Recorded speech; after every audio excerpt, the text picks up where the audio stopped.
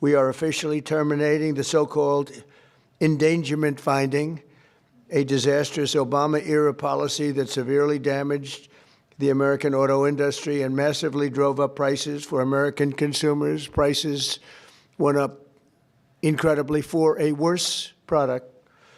This action will eliminate over $1.3 trillion of regulatory costs and help bring car prices tumbling down dramatically. You're going to get a better car. You're going to get a car that starts easier, a car that works better for a lot less money. In 2009, Barack Hussein Obama, his EPA designated fossil fuels such as oil, gas, and other things that actually make factories rock and roll and other things drive very nicely as a threat to health and human welfare, known as the endangerment finding. This determination had no basis, in fact, had none whatsoever, and it had no basis in law. On the contrary, over the generations, fossil fuels have saved millions of lives and lifted billions of people out of poverty and all over the world. And you see it with the blackouts all over where they don't use it, where they went to wind, intermittent wind, which is weak and ineffective and very, very costly, most costly energy there is. And people are dying because there was no air conditioning or there was no heating. Lots of other things, bad things happened. And yet this radical rule became the legal foundation for the Green New Scam, one of the greatest scams in history, probably as great, maybe even greater than Russia hoax, et cetera, which the Obama and Biden administration used to destroy countless jobs. And the jobs have been just decimated. Although they're all coming back because of tariffs, they're all coming back into our country at levels we've never seen before. But it raised prices and caused immense harm to the U.S. auto industry. We thought irreparable, but we've got them back. We're coming back now. I was in Detroit, as you know, with Ford, and they had one of the earliest plants from the early 1900s, and it was going to be closed down. And then when I won, they said, let's keep it open for a little while. Let's see what happens. And they just announced, as you know, they're going 24 hours around the clock with that same plant that was going to be closed because of what we've done. For example, under the endangerment finding, they forced the hated start-stop feature onto American consumers, which unnecessarily shuts off a car's engine when you stop at a red light. In other words, the engine goes off. That's great. The endangerment finding was also used to impose the massive and really very expensive electric vehicle mandate, expensive in the sense that nobody wanted it. Everybody was going to be forced to buy an electric car in a very short period of time, even though you can't power the car because we would have had to spend $5 trillion on power stations. That's all dead, gone, over. These crippling restrictions were a major factor in driving up car prices to unprecedented levels, and the car that you were getting was not nearly as good. In 4 years under the Biden administration, the price of a new and used car rose more than 22%, all to facilitate the Green New Scam without achieving any meaningful impact on the environment, but making the car worse. That is why, effective immediately, we are repealing the ridiculous endangerment finding and terminating all additional green emission standards imposed unnecessarily on vehicle models and engines between 2012 and 2027 and beyond. This action will save American consumers trillions of dollars and will lower the average cost of a new vehicle by close to $3,000. Think of that. During my campaign, I promised to cut 10 old regulations for every new regulation. And we've exceeded that. We've instead done it 10 regulations. We were able to cut 129. So now we cut 129. So think of that. I promised to cut 10 old regulations for every new one, but we did more than 10. We did 129. It's something, nobody can even believe it. So we did a lot of regulation cutting in the first administration, a record, nobody even close to it now. We're actually exceeding it in this administration. The biggest one yet that we've done is happening right now. So perhaps no industry has benefited more from our historic deregulation campaign than the U.S. auto industry. We canceled the EPA's absurd, just totally absurd, tailpipe emission standards, which was a disaster for automobile manufacturing, and revoked Biden's emissions waiver that would have allowed California to regulate automobiles for the entire nation. And they're crazy out in California. They have nothing but trouble out there, as you know. That's why people are leaving in record numbers. I also ended Joe Biden's extreme CAFE emission standards, saving the average American consumer much more than $1,000 when they buy a new car. But now we're talking about close to $3,000. These regulation cuts, combined with our tax cuts and tariffs, are the reason why the world's largest automakers have announced that they're going to be spending in excess of $100 billion in the United States in the next very short period of time, building new auto plants.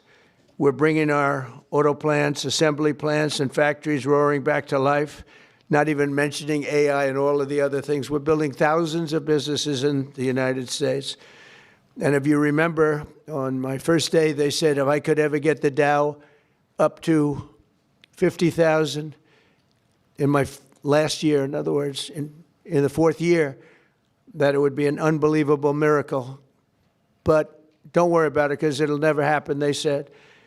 And if I could get the S&P up to 7,000, they said in the fourth year, they said it will never happen. Let's not even talk about it. I have things. Let's not even waste our time talking about it. Well, at the very end of my first year, the Dow hit 50,000. Now it's over 50,000. And 3 days before that, the S&P hit 7,000. So we didn't have to wait till the end of the fourth year. We just waited till the end of the first year. We've never had a country in a position like this, and a lot of it's due to tariffs, and a lot of it's due to the fact that we had a great election, and a lot of good things have been done. One of the good things I did was put Lee Zeldin in charge of our environment. So I'm going to ask Lee to say a few words. Thank you very much. Thanks, Lee. Thank you, Mr. President. This is a big deal. Under President Trump's leadership today, the Trump EPA has finalized the single largest act of deregulation in the history of the United States of America. Referred to by some as the holy grail of federal regulatory overreach, the 2009 Obama EPA endangerment finding is now eliminated. This action will save American taxpayers over $1.3 trillion. What that means is lower prices, more choices, and an end of heavy-handed climate policies. With today's announcement, American families will save over $2,400 for a new vehicle. 16 years ago, an ideological crusade within the Obama administration set off the most costly regulatory power grab our country has ever experienced. The 2009 Obama EPA endangerment finding led to trillions of dollars in regulations that strangled entire sectors of the United States economy, including the American auto industry. It claimed new powers over the vehicles we drive, even though the best reading of the Clean Air Act clearly states otherwise. The Obama and Biden administrations used it to steamroll into existence a left-wing wish list of costly climate policies, electric vehicle mandates, and other requirements that assaulted consumer choice and affordability. And who paid the biggest price? Hardworking families, small businesses, millions of Americans who just want a reliable, affordable car to get to work, take their kids to school, or go to church on Sunday. The endangerment finding and the regulations that were based on it didn't just regulate emissions. It regulated and targeted the American dream. And now the endangerment finding is hereby eliminated, as well as all greenhouse gas emission standards that followed. The red tape has been cut. Manufacturers will no longer be burdened by measuring, compiling, or reporting greenhouse gas emissions for vehicles and engines. And the forced transition to electric vehicles is eliminated. No longer will automakers be pressured to shift their fleets towards electric vehicles, vehicles that are still sitting unsold on dealer lots all across America.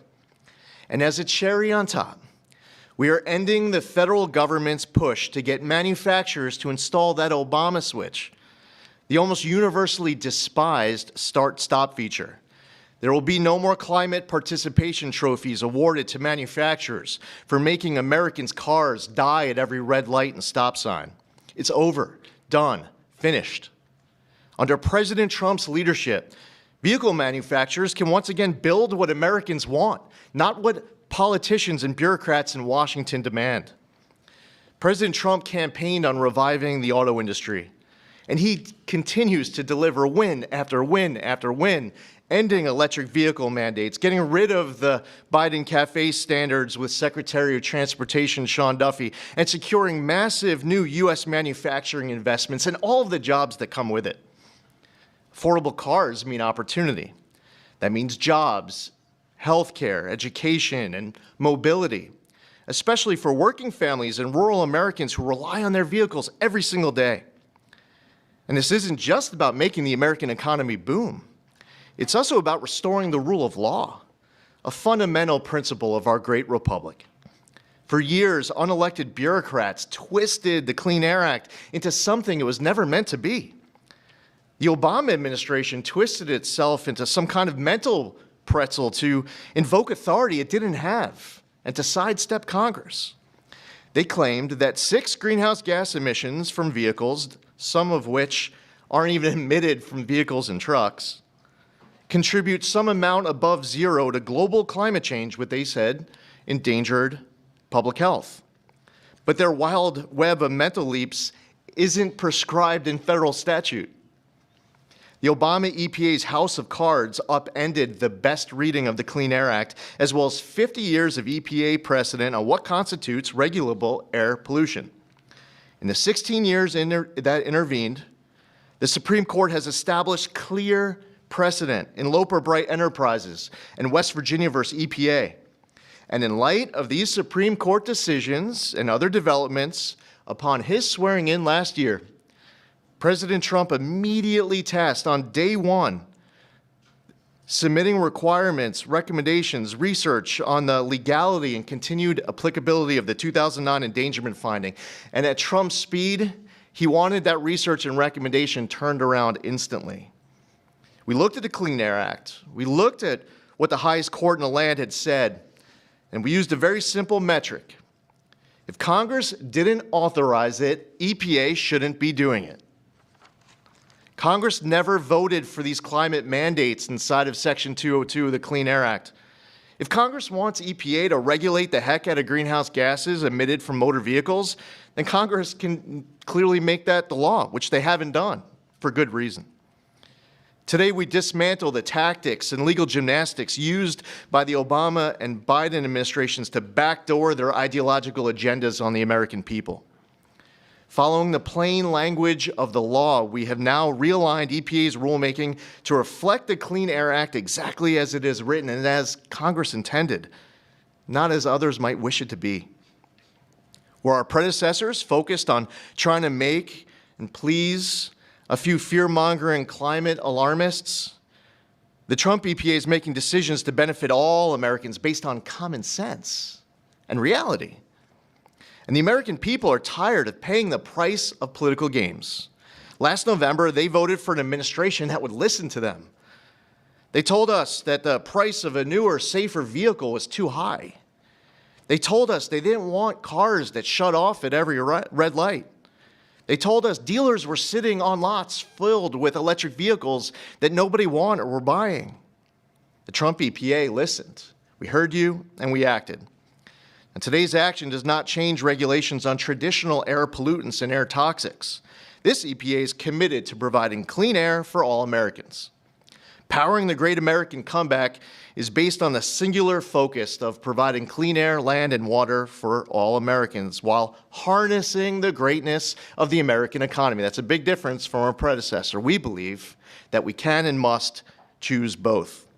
If you want an electric vehicle, buy one. If you want a diesel truck, then buy that. If you want a gas-powered vehicle or a hybrid, well, more power to you.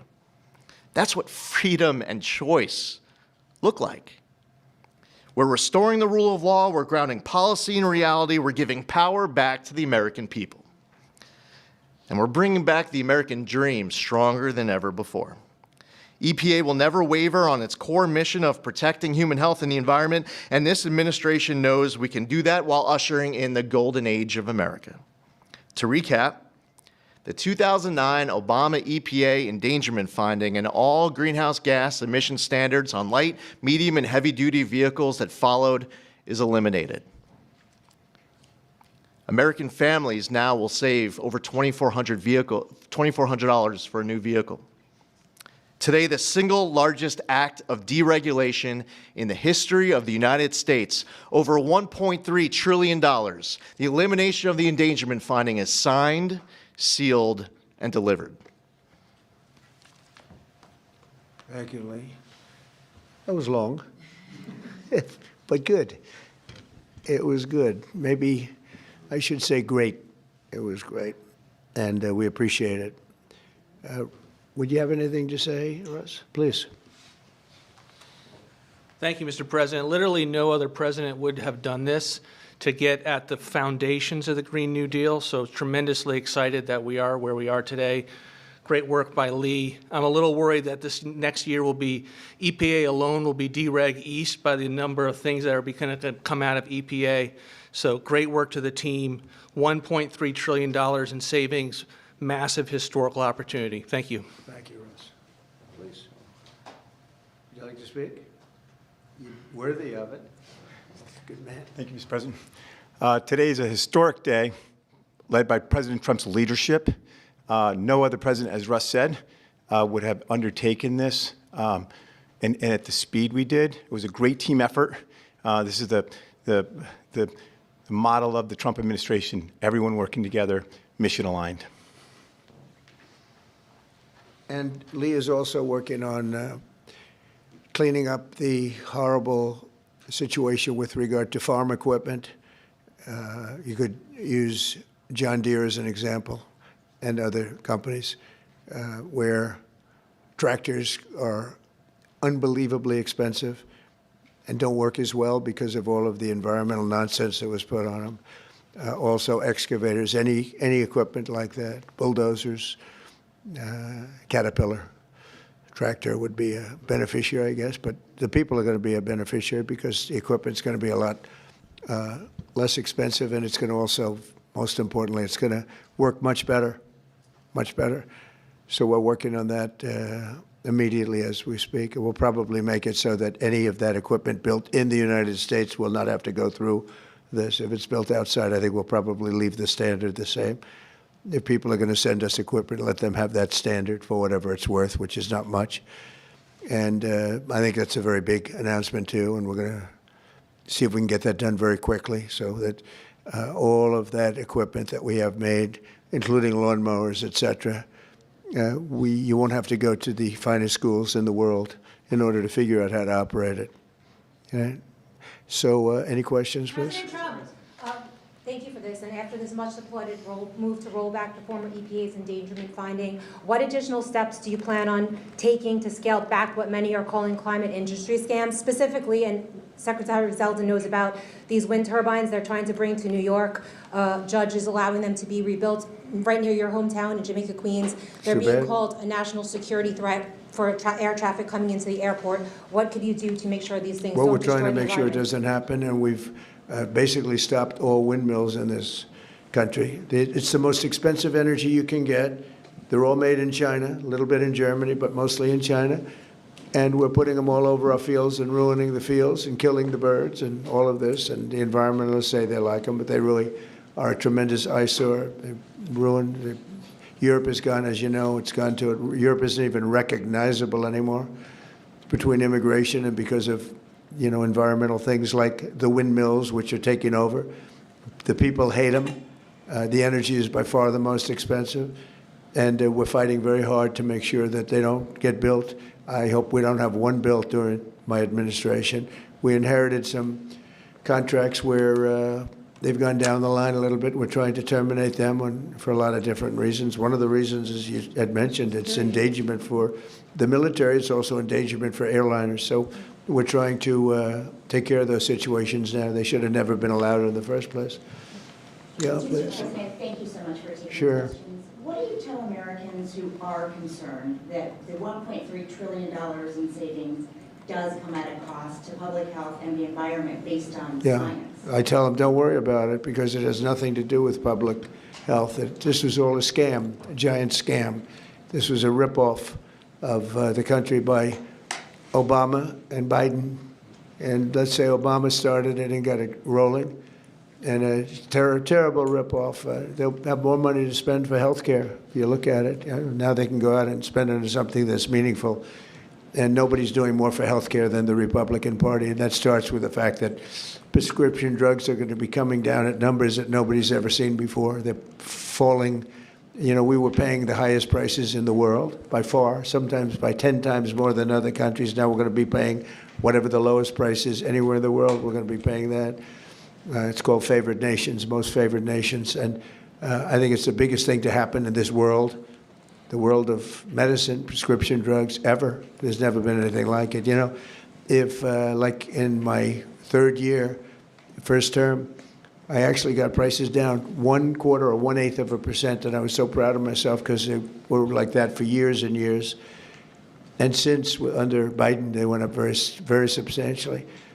And now they're coming down by, depending on, you could say 500, 600, 700%, depending on the way you want to, or you could say 80%. It doesn't matter. They're coming down by numbers that nobody ever thought possible. I got it all done, and I got it all approved, and all of the countries all over the world are going to pay more. They've agreed to pay more because of tariffs. I said, if you don't do it, we're going to have to tariff you, and they've all agreed to do it. Otherwise, they would have never done it. That was why no president has ever been able to get it done. Please. Yeah, Mr. President, you took more than 600 deregulatory actions in your first year here. Coming from the business world, you know how unnecessary red tape can hinder business expansion, investment expansion. Given the magnitude of this announcement here today and the deregulatory action you took in your first year, how much economic growth can we expect to see as your term progresses? It's a great question. I think that it'll be enormous. Who knows really what the number is, but I can tell you in terms of economic growth, we have $18 trillion being invested in this country right now, the most ever of any country by far, not even close. Think of it, no matter where, not just here. $18 trillion is coming in, and that money is being spent right now as we speak in new plants and equipments. And you may have heard Lee mention, I mentioned also, that over $100 billion is going to be spent in this very short period of time just by foreign auto companies on building auto plants in the United States. Some of the greatest thing that ever happened to the United Auto Workers. You know, the head man was not been nice to me, but now I understand he's saying this is the greatest auto president in history. But the auto workers gave me their vote, and they knew what I was doing, and they know what needed to be done. The tariffs saved them, but this is now taken it to a level that I think, Lee, that nobody ever thought even possible. They thought this was, nobody would have the courage to do it. We have to have the courage to do it because we're making America great again. This is a big factor in making our country great.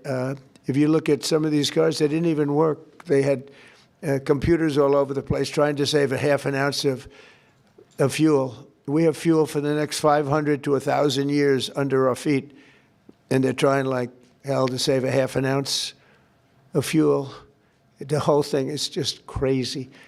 Please, go ahead, please. Mr. President, is climate cooperation with China no longer in America's interest? And could you please confirm that you are going to visit China the first week of April? Yeah, I'll be What would you visiting like to- President Xi in April. Look forward to it. He's coming here later in the year, and I look very much forward to it. No, our relationship with China is very good right now, and this is, you know, not relevant too much having to do with China, what we're announcing today. But no, my relationship with President Xi is very good. Yes. Mr. President, following your meeting with Prime Minister Netanyahu yesterday, has your thinking changed at all as it relates to these negotiations with Iran? No, we have or to the make a deal. timeline with Iran? We have to make a deal, otherwise it's going to be very traumatic. Very traumatic. I don't want that to happen, but we have to make a deal. They should have made a deal the first time, and they got Midnight Hammer instead. And this will be very traumatic for Iran if they don't make a deal. Look, if they don't make a deal, then it'll be a different story. But we had a very good meeting yesterday with Bibi Netanyahu, and he understands, but it's ultimately up to me. If the deal isn't a very fair deal and a very good deal with Iran, then it's going to be, I think, a very difficult time for them in the back. I guess over the next month, something like that. Yeah, shouldn't take, I mean, it should happen quickly. They should agree very quickly, yeah. Mr. President, we might be heading into a partial government shutdown. When was the last time you spoke with Chuck Schumer, and do you still feel Democrats are negotiating in good faith? Well, a week ago I spoke, but, you know, we have to protect our law enforcement. Actually, the Supreme Court gave a ruling, or one of the courts gave a very big ruling on masks, that you have the right to use them, you know, for personal protection if you want. So I don't know how that interjects. You know, they want our law enforcement to be totally vulnerable and put them in a lot of danger. They have some things that are really very hard to approve, frankly. As you know, it's only pretend. We had various of the other bills. That's all done, but we're left with this one. We have to protect our law enforcement. Very important. Please. Why does Prime Minister Netanyahu want you to stop negotiating with Iran? He is. You're saying stop entertaining, stop talking to them.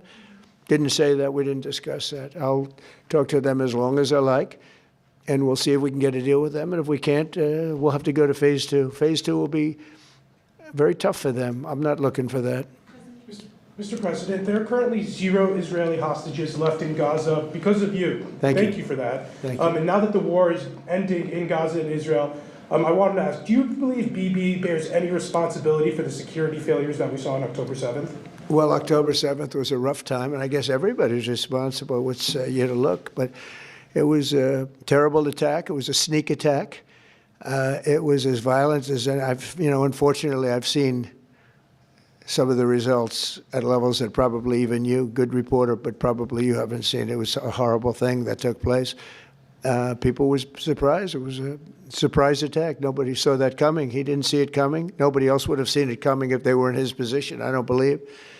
But I can tell you he's been a very good wartime prime minister. He's been very strong. We've worked with him very well. We had tremendous success with Iran and everything else we've done. And he really has been. He's been, extraordinary as far as a wartime prime minister. Not easy. And, you have a president that refuses to give him a pardon. I think that man should be ashamed of himself.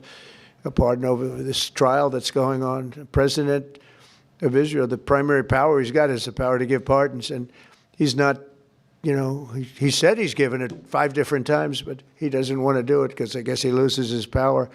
I think the people of Israel should really shame him. He's disgraceful for not giving it. He should give it. But Bibi's been a great wartime prime minister, and I've been the best friend to Israel I think that they've ever had. A lot of people say beyond presidents that they've ever had, and we will continue to be. Yes, ma'am. On the SAVE Act, Mr. President, voter ID polls very well nationally. Even the majority of Democrat voters want it. Right. So why do you think Senate Democrats are resisting the SAVE Act, and what is your strategy and realistic pathway to getting the SAVE Act passed to ensure free and fair elections for the next generation? It's such a great question. I appreciate it, actually, because it's called the Save America Act. We've changed the name. It's the Save America Act, and the Democrats are against it. I heard one of them saying, we will stop the Save America Act. No, we're trying to save America. And it has to do with largely voting. And basically, it's got 3 very simple points. It's got voter ID, photo ID, but voter ID with a photo, right? It's got the confirmation of U.S. citizenship. You have to be a citizen. So you have a vote, you have an ID. That's about a 99% one, and I think 90% with Democrats. Then you have confirmation U.S. citizenship. That's about a 99% one with Republicans, about 86% with Democrats, except Democrat politicians because they cheat on elections. And then you have no mail-in ballots. And it would be no mail-in ballots, very important. We're the only country in the world that does a system like we do. We're the only country in the world that has mail-in ballots. The way we do this is unbelievable. It guarantees cheating. So it's no mail-in ballots with the exception of disability, illness, military, or if you're traveling, you can get an exemption. You know, if you happen to be out of the country for a good reason, you can have an exemption. So with exceptions, it's no mail-in ballots, and that will assure the security of our crooked elections. We have crooked elections, yeah. Mr. President, have you fired or disciplined that staffer who posted the video from your account that included the Obamas? No, I haven't. That was a video on, as you know, voter fraud, and fairly long video, and they had a little piece and had to do with the Lion King. It's been very well, it's been shown all over the place long before that was posted. But that was a very strong, and I'm sure you saw it, a very strong piece on voter fraud, and the piece that you're talking about was all over the place many times, I believe for years. Yeah, please. Mr. President, were you aware that Secretary of Commerce visited Epstein's Island, and do you continue to have... No, I wasn't aware of it. No, I didn't. I actually haven't spoken to him about it. I wasn't. But from what I hear, he was there with his wife and children. And I guess in some cases, some people were. I wasn't. I was never there. Somebody will someday say that. I was never there. Yeah, please. This announcement that you made today, Mr. President, comes on the heels of a January jobs report that smashed industry expectations. Smashed all records. In the big feature of that was you reprivatizing the economy, an economy that was bloated with federal employment under the previous president. What's your message to Americans following this jobs report that smashed industry expectations? Is this just a sign that the best is yet to come? Thank you. The jobs report's amazing in certain ways because we have tremendously fewer federal employees, way down. And now I could have left them and added to what we did, and we would have had almost 100% employment. I could have gotten a great kick out of the fact that we're 100% employed. But we got rid of tremendous numbers of federal workers, and they hated me for it. Now they love me because most of them have gotten jobs in the private sector for 2 and 3 times more money than they were being paid by the federal government. We had some jobs where you had 10 workers for one job, 10 workers for a job that one person should be doing.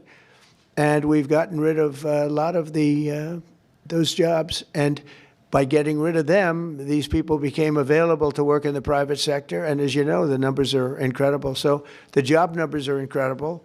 The financial numbers are beyond belief. Again, they thought it couldn't be done in 4 years, and I did it in 1 year. And the numbers you're going to see is these, I don't know if you notice also construction numbers, the jobs for construction workers. You know why? Because they're building plants all over the United States. That's why. And when these plants open in a year from now, some sooner, some a little bit later, but when these auto plants, AI plants, and thousands of other types of plants, when they open over the next period of a year, year and a half, you're going to see numbers like we've never seen before in this country. Thank you very much, everybody. Thank you. Thank you. Thank you, Mr. President. Let's go.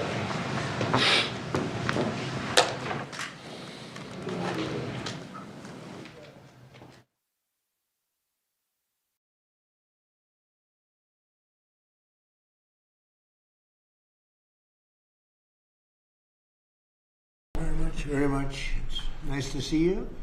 And today we're announcing the creation of the U.S. Strategic Critical Minerals Reserve, the first ever stockpile of critical minerals that you've been hearing so much about. We have the greatest experts on earth behind me for civilian use in times of emergency. We're pleased to be joined on this occasion by General Motors CEO Mary Barra, who's setting records, huh? I hear you're doing unbelievably. 24 hours round the clock, your factories, and you're building brand new factories. Amazing. Great job, Mary. Of course, it helped that you have a president that knows what he's doing. But it's a great job. Proud of you. As well as founder and executive co-chairman of Ivanhoe Mines, Robert Friedland. Thank you, Robert. Thanks as well to Secretaries Marco Rubio, Scott Bessent, Doug Burgum, Howard Lutnick, and Export-Import Bank Chairman John Yovanovitch, along with Senator Bernie Moreno and Congressman French Hill and Bruce Westerman. Thank you all. Thank you, French. For years, American businesses have risked running out of critical minerals during market disruptions. Today, we're launching what will be known as Project Vault to ensure that American businesses and workers are never harmed by any shortage. We don't want to ever go through what we went through a year ago. just as we, although it did work out, thank you, just as we have long had a strategic petroleum reserve and a stockpile of critical minerals for national defense, we're now creating this reserve for American industry, so we don't have any problems. This historic initiative will combine $10 billion in export-import bank financing with $2 billion in private sector financing, and we even expect the American taxpayer to make a profit from the interest on the loan used to start the Project Vault. It's an amazing thing. They've been talking about it for years. Other presidents did a lot of talking, but they didn't do anything. Over the past year, my administration has taken extraordinary steps to make sure the United States has all of the critical minerals and rare earths that we need. We're investing in mining projects. We're expediting federal permitting. The federal permitting, and a lot of it is Lee Zeldin, who's been fantastic, but federal permitting is such a big deal. And we're doing that. The permitting of mines and signing major critical mineral deals with countries from all over the world, and we're getting along with all of them. Every one of them, they want to be in the proper position. We're working very well with countries from all over the world today. We're building on these achievements with this vital new reserve. And now I would like to ask Ex-Im Chairman John Yovanovitch to say a few words, followed by our friends from business and Congress. We'll go over that. But we have some great business leaders, the best, here today. And John, if you would start it off, that'd be great. Yeah. Thank you. Thank you, Mr. President. The President gave us a very clear directive. By clear directive, it was much more of an order for us to figure out how to, for the first time in American history, create a strategic critical minerals reserve in a way that would benefit the non-military manufacturing complex. And the challenge was enormous, not simply because it had never been done before, Mr. President, but we knew that you expected us to deliver in a big way, in a way that was scalable, in a way that was designed for long-term success, and in a way that would help revitalize our domestic mining industry. But most importantly, most crucially, that it not be subsidized by American taxpayers. And so that's exactly what we've done. Mr. President, what you've announced today is a truly uniquely American solution.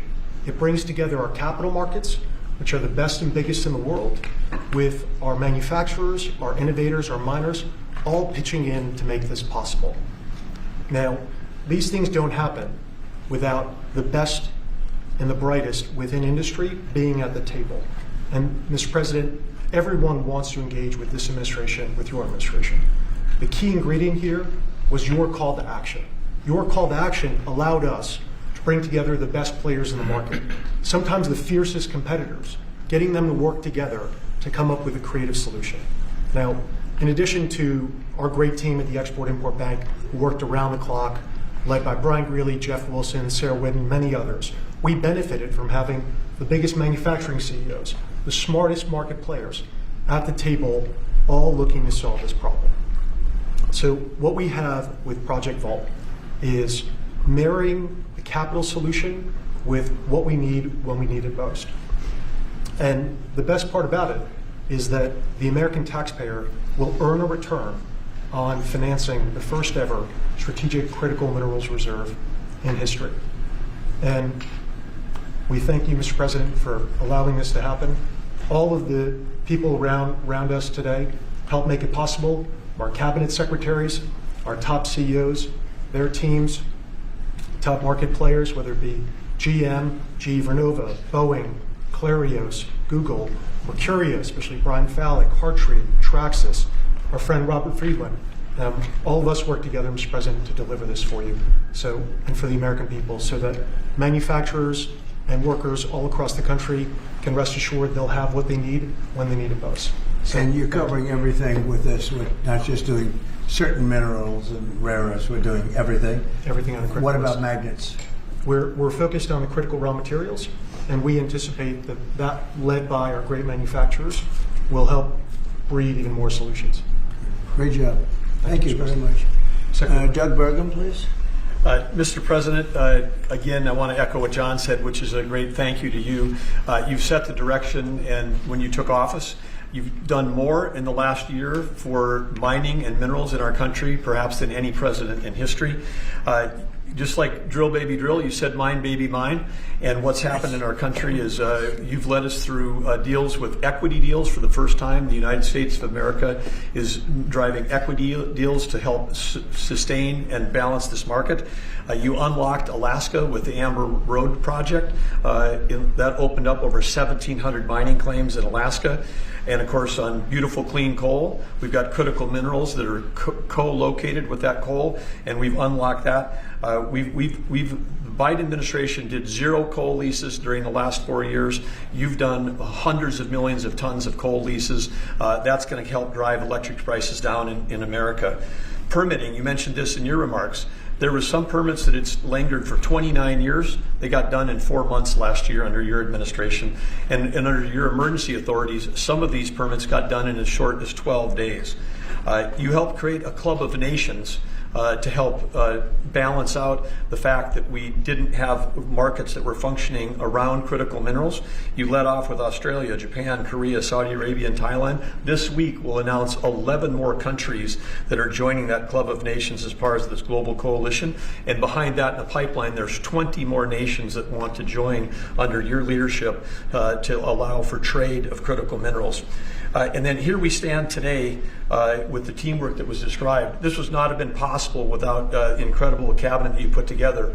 Marco Rubio, Scott Bessent, Howard Lutnick, Chris Wright, and many others were involved in bringing this together through the vision. Standing with us today are some of our chairmen of our great congressional leadership who also have supported this and helped us find a way to do this without any appropriations. This is happening without tax dollars.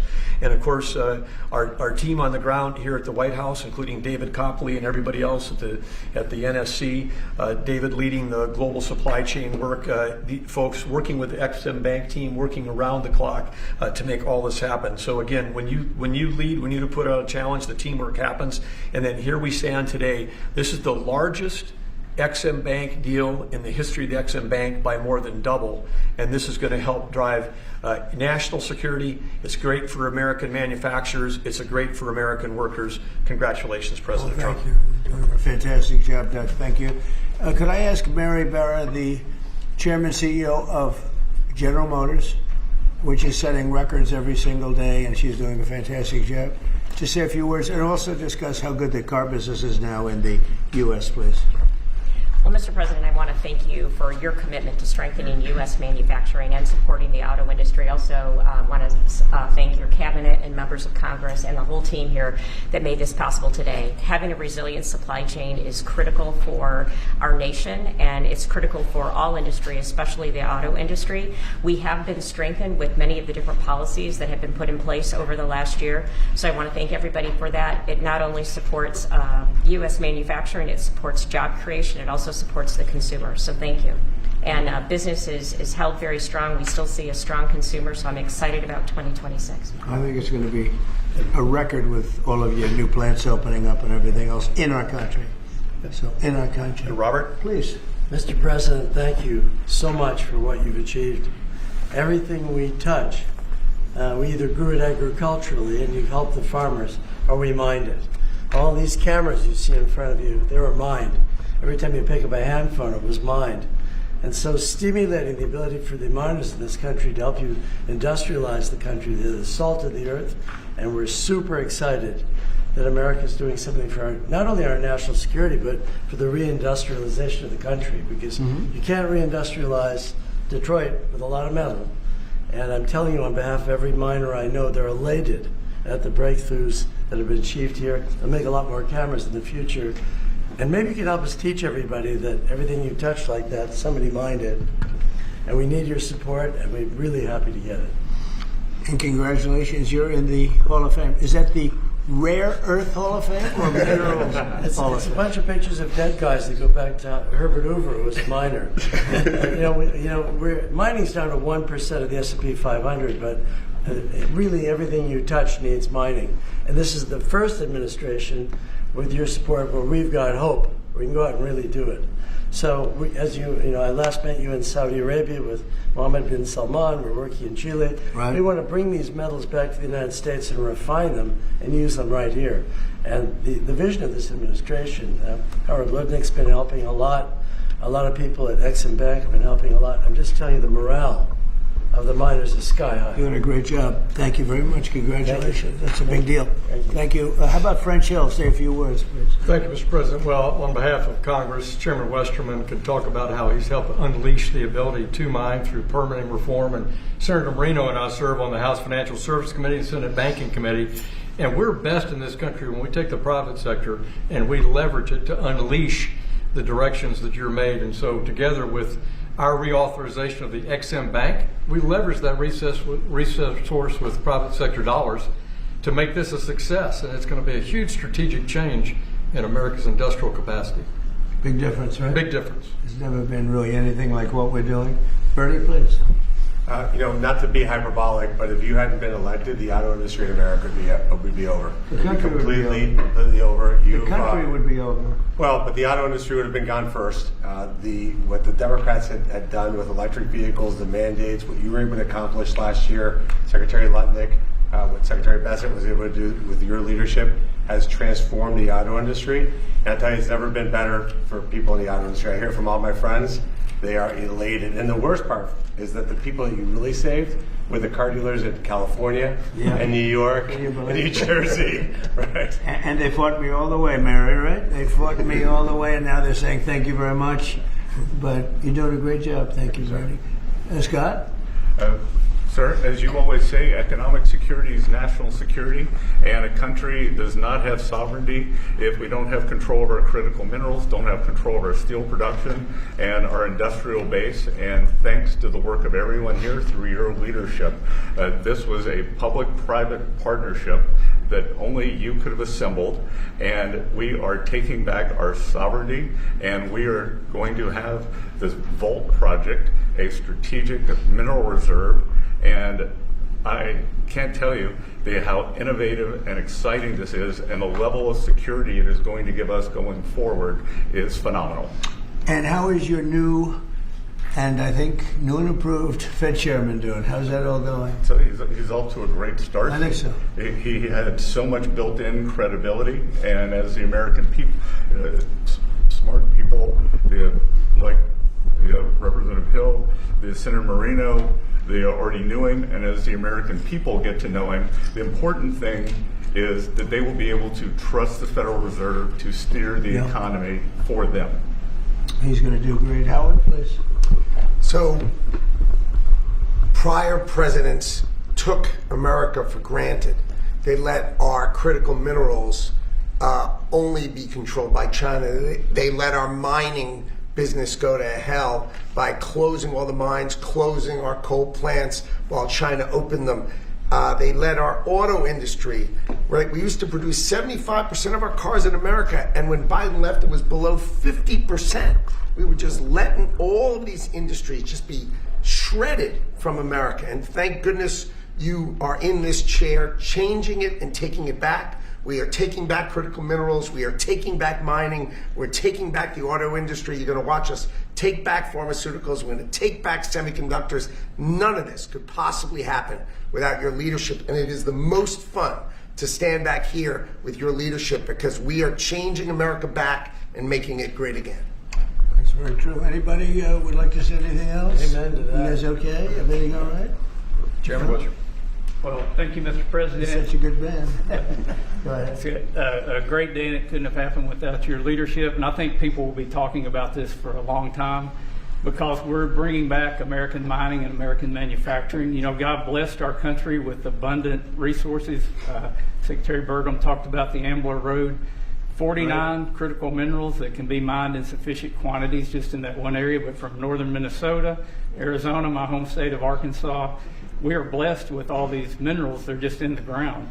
But when we get them out of the ground and not only mine them, but refine them and process and manufacture with them, it'll unleash great wealth for our country. And that'll just build on all the other successes. So thank you for what you've done. It's a great day. And how does it feel to be in the Oval Office? Is that crazy? Were you ever here? No, I've never been here, sir. Most people haven't. Mary's been here a little bit, right? But it's a special place. Never been so beautiful either. Yeah, questions, please. Mr. President, speaking of the Fed, would you like to see Janine Pirro drop the investigation into Chairman Powell to help Senator Tillis has basically said that, you know, he's not going to really be working with the administration to help bring war. So would you like to see the investigation go away? Take it to the end and see. Like, you're doing a small renovation, and they've spent almost $4 billion doing a small renovation. I'm doing buildings. I built a hotel, the Waldorf is called, and I did it for around $200 million. It's a much bigger job. They're spending almost, it could be $4 billion. I'll tell you what, I don't even see an end in sight. I feel badly for the new Fed chairman because he may not have an office for 4 years. I don't know what these people are doing.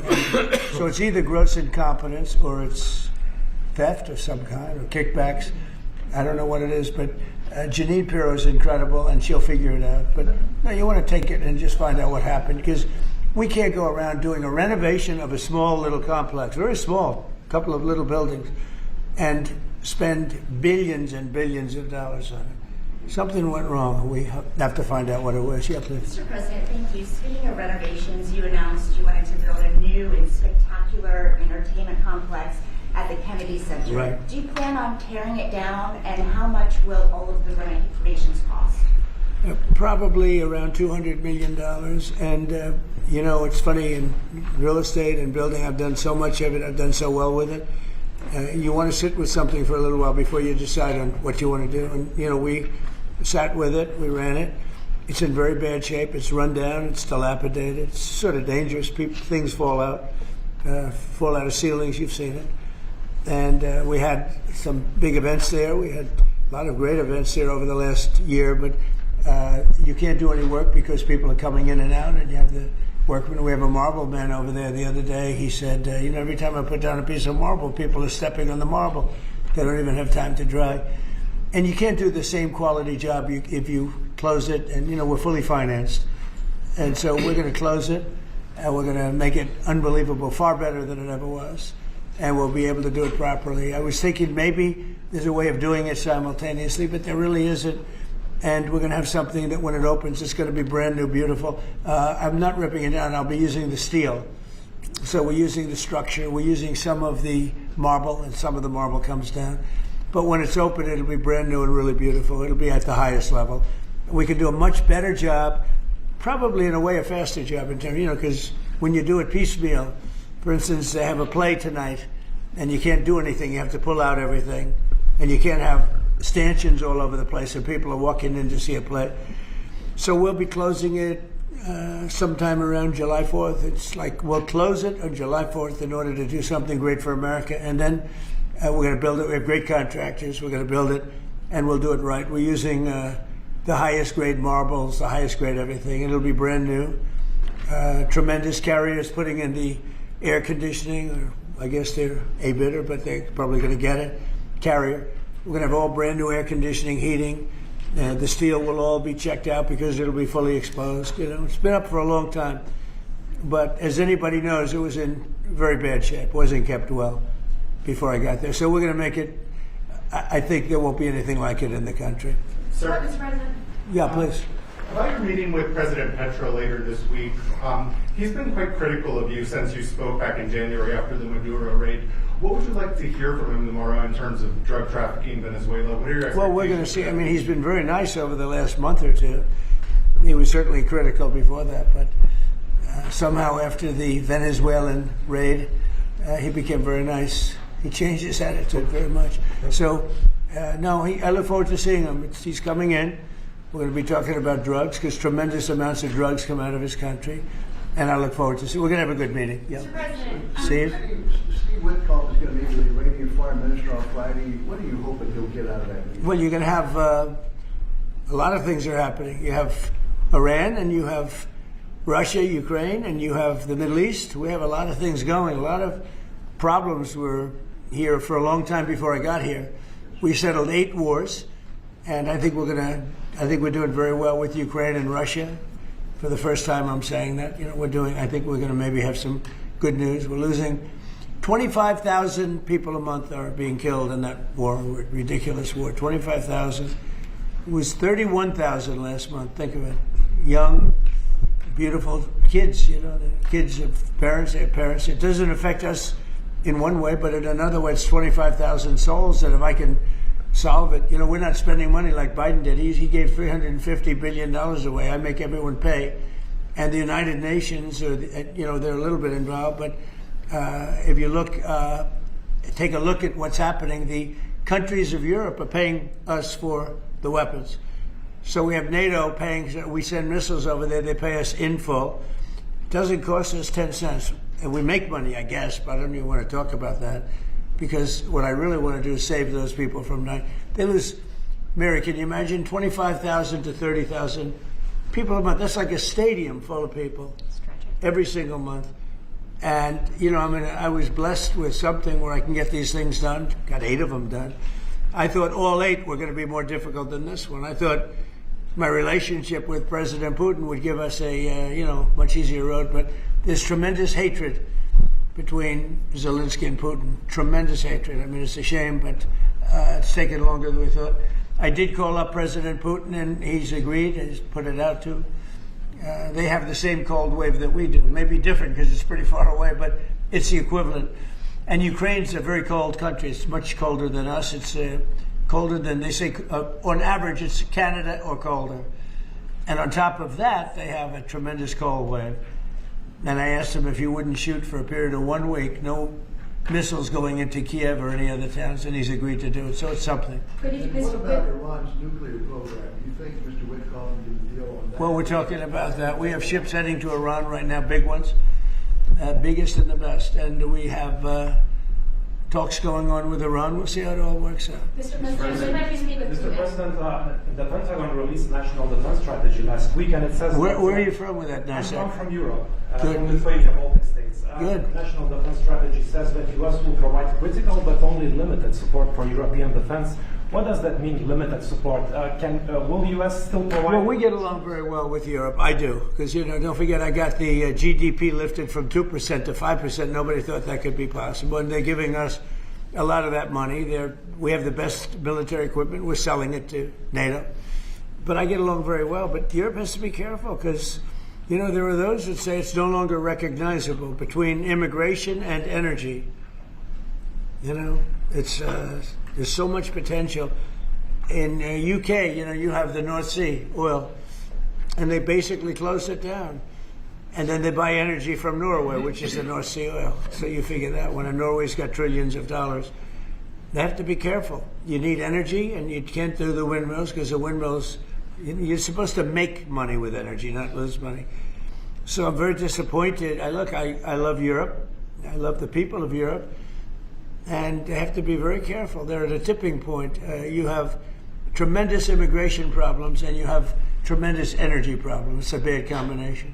Mr. President, thank you, Mr. President. Kristi Noem just announced that you're deploying body cameras to Minneapolis. What's your thinking behind this decision, and do you want to see this? Well, it wasn't my decision. I leave it to her. They generally tend to be good for law enforcement because people can't lie about what's happening. So it's, generally speaking, I think 80% good for law enforcement. But if she wants to do that, I'm okay with it. Remember one thing, we closed the border. I got elected on a disastrous border, and we have nobody coming in through our border anymore. We had 25 million people come in 4 years through our border. Many of them were murderers and drug dealers and mentally insane from mental institutions and insane asylums. And now, we don't have anybody coming in. For 9 months now, they actually report 0. We have 0 people coming in, which I find hard to believe, but the Democrats do that report. They tend to be left-leaning that do that report. So I assume it's true. If it's not, it's a very tiny amount of people. But we basically have a tremendously perfect, strong border. And also, crime levels are at the lowest point they've been in 125 years. Since 1900, we have the best numbers, and that's despite the fact that we had a lot of criminals and murderers. 11,888 murderers came in, and we have the lowest numbers that we've had in 125 years. So, we're doing a good job. If she wants to do the camera thing, that's okay with me. Mr. President, there was one homicide in D.C. during January. Do you think this is due to your efforts, and do you think blue states should see this as a sign that they should cooperate with you? Well, if there was one, we haven't had one in a long time. D.C. has become a very safe. There was a in-house homicide. It was in-house. It was a dispute within a family. We have had virtually no crime in D.C. D.C. is now considered a very safe place, and it should be. It's our nation's capital. And we sent in the soldiers. I read the Washington Post this week, and it was incredible. They were trying to determine how did we get so low numbers? The low numbers in D.C. because we have very little crime, if any. And they talked about everything except for the fact that we put our National Guard and great soldiers inside our city. They didn't want to mention that. It's how dishonest.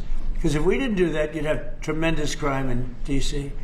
And I get thanked every single day by people that work in the White House. People, young ladies, men, they come up, thank you, sir, for making D.C. so safe. They walk to work now. A year and a half ago, they wouldn't have walked to work. They would have been killed or mugged or something would have happened to them. So it's, it's a great honor, but you got to read the story in the Washington Post. They do it. Crime is way down in D.C. Now, what's the reason for it? The reason for it is we have very big, strong, good-looking soldiers standing around, and I think they make the place look better. But this is our capital, and we have a very safe capital. We had a very dangerous capital before. Yeah. Sir, yesterday you said you were speaking to people about Cuba to reach an agreement. What sort of agreement are you hoping to reach? Is that with the Cuban government? Well, it's a failed nation now, and they're not getting any money from Venezuela, and they're not getting any money from anywhere. It's a failed nation. Mexico is going to cease sending them oil. So I'd like to take care of the people that are here from Cuba. You know, we have many people that came from Cuba that were thrown out of Cuba or that fled Cuba. They came over on rafts. They went through shark-infested waters. I don't know how they did it. And it was many years ago. Many would like to go back. Many would like to at least visit their relatives. And I think we're at a pretty close point. We are dealing with the Cuban leaders right now. Mr. President, the Wall Street Journal reported that the royal family of Abu Dhabi invested hundreds of millions of dollars in your World Liberty Financial. Can you explain why you decided to take that investment? Was that a transaction? Well, I don't know about it. I know that crypto is a big thing, and they like it. A lot of people like it. The people behind me like it. My sons are handling that. My family is handling it. And I guess they get investments from different people, but I'm not. I have all I can handle right now with Iran and with Russia and Ukraine and with all the things we're doing. So I don't know exactly, other than, I'm a big crypto person. I'm the one that probably helped crypto more than anybody because I believe in it. And the reason I believe in it is because if we don't do it, Scott, I think we can say then China's going to do it. Right? Yes, sir. If we don't do crypto, then China's going to do it. And it's just like AI. We're leading AI by a lot. And if we weren't leading, China would have led. They're very capable. They're very good. What do you have to say about that? You've made America the digital asset capital of the world. We did the Genius Act for stable coins. Many of the people standing up here are working on the Clarity Bill to I hope it gets done. Market structure. Yeah. And we're bringing U.S. best practices to an exciting new industry, digital assets, innovation, and it spreads everywhere. So the U.S. And do you agree that if we didn't do it, China and others would, but China would? Oh, China would have had the lead, and then others around the world in terrible jurisdictions would have been doing it. And on Iran, sir, can you say what your threshold military action is? Well, I can't tell you what I'm going to do because right now, we have a tremendous force going there, just like we did in Venezuela, even bigger. And they'll be there soon, and I'd like to see a deal negotiated. I don't know that that's going to happen, but I mean, if I knew, I wouldn't be able to. I wouldn't tell you. I'd be very foolish if I tell you. But right now, we're talking to them. We're talking to Iran, and if we could work something out, that'd be great. And if we can't, probably bad things would happen. Mr. President, on the government shutdown. Yeah, please. On the government shutdown, do you think there could be a resolution to this issue?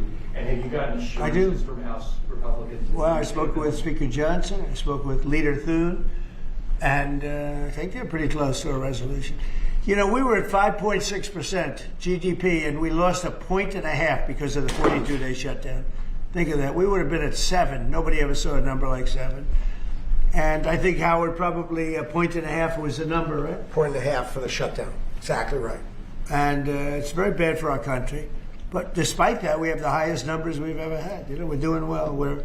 we're going right through it. But I will say that I spoke with Senator Schumer numerous times, and I don't think they want to see a shutdown either. Mr. President, are you going to sue Trevor Noah? Last night in a post, you alluded that something could become. Yeah, well, he said that I spent time on Jeffrey Epstein's island. I didn't. I mean, he's a lightweight. This guy is a terrible. I think he's terrible. I thought he did a terrible job at the Grammys. I thought the whole Grammys was terrible. I watched part of it. It's not watchable. But he was a lousy host. I'd say not as bad as Jimmy Kimmel, but pretty close. And no, he made a statement about me and Jeffrey Epstein. I have nothing to do with that. I have nothing to do with Jeffrey Epstein. And in fact, if you look at the DOJ, they announced, they released 3 million pages. It's like this is all they're supposed to be doing. And frankly, the DOJ, I think, should just say, we have other things to do, because that whole thing has turned out, I mean, other than Bill Clinton and, Bill Gates and lots of people there are a lot of questions about it, but nothing on me. But it was even sort of better than that, because they found that Jeffrey Epstein and this sleazebag writer named Michael Wolff were conspiring against Donald Trump to lose the election.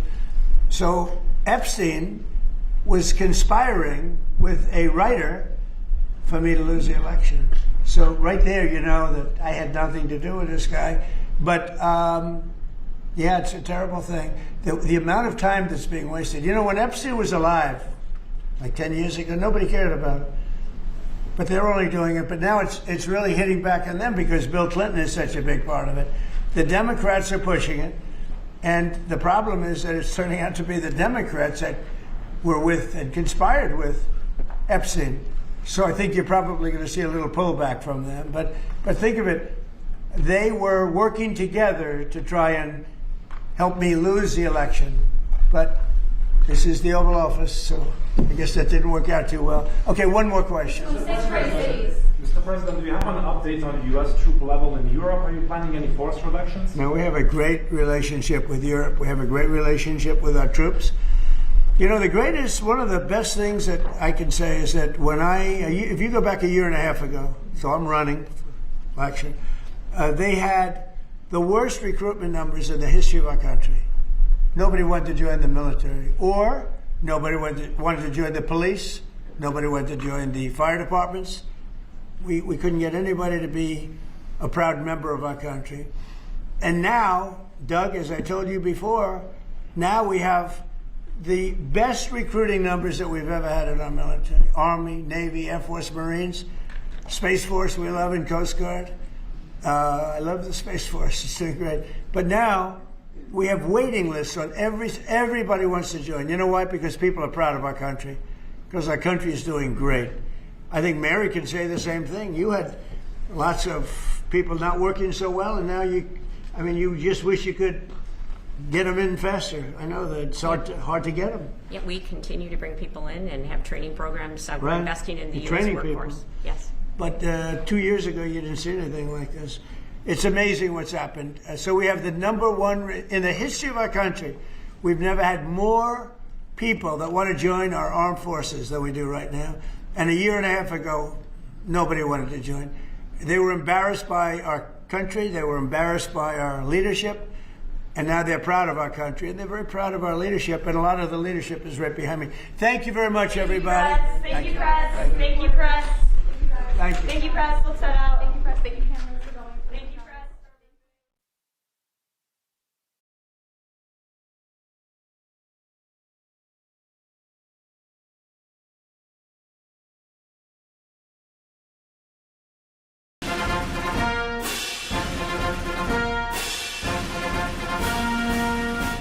Ladies and gentlemen, the President of the United States, Donald J. Trump.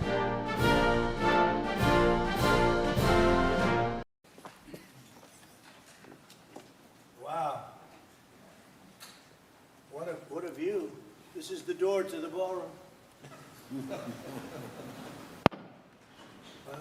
what did you have? Unusual time to look, but I figure we might as well do it. If the fake news would like to go back and take a look, you can, but you'll see a very big foundation that's moving. We're ahead of schedule in the ballroom and under budget. It's going to be, I don't think there'll be anything like it in the world, actually. I think it'll be the best. We went from, this is, as you know, our biggest room. which would seat 100 for dinner, maybe, if you're lucky, if you're nice and tight. And the ballroom will seat many. And it'll also take care of the inauguration with bulletproof glass, drone-proof ceilings, and everything else, unfortunately, that today you need. So we're going to discuss how these great American companies can help rapidly rebuild Venezuela's dilapidated oil industry and bring millions of barrels of oil production to benefit the United States, the people of Venezuela, and the entire world. And yesterday, the number is 30 million barrels. I can't even, is that a correct number? 30 million barrels. You hear that, Peter? Of oil was given to us by Venezuela. That's a lot of oil. It's about $4 billion worth, and it's on its way to the United States right now. And we want to thank Venezuela for that. And we're working very well with them, obviously, or they wouldn't have been so generous. But they respect us again. They didn't respect us at all before. So that's money that goes to the United States. Some will go to Venezuela, and some will go to the oil companies, but not that, because that's already been extracted. So you're not getting any of that, but when you start extracting, you'll get. But it's tremendous reserves, among the biggest in the world. Some people say it is the biggest in the world. And we're going to be working with Venezuela. We're going to be making the decision as to which oil companies are going to go in, that we're going to allow to go in. We're going to cut a deal with the companies. We'll probably do that today or very shortly thereafter with Chris and Doug. And we're dealing with the country, so we're empowered to make that deal. And you'll have total safety, total security. One of the reasons you couldn't go in is you had no guarantees, you had no security, but now you have total security. It's a whole different Venezuela, and Venezuela is going to be very successful. And the people of the United States are going to be big beneficiaries because we're going to be extracting, numbers of, in terms of oil, like, few people have ever seen, actually. So you're dealing with us directly. You're not dealing with Venezuela at all. We don't want you to deal with Venezuela. Let me thank Vice President J.D. Vance, who's doing a fantastic job. Secretary of State Marco Rubio, likewise, a fantastic job. I have good people. I like them better than my first group. But we had a great, despite that, we had a great first term. We had some great people there, too, by the way. But we had a great first term. We had the greatest economy in the history of our country in the first term, but this is blowing it away. And you haven't seen anything yet. Everyone's been shocked by the numbers, 5.4% GDP. And that's despite the fact that we were badly hurt by the Democrat shutdown, of which they'd like to see if they could shut it down again. Secretary of the Interior, Doug Burgum, who's fantastic. Secretary of Energy, Chris Wright, recommended by Doug as being the greatest oil man anywhere in the world, because I wanted Doug for that job, energy, and Doug said, no, sir, there's a man named Chris Wright. I said, who the hell is Chris Wright? He said he's the most talented oil man anywhere in the world. I doubt you can get him, because typically oil men make a lot of money, and women. They make a lot of money, but Chris came. You took one of the greatest salary cuts probably in history, Chris, right? But he's a fantastic person, loves our country, and many other important members of this team. And I want to thank them for their efforts. As you know, last week, the United States Armed Forces performed one of the most spectacular military operations in American history, apprehending the outlaw dictator Nicolas Maduro for his crimes against the United States, crimes for which he has now been indicted and is in federal court awaiting trial. And he killed many people, millions of people, actually, and allowed jails, prisons, mental institutions, insane asylums, drug dealers, drug addicts to pour into our country totally unchecked because of Sleepy Joe Biden's policy of open borders, the stupidest thing I've ever seen. We're getting them all out. The departure of Maduro makes it possible an incredible future for both nations, Venezuela and the United States, in which we will more closely integrate the economies of two major energy powers in the Western Hemisphere, energy coming out of Venezuela was very small. One of the things the United States gets out of this will be even lower energy prices. We have people now getting gasoline for $1.99, $1.96, $1.95, $1.92 yesterday, somebody. And it used to be $3.50, $4, $5 a gallon. Think of that, $1.99. Decades ago, the United States built Venezuela's oil industry at tremendous expense with American skill, technology, know-how, and dollars.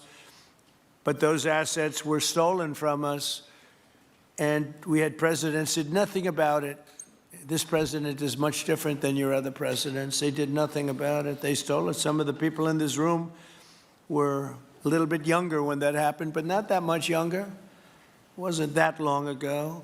But they stole our assets like we were babies, and the United States did absolutely nothing about it. So now we're doing everything about it. Now we're doing 500% about it, but it's a long time after the act took place.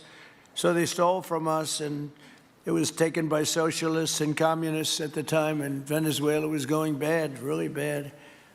And as much oil as they have, they're producing almost nothing, which is just a system. So we're really, if you look at it, we're taking back what was taken from us.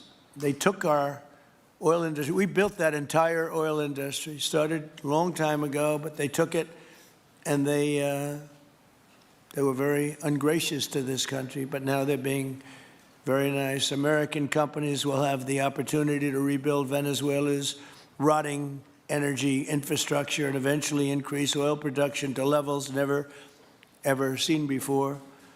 When you add Venezuela and the United States together, we have 55% of the oil in the world. The United States is number one. We have them drilling. Drill, baby, drill was my campaign. And Doug and Chris, I think we're setting records on drilling right now and taking oil without Venezuela. That's how we're getting the oil prices down.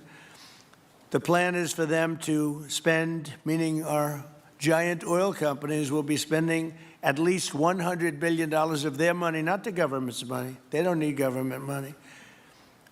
But they need government protection and need government security that when they spend all this money, it's going to be there so they get their money back and make a very nice return. The plan is for them to spend at least $100 billion to rebuild the capacity and the infrastructure necessary. Venezuela has also agreed that the United States will immediately begin refining and selling up to 50 million barrels of Venezuelan crude oil, which will continue indefinitely. We're all set to do it. We have the refining capacity. It was actually based very much on the Venezuelan oil, which is a heavy oil, very good oil, great oil. It's fantastic for certain things like asphalt roads, the best there is in the world for asphalt roads and other things. All of the companies here today are going to be treasured partners in bringing the nation of Venezuela back to life, restoring its economy, and generating great wealth for their companies and for their people, and also great wealth for the American people, and tremendous wealth for the companies that are going in. The companies that are going in, and if you don't want to go in, just let me know, because I got 25 people that aren't here today that are willing to take your place. So I just want to thank, these are people that I either know or I know of by reading lots of business magazines and journals and papers. These are the greatest oil people anywhere in the world. Harold Hamm, I see, is here. Harold, you know, there's a story about Harold Hamm that he can look at a piece of land, put a straw into the land, and oil pours out. Is that true about you? Whereas some of you guys have to invest hundreds of millions of dollars to find that oil. So we can't let that story be true. But they say Harold puts a straw into the land, and oil comes gushing out. So you're not a big R&D person, are you, huh? He's called instinct for oil. Now, he's got other problems, but we won't talk about those problems. But he's been a great supporter of mine for a long time, haven't you, Harold? So congratulations. But we have, and I think Harold would agree, we have the greatest oil men and women anywhere in the world sitting in this room right now. And we have a lot of people that will be back to see us sometime next week. We're going to have another meeting for another group. But we're going to do this very quickly. We can have this done almost immediately. So I'd like to thank you all for being here. I'd like to invite Vice President Vance to say a few words, followed by Secretaries Rubio, Burgum, and Wright. And then we'll have a few words from representatives that are here and to discuss their ideas, a couple of them. We have Chevron, which has been, where's Chevron? Where are you? Yeah, far right. No, I thought you'd have a better location. You were the only one that was there for all that. I used to call you and say, what the hell is going on with Venezuela? He stuck it out. I don't know if you made money or not, but you stuck it out. I got to give you a lot of credit for that.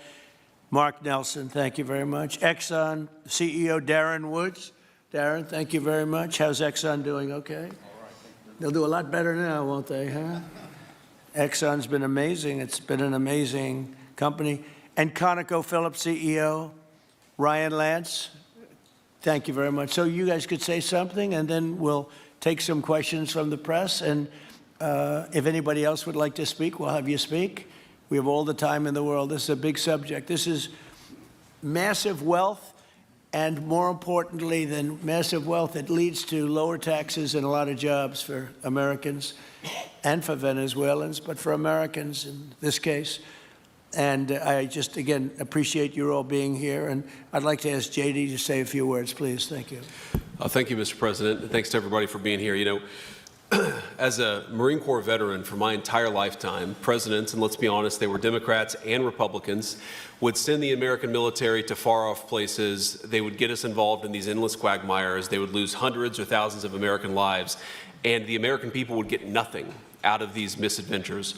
And now you have an American president who's empowered the American military to stop the flow of drugs into our country and to ensure that we, as opposed to our adversaries, control one of the great energy reserves that exist anywhere in the entire world. And he did it without losing a single American life in the process. It was an amazing operation. It's going to make our country richer. It's going to make our country more powerful. It's going to make our country safer. And it's going to lead to the decline, the further decline of drug overdose deaths in the United States of America. An amazing thing, and I'm happy to be here to talk about how we can make it an even bigger and better operation for the American people. Thank you, sir. Thank you very much. Marco?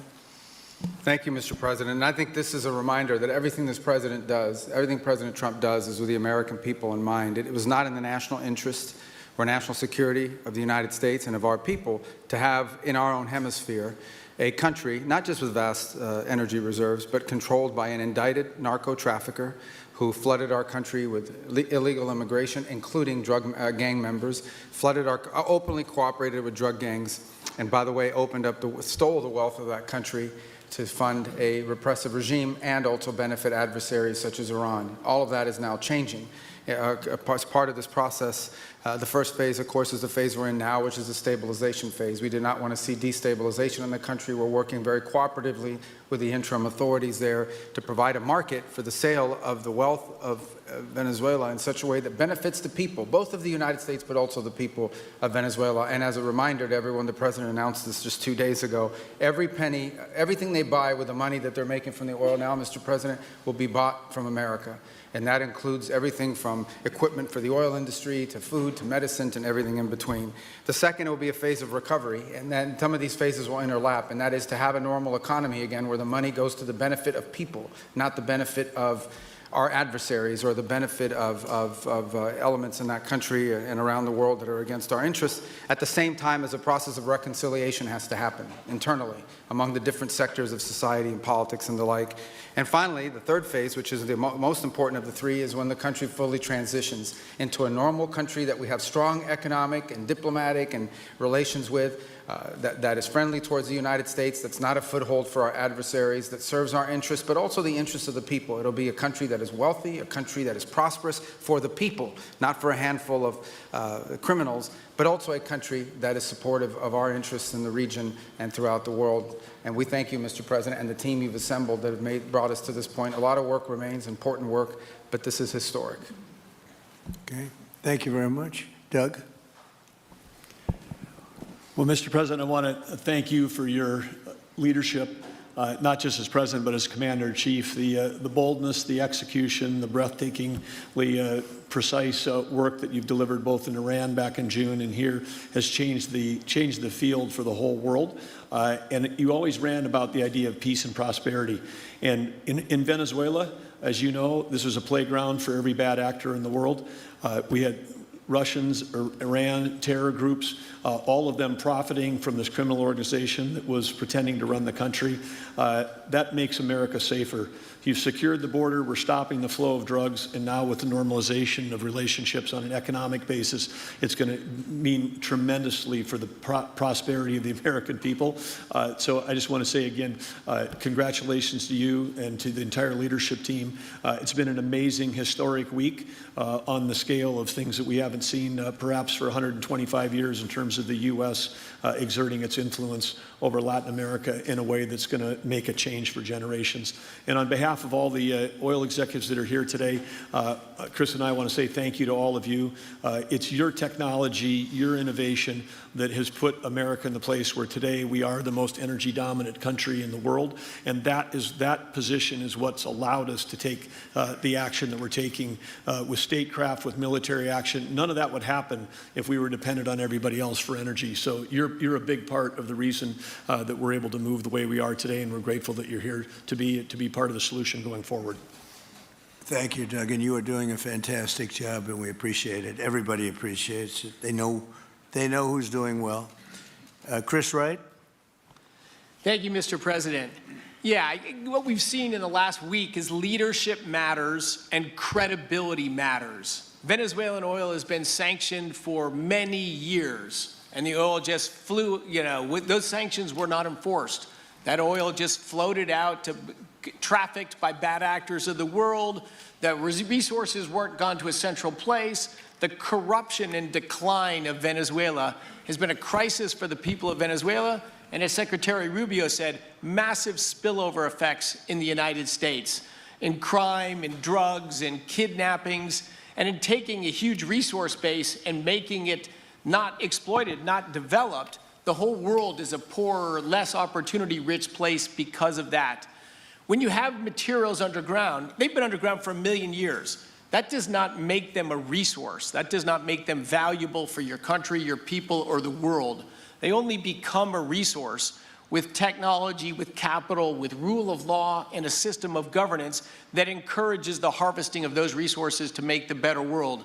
And we see here the dramatic contrast between the United States, which may have less oil underground than Venezuela.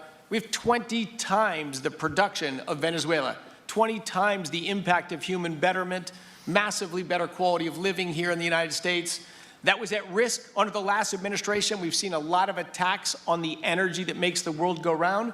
President Trump's election has removed those risks, has embraced reality about how the world is energized, and we are record production of oil in the United States, record production in natural gas in the United States. We've seen a meaningful decline in gasoline prices, diesel prices, travel prices because of jet fuel. And now President Trump is taking the genius of a different way to try to solve a 25-year festering problem in Venezuela, that all the traditional things have not worked. But ordering both a tremendous military operation to remove the heads of a criminal organization masquerading as a government, and then to use the power of our military, not to fire bullets, but to stop the flow of Venezuelan oil to the world, immediately gave us leverage over the interim authorities in Venezuela and has allowed us to be in this position today where the actions of this government can massively improve Venezuela for the better, and the bigger impact is to massively improve the quality of life, affordability, safety, and security of the United States. Very proud to be here. And we'll turn it over to Mark Nelson, who's the vice chairman of Chevron. Chevron has been in Venezuela for over 100 years, continuously. Mike Wirth, the CEO, had a knee replacement recently. He's not here. Mark is a tremendous leader in our industry, and I'll turn it over to him. Thank you, Secretary Wright. Again, I'll send Mike Wirth's regrets. He really wanted to be here, Mr. President. Right. Great guy. On his behalf, I have 3 very quick thank yous and an assurance I'd like to provide you all. The first thank you, Mr. President, is to you. It's thank you for convening this gathering. It's thank you for your leadership, and thank you for continuing to keep American energy domination in the forefront. So thank you for that. Thank you very much. The second thank you actually is to the cabinet. So Secretary Rubio, Secretary Burgum, Secretary Wright, your ability and commitment to continue to engage with the parties around the table to keep the world working is greatly appreciated. So thank you for that. And the final thank you actually would go to our Venezuelan employees of Chevron. They have been working tirelessly to operate safely, protect the environment in country, and their dedication and skill will help us in this next chapter. And finally, I'll close with the assurance. For more than a century, Chevron has been a part of Venezuela's past. We are certainly committed to its present, and we very much look forward as a proud American company to help it build a better future. And so, Mr. President, thank you for your leadership. And you really suffered there. You stuck it out. A lot of people left. A lot of big companies left. Many of the people sitting at this table left because of the safety risk and other risks. But you stuck it out. I give you credit for that. Sometimes it was hard. I remember 6 months ago I told you to stay, just stay. Things are going to happen. You'll be very happy. I didn't know they were going to happen this fast or this conclusively.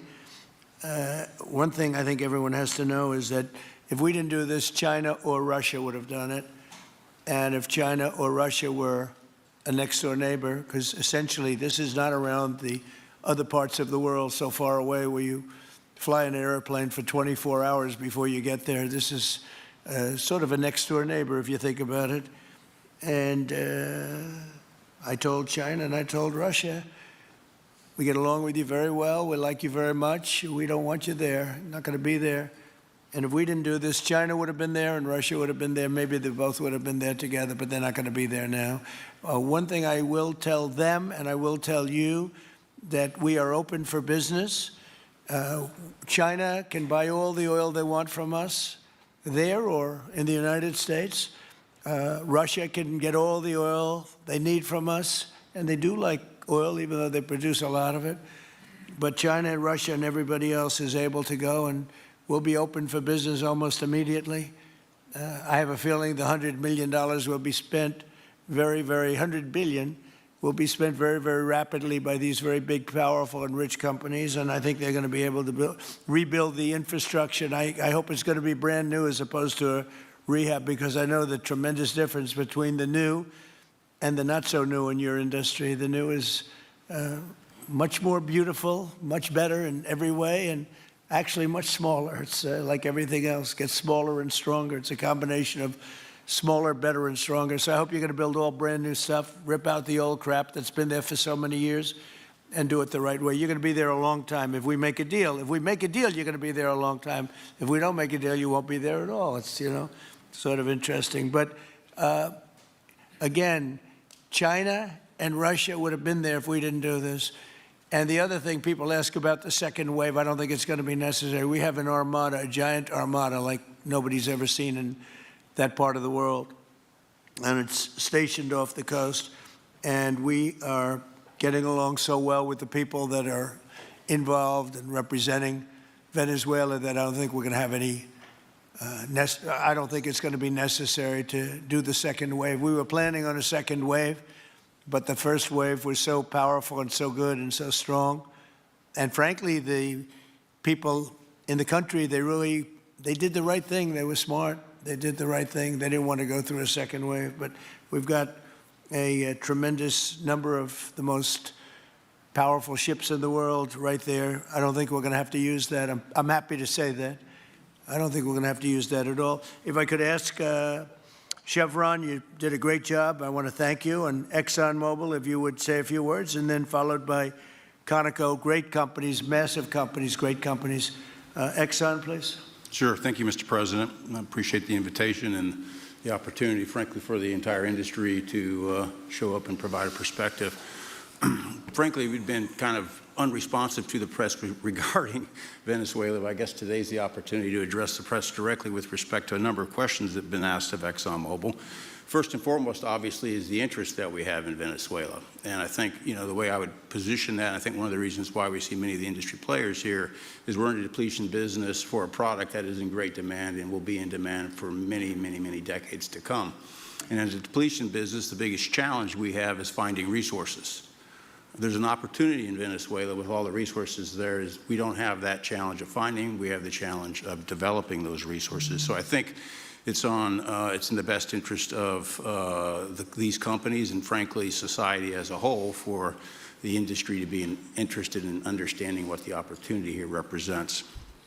I'll just share a philosophy that ExxonMobil has when we enter countries, because we do business all around the world in a number of different regimes. We take a very long-term perspective. The investments that we make span decades and decades, so we do not go into any opportunity with a short-term mindset. And there's a value proposition that we have to meet. It has to be a win-win-win proposition. Obviously, it has to be a win for the company and our shareholders and to generate a return for the investments that we make. It has to be a win for the government. The resources are an important source of revenue that helps support the people of the places that we do business. And it has to be a win for the people. We have to be wanted there and to be a good neighbor. And those three things ensure a stable, long-term platform for the large investments that we make for the long term. With respect to Venezuela in particular, we have a very long history in Venezuela. In fact, we first got into Venezuela back in the 1940s. We've had our assets seized there twice. And so you can imagine to re-enter a third time would require some pretty significant changes from what we've historically seen here and what is currently the state. If we look at the legal and commercial constructs and frameworks in place today in Venezuela, today it's uninvestable. And so significant changes have to be made to those commercial frameworks, the legal system. There has to be durable investment protections, and there has to be a change to the hydrocarbon laws in the country. We're confident that with this administration and President Trump working hand in hand with the Venezuelan government, that those changes can be put in place. And with respect to the Venezuelan government, that perspective we don't have a view on. We haven't talked to the Venezuelan government, and obviously we have yet to assess the people's perspective with respect to ExxonMobil entering the country. In the short term, there are things that can be done while these longer-term issues are being worked. For us, we haven't been in the country for almost 20 years. We think it's absolutely critical in the short term that we get a technical team in place to assess the current state of the industry and the assets, to understand what would be involved to help the people of Venezuela get production back on the market. With the invitation of the Venezuelan government and with appropriate security guarantees, we are ready to put a team on the ground there. We also have a integrated set of capabilities from production to refining to trading, and I think we can be of assistance to getting the Venezuelan crude to market and realizing a market price to help, again, with the financial situation in Venezuela. So those are my short-term perspective that I have. I'd say maybe close with a thank you, Mr. President, for the work that you've done to secure not only the national security, but the energy security of the region. And then thank you, Secretary Rubio, Secretary Wright, Secretary Burgum, for your leadership in this matter. Thank you. How long would it take you, Darren, as Exxon to, if we make a deal, how long would it take you to get in there and get started? Well, the first step, this technical team, as I talked with Secretary Wright earlier this week, we started from the beginning to put the team together so that if and when it was needed, we could hit the ground almost immediately. So we can hit the ground within the next couple of weeks. Start the assessment, and then from there we need to understand. That's what we want. We want speed and quality. That's what we want. Thank you, Darren. And Conoco, Ryan. Thank you, Mr. President. Appreciate the opportunity to be here too, and you've assembled a great team. And our congratulations as well for removing one of the terrible people in the world and bringing them to justice. It was quite amazing. I think you've given hope to the people of Venezuela again, which I think is quite remarkable. And we've been on the other end of that despot regime a long time. our assets were expropriated. I had a little bit more hair when that happened. And, you know, I think we're the largest non-sovereign credit holder in Venezuela today. So we're in a bit of a different situation, but I think your big and bold idea to use energy commerce instead of conflict is something that could make a real big difference in Venezuela. And our company certainly stands ready to help in that endeavor. Encourage you to continue to think bigger and even bolder. And we've had some discussions with your energy team about that as well. As we think about the other people that need to be in this room and in this discussion are the banks, and including probably the Exim Bank, as we think about how the debt needs to be restructured and the financing to deliver the billions of dollars that are required to restore their energy infrastructure. And I think as we think that big and bold, we need to be also thinking about even restructuring the entire Venezuelan energy system, including PDVSA. And I think if we can do that and think bold, there's an opportunity to be quick, fast, and restore the quality of what's happened in Venezuela, or what's been lost in Venezuela over the course of the last 25 years. So thank you for this opportunity. Well, thank you very much, and you'll get a lot of your money back. We're going to start with an even plate, though. We're not going to look at what people lost in the past, because that was their fault. That was a different president. You're going to make a lot of money, but we're not going to go back. You left a lot of money behind, I guess, huh? What number? 12 billion. How much? 12 billion. Well, it's a good write-off. It's already been written off. It's been written. All right, thank you. You'll make it back one way or the other. You're all going to do very well. I think really very well. Marco just gave me a note. Go back to Chevron. They want to discuss something. Go ahead. I'm going back to Chevron, Marco. Thank you, Marco. Was there a question, Mr. President? Yes, go ahead, Marco. What are you saying here? Mark, if you can update us on operations in the ground and with the appropriate approvals, what you might be able to achieve in the next 12 to 18 months, give us a little view from the ground. You bet, you bet. So today, Chevron has 3,000 employees in 4 different joint ventures in Venezuela today. And over the past 5 to 7 years, they've taken production from about 40,000 barrels a day to 240,000 barrels a day, essentially getting those facilities and that equipment up to standards that would be something that people in the room would be more accustomed to. Given the work we've done with Secretary Wright and Secretary Burgum and even Secretary Bessent, I think we have a path forward here very shortly to be able to increase our liftings from those joint ventures 100%, essentially effective immediately. We are also able to increase our production within our own disciplined investment schemes by about 50% just in the next 18 to 24 months. And that's just leveraging what's on the ground. So to Secretary Rubio's comments about phase 1, this is taking the momentum of improvements we've already made there locally and building on those and creating more momentum for the people of Venezuela. Do you think you have an advantage being there? You've been there by the skin of your teeth. It's been tough for you to be there. But do you think you have an advantage over the other people in this room by the fact that you are there?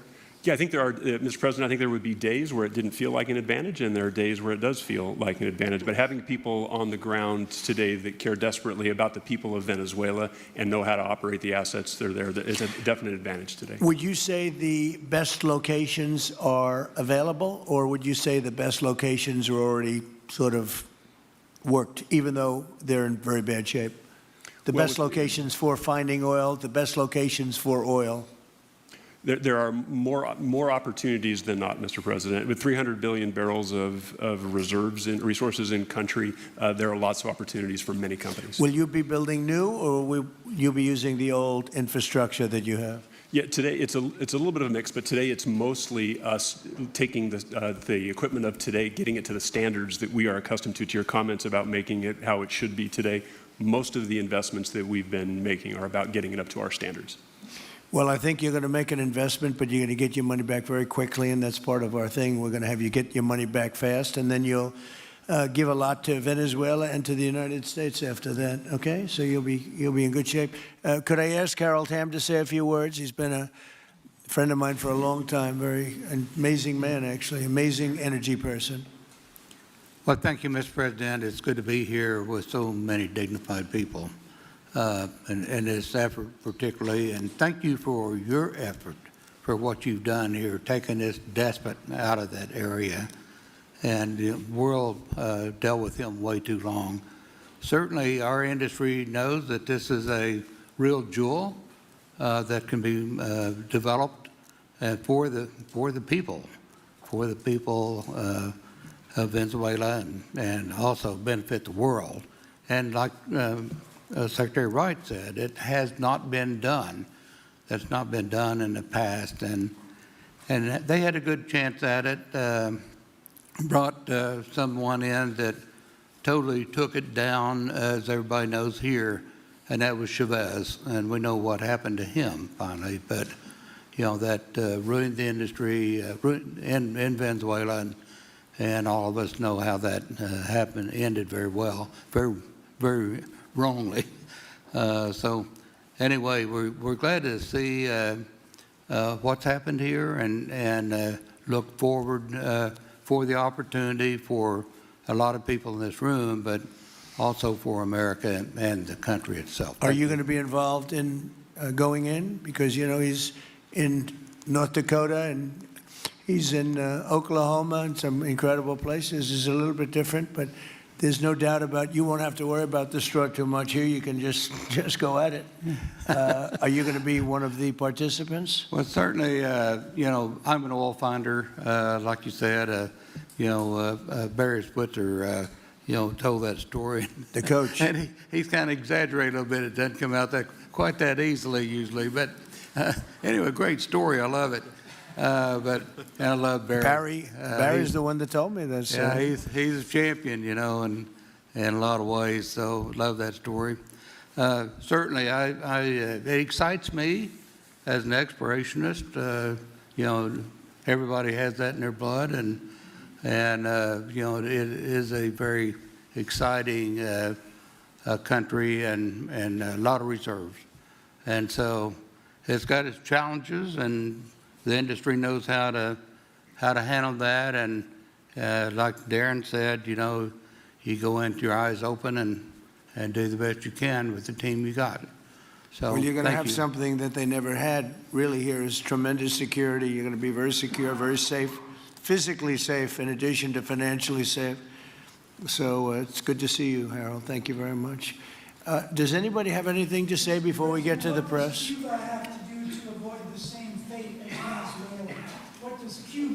Well, Cuba's in bad shape. Cuba relied on Venezuela for oil and for money, and nobody really knows what's going to happen with Cuba. They're doing very poorly. They're really third world all the way, and we have a lot of great Cuban Americans, and I would say Marco fits very solidly into that category, and I might ask you to say a few words about, we were discussing it before, Cuba is a very different, they don't have energy, they don't have oil, but they would live off of the oil from Venezuela, and what they do have is very strong people and very powerful people militarily, and they would protect the people running Venezuela, and they would take in a lot of money from Venezuela. Now they don't have that. They won't be taking in any money. So, Marco, what do you think?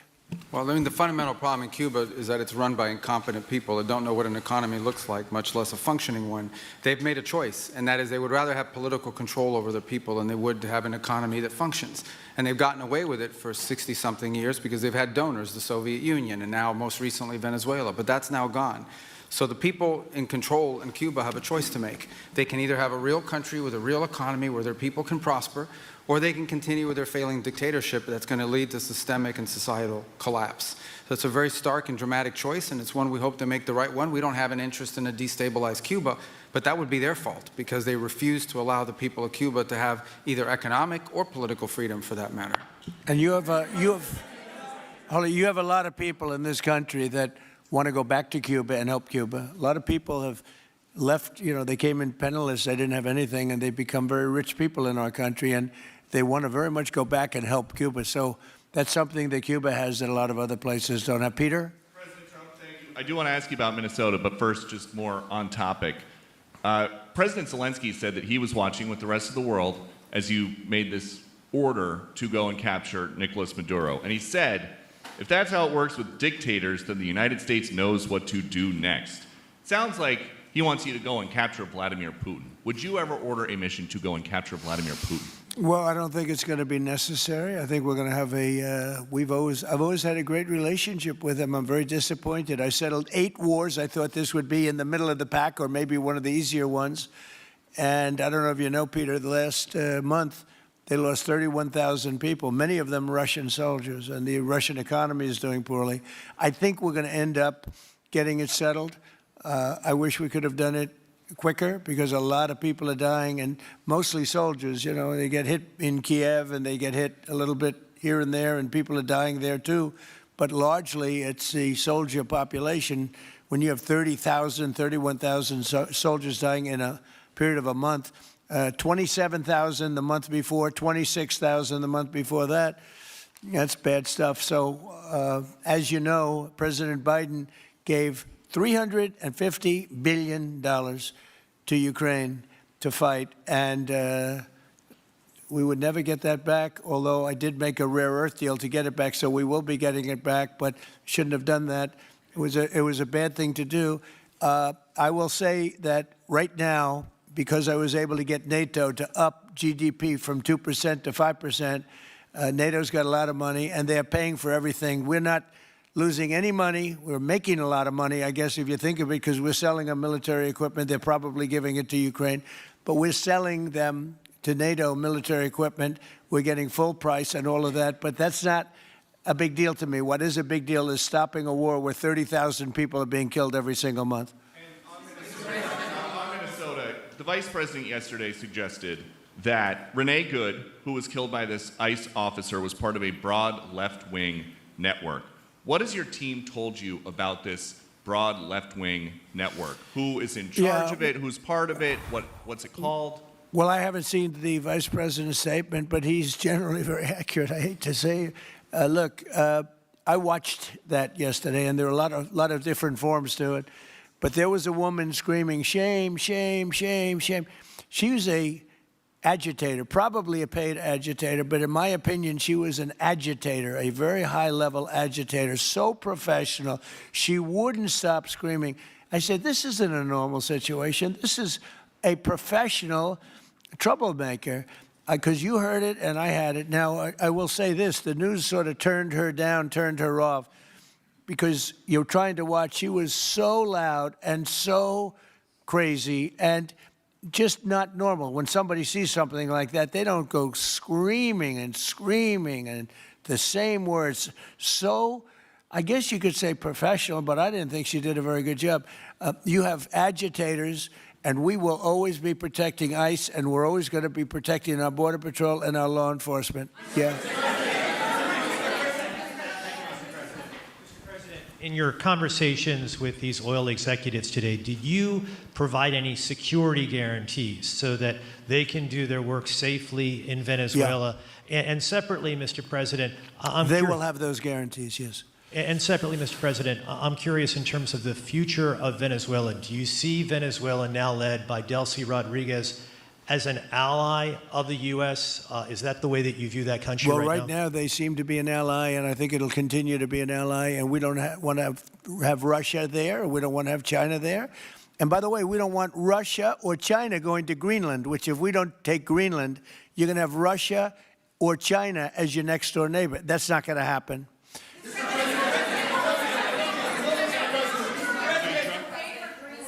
The white... Mr. President, thank you. You just said that these companies would have security guarantees if they go in on the ground in Venezuela. They will have. And what is your plan there actually for these companies and those Americans who are going to be on the ground working for these companies? Well, there are going to be Americans. I assume they're going to be using a lot of Americans, but they're going to be using a lot of people from Venezuela and other places, I would imagine. But I would think that mostly they'll be using Venezuelan workers. They have a lot of great workers. They have a very high unemployment rate, and they have workers that are very familiar with taking oil out of the ground. Yeah. How long do you think the Ayatollah will be in power after what we've seen play out on the ground there? When is the U.S. going to get involved now that reports of protesters being killed on the ground? So Iran's in big trouble. It looks to me that the people are taking over certain cities that nobody thought were really possible just a few weeks ago. We're watching the situation very carefully. I've made the statement very strongly that if they start killing people like they have in the past, we will get involved. We'll be hitting them very hard where it hurts. And that doesn't mean boots on the ground, but it means hitting them very, very hard where it hurts. So we don't want that to happen. There have been cases like this where President Obama totally backed down. But this is something pretty incredible that's happening in Iran. It's an amazing thing to watch. They've done a bad job. They've treated their people very badly, and now they're being paid back. So let's see what happens. We're watching it. We're watching it very closely. Go ahead, please. Thank you so much, Mr. President. Yes, go ahead. Thank you so much, Mr. President. Do you have any comments in reaction to the recent attacks by the Syrian government alignment groups against US-backed Kurdish forces in Aleppo, Syria, which killed dozens of civilians and displacing many families? Does your administration bring peace between the Kurds and the Syrian government? I want to see peace, yes, I do. The Kurds and the Syrian government, we get along with both, as you know very well.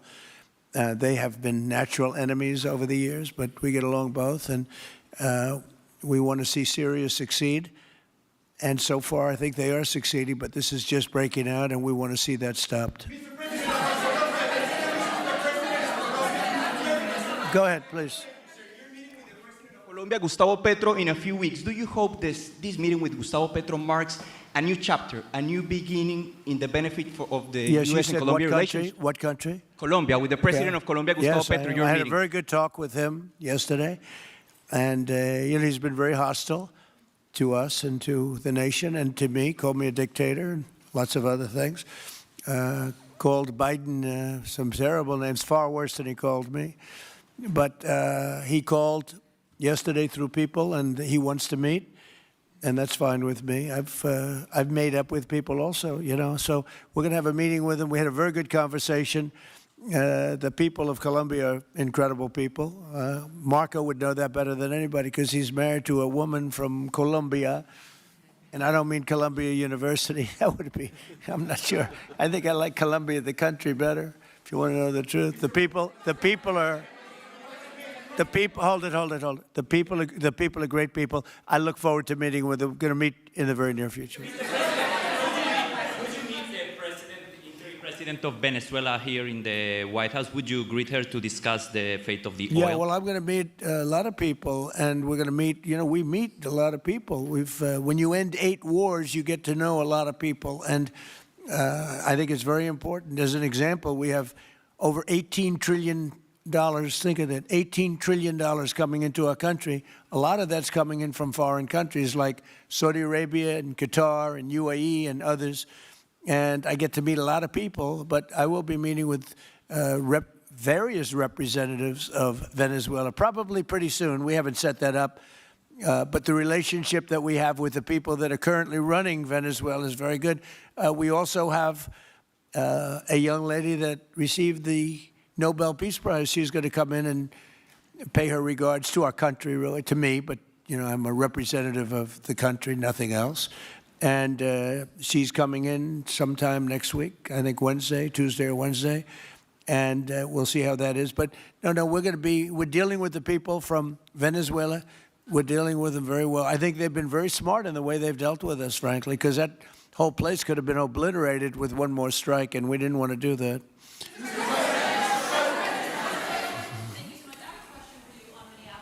Venezuela and your meeting with Machado next week, if she gives you her Nobel Peace Prize, will that change your view about her running that country?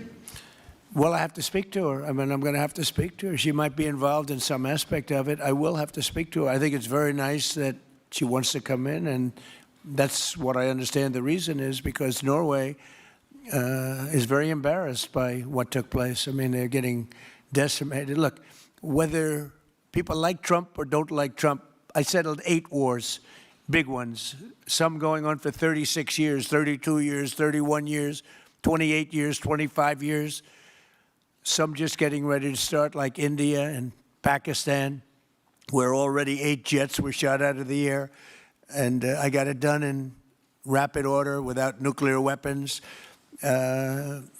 I can't think of anybody in history that should get the Nobel Prize more than me, and I don't want to be bragging, but nobody else settled wars. Obama got the Nobel Prize. He had no idea why. He still has no idea. He walks around, he says, I got the Nobel Prize. Why did he get a Nobel Prize? He got it almost immediately upon attaining office, and he didn't do anything, and he was a bad president.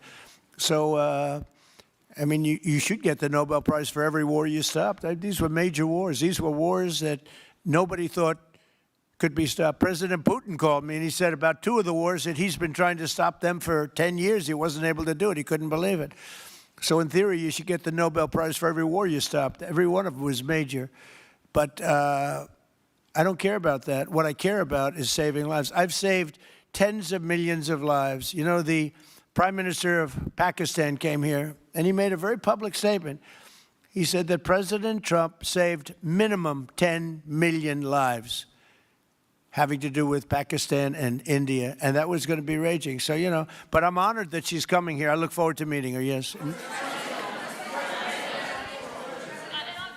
Go ahead. The state officials there have said that the FBI is not sharing evidence with them. Typically, they would conduct a joint investigation, as you know. Do you believe that the FBI should be sharing evidence with state officials in Minnesota? Well, normally I would, but they're crooked officials. I mean, Minneapolis and Minnesota, what a beautiful place, but it's being destroyed. It's got an incompetent governor, fool. I mean, he's a stupid person. And it looks like the number could be $19 billion stolen from a lot of people, but largely people from Somalia. They buy their vote. They vote in a group. They buy their vote. They sell more Mercedes-Benzes in that area than almost. Can you imagine? You come over with no money, and then shortly thereafter you're driving a Mercedes-Benz. The whole thing is ridiculous. So they're very corrupt people. It's a very corrupt state. I feel that I won Minnesota. I think I won it all 3 times. Nobody's won it since Richard Nixon won it many, many years ago. I won it all 3 times, in my opinion, and it's a corrupt state, a corrupt voting state, and the Republicans ought to get smart and demand on voter ID. They ought to demand maybe same-day voting and all of the other things that you have to have a safe election. But I won Minnesota 3 times, and I didn't get credit for it. I did so well in that state every time. The people were crying every time after. That's a crooked state. California is a crooked state. Many crooked states. We have a very, very dishonest voting system. The last time I won, 24, the one that just took place, I won because it was too big to rig. You couldn't rig it. It was too big. But I won the state of Minnesota. It's a corrupt voting system with an incompetent governor, a very incompetent governor. And by the way, he's a very corrupt governor, too. Go ahead. I have a question on Iran, but first, very quickly on Venezuela. How do you provide total security guarantees to these companies without putting U.S. boots on the ground? Well, we're going to work with the Venezuelan leaders and people, and we're going to have a very safe group, and they're going to also bring over some security with them. You know, these are not babies. These are people that drill oil in some pretty rough places. I could say a couple of those places make Venezuela look like a picnic. These people around the table, these are tough people. They go into areas that you wouldn't want to go. They go into areas that if they invited me, I'd say, no thanks, I'll see you back in Palm Beach. No, this is a tough group of people. They know how to do it. But we are, in addition to that, we'll have very good security for them. We're going to make sure that it's very, very good security. And I think the people of Venezuela are going to give you very good security. You know, the people... Now, I'm not talking even leadership. The people of Venezuela are going wild over this.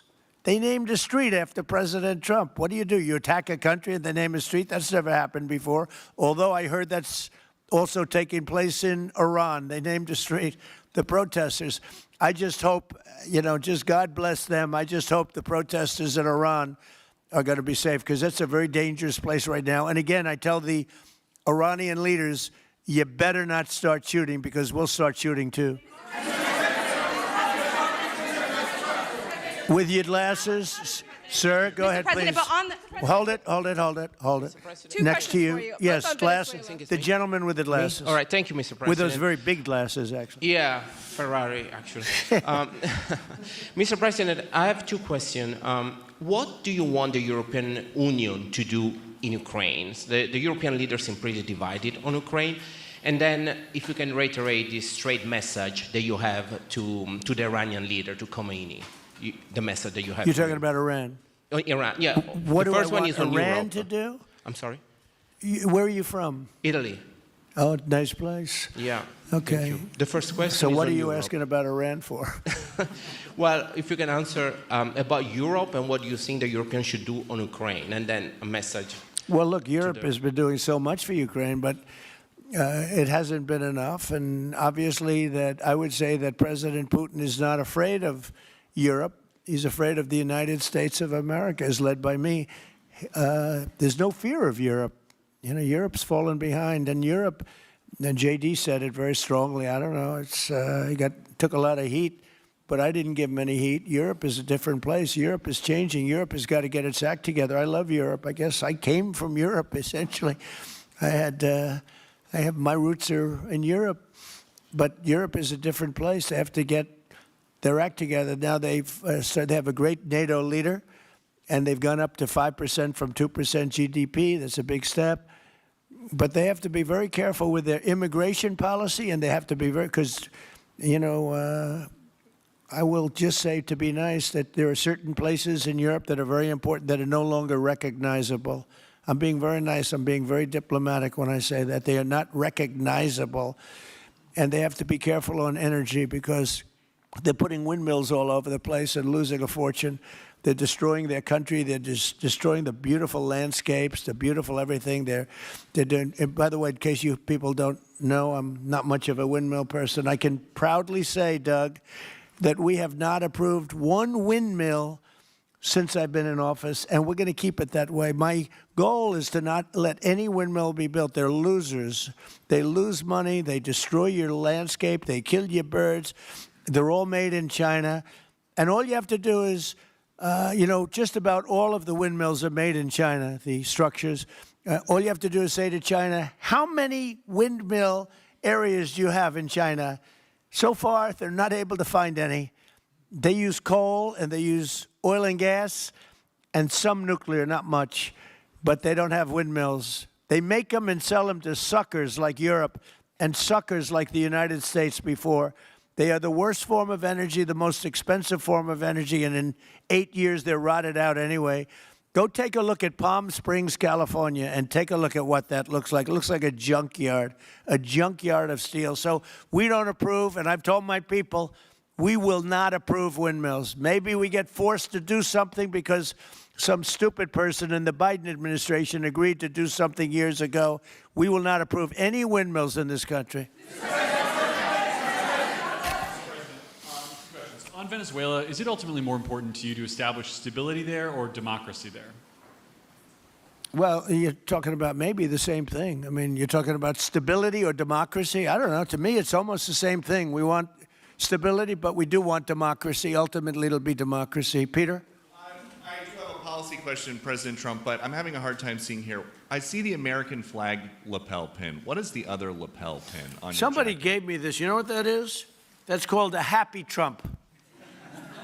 And considering the fact that I'm never happy, I'm never satisfied, I will never be satisfied until we make America great again, but we're getting pretty close, I'll tell you what. This is called a happy Trump. Somebody gave it to me, I put it on. Thank you, thank you. And the policy question. How much money are you thinking of giving people in Greenland to get them on board with a possible U.S. takeover? I'm not talking about money for Greenland yet. I might talk about that. But right now, we are going to do something on Greenland, whether they like it or not, because if we don't do it, Russia or China will take over Greenland, and we're not going to have Russia or China as a neighbor. Okay?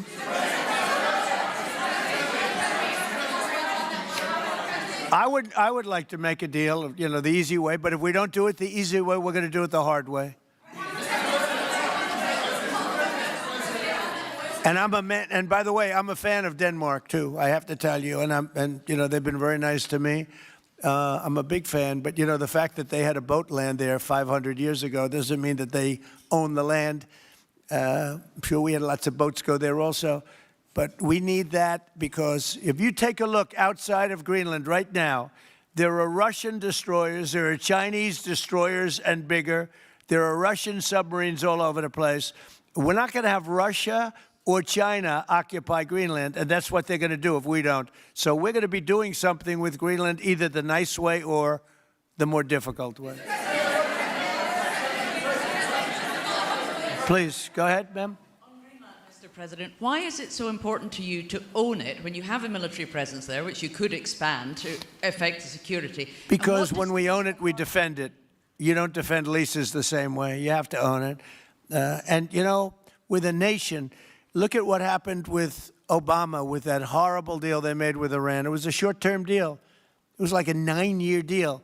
Countries can't make 9-year deals or even 100-year deals. Countries have to have ownership. And you defend ownership, you don't defend leases. And we'll have to defend Greenland. If we don't do it, China or Russia will. It's not going to happen. We are not going to have, and I like China, I like Russia, I love the people of China, I love the people of Russia. I get along very well with President Putin, but I'm very disappointed in him. I get along very well with President Xi. I'm going to go over to China in April, but I don't want them as a neighbor in Greenland. Not going to happen. And by the way, and NATO's got to understand that. I'm all for NATO. I saved NATO. If it weren't for me, you wouldn't have a NATO right now. But we're not going to allow Russia or China to occupy Greenland, and that's what's going to happen if we don't. Go ahead. Mr. President, one, can you respond to that? And two, Yeah, it was an amazing report. The most amazing thing is government jobs are way down. And yet the unemployment or the employment numbers are very good. We've gotten rid of tremendous numbers of federal government jobs. Nobody's ever seen anything like it. And yet the employment numbers are very good. They're really getting better. But now we have all those people to work in the private sector for a lot more money. I think that's one of the very big things. The other thing is at 5.4%. And remember, this is after we had a shutdown. And that shutdown had an impact because the concept of the shutdown, even though it's before, people knew we were going to be shutting down. A lot of bad things happened. And by the way, on January 30th, you may have another shutdown. We'll see what happens. But I think the numbers, Caitlin, were really amazing. Look, to think about 5.4%, nobody thought that. They thought it was going to be 2%. And you know what it is? It's tariffs. And it's also November 5th. We had a great election. A great election. Our country was dead 1.5 years ago, and now we have the hottest country anywhere in the world. And I hope you guys were impressed. 5.4%, and we haven't even really transitioned yet. There's no reason it can't be much, much higher than that. Yeah.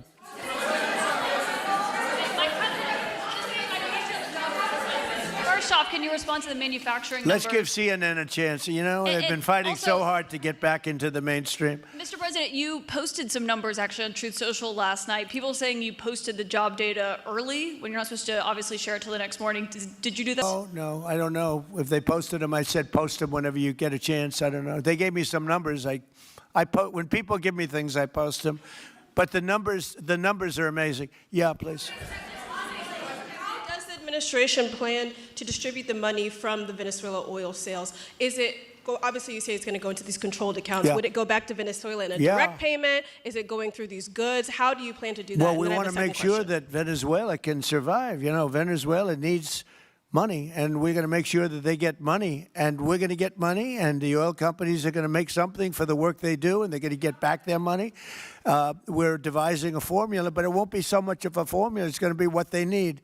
We're going to take care of what they need. There'll be plenty left over. We're going to have a lot of money left over. And the money left over is going to the United States of America, and the oil companies are going to be very happy. Yeah, please.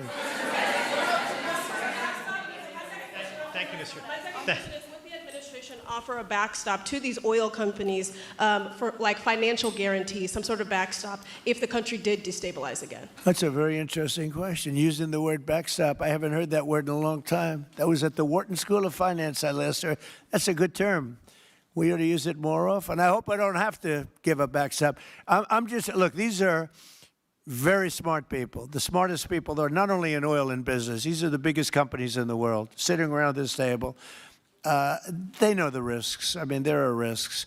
We're going to help them out. We're going to make it real easy. They're going to be there for a long time. We're going to be there together for a long, long time. And they're going to be taking the oil, and they're going to be bringing oil prices down. They're going to make a lot of money. They're going to get their money back. They're going to be safe. The people of Venezuela are going to be big beneficiaries, and the United States of America is going to be a big beneficiary for what we've done. And you know, one other thing I might say, it's also very big for national security because, again, just like Greenland, we can't have China or Russia occupy Greenland. We can't have China or Russia occupy Venezuela. And if we didn't do what we did, China or Russia would have been in Venezuela. I think I can, where's Mr. Chevron? So let me ask you, they would have been there if we didn't do this. Do you agree with that? They certainly have a lot of economic interests in country. There's absolutely no argument about that. They were trying to be there. I mean, you know, we had a Russia, I guess sort of I call it a semi-Russian ship yesterday that we took over, and Russia decided not to defend that ship against us. It's a big movement. The ship was loaded up with oil, and we took the oil, and it came out of that port. But Russia would be there or China would be there. And we want them to be there for a different reason. We want them, do you people agree? In particular, China, they need a lot of oil. Russia doesn't need so much, but Russia was there anyway. But I assume you agree that China would like to be doing a lot of business there by buying oil. And I want to just tell President Xi and President Putin, but more so in this case, President Xi, because they do need a lot of oil. And we are open for business in the United States, and we are open for business in Venezuela, right?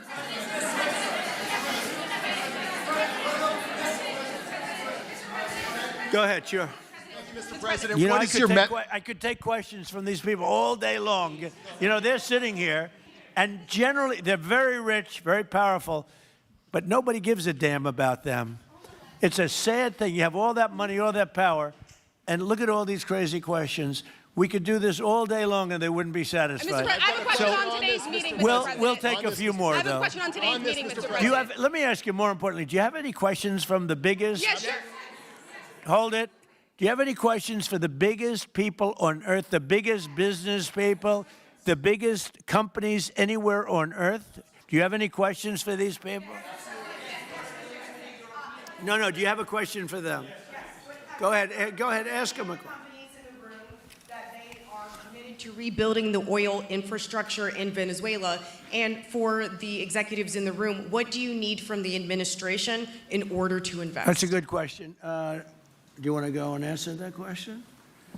Yeah, Exxon, small company. I'll refer you back to the statements I made before. There are a number of legal and commercial frameworks that would have to be established to even understand what kind of returns that we'd get on the investments. So I think all the investments and the opportunity sets, I think everyone sitting around this table would have the opportunity and the know-how and the capability to make the investments. The questions will ultimately be how durable are the protections from a financial standpoint, what do the returns look like, what are the commercial arrangements, the legal frameworks, all those things have to be put in place in order to make a decision to understand what your return would be over the next several decades that these $1 billion investments would be made on. You know, could I do this? Because we have, again, the biggest people on the planet Earth around this table, biggest companies in the world. I'd like to just ask them to introduce themselves. We'll start from this end and go around to here. And if you have anything to quickly say, we could do that. But you want to just start right over here? These two guys, we'll leave them out because they're with us.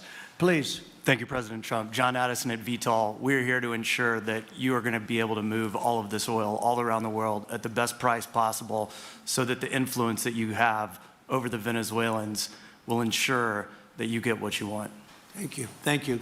Good point. Thank you, Mr. President. Ryan Sheffield of Formentera. My grandfather, Hugh Sheffield, was president of ARCO, Venezuela. Right.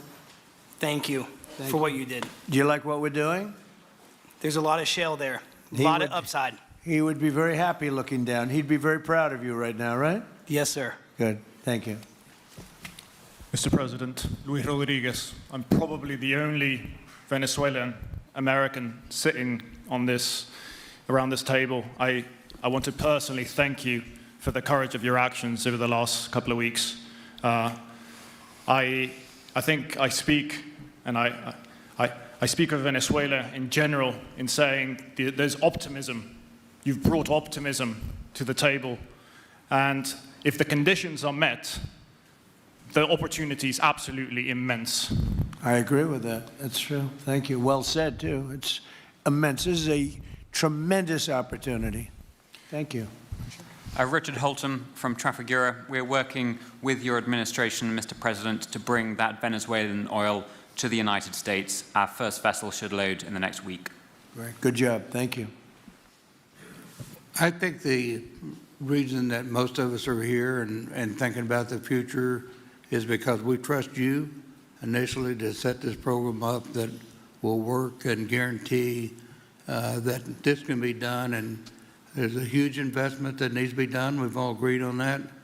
And certainly we need time to see that through. So thank you for what you've done. Thank you very much. Thank you. Mr. President, I'm Lane Riggs, CEO of Valero Energy, and we're one of those companies that refineries in the U.S. are uniquely configured to run Venezuelan oil, and we're more than happy as this opportunity expands for us to further invest in our refineries to produce more of it. And you're very much set up for the heavy oil, right? Yes, sir. That's great. That's great. We're ready for it. Thank you, Mr. President. Thank you for having us here. Thank you. And thank you for opening the door to a better Venezuela. We are a Spanish company, but we are fully committed to invest here in the States. We have invested over the last 15 years $21 billion in the American oil and gas industry, in Pennsylvania, in the Gulf of America, in Texas, and in Alaska with the discovery of Pica that is going to have the first oil this quarter and is going to change, is going to reverse the declining history of that great state of Alaska. We are in Venezuela, Mr. President, with our partners of Eni. We produce the gas that guarantees the stability of a half of the grid power in Venezuela. So we are committed with this stability, and on top of that, we are on the ground. We have people, we have facilities, we have technical capabilities, and I take your point, Mr. President. We are ready to invest more in Venezuela. Today, we are producing 45,000 barrels a day gross of oil, and we are ready to multiply by 3 this figure in coming 2-3 years, investing hard in the country, following your recommendation, if you allow us, of course, and in the framework, commercial and legal framework that could allow this growth. So thank you, Mr. President. Thank you. Great job you've done. Thank you. Mr. President, thank you for having me. Matt Sheehy, I'm with Tallgrass Energy. We are an infrastructure business, so whether it's oil, gas, CO2, we move that around. So most of my customers are sitting around the table and happy to lend our expertise to what's going on in Venezuela to support the people. And obviously infrastructure is going to be critical to see it repaired. Thank you. Thank you. Mr. President, thank you. An honor to be here. Marianne Mannon, Marathon Petroleum. We are one of the largest U.S. refiners. On behalf of the men and women of Marathon Petroleum and of our industry, thank you and the administration for what you're doing for U.S. energy independence. We have the ability and the capability of our assets to process Venezuelan crude, and the people of Marathon Petroleum stand ready to do so. Do we need more refineries in our country? In the U.S., probably Yes. not. We have sufficient capacity. It's amazing. A lot of it was approved during my first term. We were getting you approvals that nobody could have gotten in Louisiana and other places, and they got built. Before that, it was a disaster. We didn't have the refineries. Now we do because of the first term. Please. Darren Woods, ExxonMobil. Okay, we'll go over here. Thank you, Mr. President. Jeff Hildebrand, founder and chairman of Hillcorp Energy, one of the largest private energy companies in America. Who's bigger, you or Harold? We're close. Huh? We're close. Harold. Absolutely, Mr. Ham. But thank you for your great, tremendous leadership in protecting the interests in the Western Hemisphere. The message that you have sent to China and our enemies to stay out of our backyard is absolutely fantastic. So thank you. Thank you very much. And finally, Hillcorp is fully committed and ready to go to rebuilding the infrastructure in Venezuela. You'll go there? You'll be going? Yes. Good. That's good. You'll be very happy. Thank you very much. Thank you, Mr. President. Jeff Miller, CEO of Halliburton Company. We are the largest American oilfield services company. We're the second largest in the world, been in business over 100 years. started operations in Venezuela in 1938. Long time in Venezuela. I personally lived there for 4 years and raised my kids there. So quite familiar with Venezuela, and just couldn't express gratitude more so for the opportunity to return to Venezuela under the stability that I know that this team and your team are able to deliver. And so When did you leave? Huh? When did you leave Venezuela? As a company, we left under the sanctions in 2019. So we had intended to stay, and then when the sanctions went into place, we were required to leave. But very much interested in returning. Have 600 Venezuelans with Halliburton today, all around the world. Look forward to putting them back to work. Great job. Great Thank job. you. You'll be back. Please. Mr. President, I'm Alex Cranberg. My company, Aspect Energy, is one of the leading American international wildcatters. We've found significant fields in Central and Are you a South. wildcatter? I'm a wildcatter. That's pretty cool, I'll tell you. I would have been a wildcatter too if I was in. And you've been successfully wildcatting.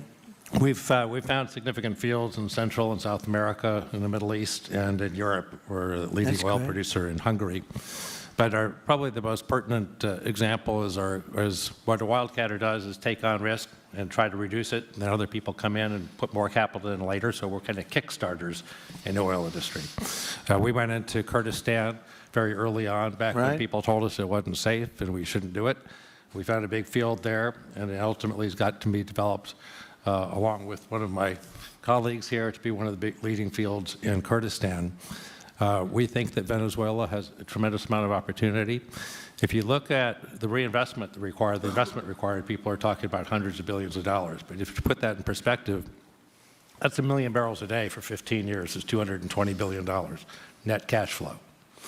So what we really need to do is to be able to kickstart production and then reinvest and have the confidence to reinvest. And what you're doing by putting the United States in control of the cash flow coming out of the country, it gives companies like ours the confidence to say we can kickstart this production and then reinvest and reinvest. In Hungary, we've invested $1 billion in changing the trajectory of Hungarian oil production. And we were only able to do that not because we could write a $1 billion check, we're a smaller company, but because we reinvest all the cash flow back into new production. Good. Mark Good Nelson, job. Mark Nelson with Chevron again. Thank you, Mr. President. I'm Claudio Scalzi, and ICO, Italy. We started working in Venezuela in 1980.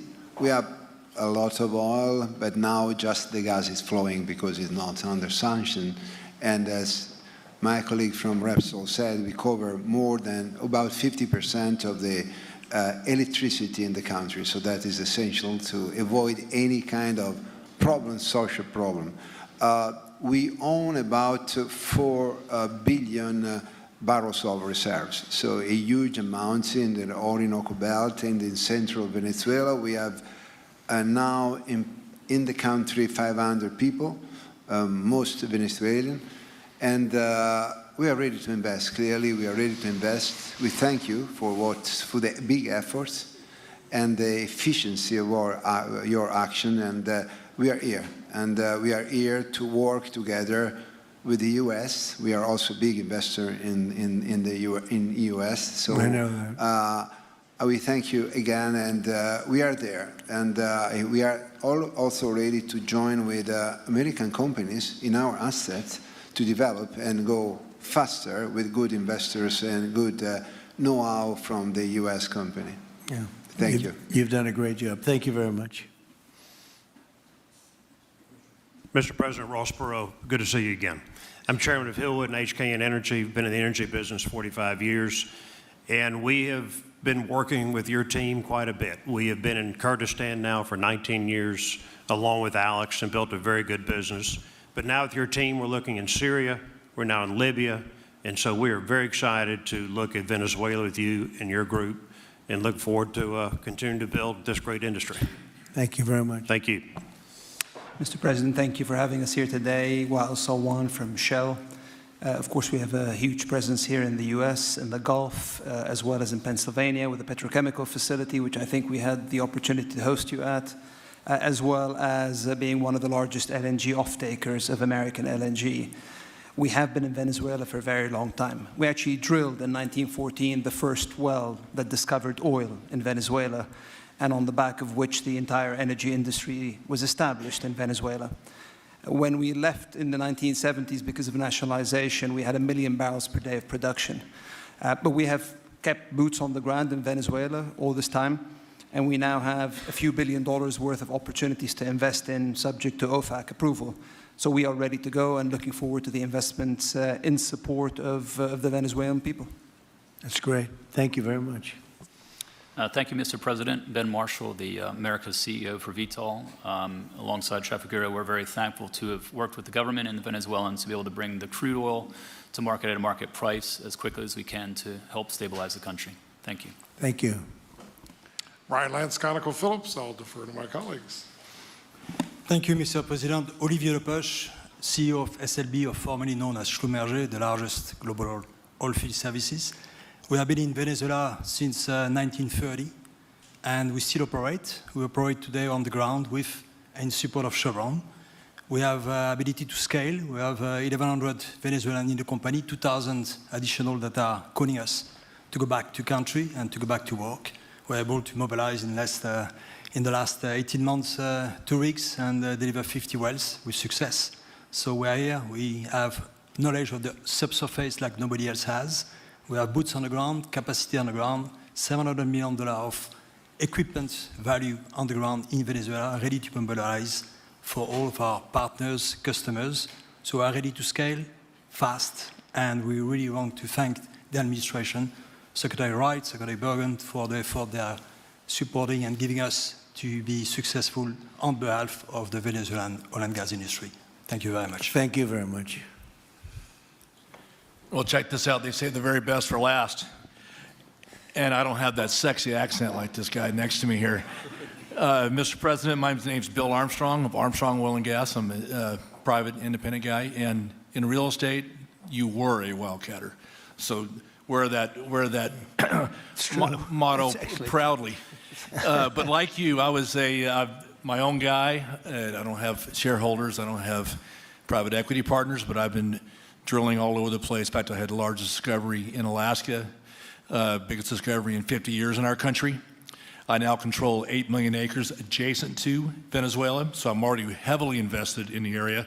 We share a 150-mile border with Venezuela in the countries of Aruba and Curacao, and we are ready to go to Venezuela. It is, in real estate terms, it is prime real estate, and it's kind of like West Palm about 50 years ago.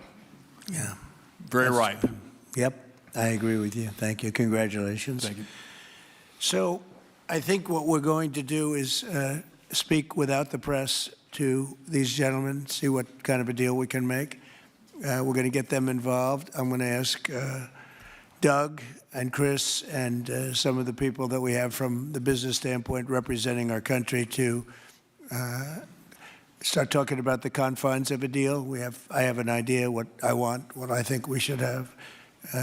We have to get them to invest, and then we have to get their money back as quickly as we can, and then we can divvy it all up between Venezuela, the United States, and them.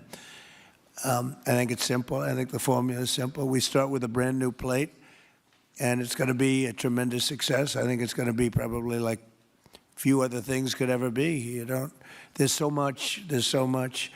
Venezuela's been really taken advantage of by a lot of people because they drill very little. I mean, as much as you hear they drill very, very little, very small percentage.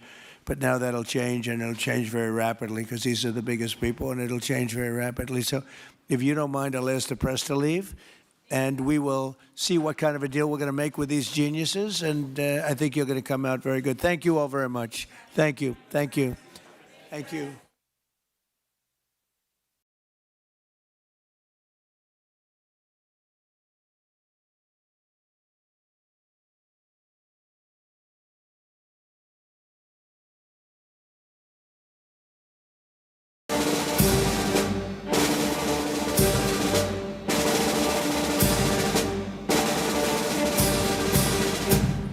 Ladies and gentlemen, the President of the United States, Donald J. Trump.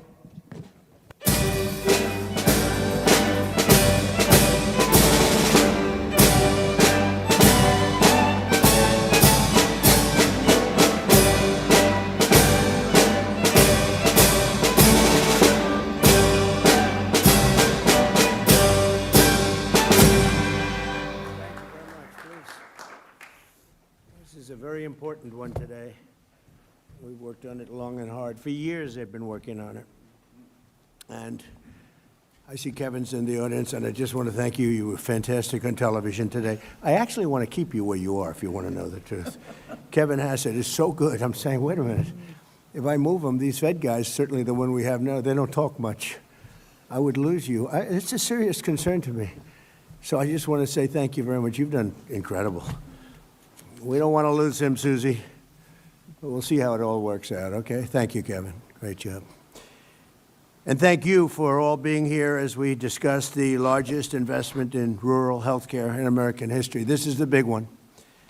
We're delighted to be joined by many incredible members of the healthcare community, including doctors, nurses, and pharmacists from all across America.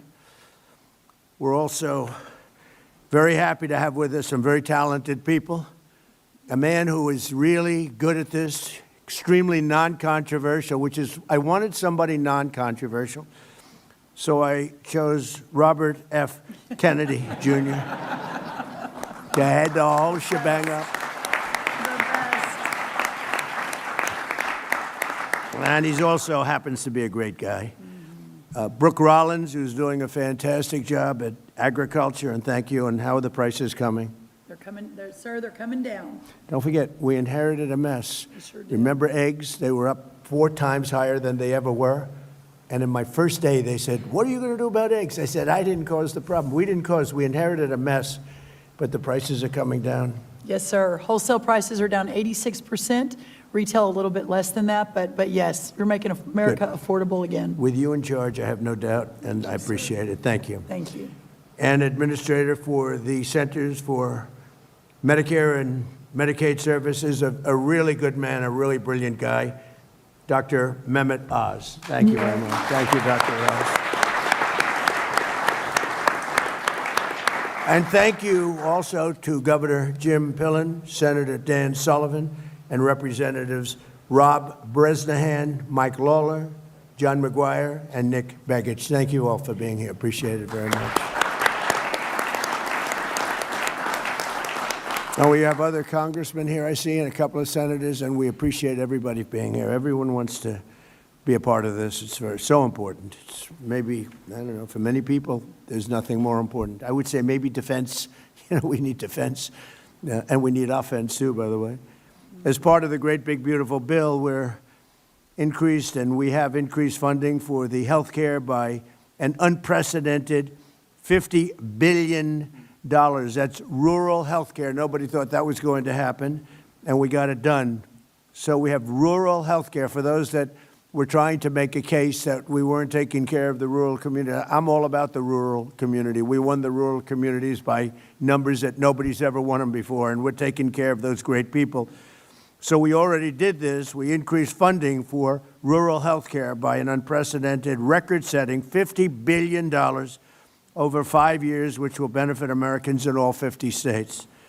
And this made possible and was made possible by cutting massive waste, fraud, and abuse from Medicaid and reinvesting those funds to revitalize hospitals and our cherished rural communities and hospitals in rural communities. And I want to say, with all of the fraud that we're seeing in Minnesota and California and other places, I actually think that if we do an unbelievable job, you could almost balance your budget, Kevin. If you take a look at the kind of numbers you're talking about, nobody ever saw anything like it.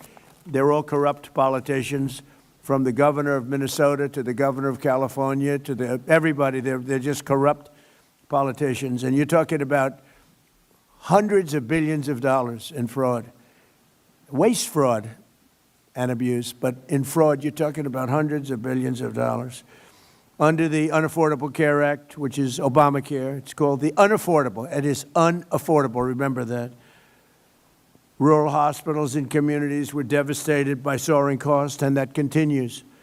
Despite colossal increases in government spending since Obamacare was passed, only 7% of the annual Medicaid spending on rural hospitals has gone to rural hospitals. So there's only a very little. They didn't care. Obama didn't care about the rural community, to be totally blunt. What he did care about is insurance companies. And this was a bill to make insurance companies wealthy. And they did. They made insurance companies very wealthy. I would say they don't like me too much because they spent hundreds of billions of dollars, and we're going to have that money spent to the people and given to the people, not we're going to circumvent the insurance companies. Partially as a result, rural health care facilities have suffered from low occupancy rates, workforce shortages, and failing programs that put Band-Aids, literally put Band-Aids over the problems in those communities, and we're not going to have that. We're taking great care of them. With the Rural Health Transformation Program, we are getting rural communities the health support they need, and we're getting it immediately. These funds will go to empowering rural hospitals, strengthening their workforce, modernizing facilities and technology, and ensuring that rural Americans get world-class health care in their own community, right smack in their own community, like they've never had it before, and they've been hurt very badly by the Unaffordable Care Act. Every single Democrat in Congress voted against the Lifeline for rural communities, and I hope everyone knows this, and this is not about elections, but I hope you remember this in the midterms, because the Democrats are just so horrible toward the rural community. But I want to take a moment to thank the incredible House and Senate Republicans who worked so hard on making this historic investment possible. That's what they did, and they did work hard. I don't think, got a Democrat vote, did we? Did we get one Democrat vote? We got all Republican votes. It was an amazing feat, and I want to thank Mike, our Speaker of the House, Mike Johnson, and John Thune for really doing a great job. It was tough. You know, we have small majorities, and I want to thank the congressmen that are here for doing, in particular, for working so hard and getting this done. Yesterday, I also announced our framework to lower health care prices for all Americans, including those in rural America. And we're calling it the Great Health Care Plan. You know, we had to come up with a name, and everybody wanted to say, oh, well, can we put something about lowering costs, because we're lowering costs very substantially. So I had Bobby, and I had Oz. We had everybody in there. We had a whole group of people, and we're trying to come up with, so we're saying, the cost reduction plan that gives you good health care. And I said, it's too long. It's not going to sell. I said, we had more plans. And they wanted to get the words cost reduction in there, Laura, especially you. They wanted cost reduction in, and then they wanted great health care in. I said, look, you can have one or the other, but it gets too long. We're talking about the name of a plan. So we got it down to 7 or 8 words, and which is far too long. Nobody could remember that much. And I said, how about just call it, because this is the Great Health Care Plan. Now, a great plan has to be cost-effective, otherwise it can't be a great plan. That's the way I looked at it. So we have a very glamorous name. It's called the Great Health Care Plan, not the Unaffordable Care Act. I don't like that name. This is called officially the Great Health Care Plan. That means low price and great health care. So you're going to have, at a lower price, great health care. First, our proposal codifies the massive discounts on prescription drugs that my administration is achieving through our most favored nation provisions. Okay, we can go into this. We can go into this for hours, but the bottom line is we'll be paying the lowest price of any nation in the world. Whoever's paying the lowest, we match it. This could have been done years ago. I was going to do it in my first administration, but when COVID came toward the end, I said, I can't believe it wasn't it wasn't exactly a good time to be doing it. But I said, why isn't somebody doing it? And the reason they're not doing it is that no other nation would agree. France, as an example, paid 10% of what we paid. Germany was paying 13 or 14% what we paid. In other words, we paid many times more, not a little bit more, not 10% more, 10 times more. A pill would cost 10 times more in New York than it would cost in London, as an example, than it would cost in Munich. And this went on for many decades. This was right from the beginning. And the reason it went on was a little bit of the healthcare companies, but it was other nations. And I understand that. If I were heading Germany, I'm not going to double and triple and quadruple my healthcare. They got the healthcare companies to pay. It just took place over a long period of time, got worse and worse.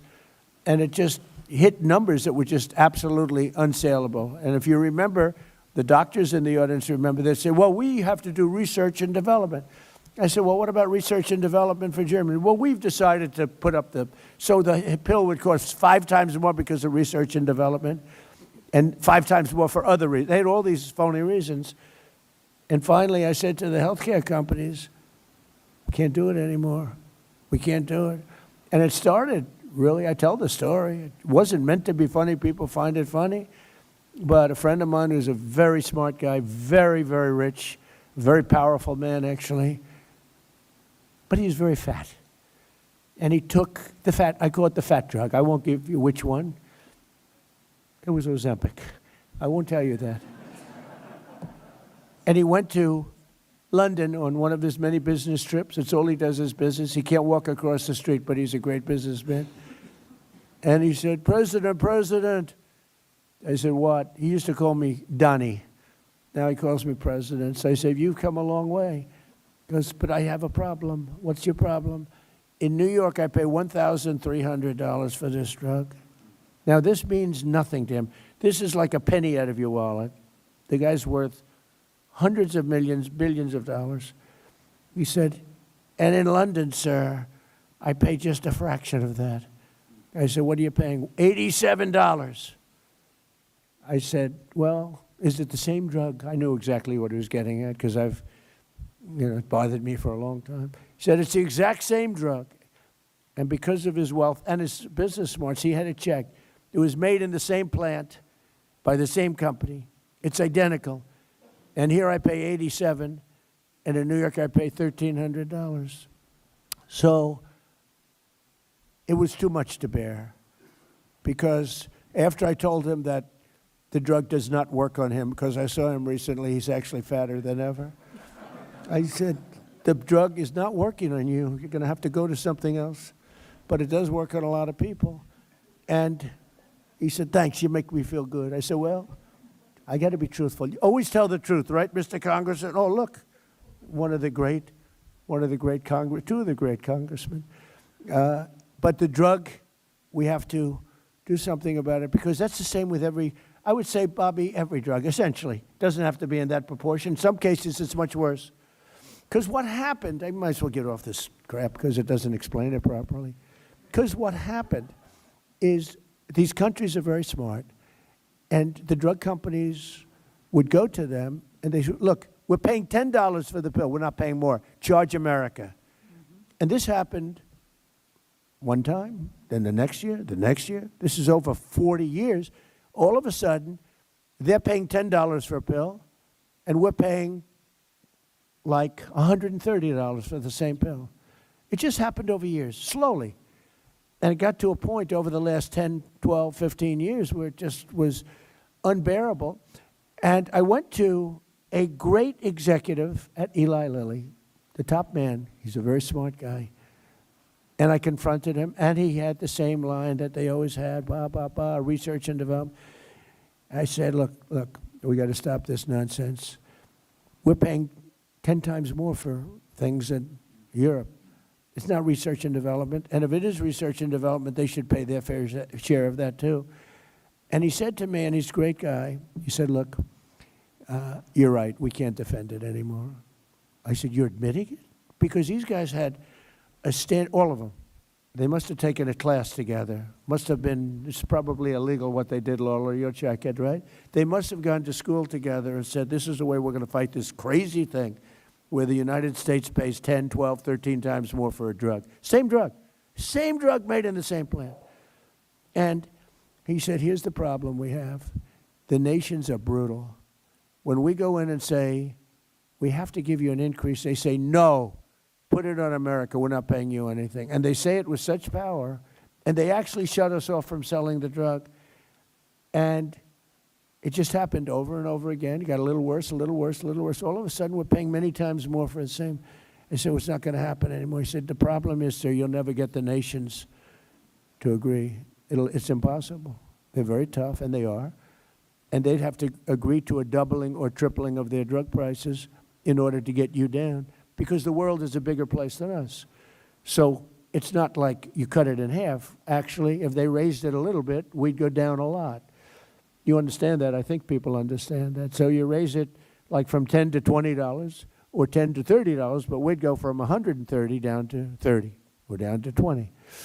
So, because the numbers are much bigger, the numbers on their side are much bigger. So they'd need a doubling or tripling or quadrupling.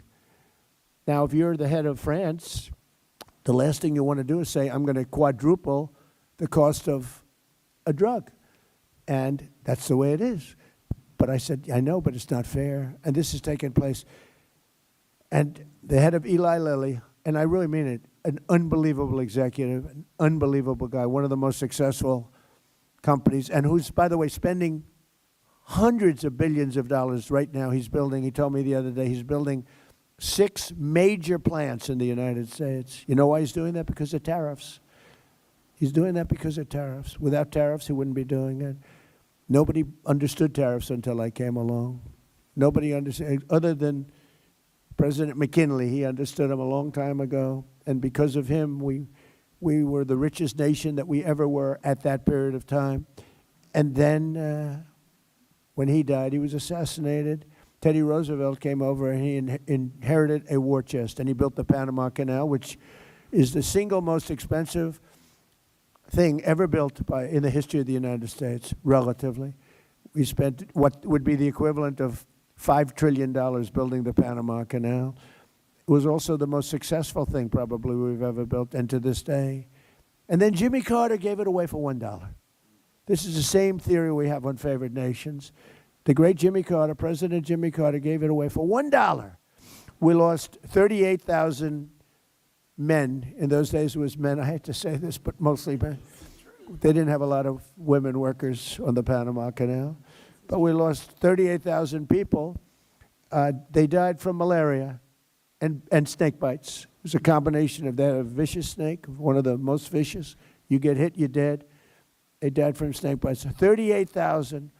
They paid workers from the United States 3 times more than they made to come over to Panama and dig. For many of them, that was not a good deal. They died, 38,000. We gave it away for that. But that same stupidity having to do with the Panama Canal, and I could tell you about 100 other stories too. You don't have time. But that's what went into this whole thing with favored nations. So Europe and other nations all over the world were getting drugs from the same plant, same factory, same everything, same location, everything, same company, for a tiny fraction of what we're paying. So our people were paying a tremendous amount. So the gentleman from Eli Lilly and others, we had a meeting, and they all finally put up their hands. You got us. We give up. And they were great from that time. But we had a problem. The other nations weren't going for it. France turned it down. Germany turned it down. UK turned it down. European Union turned it down, the whole group. And they said, there's nothing you can do about it, sir. And I said, yes, there is. No, there isn't. You'll never be able to get them up. Or never. I mean, the whole industry is going to be torn apart. I said, we'll get them up easily. Are you crazy? Of course we'll get them up. That's what I do for a living. I get people up. So I started with President Macron of France, and a very nice person. I like him a lot. I hope he's listening because he doesn't believe that, but I do. He's a nice man. And I said, Emmanuel, yes, Donald, thank you so much for calling. Oh, I said, you're not going to like this call. You're going to have to get your drug prices up. No, I will not do that. I said, Emmanuel, we're paying 13 times more than, 13 times, not 13%, 13 times more than you are for this pill. I rattled off some numbers that are crazy. You know the numbers I'm talking about, Oz. Oz would give me some numbers. I'd say, this is crazy. We're paying 10 times, 12 times, 13 times. No, I will not do that. I said, look, you've got to do it. 100% you're going to do it. No, Donald, I told you I will not do that. I said, here's the story, Emmanuel. If you don't do it, I'm going to put a 25% tariff on all goods, wine, champagnes, and everything else coming into the United States of America. He said, Donald, I would love to do this for you. It would be a great honor to do it. And that's where it began. And I went through country after country. Susie was responsible for getting every one of those leaders on the seeing. Susie, by the way, stand up, Susie. She is doing such a good job. She's the first female chief of staff, and she might be the best chief of staff too, but she's doing a great job. Thank you, Susie. So Susie got them on, and I just went one after another. I called Germany. No, we will not do that. I said, no, we're going to put a 25% tariff, which is, by the way, about 7 times more than they would have to pay by raising their drug, like 7 times. This wasn't like a little bit more, 7 times more. And I may do that for Greenland, too. I may put a tariff on countries if they don't go along with Greenland, because we need Greenland for national security. So I may do that. I'll give you a little, I'll take you out of the, in fact, that'll end up being the story. But actually, this is a much bigger story because we're reducing healthcare by numbers that you haven't seen. So I spoke to the top 10 countries. They all said no, and within about 2 minutes, they all agreed. And we were off to the races. And now we have favored nations. It's called most favored nations. So if France is paying, let's say, $20 or $30 instead of $10, we are going to pay that 20 or 30. We pay the lowest price, whatever the lowest price is. So if France is paying $100, but Germany's paying $20, we pay what Germany pays. So we go from a horrible situation on drugs, prescription drugs, to the lowest price anywhere in the world. Is that a correct statement, Oz? Because they're going to blame you. If you want to correct me, you can, but you won't be here for long if you do. They'll You're say, correct, Mr. Oz has President. left employment. No, but is that a correct statement? That's absolutely correct statement. And that's what we want to codify in the great healthcare plan. Yeah, That's what why we're it's so codifying. important. That's Because right. if the president's not here, there's a flight risk with these companies not obliging us anymore, because I think it's the strength of your personality, but also they know they will follow through with the threats if we don't act. So we believe other countries will change their opinions, and so will drug companies. So we've got to get it into legislation. Well, if you have the wrong president, the countries have tremendous influence over us. They look, why did we go to an income tax system instead of a tariff system? We had the wealthiest nation. If you go back to the 1800s, 1887, we had money, so much money, we didn't know what to do with it. But the countries at that time, same, no different. They have a tremendous influence over this country. For whatever reason, I don't know, but they do. So if you have the wrong president, they'll change the system in 2 minutes. I mean, they'll change it. And the drug companies are very powerful, too. You have to deal with them. In this case, it was both. I mean, you had a problem with the drug companies, but you had a tougher problem, in theory, other than the fact that I understood how to deal with them. And I'm the tariff king, and the tariff king has done a great job. And I hope we win the Supreme Court case, because if we don't, be a shame for our country. Be a shame. We have a great, safe, beautiful country now. We're doing better than we've ever done. We hit 42 stock market highs during the 11-month period that I've been here. There's never been anything like it. Stock market's hitting a new high again today. So it's it's been incredible. So just to end it on this, because it's such a big subject and it can't be explained by reading. As good as my speechwriter is, he's fantastic, but he can't write it in one sentence what we're talking about.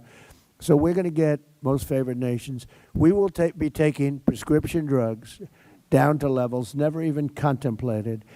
And that's all great for healthcare, because when you're paying a tiny fraction of what you had anticipated paying prior to today, prior to this month, this all took place over the last month and a half. And the sad part is that when we first announced it, and we did it in a little bit more general form, when we first announced it, the Times did a story on page 22 or something, way back in the little story in the back of the newspaper. This is the biggest revolution in the history of medicine in this country, because it's price. You're going to buy the drugs for a small fraction of what you were paying for them last month. And I tell the story of my first term. I was the one, after 28 years, that got drug prices down. It was either 1/4 or 1/8 of 1%. I got them down for the year. First time in 28 years. I was so proud of myself, I called a news conference. I said, ladies and gentlemen, for the first time in 28 years, drug prices have gone down for the year. 1/8 of a point. In fact, I had a chart. It was the worst chart I've ever seen. It was a line that went from January to December, and it was dead straight. You had to get a little, like a carpenter uses to see. I said, this doesn't look good. It's not the greatest line, but I was proud of it because it did. It went down either a quarter of a point or an eighth of a point, tiny. And now think of what we're doing. We're bringing medicine down by many times. Nobody's ever seen. And there are two ways of calculating. You could say 1,000%, 2,000, or you could say 90% or 80%. The Democrats want you to say 90 or 80, but there are two ways of calculating it. You understand that, Dan? And we'll take either way. It doesn't matter. But we'll be paying a tiny fraction. So that's going to go into our plan. And what Oz said is very important. It's very important that whoever is in this office is, strong and intelligent. And if they're not, they could, it could be ended. But what we want to do is we want to have it codified so it's very hard to change. And that's all part of the process. I think it's the greatest revolution because it's financial is, a big part of the drugs. And all of the doctors sitting there know exactly what I'm talking about. They have their patients in Europe and they say, I can't believe it. I'm buying the same thing for, 15% of what I pay in New York or in Chicago. And they're all nodding their heads. That's right. That's not going to happen anymore. We pay now, just to end it, the lowest price in the world, whatever that is, that's what the United States of America will be paying. Isn't that an amazing, long story? I was going to say long, boring. It's not boring. To me, it's long and exciting. It's the biggest thing to happen to healthcare. I don't think there's anything we can do. We can do all of our different methods, but there's nothing we can do that can ever top what we do. And the press should treat it fairly instead of not writing about it, because they don't write about it because it's me. Primarily because it's me, but also because it's Republican. And they don't write about it, and they should be ashamed. But fortunately, the public understands it, and that's why we won the election in a landslide. So it's a great thing. Instead of Americans paying the highest drug prices anywhere in the world by far, by 10 times sometimes, will now pay the lowest cost paid by the lowest nation. So the lowest nation, whatever that is, I hope they negotiate a great deal. I hope somebody out there of all those nations is going to be a better negotiator than everybody else. And whatever they get, we get, Mike. Is that pretty good? Look at Mike. Even Laura, first time I've ever seen him smile. And next, our plan would reduce your insurance premiums by stopping government payoffs to big insurance companies and sending the money directly to the people. So instead of, and this started, and I'm not really a healthcare maven, but I was always a good businessman. It started, I'm reading the paper, and I see the money that the insurance companies were making from us on Obamacare. And they're up by 1,000%, I think one was up 1,723%, 1,700%. And it's because of the massive amount of money that's sent to them by the United States government. And I said, why don't we just send it directly to the people instead? And I made that statement. It was a common sense statement. I didn't check with anybody. I didn't even call Oz or anybody. It just made sense. I made a statement, and it went viral. Can you believe it? It was so popular. In other words, we cut out the insurance companies. They're making a fortune. And, they're good people. They're business people. I don't blame them. But we cut them out. We pay the money directly to the people. The people love it. I said it, I said it as a non-professional in that business. And I made the statement like, all of a sudden, it's like the biggest story, that one, the biggest story. And I get a call from Caroline, who's around here someplace. She said, sir, we're getting inundated. Margot called me too. Margot, you called me too. Margot, everyone knows Margot. She's been here from the beginning, right from the beginning. But she said, sir, both of them. They said, sir, we're being inundated by what? You made a statement about health care being paid directly to the people into health savings accounts or whatever you want, health care accounts. And I said, I did. What's the story? He said, it's crazy. It's blown up. People loved it. And so that's where we started. So Obamacare was designed to make insurance companies rich. It really was. I mean, maybe not knowingly at the time by Obama, because he didn't know much about this stuff.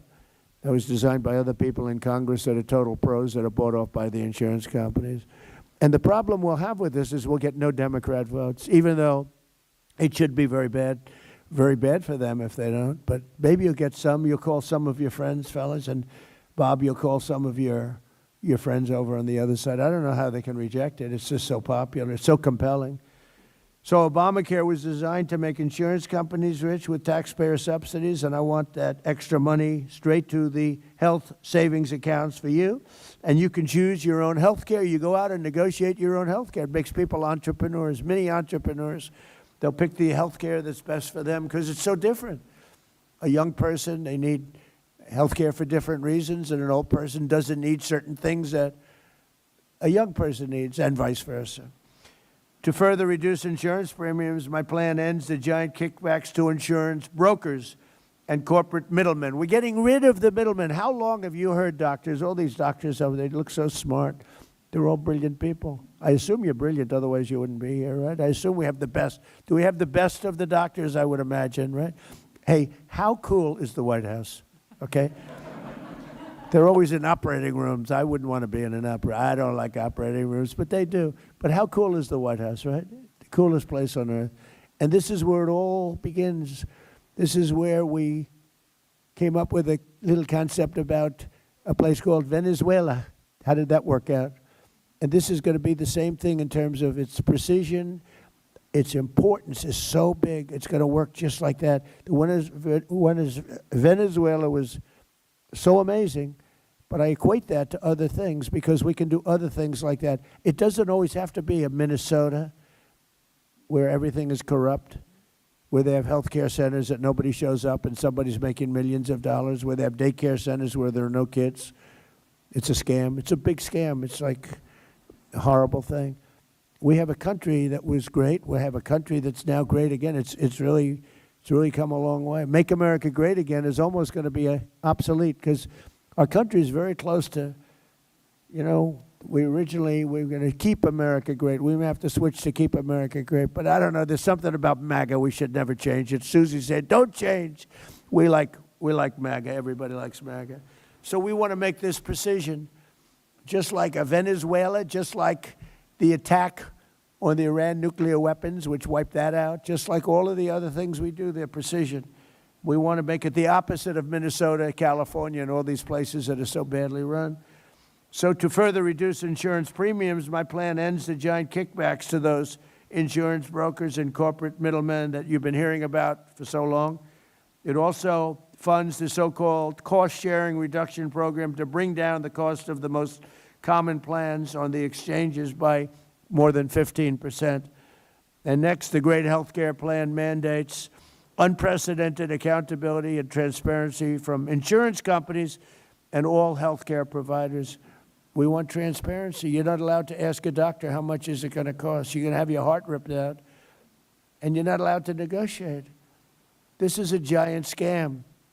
It's, in certain ways, look, nothing can compare to most favored nations. But when you give yourself the right to negotiate, you're not allowed to even ask how much it costs. You're supposed to go into a hospital and get operated on.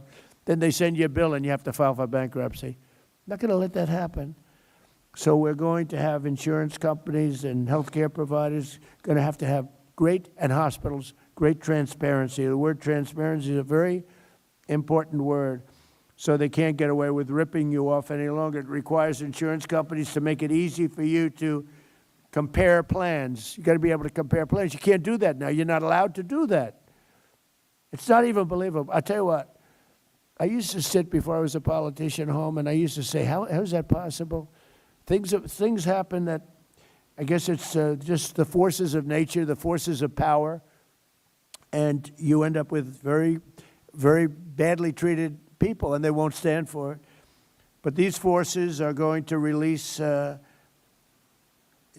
earthquake of reduced price health care. You're going to have massively reduced costs. This is no longer we're going to cut it by the famous 1/8 of a point. You're going to have massively reduced health care, and it's going to be massively better.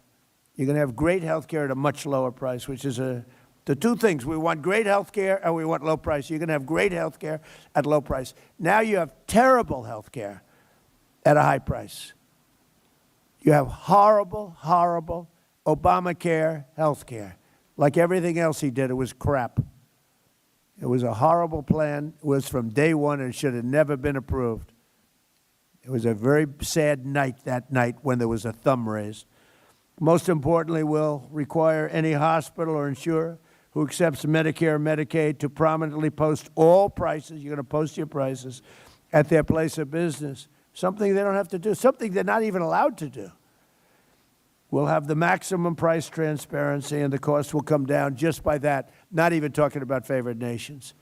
The price will come down. So just in conclusion, I'm calling on Congress to pass this framework into law so that we can get immediate relief to the American people, including rural America. And I hope to get Democrat votes.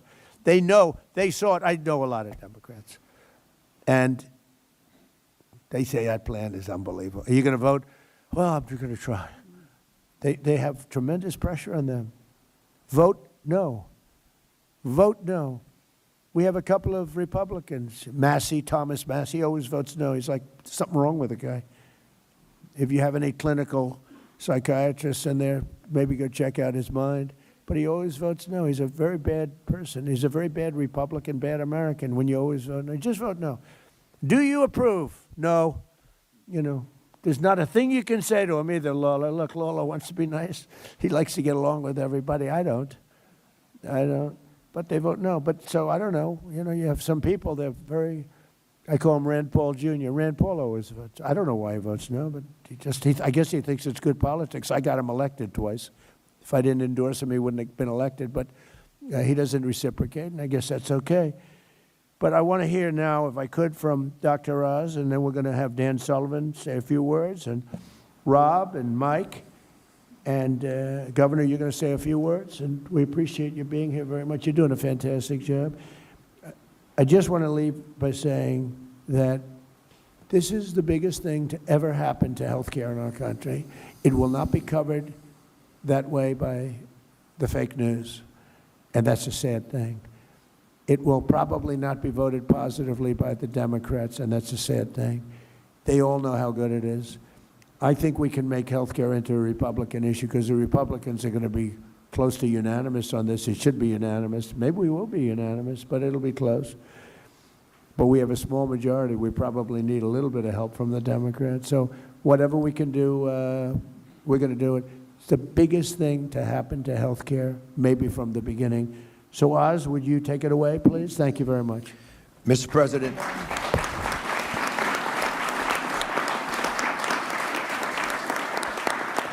Mr. President, thank you for standing up for American health care. And I just want to underline this fundamentally important issue. We need Congress to help craft the Great America Health Care Plan.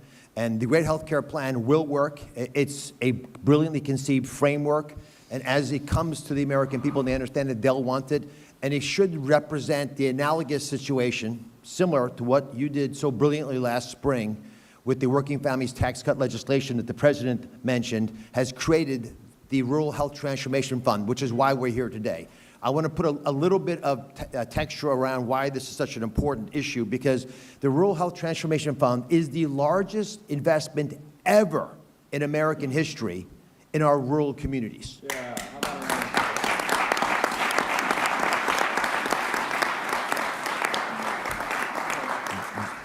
50% increase in the amount of money that Medicaid, which Secretary Kennedy and I regulate, into our rural communities, $50 billion.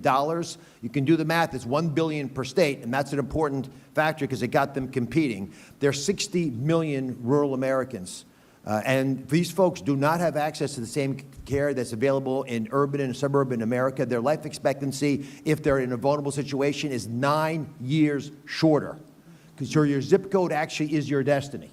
It determines how long you're going to live, and we can make a dent in this because the high rates of chronic disease and other ailments that plague our rural areas are often driven because they don't have access to care.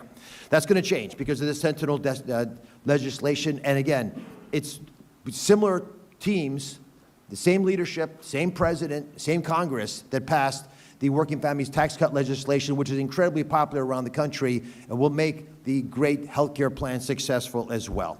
From the day the legislation was signed to create this wonderful fund, this transformational fund, the team at CMS, which is under Secretary Kennedy, began working. And they're here today. Steph Carlton, outstanding Chief of Staff, Alina Chekai, and Emily Chan, that day started working. It was July the 4th, by the way, on the specific vision for the program. How do you actually get the money out the door in 6 months? The president was insistent. He did not want the money in Washington.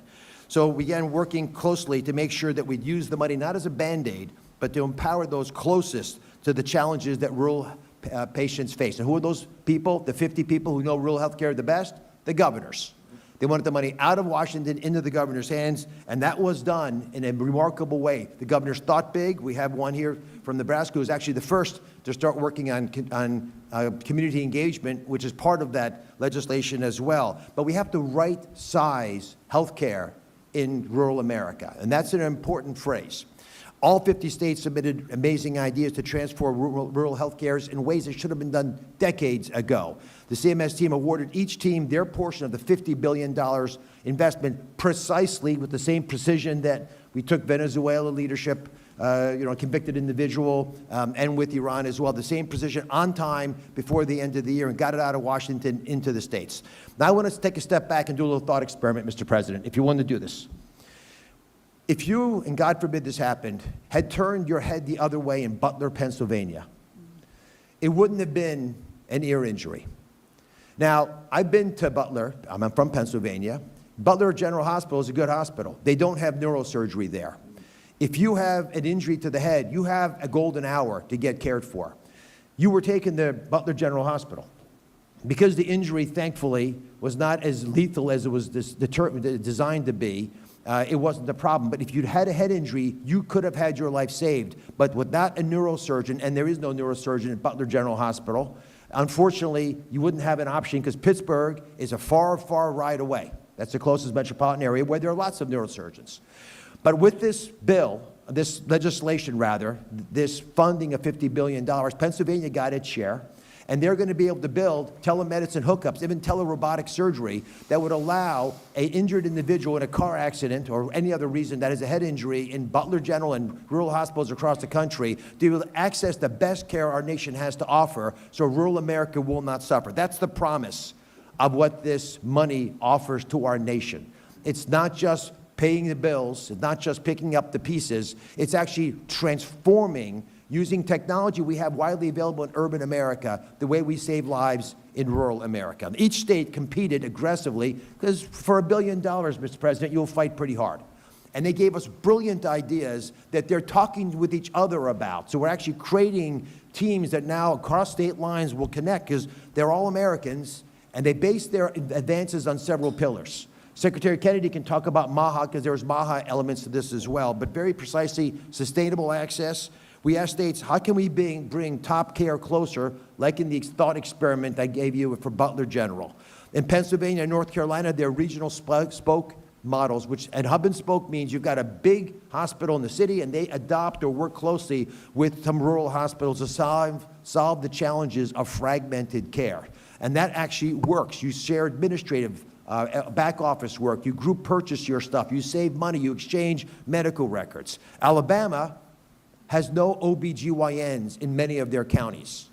So they're doing something pretty cool. They're actually having robots do ultrasounds on these pregnant moms. So we can actually get those images back to the big center so we know if the child has a problem and we know if that mother's at risk. We have one of the highest maternal mortality rates in the world, in the country with the best medicine in the world. It's often stated, people ask, does healthcare stink in America? Well, they don't like it. Would you leave America to get healthcare elsewhere? Nobody leaves. We have the best health care if you can get to it. We don't want rural America left behind anymore. As an aside, by the way, we've talked about the most favored nation drug pricing. One of the first companies and areas we used most favored nation drug pricing is fertility drugs. That's why we're going to have so many Trump babies, because we've dropped dramatically the most expensive part of the fertility space. And so America no longer will pay so many times more, in that case it was 10 times more, for the same fertility drugs that they're available for moms who want to get pregnant in Europe. I want to thank Terry, who's here as a nurse practitioner, Andrew, who's a doctor, West Virginia, New Mexico. They're representatives of the workforce in rural America. But there are only two of them here representative because we don't have enough people working in rural America.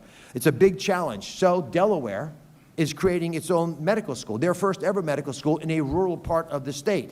So that can get more local talent that will stay local in those parts of Delaware. Michigan is launching the high school to healthcare pipeline grant program. They want to take kids out of high school in Michigan, local rural communities, and get them into the system, get them trained as nurses, because they'll stay home because they're from those communities, and they'll save lives for decades there. These are the types of programs that can get our rural communities and economies up to high gear and keep it that way long after this 5-year funding is done. And finally, tech innovation. Rural communities would benefit the most from high-tech advances, like we just discussed, as possibly if there was a head trauma case.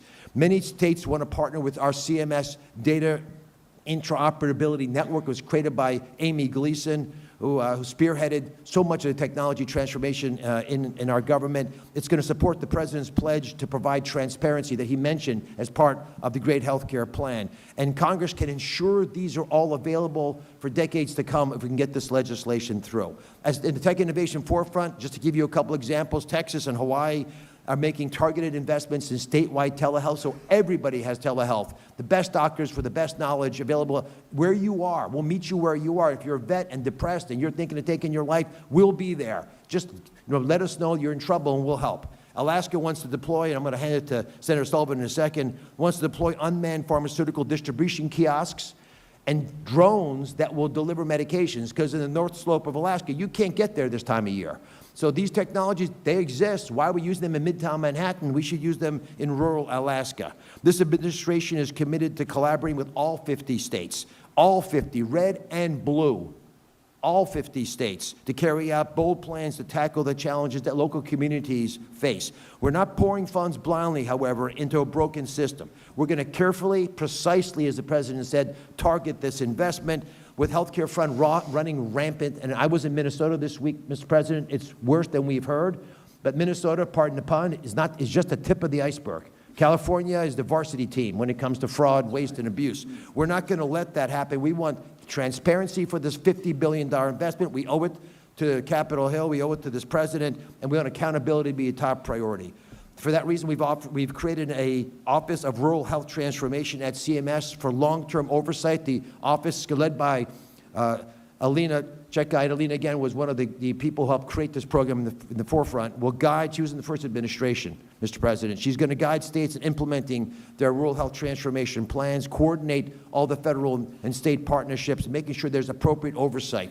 In addition, every single state is going to have a dedicated project officer. We will be there with you. We're going to help you. Please engage us. You've got lots of lives at risk. It's a true state-federal partnership, unbelievable, extraordinary milestone for health care. Your zip code will no longer dictate whether you have excellent health care. Your zip code will no longer be your destiny. It's not going to dictate your life expectancy. Mr. President, I cannot thank you enough for the leadership that it took to get this $50 billion investment in rural health care. They don't make a lot of noise. They just want to get the job done. You stood up for them in Congress. God bless you for making this possible. Please do it again. Please do it again for the great health care plan. Let me hand it to Dan Sullivan, who's a spectacular member of the Senate, and obviously Alaska, they're pretty rural. Thank you, Dr. Oz.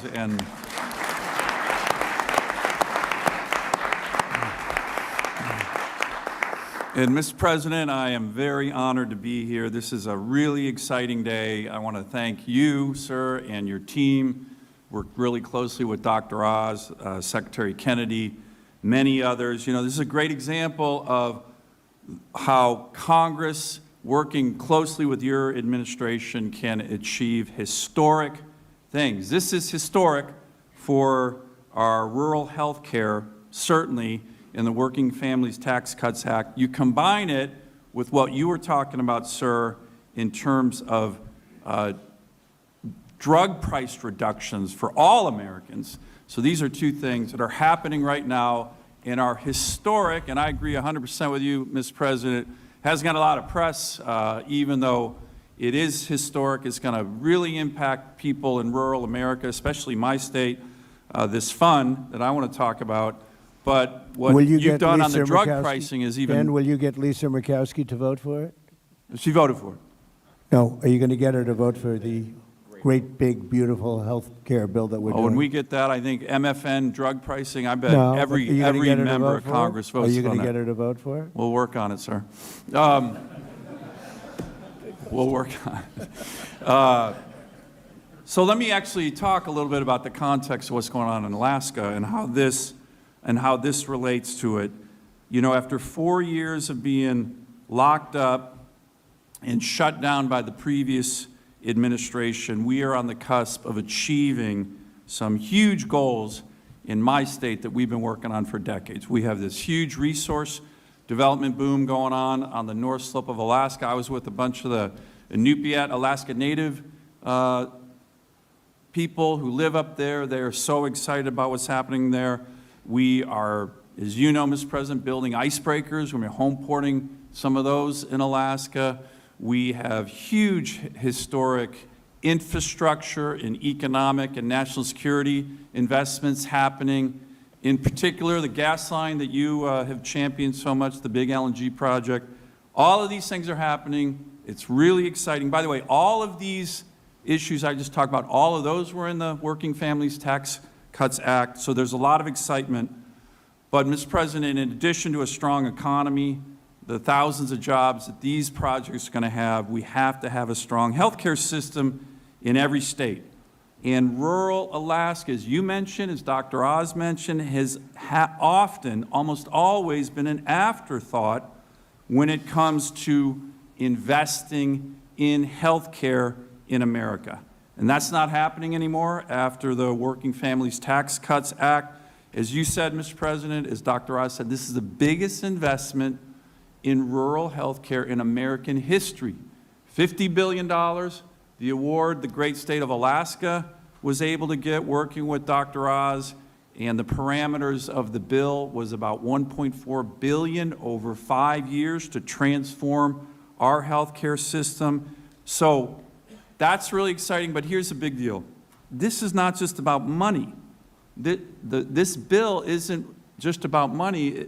The reason it's so impactful is that it's focused on letting states and governors design the system that they need. Alaska has many unique healthcare challenges, Mr. President, as you know, but for decades, the mentality in Washington, D.C. is this approach to one size fits all. D.C. tells every state, here's how you have to do it, and it never works. It never works. It certainly doesn't work in my state. I'll just give you one example, the federal match on Medicaid.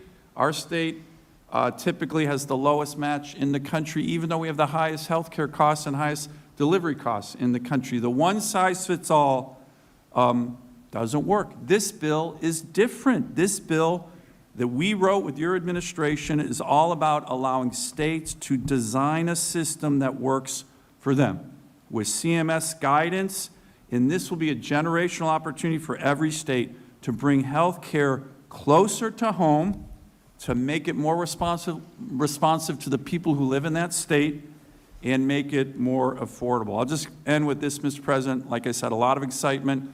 We got Governor Dunleavy, who sends his greetings, was hosting the stakeholders in Alaska who are going to be applying for these funds, working with CMS in our state. Over the last couple of days, we have over 300 people coming to these meetings on how to use this transformation fund to better health care in Alaska. And this is going to help my constituents, it's going to help every American, and it is really exciting. And I want to thank, again, Mr. President, and your team. Thank you, Dan. Thank you very much. Oh, thank you very much. We're going to have to go very fast.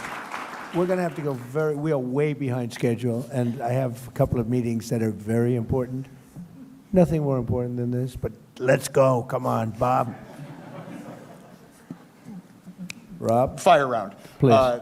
Mr. President, thank you very much for having me here today. And I represent northeastern Pennsylvania. Your governor from Scranton, Pennsylvania, so never had the opportunity to meet. But I inherited a very similar problem. But before I was even sworn into office, I had two hospitals, Moses Taylor and Regional in Scranton, that were imminently facing closure. Right. And it's been, and working with Dr. Oz, Administrator Oz, and the CMS team has been absolutely incredible on so many levels. And thank you again for intervening and shepherding us through that process. But when you're looking at Pennsylvania, we're going to receive over $193 million. In 5 years, it'll be over $1 billion for the Commonwealth of Pennsylvania. And when you think about northeastern Pennsylvania, clinics and regional hospitals, rural hospitals are the backbones of our communities. So making a targeted investment that is not just going to Band-Aid over poor operational procedures, it's going to actually transform rural healthcare.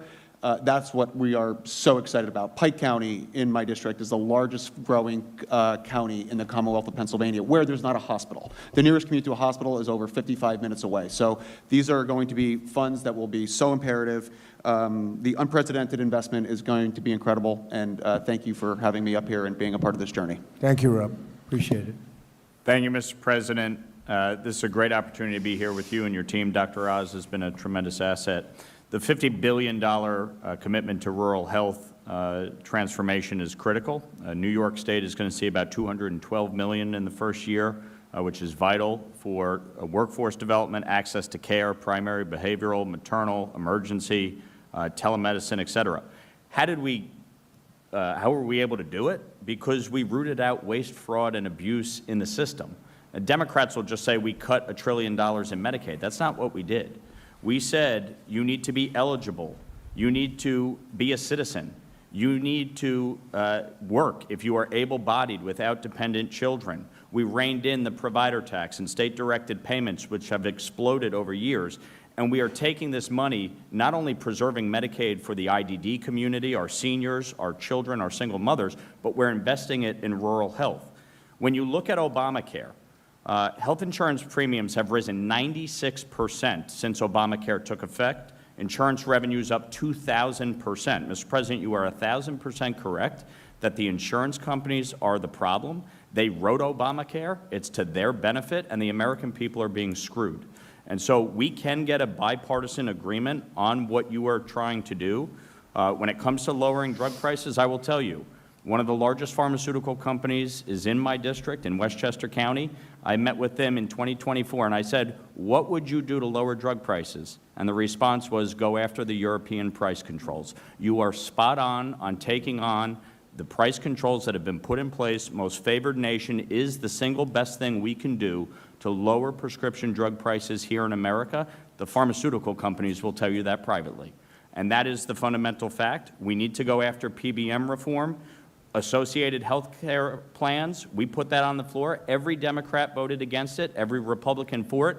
Those would reduce costs by 11% because businesses, small businesses, would be able to pool together and purchase health care plans at a lower rate. We need to go after the PBMs and make sure that insurance companies are not owning providers and owning PBMs. That is what is driving up the cost of health care in this country. You've talked about IVF. I've been a big champion on this. We need to make sure the insurance companies cover it. I also have a tax bill to provide tax incentives to Americans, and what you have done to lower IVF costs on the drugs is critical. And you are 1,000% correct on expanding HSAs. I fundamentally believe that we can address the issues with Obamacare, make sure that the American people have access to care at a lower rate. We can get a bipartisan agreement to address the EPTC with expansion of HSAs so that the money goes to the people and not the insurance companies. We are committed to working to get this done, and I thank you for your leadership. Thank you. Thank you. Mr. President, gigantic thank you, and thank you for your incredible leadership. Your courage gives me more courage to say it the way it is. We're working very hard in Nebraska to run government like a business. This investment into rural America, which, by the way, in all of Nebraska, you poll 85%. I don't know what the hell's wrong with the other 15, but your 85 is a pretty good number. I think, be very, very brief. This plan will allow us to do common sense, pragmatic investments in rural Nebraska, and they will be sustainable. We will make sure that we don't need another dollar after 5 years. We are working on simple things like food. Real food is good medicine. We're working on making sure that all of our veterans, Nebraska is 500 miles long, 250 miles wide, no longer are veterans going to have to drive to Omaha to get care. We're going to take care of our veterans at home. Investments in technology so we can educate our children in rural Nebraska to provide health care are really, really important issues. And I think that the other is we've developed what we call 6 Regions, 1 Nebraska, and that will focus and take advantage of those. So we're working on what we have and then being able to use these resources to also help us with mental health and drug care as well. So we're incredibly grateful. Nebraska, we work hard. We're about faith, family, hard work, the American dream, and we don't ask for much help in rural Nebraska. So we're really grateful for this investment. Thank you. Thank you. Thank you. Thank you for being here. 1 minute. How about 30 seconds? How about 30 seconds, sir? As a small town kid from Glen Rose, Texas, population 1,200, where I grew up, what you are doing today changes everything. And on behalf of our farmers and our ranchers in rural America, it is a new day, and we're so grateful. The final thing I'll say is I think about Abraham Lincoln, who also sat in this room, and I think about other presidents throughout American history. And you think about how the fundamental course of American history has changed in certain pivot points throughout history. I think about you as the peace president, 8 wars solved, more coming. I think about you as the security president, a border that is secure for the first time and more than any time in American history. I think about you as the prosperity president. We talk about, Kevin, wages going up. We'll give poverty her more coming than down. 1 minute. In fact, Oh no, I'm almost done. she I'm almost done. she can speak as long as she wants. I'm almost done. The prosperity president and what's happening. Think about you as the affordability president. Everything is coming down. Inflation is coming down. The cost of groceries is coming down, fuel, housing, etc. And sir, today, in the last 2 weeks, you will go down in history as the greatest president for the health of this country in history. Think about our new dietary guidelines from Bobby Kennedy and I, but with your leadership, putting real food back in the middle of our health care conversation. Whole milk for healthy kids with those dairy farmers 2 days ago. We were in Pennsylvania talking about it yesterday. And today, putting the patient and the doctor back in charge of health care with great leaders like Governor Pillen. God bless you, Thank your you very leadership, much. and all of our leaders. Thank you so much, sir. Thank you very much. It's been a great day. And Terry and Andrew, thank you. Thank you very much for being here. I hear you're just outstanding people Yeah. and have really helped. We appreciate it. You want to say something? Thank you, President Trump, and I would just echo everything that's been said here. Thank you very much for what you're doing. I'm from the northwest corner of New Mexico. We also work with the Navajo Nation. Right. And so we have a lot of rural areas in our state and in our county. I'm also a county commissioner. So Good. I take as being a nurse practitioner, a county commissioner, with a heavy weight in order to see this happen. And it will help produce accessibility, which is a huge thing. People have to drive for miles in order to see a health care provider, workforce, quality care, and sustainability for our hospitals. That's what we're looking at. We meet next week in Santa Fe with our legislators. And so we're going to be addressing the licensure compact as well. And they've got to clean up their elections in New Mexico. We're working. Because those elections are so corrupt, it's incredible. If they Okay. clean it up, we win by a lot, but they are really corrupt elections. So I think if you want to do this, you have to tell them to start working on that. It's unbelievably one of the more corrupt states in terms of that. But you uncorrupted, so I appreciate you being Well, here. the Terry. Northwest Corner loves you. I know. I know. Thank you. I know we have a great love in New Mexico, but it's the elections are so corrupt. Not much you can do about it. We have that with numerous states. Thank you very much, Andrew. Thank you very much. You have anything to say? Mr. President, thank you for having me here today. It's an honor to be here to represent my community. I'm from Northwest Georgia. I grew up in West Virginia. To represent my colleagues and my profession, it's truly an honor. This is so important to our patients, to put the physician and the patient back together and take everything else out of the middle. I practice in cardiology. Having efficient, effective, high-quality care is so important, and time is of the essence, and patients need to be able to have close proximity to their doctors to get the care that they deserve. Quality of care shouldn't matter about the zip code. We should be able to do what we are best at and take care of our patients on an equal playing field, and this certainly helps that. I greatly appreciate all that you've done for the American people. You are an inspiration to us. You make us believe no problem is too big to solve. I mean, you are a representative of that. And I thank you for your leadership. Thank you for this opportunity to be here. And thank you for putting healthcare at the forefront. It's so important to every patient and every family that we take care of. Thank you very much, Andrew. Great job. Great job you both do. Amazing. I've heard unbelievable things. And doctors in particular, thank you very much for being here. We very much appreciate it. Thank you, everybody. It's a big story. Thank you.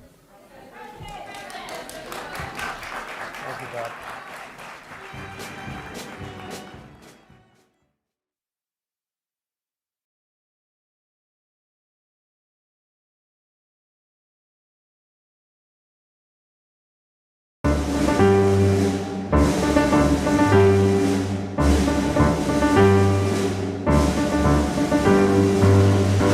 Ladies and gentlemen, the President of the United States.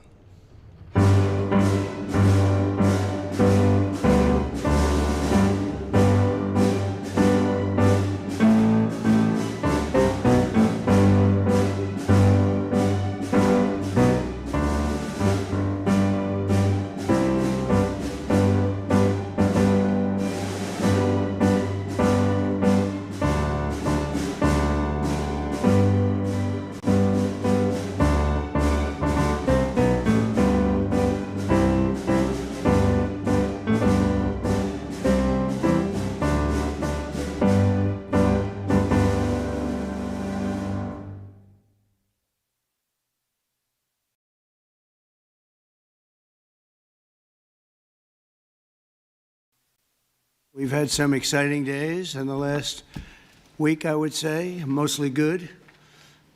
Some of the things you're reading about in Los Angeles, thank goodness we sent out some wonderful National Guard. They've really helped, and a lot of problems they were having out there. They were afraid to do anything, and we sent out the troops, and they've done a fantastic job. So I want to thank them very much. I also want to thank you for being here as we discuss one of the most exciting parts of the One Big Beautiful Bill. It is indeed a big, beautiful bill, and it's doing very well.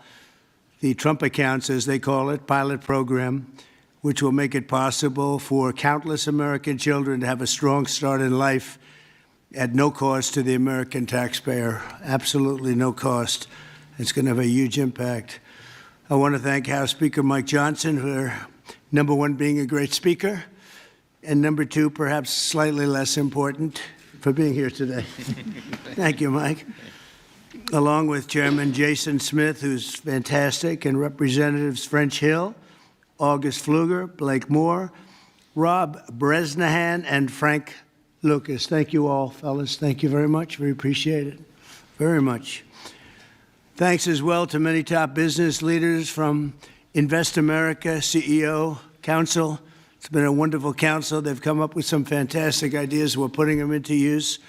They're really the greatest business minds we have today. These men and women lead large, successful companies, and they're committed to contributing millions of dollars to the Trump account. And it's really, it's going to be something incredible for children and for their employees in many cases.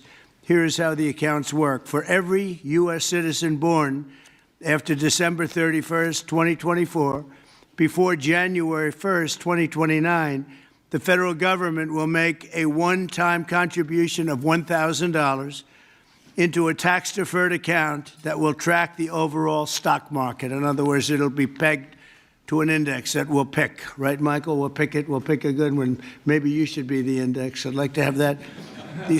These kids would be very wealthy if that were the case. That would be a good idea. I think we might do that, Michael Dell. These accounts will be private property controlled by the child's guardians, and in many cases, those guardians will be the parents. We think probably the parents will be the guardians. They'll be open for additional private contributions each year from family, friends, parents, employers, churches, private foundations, and more. This is a pro-family initiative that will help millions of Americans harness the strength of our economy to lift up the next generation, and they'll really be getting a big jump on life, especially if we get a little bit lucky with some of the numbers and the economies into the future. In addition to the substantial financial benefits of investing early in life, extensive research shows that children with savings accounts are more likely to graduate high school and college, buy a home, start a business, and are less likely to be incarcerated. Trump accounts will contribute to the lifelong success of millions of newborn babies. They are fully, and this will be very interesting, I think, for everybody to hear, they are fully funded through targeted reforms in the One Big Beautiful Bill, like the $1.7 trillion in mandatory savings, welfare reforms to stop waste and fraud, a 3.5% remittance tax, and more. And it's just a part of that. The One Big Beautiful Bill is among the most important pieces of legislation in our country's history. I don't think there's ever been anything bigger.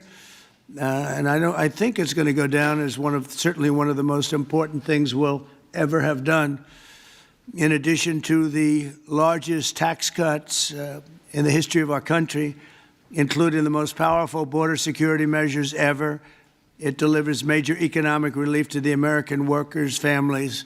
And there are so many things. Rebuilding our military, we built it just 8 years ago. We started and did a great job, but now we have to rebuild it again, plus technology change. All of a sudden, it's about drone. You know, we have a new form of warfare. It's drone warfare. So a lot of things change. We did a great job with the military, but now we're going to have to do some little tweaks, to put it mildly. And we'll be doing that, and we have it all nicely funded. I look forward to signing this into law. It's really something that we're having such an opportunity. And I have to say, he's here with us. He's a person that I've admired for a long time.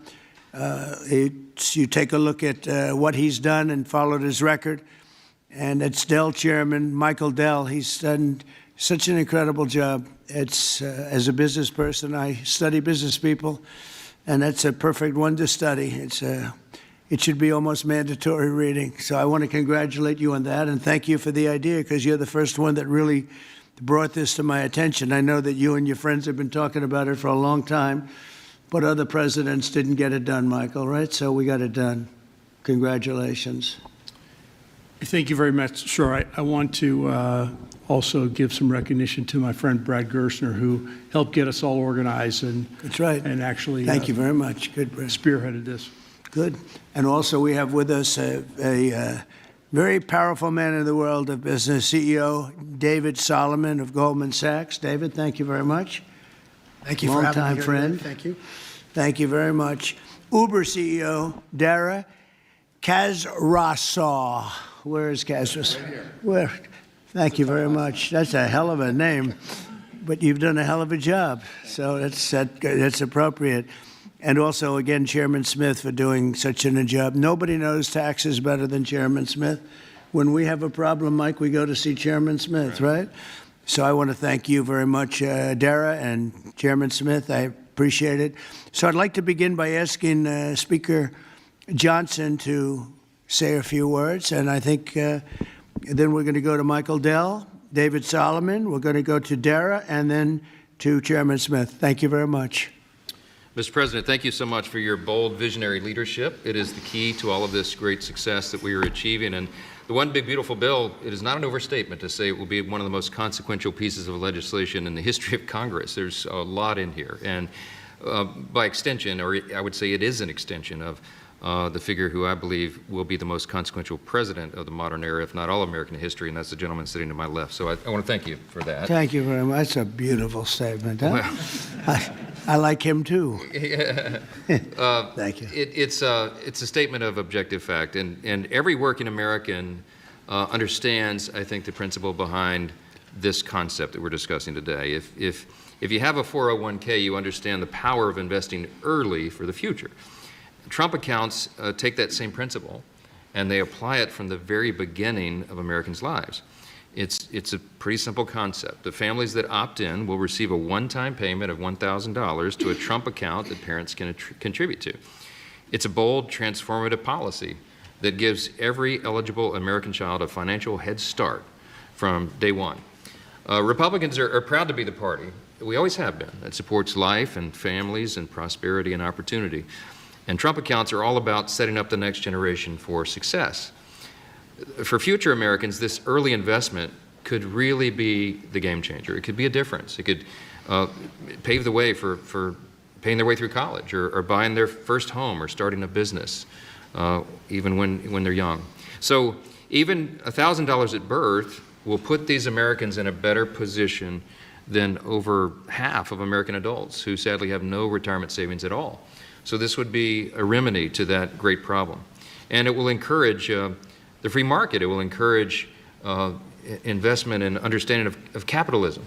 All these things that we want to foster among the American people so that the economy and individual lives can flourish.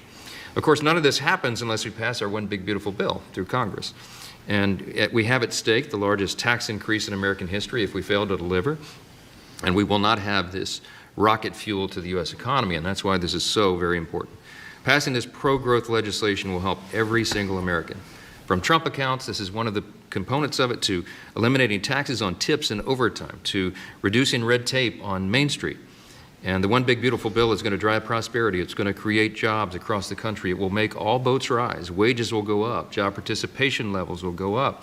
We'll have more opportunity, more economic opportunity for more people. So you can climb up that ladder to the next step. The typical family with 2 children is going to see their take-home pay increase by up to $13,300 a year. That's real money to real people. This legislation is geared for hardworking Americans, and it is going to help everybody. And we are excited to deliver it. It can't happen soon enough. We are very close now to that finish line. After about 14 months worth of work that's gone into this, we're excited that we're almost there. Mr. President, thanks again for your leadership, to all the great leaders around this table for all that they invest to our economy and our country and its government. And I will, as we say in the House, I'll yield back. Thank you very much, Mike. I appreciate it. And again, for a great job. Thank you very much. Michael, please. Thank you so much, Mr. President. I believe this is an incredible moment for all of us here today, and it's wonderful to be with some of the leaders of the most successful companies in the world as we come together to invest in the future of our country. We see the Invest America Act and the establishment of these Trump accounts as a simple yet powerful way to transform lives. Decades of research have shown that giving children a financial head start profoundly impacts their long-term success. With these accounts, children will be much more likely to graduate from college, to start a business, to buy a home, and achieve lifelong financial stability. Dell Technologies is proud to be one of the very first companies to support the Invest America Act, a bill that provides every child with a $1,000 seed investment account at birth. This is a straightforward step with enduring benefits. Following your inspiring lead, Mr. President, Dell Technologies will match the government's contributions dollar for every child born to a Dell team member. This isn't just a new benefit. This is an investment in our people, their families, our communities, and America's future. And it embodies our core belief that opportunity should begin at birth. My wife, Susan, and I, also through our family foundation, have been closely studying the Invest America Act. And assuming that it becomes law, we expect to make a very significant gift. We view this initiative as a powerful platform for philanthropic innovation aimed at helping children thrive wherever they come from, particularly those families who have been historically left behind. Mr. President, you articulated it perfectly. These Invest America accounts will give every new American child a genuine opportunity to participate in history's greatest engine of economic growth, the American economy. The funds in these accounts invested in American enterprise and innovation will grow over time into substantial nest eggs, providing support for education, home ownership, and starting families. The ability of families, friends, benefactors, and employers to match the government's generosity amplifies the life-changing potential of this initiative. Thank you, Mr. President, for your visionary leadership on this critical issue. These Invest America accounts will profoundly impact countless young Americans, ensuring they truly benefit from what Abraham Lincoln described as the right of every American, the right to rise. Thank you. Thank you very much, Michael. And we really have come a long way since you came to see me about 6 months ago with your beautiful wife. We had a nice talk. I said, that sounds pretty good. Let's think about that. And it's everybody I've spoken to about it, they can't even believe it. And because of great politicians and political leaders like we have I think this is going to go quickly, very well and very quickly, so I appreciate it. Thank you very much. David Solomon, please. Thank you, Mr. President. I'm thrilled to be here with everyone and excited to participate in this important and timely discussion. I'd also like to acknowledge the efforts of so many in Congress on this very significant issue, and in particular the members here, and particularly the leadership of Senator Cruz and Representative Moore, who have played a big role in helping drive this forward. We also wouldn't be here today without the leadership of Brad Gerstner and Michael Dell in really having the vision, the energy, the passion, the commitment to help move this forward. So thank you both. There are many reasons why the United States has the largest and most dynamic and most innovative economy in the world. But one of the most important is the fact that our system of democratic capitalism incentivizes a culture that does not penalize people for taking risks. In fact, it incentivizes people to have a vision to go out and attract funding that's necessary to make their vision a reality. It is no mistake that many of the most important and innovative companies in the world today started in a parent's garage or on a college campus or in any one of a number of unlikely places in the United States. One of my worries is that our current and future generations of young people don't fully appreciate and aren't as educated as well as they can be on markets and capitalism. And while capitalism is not perfect, it helps fuel the American dream. This initiative gets at the core of binding those future generations to the benefits and the potential of America's great companies and markets. Early childhood investments have far-reaching benefits, and Goldman Sachs is proud to support this initiative. This is an exciting opportunity for public-private partnership and for both communities and companies to invest in young people, the future of America. Once we see the Invest in America Act signed into law, Goldman Sachs would be excited to further support this Invest in America initiative. We believe passionately in our capital markets. They're an enormous competitive strength for the United States, and we know that our economy's future vitality is dependent on young people understanding the power of investing for the long term and sharing in the benefits of ideas that bring value to the lives of people around the world. Thank you, Mr. President, for helping drive this forward, and I look forward to continued partnership on this effort. Thank you very much, David. Dara, please. Thank you. Good afternoon, everyone. Thank you, Mr. President, for hosting us here today. It's an incredible honor to be here in a place that symbolizes the very opportunity that has defined my life. Thank you, Brad. Thank you, Michael, for your vision. We all strive to build something that lasts, and the Invest in America Act is a legacy that is going to last for generations. President Trump, thank you for your leadership. Your support is going to turn this powerful idea into a powerful reality for millions of young Americans. And I was 9 years old when I came to this country. My family arrived in America having fled the Iranian Revolution. We had lost everything that we had built. But we gained something far more valuable here. We gained a chance to rebuild again. We had a close-knit family. We had access to world-class education. And we had the one thing that fuels every American dream, and that's hope. So what if we could bottle up that hope? What if we could give that same power of hope, real, tangible hope that comes from having a stake in your own future and a stake in the best companies in the world to every single child that's born in this country? That's the promise of the Invest America Act.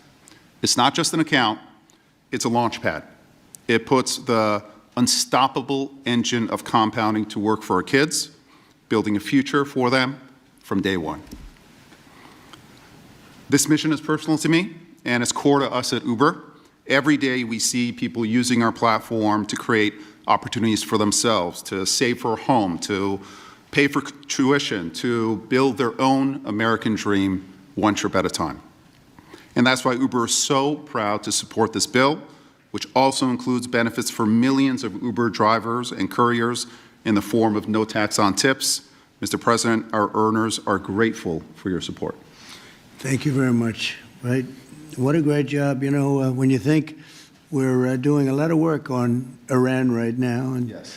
I see that what you just said, you came here and Absolutely. They took it all away from you, and you started, and you've become one of the biggest anywhere in the world. What a great story that is. Thank you very much, Mr. Congratulations. President. And we wish you all the success there. Thank you very much. We'll need it. We're going to need it for that. That's it. They're tough negotiators. They're great negotiators. Yes. Among the best. Look at Yes. you. Thank you very much. Thank you. Appreciate it, dear. Jason, please. Thank you, Mr. President. I want to first start off by thanking you for your leadership, your vision, your commitment to workers and families throughout this country. The One Big Beautiful Bill would not have been possible without you. And it delivers the largest tax cut in U.S. history, the largest mandatory spending cuts in U.S. history, the most significant welfare reforms in U.S. history, and the largest one-time investment in border security. So it's things to be extremely proud about. Representing Southeast Missouri, I'm extremely proud about how you're delivering for working families. No tax on tips. A waitress like the waitress in Nevada that talked to you about no tax on tips, and the other 4 million tipped employees in the country, they will see an extra $1,700 in their paycheck because of the no tax on tips. That's significant for someone who's just trying to put food on their table and clothes on their backs. The linemen working overtime to restore power will get an additional $1,750 into their paycheck. Seniors will get $72 billion in tax cuts. The Trump investment accounts will be a game changer for new parents, even before their newborn baby can walk or talk. Their child will have money saved to one day learn a trade, start a business, or to buy a home. Every child born under this policy will have a better shot at a future. It does not matter if they live on a city block or on a county road. This will make a significant difference to their lives, and it's because of your leadership, Mr. President, and we say thank you. Well, thank you very much, Jason, and hopefully we're going to get that through, and we have a certain date picked out, an ideal date. If it takes a little longer, that's okay, but ideally we're going to get by a certain date. And again, I think it's one of the most important pieces of legislation we've ever had before us and that the country's ever had. I'd like to ask, if I might, Brad Gerstner, one of the most successful people in our country. I'm a friend of Michael very much, and Michael has great respect. And if you don't mind, Brad, I'd like to say a few words, please. Thank you.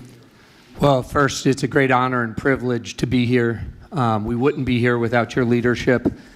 And for me personally, to be here with my son, Lincoln Gerstner, happens to be named after the gentleman over your right shoulder. Where's Lincoln? Well, he's good looking. He's much better looking than you. What happened? You know, hey, we all want our kids to be better than ourselves. But it was around our small kitchen table that this idea was really born. I started off like Jason Smith in a small rural town in Indiana. My dad had lost everything in 1978 trying to start an auto parts company, and the Japanese were tearing apart our auto industry. We had double-digit interest rates and inflation. Our family mortgaged the house to keep the company going and ultimately lost everything. So I know a little something about starting with nothing. And I know what it felt like that first time you had a little skin in the game, where you thought you had a shot. You went from nothing to something. And like Dara said, that is the great story of America.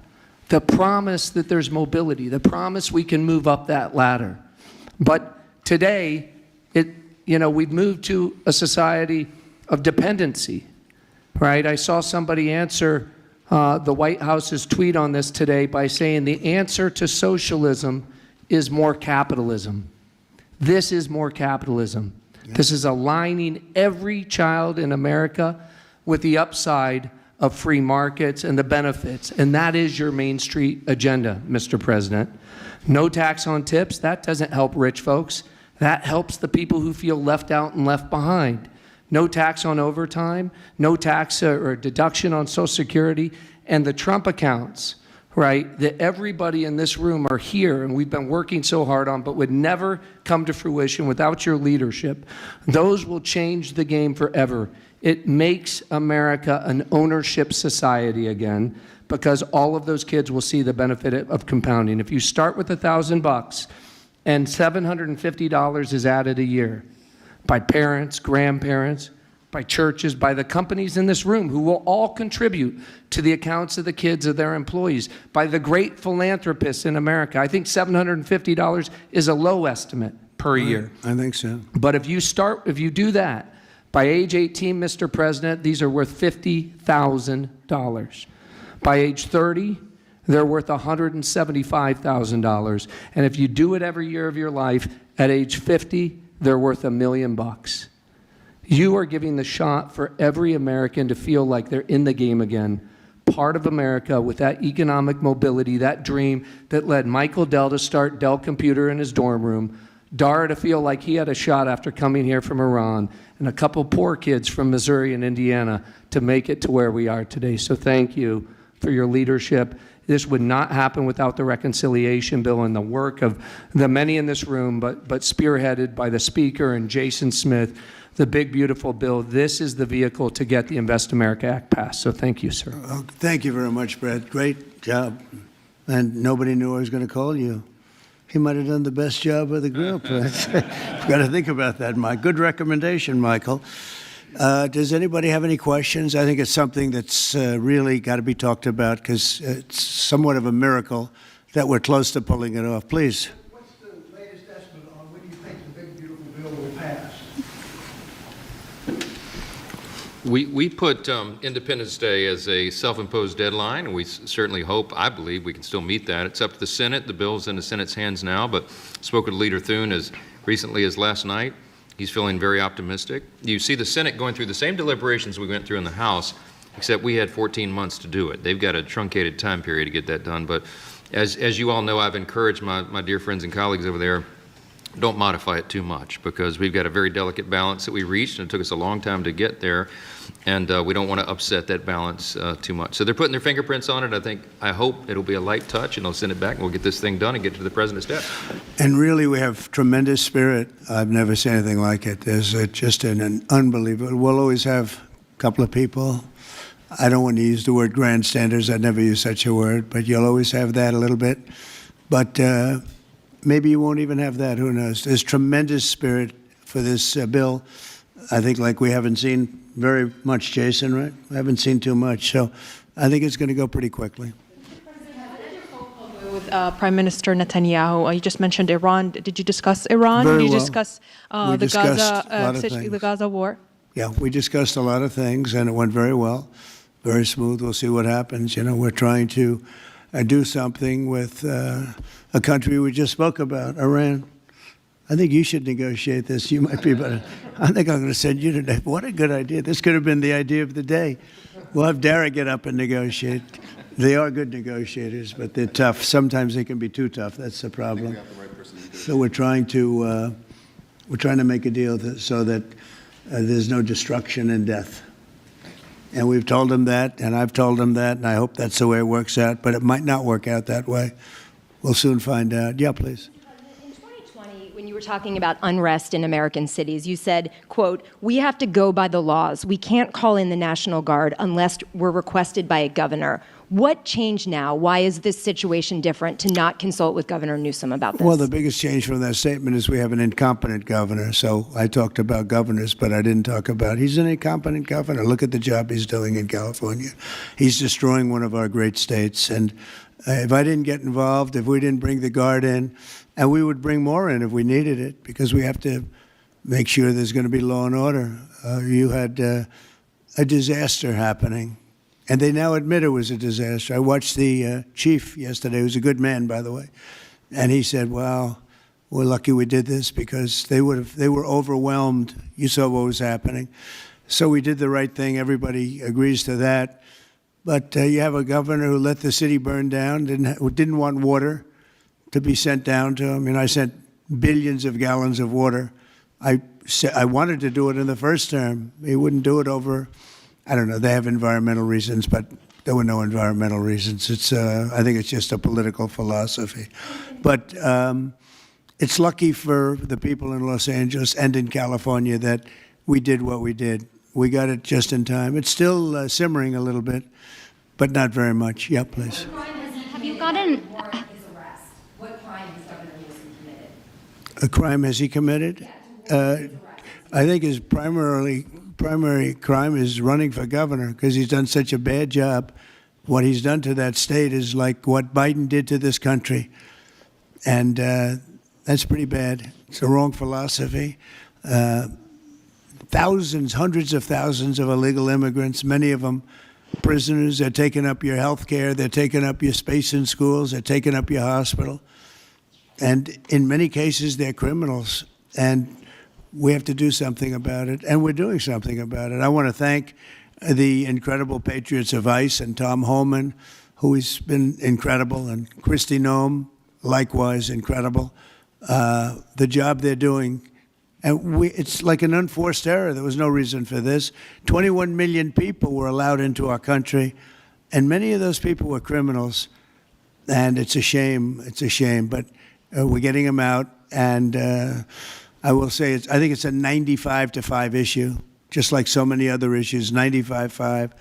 And the Democrats lost an election in a landslide because they're on the wrong side of the issues. I mean, it's not even conceivable that somebody would do the kind of things that he did. And then, you talk about projects. They want to build a train going from San Francisco to L.A., and it's costing hundreds of billions of dollars more than they thought it was going to cost. It's not even believable. To Brad and to people sitting here, would you believe that a train, it was going to cost X dollars and it might be 100 times X? Would have paid for this for about 50 million American children. You're right. 50 million American children instead of a 3-mile train track that never got built. We could have put Lincoln in charge with no experience. He would have done a good job. I guarantee you that. All right, please, Peter. Mr. President, have you gotten an update from your negotiating? Thank you, President Trump. So it seems like Gavin Newsom likes the attention that he's getting right now from I do. you. Yeah, I think it seems like he does. If you look at recent history, somebody who was running for president, you, who got arrested and had a mugshot, you could make the argument that politically that wound up helping you. Are you worried at all at this moment that talking about him getting arrested could be helpful to his political prospects? Because a lot of people think he wants to be sitting right where you are. Well, in my case, it was a witch hunt, and everybody knew it. And I was able to explain that during the process. Otherwise, I wouldn't be sitting here right now. And it was a total witch hunt. It's proven to be a witch hunt, and you see what's happened.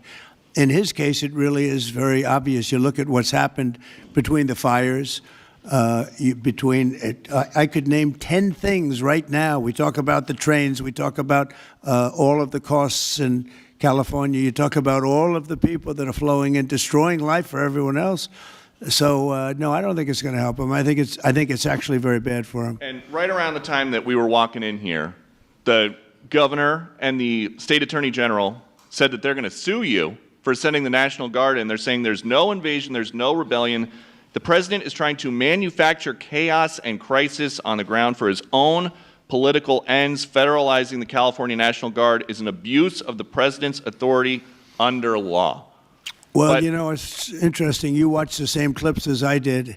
Cars burning all over the place, people rioting. And by the way, we stopped it. We were able to make it much better, but it still looked pretty bad. And in watching clips last night, people were saying this is really a big problem. And until we went in, if we didn't do the job, that place would be burning down just like the houses burned down. They were in big trouble last night, Peter. You know it. And the night before, and the night before that. And I feel we had no choice. I don't want to see happen what happened so many times in this country. I watched Minneapolis burn. Look at what happened in so many different parts of California. You take a look at what happened in San Diego. There's so many different places where we let it burn. We want to be politically correct. We wanted to be nice. We want to be nice to the criminal. And what you're doing is destroying the fabric of our life in this country. No, we did the right thing. We've been given credit by people that I would least suspect. Why I would say that some of the people that came in and said, thank goodness, they said, some of them. Thank God that Trump got involved, and I'm very happy I got involved. And I think Gavin, in his own way, is probably happy I got involved. Yeah, go ahead, Peter. What do you make of the fact that he says, you want a civil war on the streets of America? No, it's just the opposite. I don't want a civil war. A civil war would happen if you left it to people like him. And I liked him. You know, I always got along with him. Never had a problem with him. But he's grossly incompetent. Okay. From negotiators in London. Have you gotten an update from your team in London negotiating? What? Louder. Have you gotten an update from your team in London negotiating the China trade talks? We are doing well with China. China's not easy, just like your home country is not easy there. I think we're doing very well. They're over there now. I'm only getting good reports. It's a little early, but they'll be calling in soon. In fact, probably when I get back, I'll have my first call from them. We want to open up China. And if we don't open up China, maybe we won't do anything, but we want to open up China. It'll be a great thing for China, a great thing for the rest of the world. Are you willing to lift export controls when it comes to China? Did you give your negotiators any sort of limitations? We're going to see. Look, China has been ripping off the United States for many years. Nobody charged them 10 cents. No president had the courage to charge China for whatever reason. They didn't want to do it.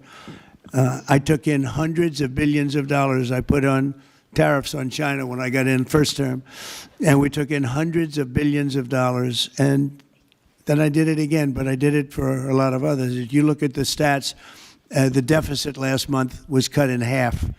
Everybody was shocked. I wasn't shocked. I think a lot of the people at this table weren't, because they saw the billions of dollars that were pouring in, and the tariffs hadn't even started yet, just about. There weren't cars. They were in some countries at a very minor level. And we cut the deficit in half. And it was a big story a couple of days ago. They said, I don't believe, one of the announcers on a business network went wild, said, I can't believe these numbers. Those numbers are good. The numbers are going to be very good. I think we're going to have a great 4 years. You know, we had the greatest economy in history during my 4 years. I think this one's going to blow it away. Yeah, please. Mr. President, Go ahead, please. do you have a message for Greta Thunberg, and did she come up on your call with the Prime Minister today? Well, she's a strange person. She's a young, angry person. I don't know if it's real anger. It's hard to believe, actually, but I saw what happened. She's certainly different. Anger management. I think she has to go to an anger management class. That's my primary recommendation for her. Kidnapped by Israel, as she says? Was she kidnapped? I find it. I think Israel has enough problems without kidnapping Greta Thunberg. And secondly, are you going to Is that what she said? She was kidnapped by Israel? Yes, sir. Are you going to get rid of the Tesla and the Starlink service that you have here at the White House? No, I haven't heard that. I mean, I may move the Tesla around a little bit, but I don't think we'll be doing that with Starlink. It's a good service. Where are you going to move it to? Move it around. What do you mean? I have a lot of locations. Actually, about the Tesla. I got so many locations, I don't know what to do with them all. About the Tesla, did you ever see Elon Musk get physical with the Treasury Secretary? No, I didn't.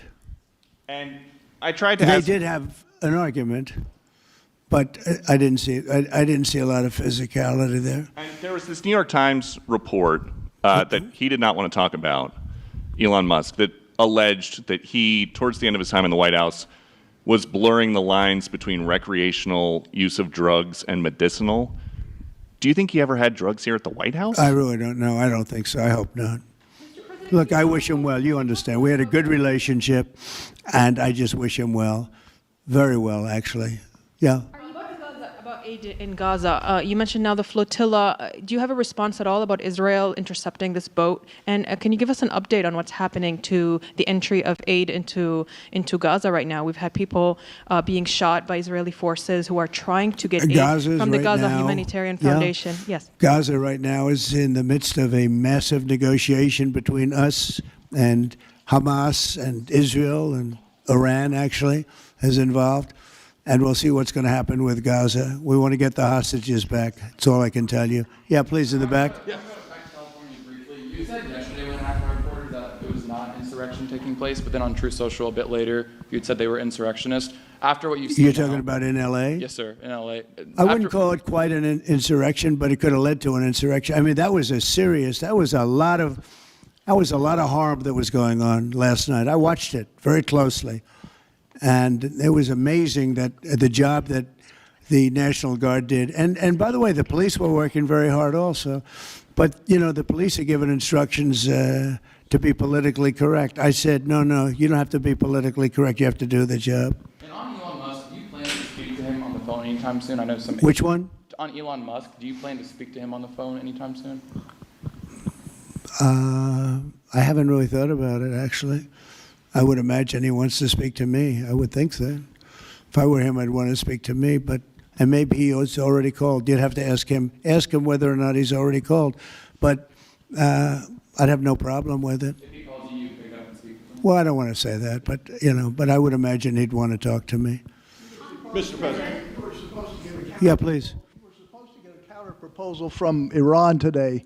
Have you gotten that proposal? And what We is have the a main meeting on impediment? Thursday. We have a meeting with Iran on Thursday, so we're going to wait till Thursday. And what's for the that main proposal. impediment to getting a deal? Well, they're just asking for things that you can't do. They don't want to give up what they have to give up. You know what that is. They seek enrichment. We can't have enrichment. We want just the opposite. And so far, they're not there.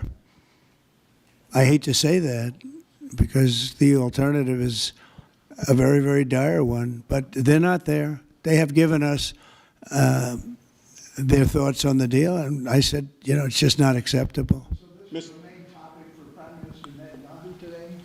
I would say, yeah. I don't know what else. I can talk about the weather. Well, you can talk about Lebanon. Pretty much that's the main topic, yeah. Mr. President. We talked about Lebanon also, yeah, we did. What about Lebanon? Well, Lebanon's working very hard. They have a great new ambassador that I put there, man I know very well. He's very smart. I didn't even know he was Lebanese, and I said, why would you want Lebanon? He said, I was born there. I love it. I love the people. I said, it's very dangerous going to Lebanon. There are some ambassadorships that are wonderful. There are some that are dangerous. I said, Michel, his name is. It's a he, Michel, very elegant man. And I said, why would you want this? And he said, because I love my country and I love those people. I said, it's very dangerous. He goes, I don't care. This is not a man that lived on danger. He's a very successful man from here. And he wanted to be the ambassador despite probably a very dangerous situation he's going into. You see what's going on. But I had great respect for that. He loves that country. He loves it. He was born there. He loves the country. Yeah. Mr. President, you've got a big, beautiful parade coming up on Saturday. We do. What's your biggest expectations for that? Then I've got a second question in regards to Gavin Newsom. But go ahead and talk about the big, beautiful parade. Thank you, Brian. It's such a, I think, important moment for this country. 2 weeks ago, I was calling people and back and forth with leaders, including President Putin, including French president, including lots of different people. And all of them said, we're celebrating victory in World War II. And I said, wow, isn't that amazing? We're the only one that wasn't celebrating, and we're the one that won the war. Now, Russia did help. They did lose 51 million people, in all fairness. People would say, oh, he's sticking up for Russia. No, they lost 51 million people. And, we can't forget that. But France was celebrating. And, as you know, Hitler made a speech at the Eiffel Tower. But when I spoke to President Macron, he said, oh, we are celebrating the great victory of World War II. And I think that's great that he was doing it. But we're the one that won it, and we weren't celebrating. I said to myself, isn't that crazy? And I think it's time for us to celebrate a little bit. We've had a lot of victories. We won 2 world wars, and then we go out and change the name of the forts where we won the wars. You go out. We win world wars from Fort Robert E. Lee, from Fort Bragg, from all the different forts. And what do? We change the name of the forts because we want to be politically correct. So a lot of them were changing back. You probably noticed Fort Bragg and others. But I think it's a time to celebrate our military. We've rebuilt our military largely. Little low on ammunition. That's because it goes out very fast to other countries, one in particular, but we'll get that back very quickly. But we have a military the likes of which nobody has. Nobody comes close. We have the best equipment in the world. We make the best equipment in the world. There's no military like our military. We showed that with ISIS. I was told by the television generals it would take 4 years to win, and we did it in 3 weeks. And it was headed by General Raisin Kane, who's now the chairman of the Joint Chiefs of Staff. He's great. Just left him. No, I think it's time that we celebrate. And I sort of have to laugh at these people. Well, you know, you're going to spend a lot of money. A lot of that money is being paid for by me and people that make donations. I don't know if you know that. A lot of it won't even come out of the military. I think I can say that, Susie, right? We have people putting up money to do it. Not that it's necessary, because I think it's a great expenditure. We have mini tanks. We have all sorts of new ones and very old ones, old from World War I and World War II. It's really a celebration of the Army. So the Army is a year older than the country. So next year we celebrate 250 years, but we're celebrating the Army on Flag Day. And it's not my birthday. It is my birthday, but I'm not celebrating my birthday. I'm celebrating Flag Day. It happens to be the same day, so I take a little heat. But Flag Day is the appropriate date. And we're celebrating 250 years of the Army, a great service. And remember, you know, think of it. We won so much. We won World War I, World War II, so much else. And then we became politically correct. But I can only tell you that I was told that ISIS would take anywhere from 4 to 5 years, and we did it in 3 weeks. You were there, you watched, right?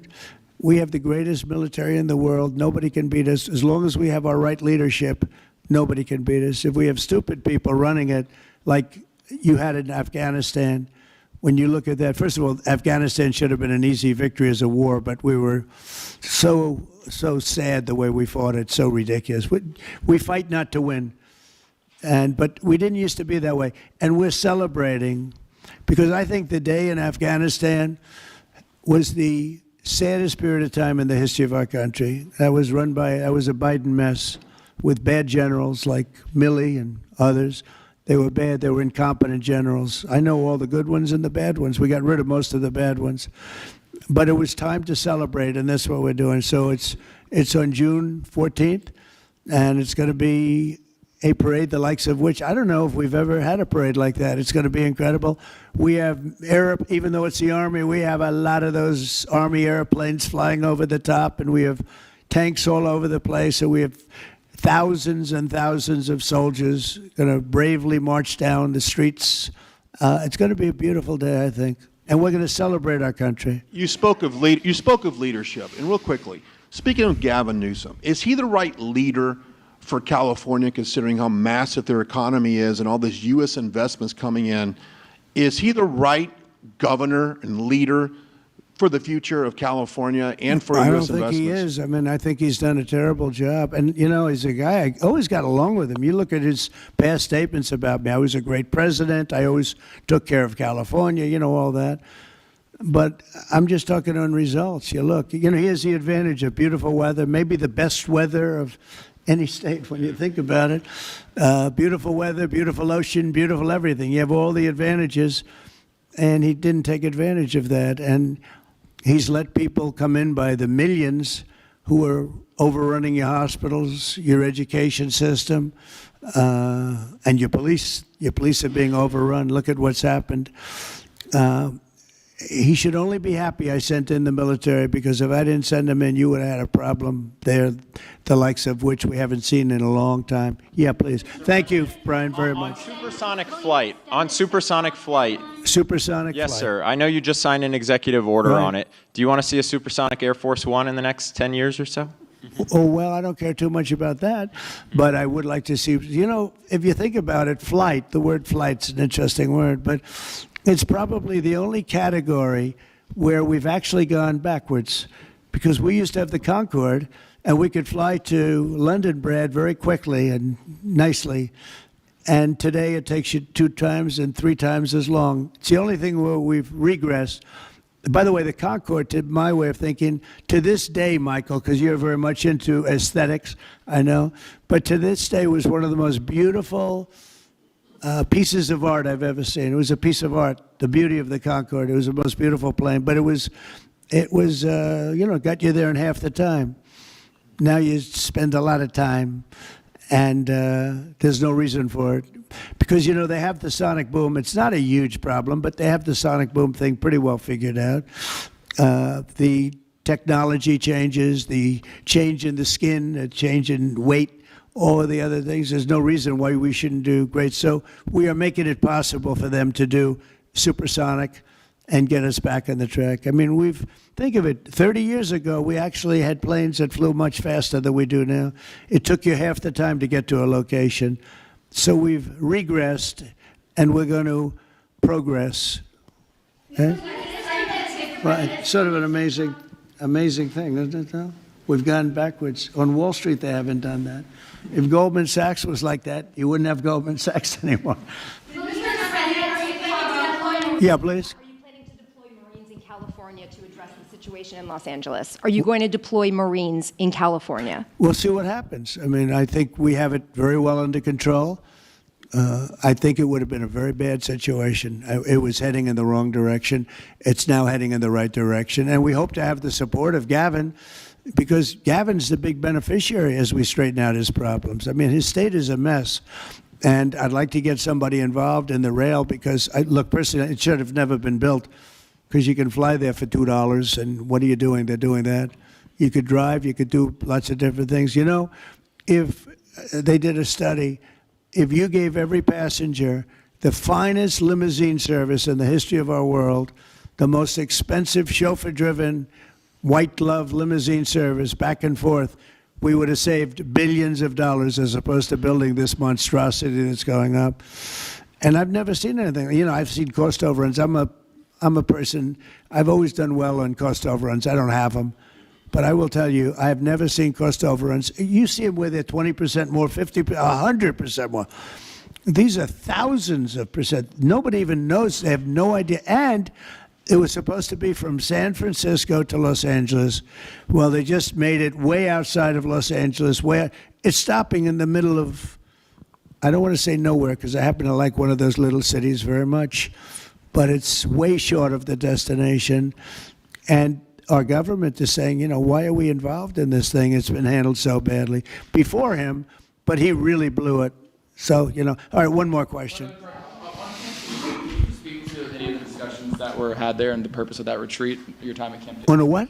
Your time at Camp David. Can you speak to what discussions were had there and the purpose of that retreat?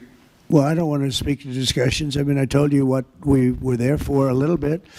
We had discussions on many topics. We had a group of people, a large group of people, including generals and admirals and lots of others. And all I can say is our country's in great shape. We're in great shape economically.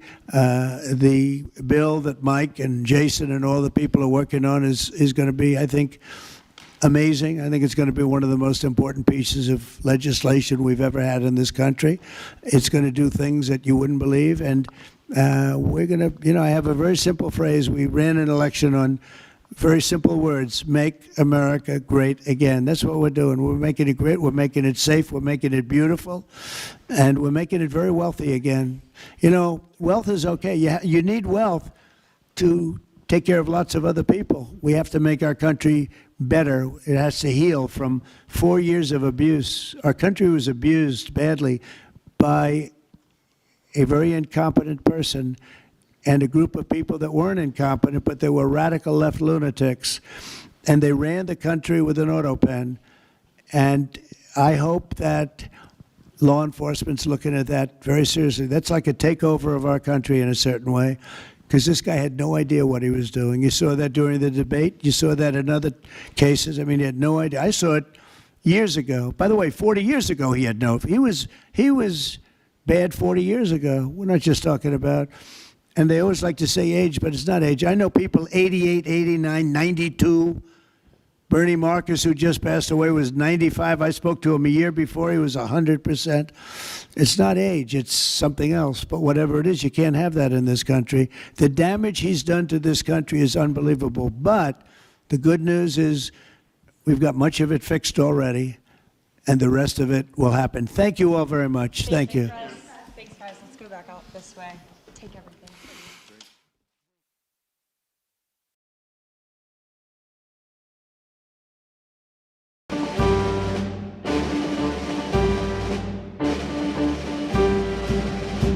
Ladies and gentlemen, the President of the United States.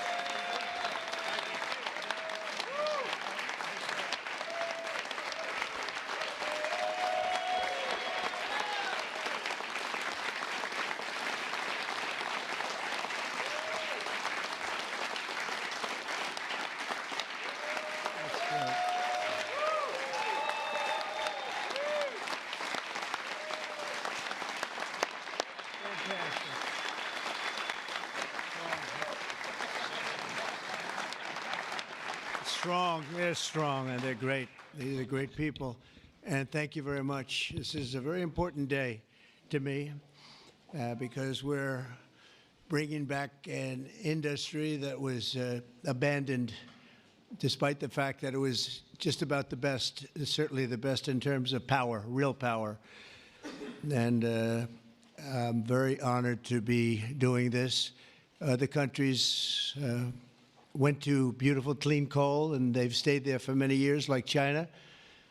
China's opening 2 plants every week. Germany went green, very green. They went so green they almost went out of business. Germany was finished. They went to wind. The wind wasn't blowing too much. And they went to all sorts of other things. You know, the Green New Scam hit Germany too. And guess what? Now they're back to coal. They're opening up coal plants all over Germany. We're the ones that aren't doing it. I call it beautiful, clean coal. I told my people never use the word coal unless you put beautiful, clean before it. Right, Doc? So we call it beautiful, clean coal. Beautiful, clean coal. So today, thank you. Today we're taking historic action to help American workers, miners, families, and consumers. We're ending Joe Biden's war on beautiful, clean coal once and for all. And it wasn't just Biden, it was Obama, and there were others. But we're doing the exact opposite. And all those plants that have been closed are going to be opened. If they're modern enough, or they'll be ripped down and brand new ones will be built.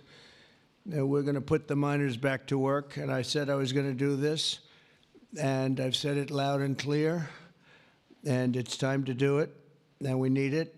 And I look at these people behind me. I don't want to have any arm wrestling contests with any of them, but they've had a little more practice with the lifting things, I will say. But they are great people, and I know them indirectly for a long. That includes you guys for a long time, and they're great people, and with great families, and come from areas of the country that we love and we really respect. And I want to thank Secretary Doug Burgum for doing such an incredible job. From the day I met him, I knew I wanted to have him in my cabinet. He took a shot at running, and he was so good and so solid that he made no news, and that was good. But I saw him, and I saw his beautiful wife, Catherine, and I said that they're going to be a team. They are a great team, and they're going to be working for this country someday. And one of the first people I called after I won. So thank you very much. And along with the Energy Secretary, Chris Wright, and I was going to make Doug actually the Energy Secretary. And he said, sir, you have one person who's much better than me at this, Chris Wright. I said, who the hell is Chris Wright? I have no idea who he is. And then I learned that he's the most respected person in the energy business by far, far and away. For Doug to say that Doug's got a big ego, it was very tough for him to say that. Catherine was there, right? Catherine, you said, wow, I've never heard that before. But Chris, you guys are fantastic. Stand up, all three of you, please stand up.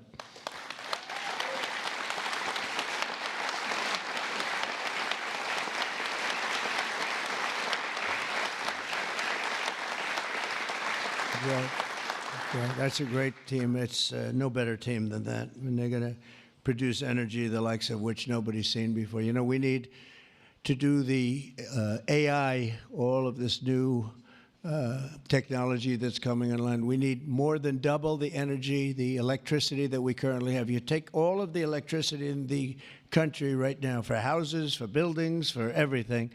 We need to more than double it to be number one. We're now way ahead of everybody at AI. China's in second place, but way behind. And they're going to be producing a lot of energy and a lot of electricity for this. And so are we, and we're going to get approvals very fast. And I would say the man that's almost comparable to you in terms of the importance to this, maybe he's even more comparable, I hate to tell you, a guy named Lee Zeldin, who's a friend of mine for a long time. He was a great...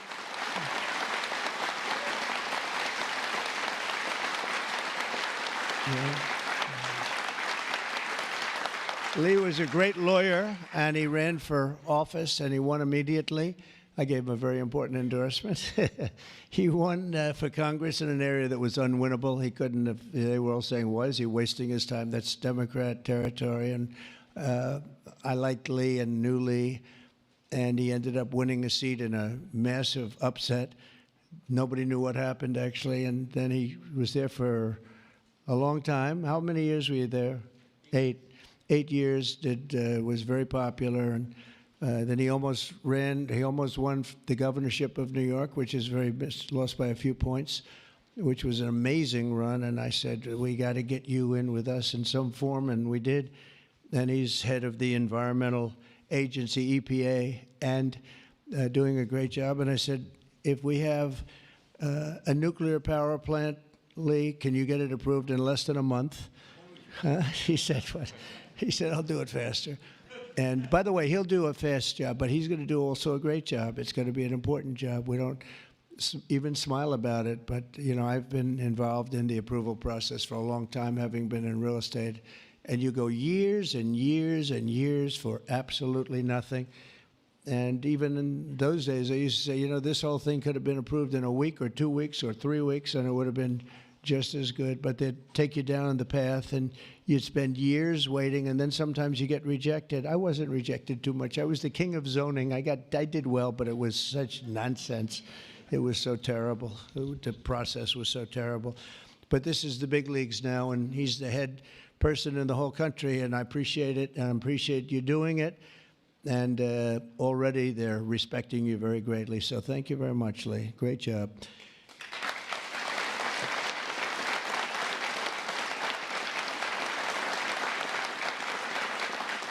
So we have a lot of senators and congressmen and women, and I'm going to just introduce the ones that I see here because, you know, it's always a problem when I do this because I leave one or two out, and that's the end. I never get their vote again. I never get their vote. It takes years to recover, but we'll give it a shot because Senator John Barrasso, who's my friend and a great gentleman. Thank you very much, John, for being here.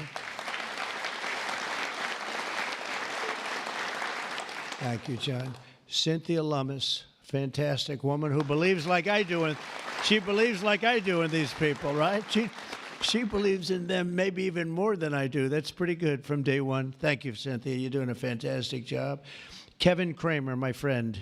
Where is Kevin? Because Kevin, I think he was here because he had a problem, and I just will pay my respects. He wanted to be here so badly, but he had a difficult problem that he's working through, and we all love Kevin. John Hoven. John, thank you very much. Thank you very much. Go ahead. Steve Daines. Thank you, Steve. And Steve is a picker of great candidates, like he picked a guy named Tim Sheehy, who's here. Where's Tim? Where is Tim? Thank you, Tim. And Tim Sheehy has turned out to be a wonderful senator, and that was your pick. And we went with it, and you were right. and we have a great one in Tim. So thank you, Tim, and thank you, Steve. Shelley Moore Capito. Shelley, thank you very much. West Virginia, from West Virginia, she has to like, you have no choice. Even if you didn't like it, you have to like coal, right? But they were doing a number on you. They were doing a number on you with the coal stuff, and you have not only coal, but you have among the best coal anywhere in the world. So thank you very much. A friend of mine for a long time, I'm the one that got him to change his religion, in a sense. He changed the party. He went from a Democrat. I said, Jim, you're not a Democrat. But he changed to Republican. He's one of the most popular Republicans and one of the most popular political leaders in the country. Jim Justice. I call him Big Jim. Big Jim Justice. Good. You look good, Jim. And he was in the business. And so am I doing the right thing? You would know better than anybody in this room. Am I doing the right thing, Jim? I think so, right? Thank you very much, Jim.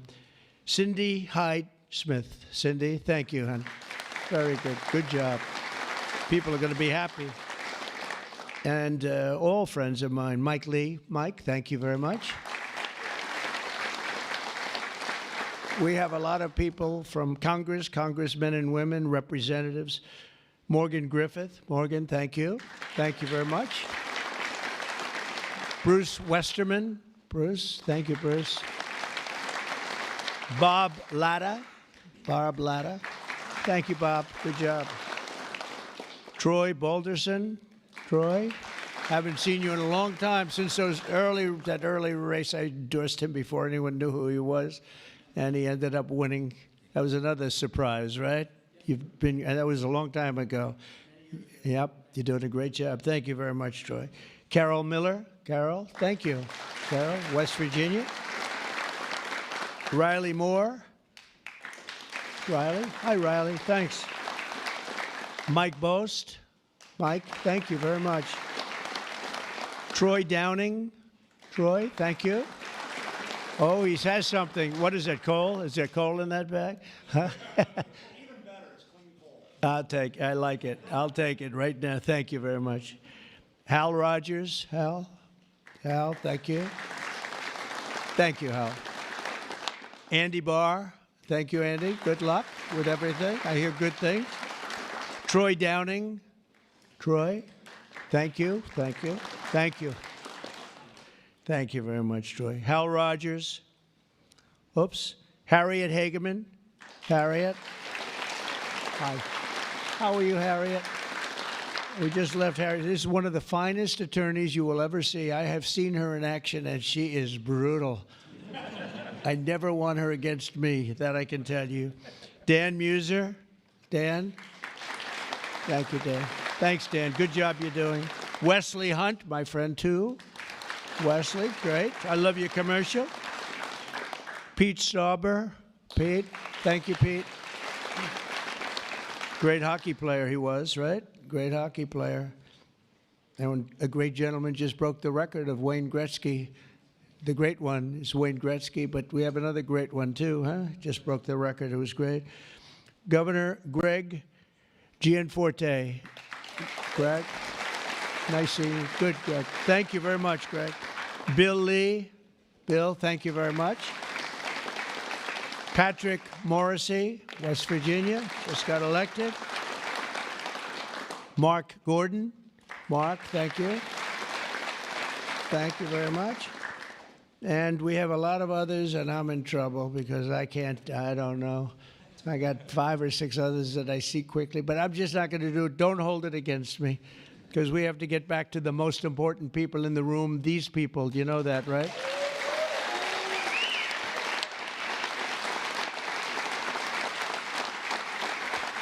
So the energy workers and the coal miners in the area that I'm standing on, and there's a lot of weight on this platform, so I don't know what's going to happen.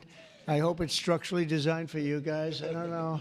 But we have just really well-deserving, great American patriots, and it's such an honor to be here and making such a big move, such a bold move in energy.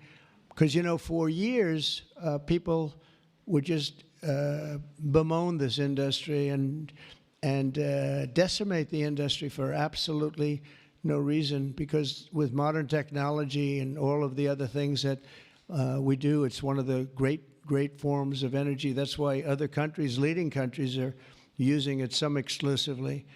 For 4 long years, Joe Biden and congressional Democrats tried to abolish the American coal industry. They did everything in their power while he was awake, which wasn't much, shutting down dozens of coal plants, banning coal leases on federal lands, and putting thousands and thousands of coal miners out of work, destroying their lives, actually, destroying their lives. I'll never forget when I went to West Virginia, which I won by 48 points, I think, right? Big Jim, I won by 48 points. But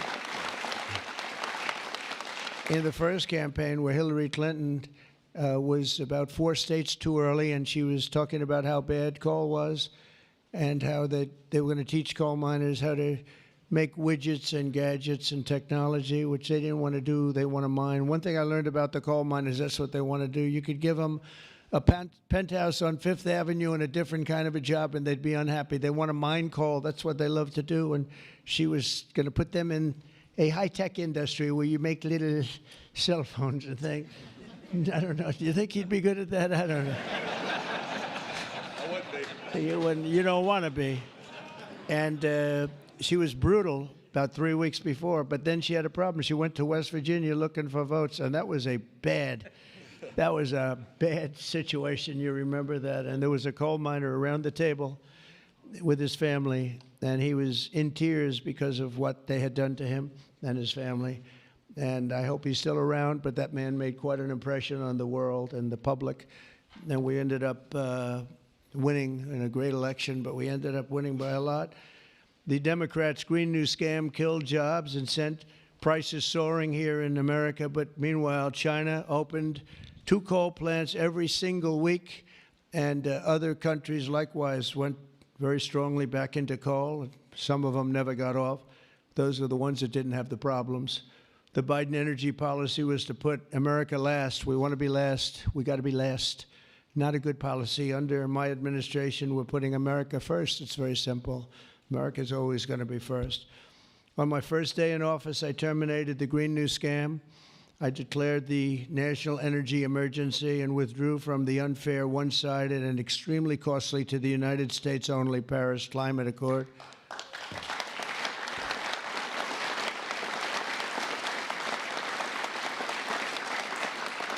You know, under the Paris Climate Accord, we had a terrible situation. We would have paid over $1 trillion. Think of it, over $1 trillion. And Russia was paying almost nothing. Russia had a 1992 standard. China was paying nothing. China didn't kick in until 2035. This was 5 years ago. So they didn't kick in for many years. India had no standard whatsoever. But we had the highest standard you could imagine. We had to start paying from day one, and we had to pay lots of money. We paid for everything.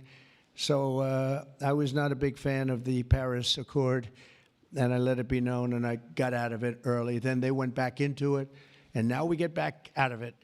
And hopefully we can be there for a long time, okay? A long time, because it was a scam to take money away from the United States and actually hurt us very badly with coal and with other things. Now, under the executive order that I will sign in a few moments, we're slashing unnecessary regulations that targeted the beautiful clean coal. We will rapidly expedite leases for coal mining on federal lands, and these 2 gentlemen are going to do a real job of it. You've already started.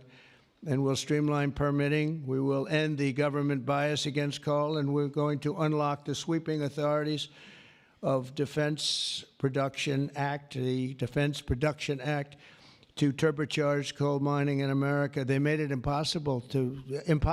You actually, I know a friend of mine has a plant. He said, you know, it's a shame. I'm ripping it down and I'm replacing it with another form of energy. I won't tell you because it's also very good, but it's not as powerful as this.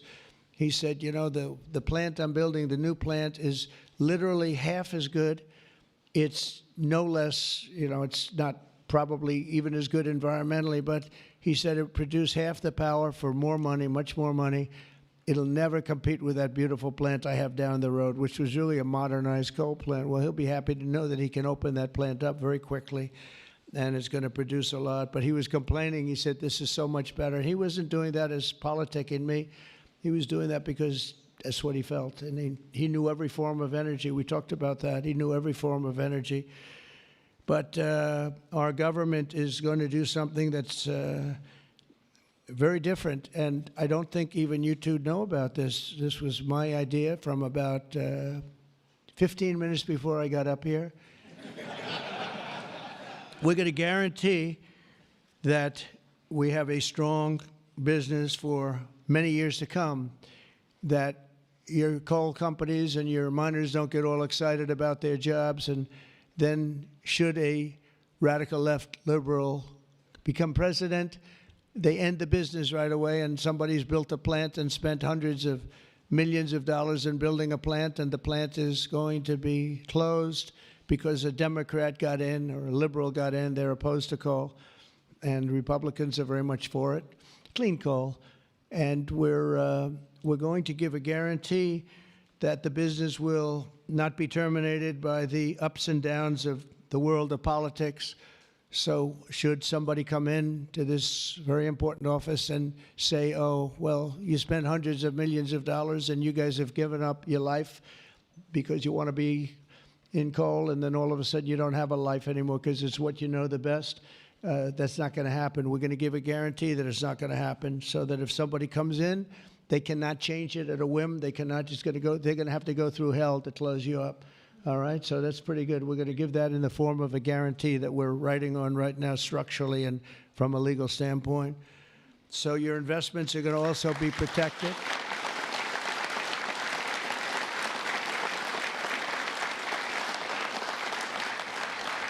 And you're going to have no reason to be concerned about your future, your life, or your investment if you're a miner, as this great governor was a miner, actually. He was one of the larger coal miners. He could fit up here very easily, you know, Big Jim. But he was a great success, but they were very, very tough on him. And he did a beautiful job with a beautiful product. Already under our leadership, the Department of Interior has approved the expansion of the Spring Creek mine in Montana, supporting 280 coal mining jobs and unlocking over 40 million tons of coal. And there's more to come. Spring Creek, big one.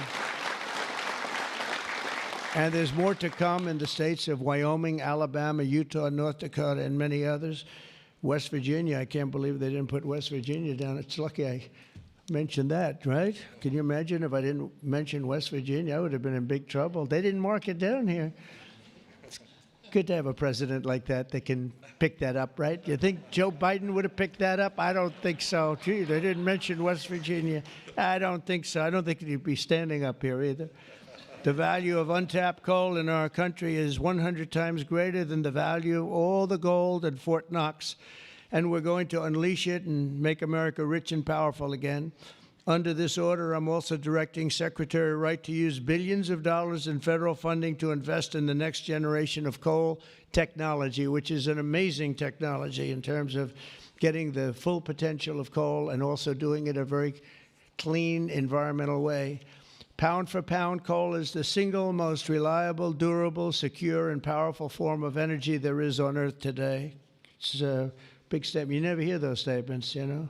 You've never heard that before from a politician, have you? Well, maybe from that politician, but not from not too many. But that's the way it is. I say it again.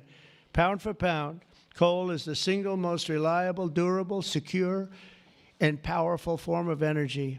It's cheap, incredibly efficient, high density, and it's almost indestructible. You could drop a bomb on it, and it's going to be there for you to use the next day, which you can't say with any other form of energy. You're virtually indestructible. Most importantly, we have more of it here in America than anywhere else on Earth. We have more coal than any other country. You go to Australia, they have fantastic amounts of coal. You know who they sell it to? China. They sell it to China. They're nearby. They sell a lot of it to China. But we have more than anywhere else on Earth. We also have more liquid gold than anywhere on Earth. So we're really an energy behemoth, but we're unleashing that also. That's going to be another part. But I didn't even want to mention that. It's not down here because I didn't want to mention today is about clean, beautiful coal. So I'm going to give this to you. This big guy. Should I give it to him? Yeah. No, you take that. Thank you, Mr. President. Okay.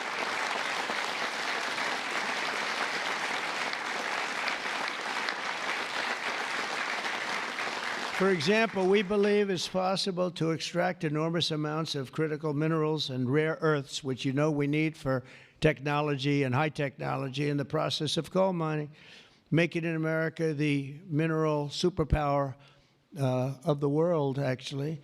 In addition, I'm instructing the Department of Justice to identify and fight every single unconstitutional state or local regulation that's putting our coal miners out of business, and we are withdrawing all of those objections from our government today. It's all being withdrawn. So all of you people that have been fighting for your lives, we are withdrawing all of that today. We have excellent lawyers, excellent. Have you noticed that lots of law firms have been signing up with Trump? $100 million, another $100 million for damages that they've done. But they give you $100 million, and then they announce that. But we have done nothing wrong, and I agree, they've done nothing wrong. But what the hell? They give me a lot of money, considering they've done nothing wrong. And we'll use some of those people, some of those great firms. They are great firms too. They just had a bad moment, but we're going to use some of those firms to work with you on your leasing and your other things, and they'll do a great job. I think they're going to do a fantastic job. And for those of you that want to know the tariffs, you've been hearing about tariffs, we're taking in almost $2 billion a day in tariffs. $2 billion a day. And we're doing very well.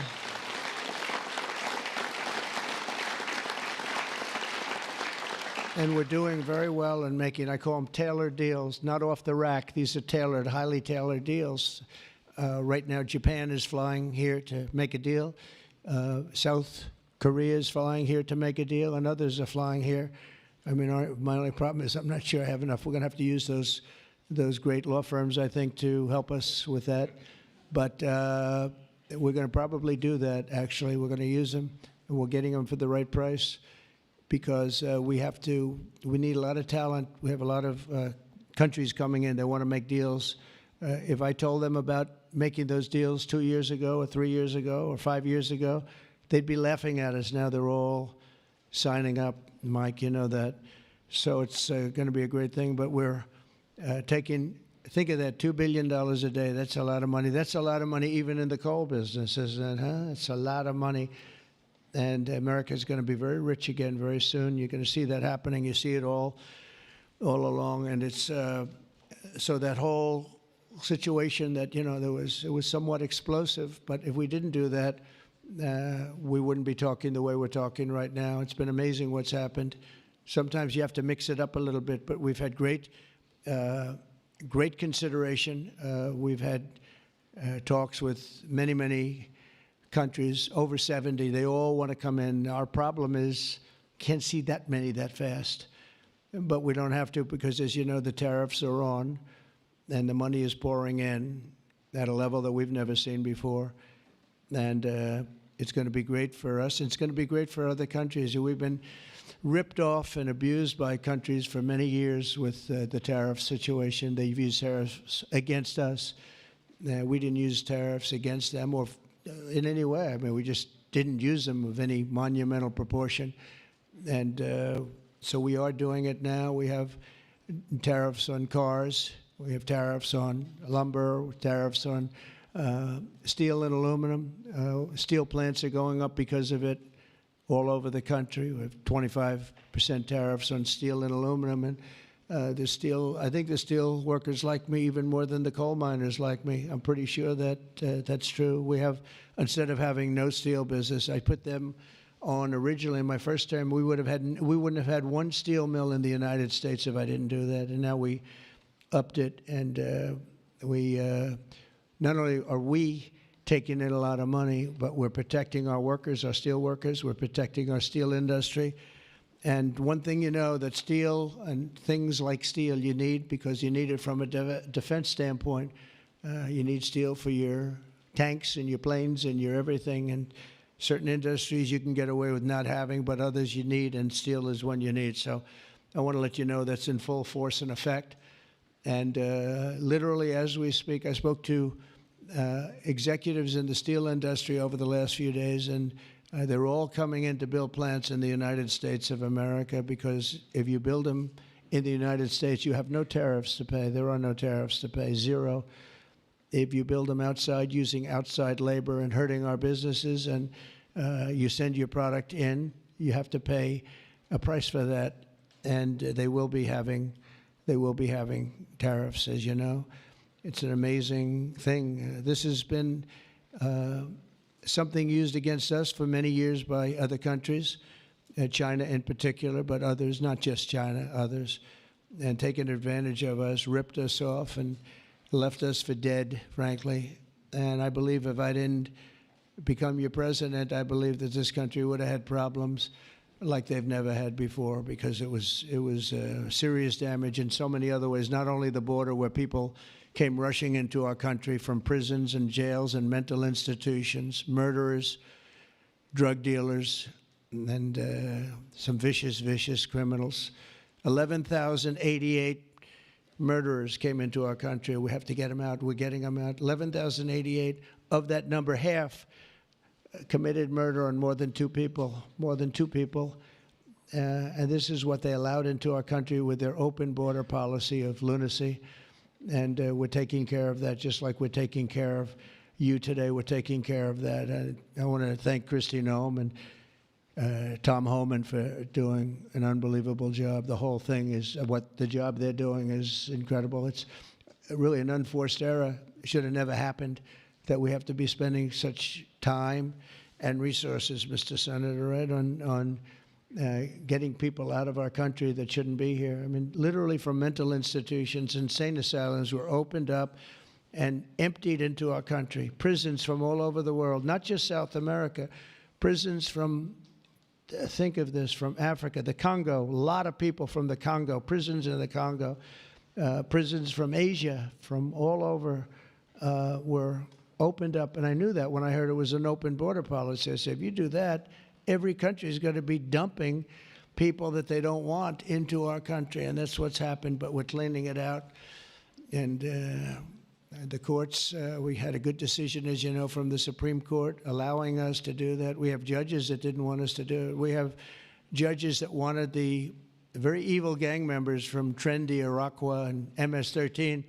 They didn't want them taken out of the country and put in very powerful prisons. When you look, you've all seen those clips, pretty amazing clips.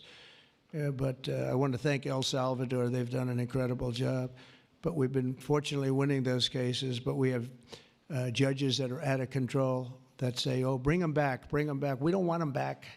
We don't want them back. Can you imagine? You spend all of that time, energy, and money on getting them out, and then you have a judge that sits there, a local judge who sits there, federal judges, sit there and says, no, bring them back.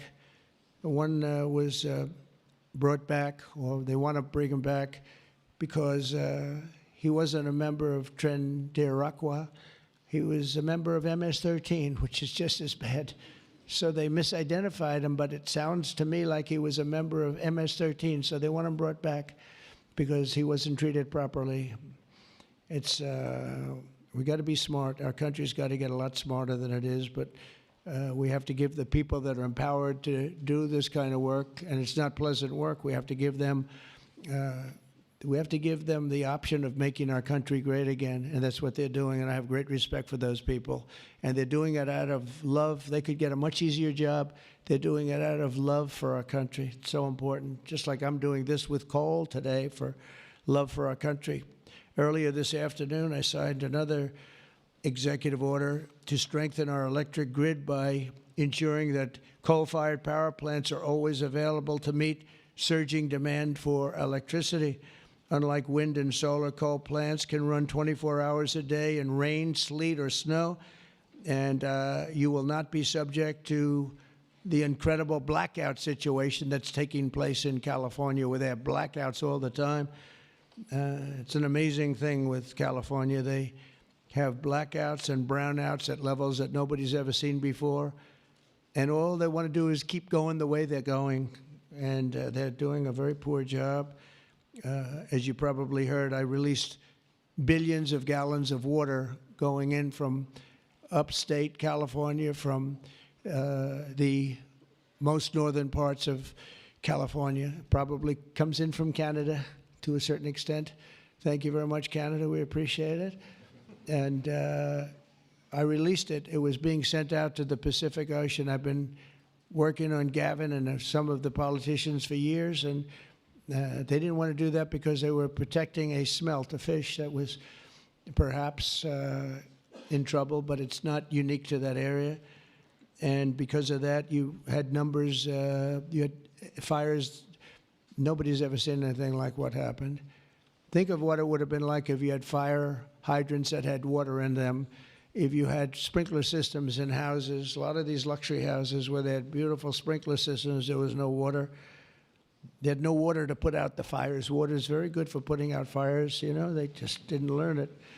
But we now have millions of gallons, billions actually, they say, of gallons of water pouring into California from the Pacific Northwest, I guess they would say, mostly Pacific Northwest, but other parts of the northern sections of California and beyond. And it's a beautiful thing to see. I saw a picture of it this morning. The water's just flowing down there. I said, why didn't they do this? I told them to do it. My first term, I said, do it. And I don't know. I think the second term is just more powerful. They do it. When I say do it, they do it, right? And we actually had to do some pretty strong things to get them to open it up. They had, think of this, they had all that water pouring out right into the Pacific. They had a big valve, like a giant valve as big as this room, and they turned the valve. Takes one day to turn it, and they face it toward the Pacific Ocean, and the water, all that was coming down, all millions and millions of gallons coming down, they put it into the Pacific Ocean, which for the Pacific Ocean is like a drop of water. But for California, it would have been unbelievable. So we did it. I'm very proud of the fact that we did it. We did that against a lot of heat and a lot of environmental nonsense. From now on, we'll ensure that our nation's critically needed coal plants, as an example, remain online and fully operational. They're always going to be operational. And again, we're going to have guarantees that government cannot close them down, close you down, and destroy your lives. To that end, I'm also instructing Secretary Wright to save the Cholla coal plant in Arizona, big plant, which has been slated for destruction. We're going to keep those coal miners on the job. Going to tell them to just remain calm, because we're going to have that plant opening and burning the clean coal, beautiful clean coal, in a very short period of time. You know all about that, right?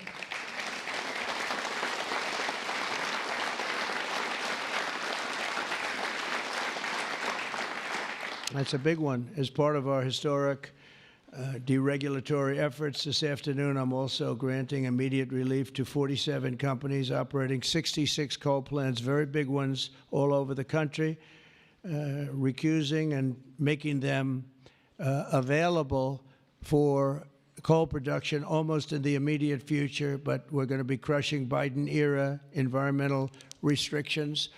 These are restrictions that made it impossible to do anything having to do, frankly, with energy, even beyond coal. It's really beyond even coal. We have clean air, we have clean water, and now we have clean coal. And at the same time, we're going to do other things and with other forms of technology and also energy, like our country has never really seen before and never been known to do before, because of all sorts of restrictions having to do with the Green New Scam, which, by the way, was devised by somebody that never even studied. You know that? They never even studied anything to do with the environment. It was a young congresswoman. She came up with the idea. And based on that, I guess we only have, well, actually, we should have all been gone, because they gave us only a few years left on Earth, right? Right, Greg? We were going to be gone. We were all going to be gone.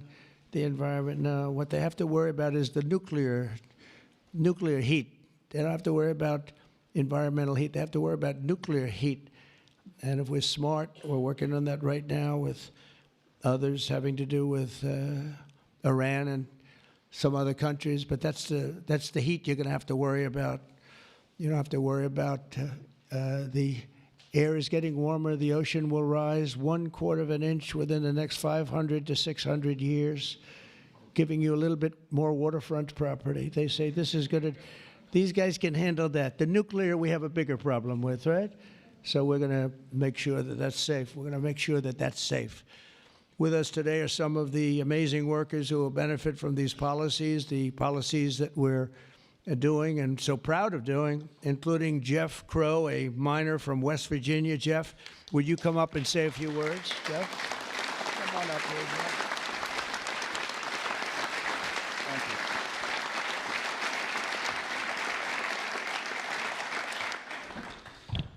Good afternoon, Mr. President. I want to first thank you for having me and my fellow miners here. It is an honor and a privilege to be a part of today's events. I believe this past November that America clearly spoke about what we wanted for our country. It is reassuring for Americans to have a president in office who will truly put the United States of America above all else. Thank you.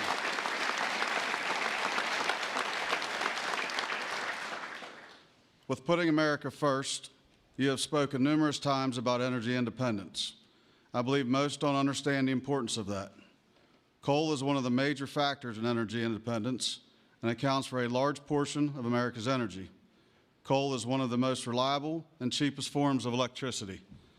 For too long, coal has been a dirty word that most are afraid to speak about. Most of those that would speak negatively about coal do so from an uneducated standpoint.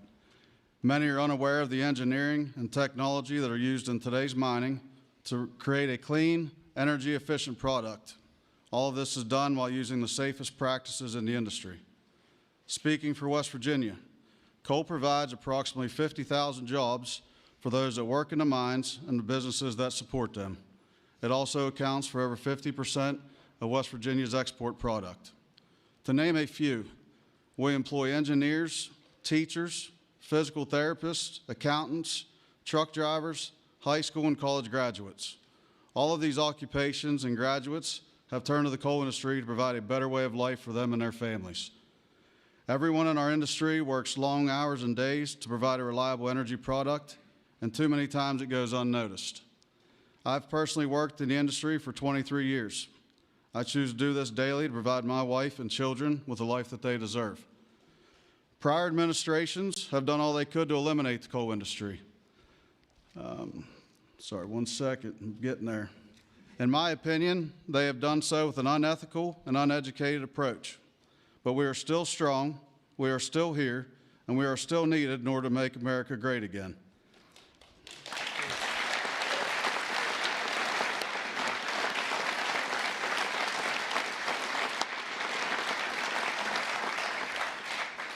Having a president and an administration that understands the need and importance of coal is more than appreciated.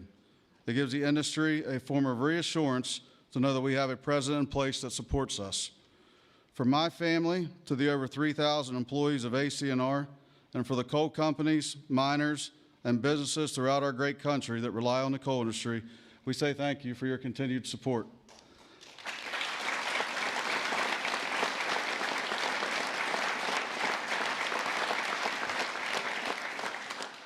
I personally thank you for what you do for our country and for our industry. It has been my pleasure to be here today to help you usher in the golden age of America. That's good. Thank you. Thank you. Thank you. Appreciate that. Thank you.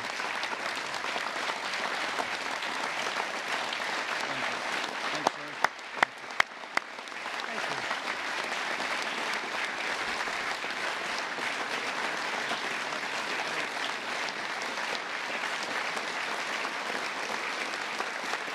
You did a good job.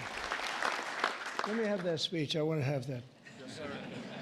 I had a couple of good lines in there when I came up. No, actually, what I want to do, I'm going to sign it for you.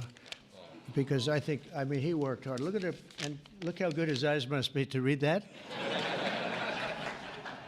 I lost it once.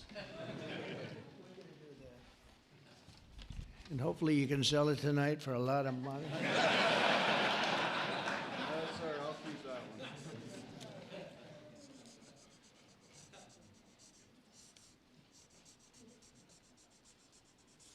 That's great. Thank you very much.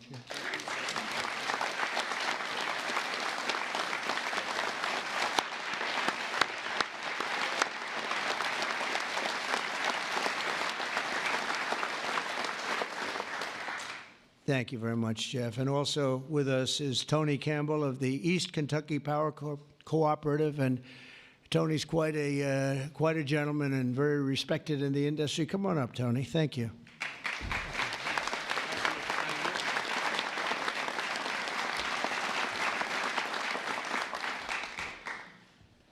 Mr. President, on behalf of East Kentucky Power Cooperative, the National Rural Electric Cooperative Association, and electric cooperatives across this America, thank you for your leadership to restore American energy dominance. Electric co-ops keep the lights on for 42 million Americans across 56% of the land mass. We are owned by the communities and businesses we serve and provide electricity to growing communities, new data centers, and manufacturing plants. Mr. President, electric co-ops are powering America, and we are proud to partner with you and your administration to power America into the future.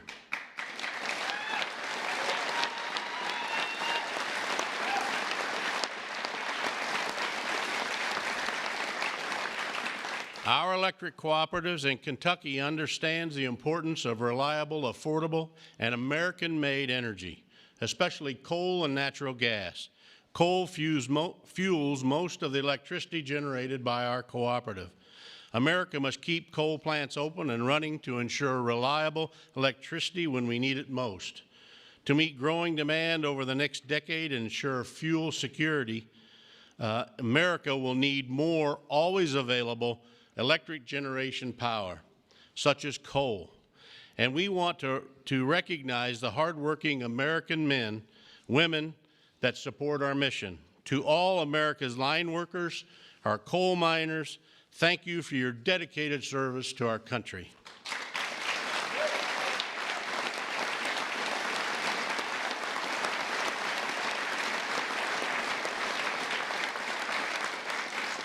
Affordable and reliable electricity is the cornerstone of our economy, especially American manufacturing. However, too many government leaders have pushed policies that have made our electric grid significantly less reliable and our energy too expensive. That begins to change now.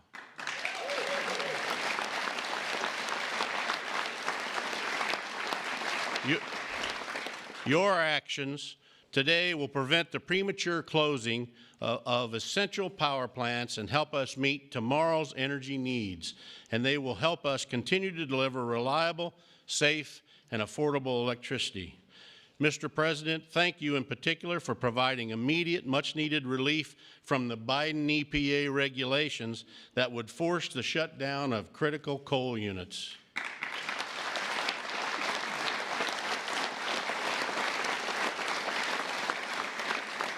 Finally, I want to say congratulations on the all-star energy team you've assembled. Electric co-ops have already been working with Secretaries Bergrum, Wright, and Rollins, and Administrator Zeldin, and we are excited for all we can accomplish together. Mr. President, thank you again for your actions today and for your support for the electric cooperatives as we work to keep the lights on in America. Thank you, Mr. President.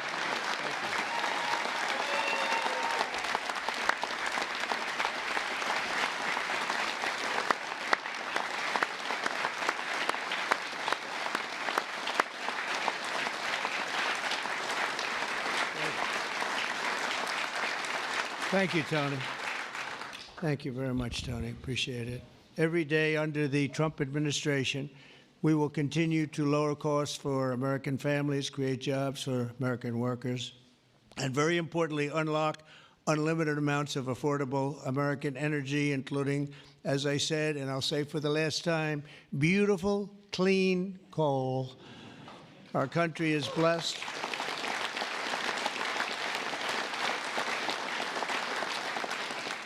Our country is blessed with the most abundant natural resources on earth, as nobody has what we have.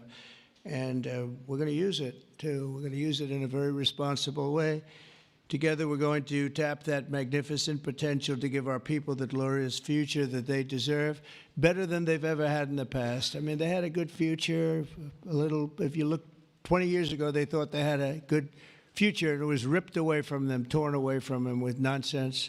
And we're not going to let that happen. This is going to be a glorious future for them. And I want to thank everybody for being here. And I want to thank you and you and you and that whole group and our senators, by the way, and our great congressmen and women for being here in such a large number, because you've been helping us make these decisions. These are big decisions, and this is a really big one. And this is one that's going to be, I think we're going to look back and with great pride at what we've done today, not just in putting people to work, but at really reawakening our country. And thank you very much, and thank you all for being here. Thank you very much. Thank you very much.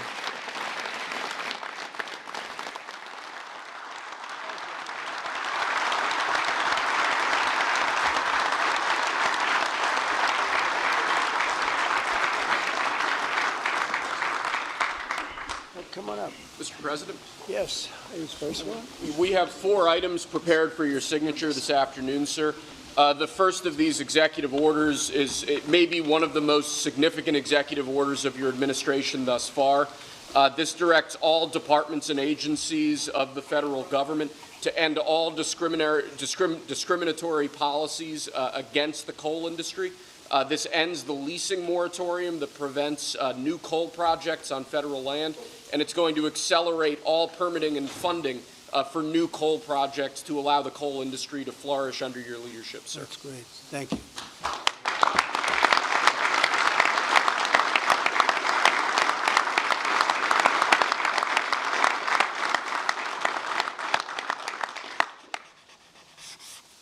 Okay.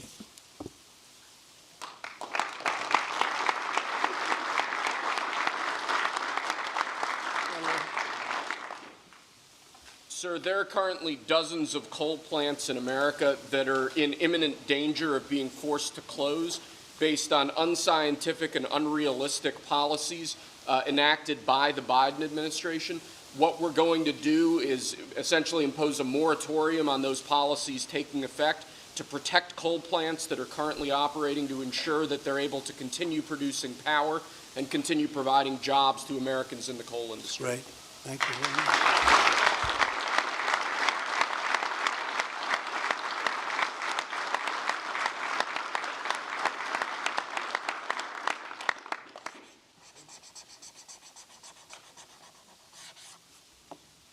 Okay.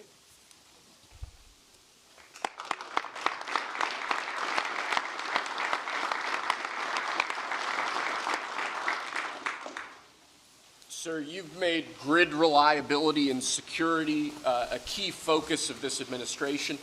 This executive order is going to promote grid security and reliability by ensuring in part that our grid policies are focused on secure and effective energy production and energy transmission, as opposed to woke policies that discriminate against secure sources of power like coal and other fossil fuels.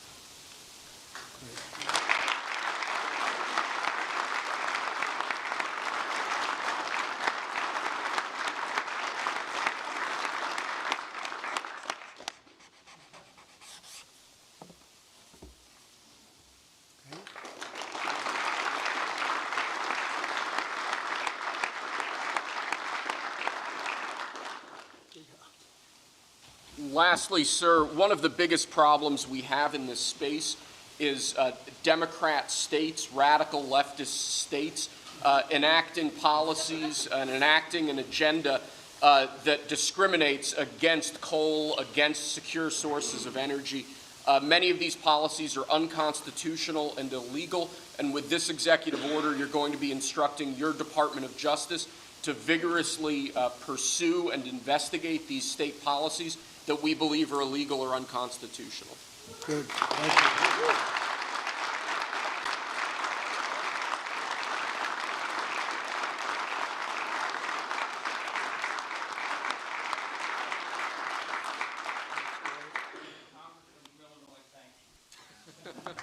Thank you very much. Great job.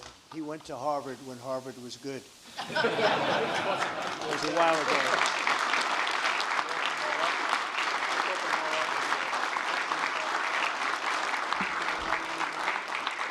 Let's hand these off to the guy.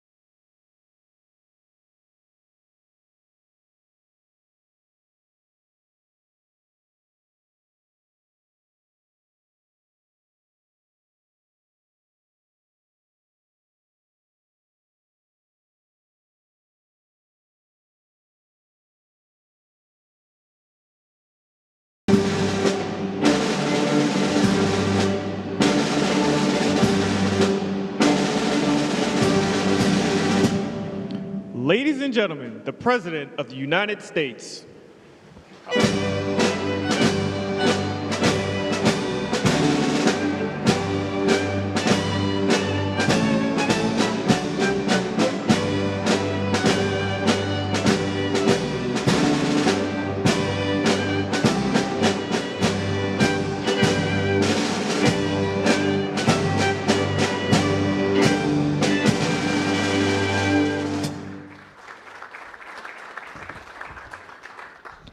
Well, thank you very much. I just said to Mike, this is fantastic. I didn't think we were going to see this coming for a while. Congratulations. This is a very, very important thing. Thank you very much, everybody. This is a very important thing we're going to be discussing. Please sit down. Thank you very much. This is good news indeed. People said it couldn't be done. You got it done. I just have to sign, right? That's very good. This is really something. And it has to do with the California Auto Regulation, CRA. It's been a disaster for this country. And I want to thank everybody for being here. We officially rescue the U.S. auto industry from destruction by terminating the California electric vehicle mandate once and for all.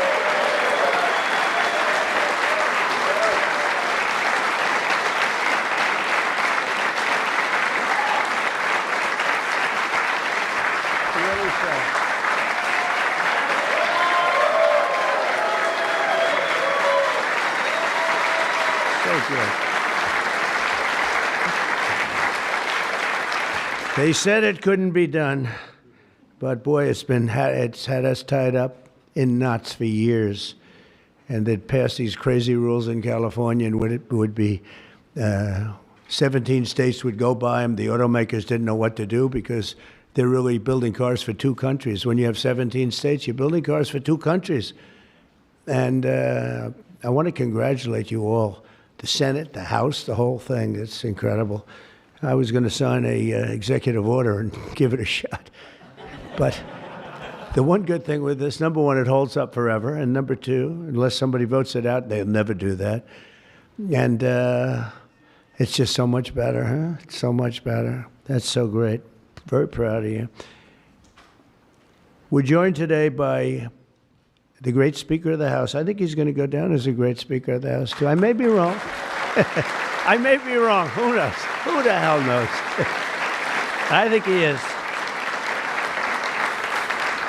And he's doing something, the only thing I would say is more important than this one, and I'll tell you what, it's almost close. That's how big this is today.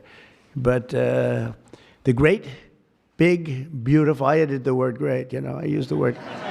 The great, big, beautiful bill, it's going to be one of the most, I said it this morning to a group, I think it's the most important, one of the most important pieces of legislation ever signed, ever approved. So it's going to be something very special. Thank you very much. Speaker of the House, Mike Johnson, thank you. Secretary Sean Duffy, and they had a problem in India today, and you're on that. Sean's doing a tremendous job. Secretary Chris Wright, everybody said you'd never be able to get him. He's the most talented man, they say, in the oil and gas industry. I'll let you know in about 2 years if that's true.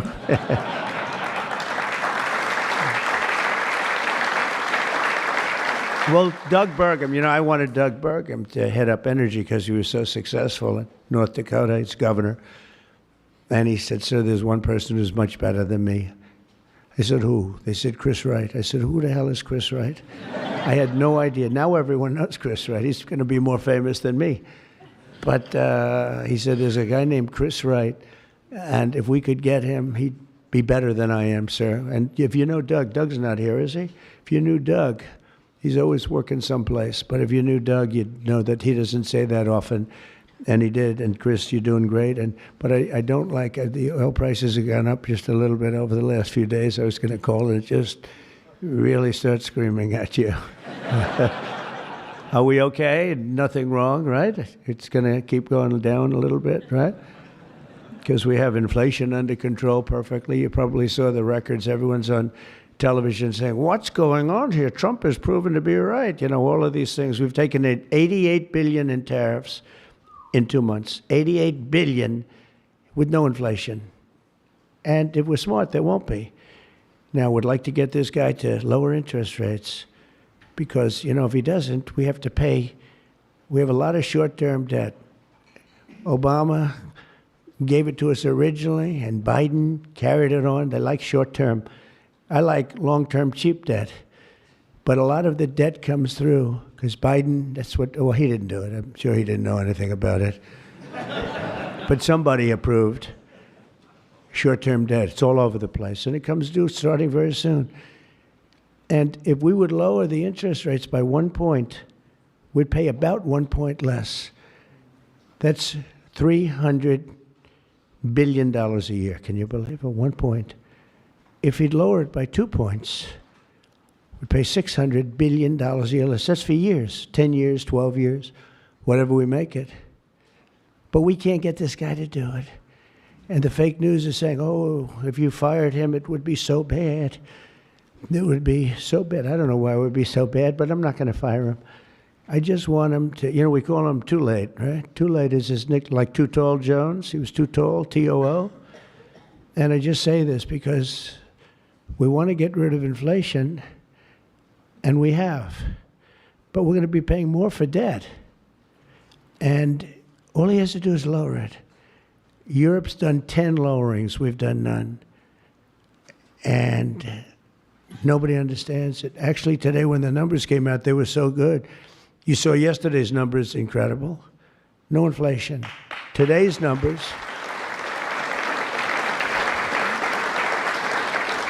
Today just came out, same thing, no inflation. They're all shocked. All these guys are watching from business, CNBC, and all of these different networks. Maria Bartiromo actually got it right. She's been getting it right for a long time, that one. I hope she's appreciated. And Joe Kiernan's been very good at CNBC, I must tell you, but other people aren't so good. But I will say that they can't believe what's happening. But if I could, because we can discuss, we get a lot of press, we get a lot of cameras rolling right now. Not that I like doing it, because I don't. But if we cut our interest by 1 point, for years, we save $300 billion. If we cut it by 2 points, we save, because it's pretty equivalent. We're going to spend $600 billion a year, $600 billion, because of one numbskull that sits here. I don't see enough reason to cut the rates now. And the problem he's got is that, and I explained to him, look, if inflation went up, cut your rates now. There's no inflation. We got it down. We got prices down. We got gasoline down. And you'll keep it going down. But gasoline's down. We drill, it's drill, baby, drill. That's why it's going down. But all that. But think of it. I said to him, he was in my office a couple of days ago. I said, if you think there's inflation, let's find out.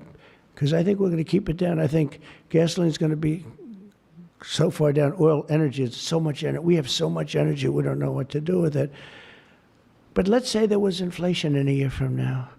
Raise your rates. I don't mind. Raise your rates. I'm all for it. I'll be calling you. He'll be too late for that too. But raise your rates. You don't have to keep them up here. If it's going to go up, I'm okay with you raising, but it's down. And we're going out to financing. And I may have to force something. Somebody said, who's the genius that thought of that? I said, it's me. Unlike Biden, I stay awake at night thinking about how to save our country. He was much better at sleeping than me. He could sleep on a beach. He could sleep on a beach with cameras rolling. I can't do that. But I had an idea. I gave it. They said, this is really, we'll go short term for a year. Let this guy get out of office. Somebody will come in, cut it a couple of points, and we'll save ourselves $7, $8, maybe even $900 billion a year. What is he doing? Why doesn't he lower these rates?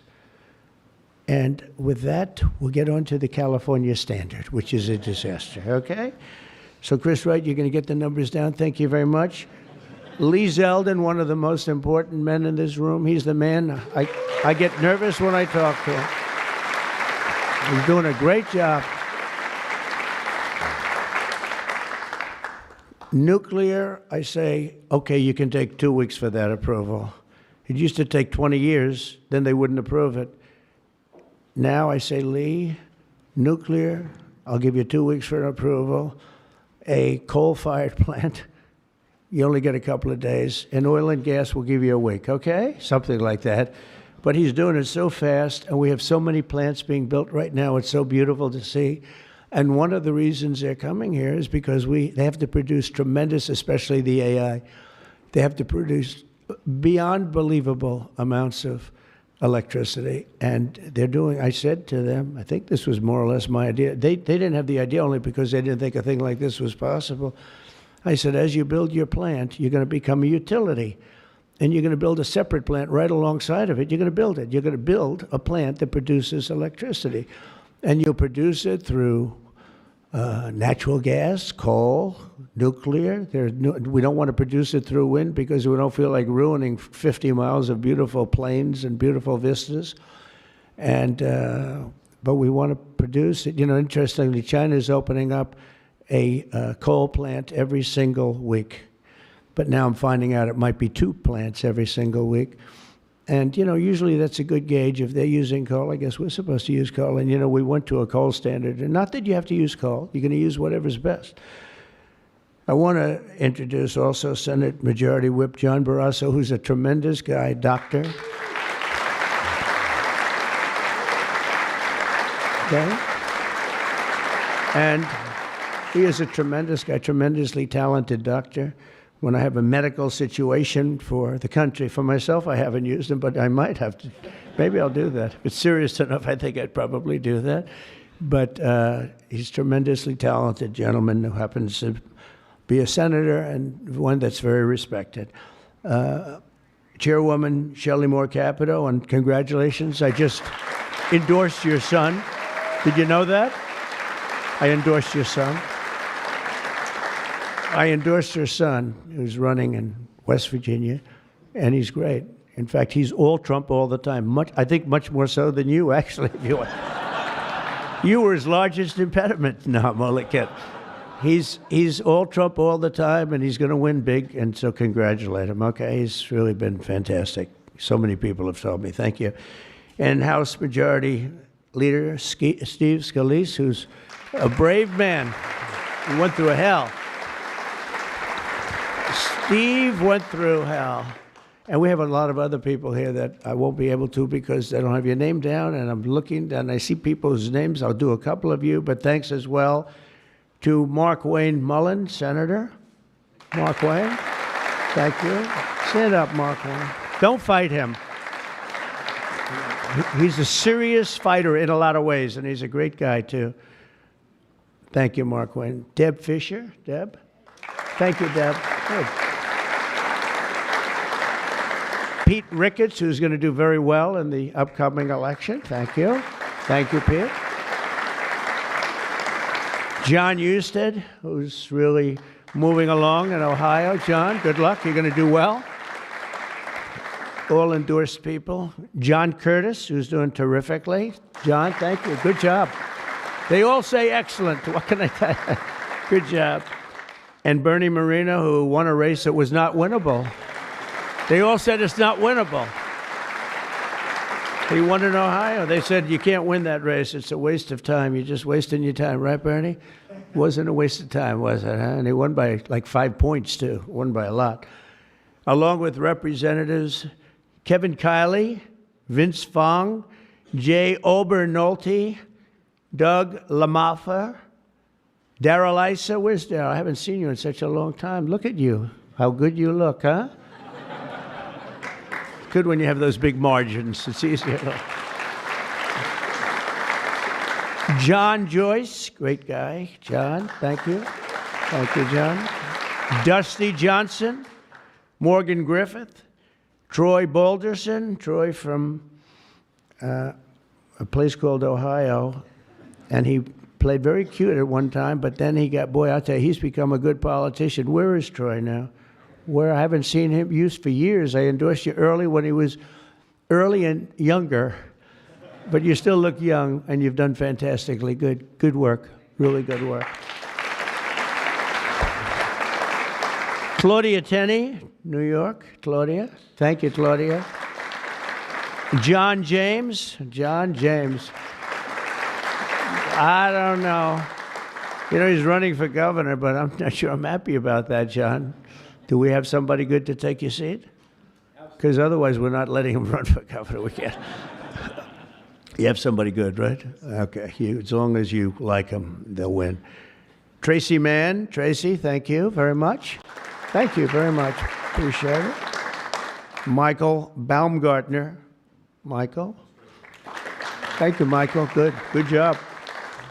David Rouser. Thank you. Glenn Grothman. Hi, Glenn. Thank you very much, Glenn.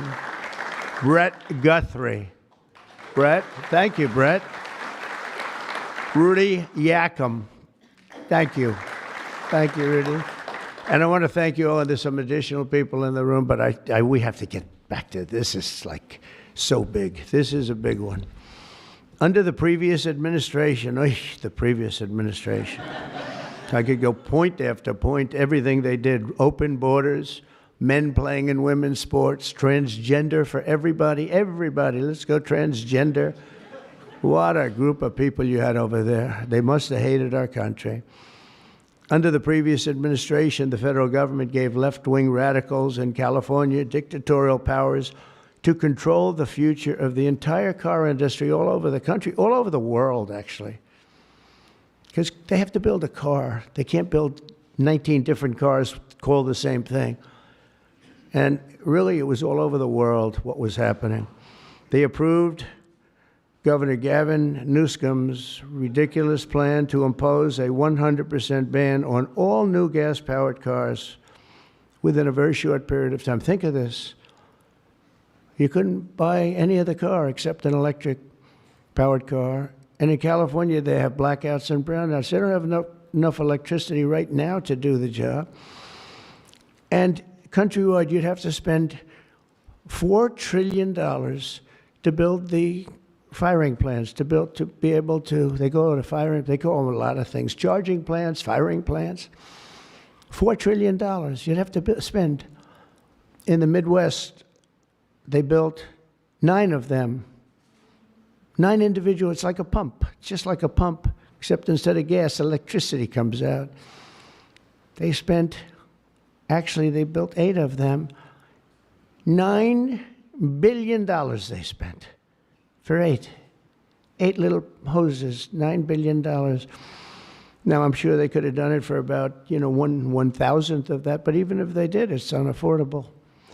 They approved Governor Gavin's ridiculous, is so ridiculous. By the way, if I didn't bring the military in, Los Angeles would be burning down right now. It'd be burning just like his damn houses burned down because he didn't have the water that he should have had. He had so much water. They have so much water. We had to send in the military to free up the water. And we did that right after the fires. We told them to do it in the first term. But just like that ridiculous plan, this is a plan to ban, think of it, a plan to ban 100, and they call it the 100% ban on all new gas-powered cars and abolish 75% of the gas-powered trucks. 75%. The trucking industry saw me. They said, sir, it doesn't work. Number one, the trucks are so heavy. They're 2.5 times heavier than a diesel-powered truck. So one of the big truckers owns 28,000 trucks, big company, tremendous company. He said, I go out of business immediately. I'm not going to play games. He said, did you explain these things to the government officials? Like the truck weighs 2.5 times more than a regular truck, a gasoline-powered diesel. And he said, based on that, we have to rebuild every bridge in the United States of America because it wasn't designed to hold cars and trucks that heavy because the batteries are very heavy. They're, probably lead, but they have a lot of things in those batteries that weigh a lot. But it's 2.5 times. It's a simple number, 2.5 times. And if you want to do this, you have to spend trillions and trillions of dollars on rebuilding every bridge in the United States, and I guess throughout the world, because they do follow us. And the big rig buses and even cement trucks, they want to abolish certain categories of truck, but they want to go 75% of all of these trucks have to be abolished almost immediately. I mean, the time is just crazy. And they don't go far. Another little problem. With a tank of diesel, you can go from New York to Los Angeles if you want to go to Los Angeles right now. But New York to Los Angeles, and you can go back a little bit. With the electric truck, you'll stop approximately 6 times. Enjoy your stop. And the truckers saw me, and I said, did you just explain this? Because this is like, you know, if you explain it, if a person's reasonable for that, he said, we explained it, they didn't care. They said, we're going all electric. They can't be stupid, because anybody that can cheat on elections like them is not a stupid person. But they must hate our country. But I said to this big trucker, he said, sir, I've been buying trucks my whole damn life. He's a rough guy, smart guy. He said, I got thousands of them. I've been buying them for 50 years, and every single year they got better. They got more efficient, they got bigger, they got stronger. I build apartments in my trucks now for the drivers. I said, what's an apartment? That's on the cab, they put this in. And sir, I know you like luxury, but you wouldn't mind living in one of these. I said, maybe I would, maybe I wouldn't. I mean, it doesn't sound too appealing, but I said, so what's the problem? He said, so I noticed one thing. For 50 years, every single year, one thing happened. They got better. They got stronger. They got more efficient. They got faster. They could carry any load. If we went to this standard, we'd go back beyond 50 years. They wouldn't go as far as a truck from 50 years ago. It would be too heavy and have all the other problems. He said, we'd be going backwards. We'd be taking a trucking industry, would be starting all over. But actually, it would be worse, because it was better 50 years ago than. So I said, what are you going to do if I don't win this election? This was before the election. He said, you don't win the election, I'm going to close up my business, because I'm not going to lose he said, I'm not going to lose my ass. I know exactly what's going to happen. It's going to be a catastrophe. It's the craziest thing I've ever heard. They're making you buy stuff that doesn't work. It's no good. It doesn't work. And I'm all for electric. If you want to buy electric, you can buy electric. Cars are great. If you buy the right ones, cars are great. And you should be given the option, buy the electric car, buy a gasoline-powered car, buy a hybrid. Probably not hydrogen, because hydrogen has a tendency that when it blows up, you're gonzo. It's over. They find you 75 yards down the road, you know. Where is he? Well, I think that's him, but I'm not sure. So, you know, they said, we think we can solve the problem. I said, that's not good enough when they think. No, it sounds like it's quite severe. If it doesn't work, Steve, it'll work most of the time, but if it doesn't, it's over. It'll make your accident look like peanuts compared. You wouldn't be around, I'll tell you, because it's pretty bad. But some people like it. I don't know. Let's see what happens. But I would say it's off to a bad start. But because of the size of California's population and the fact that 17 other states follow California, that's the problem. 17 other states follow California. They have the most ridiculous laws I've ever seen for a lot of things. This is just cars, and trucks and. They have a lot of them for other things. But we have, it's called the California Car Standards. And this horrible scheme would effectively abolish the internal combustion engine, which most people prefer. Like so far, I'd say about 90%. In fact, General Motors announced yesterday they're going to spend about $6 billion because of tariffs, and maybe because of my election on November 5th. But because of tariffs, I think, more than anything. They're all coming back. They're coming back from other countries that took them 25, 30 years ago. They're all coming back.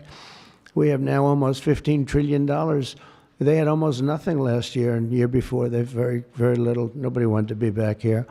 Nobody wanted to come to our country anymore because we were like stupid people. We looked like stupid people. We were laughed at all over the world. Now we're not laughed at anymore, I can tell you that. But they wanted to shatter our domestic supply chains and literally grind civilization to a halt. We would have gone so far back. It's hard to believe, actually. Hard to believe when you don't have enough electricity to give a person a little air conditioning in the summer, and now they want you to take electricity and fire up all these cars. But we're not going to let that happen. Meanwhile, all of the auto jobs would be shipped to China because they're very strong on electric. And it lives off an estimated 200,000 American auto workers would be destroyed. It's one of the reasons I did so well with the United Auto Workers. And now I'm really doing well with them. I did phenomenally with them. No Republican ever got any numbers like I got in the Teamsters, too.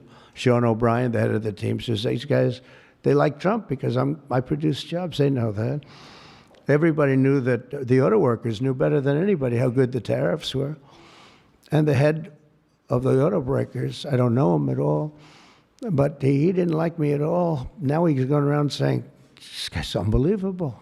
He was very nice to me the last few months. During the campaign, no, but if I've proven, I've proven it. I've done what I said I was going to do, and we've brought back tremendous numbers of jobs.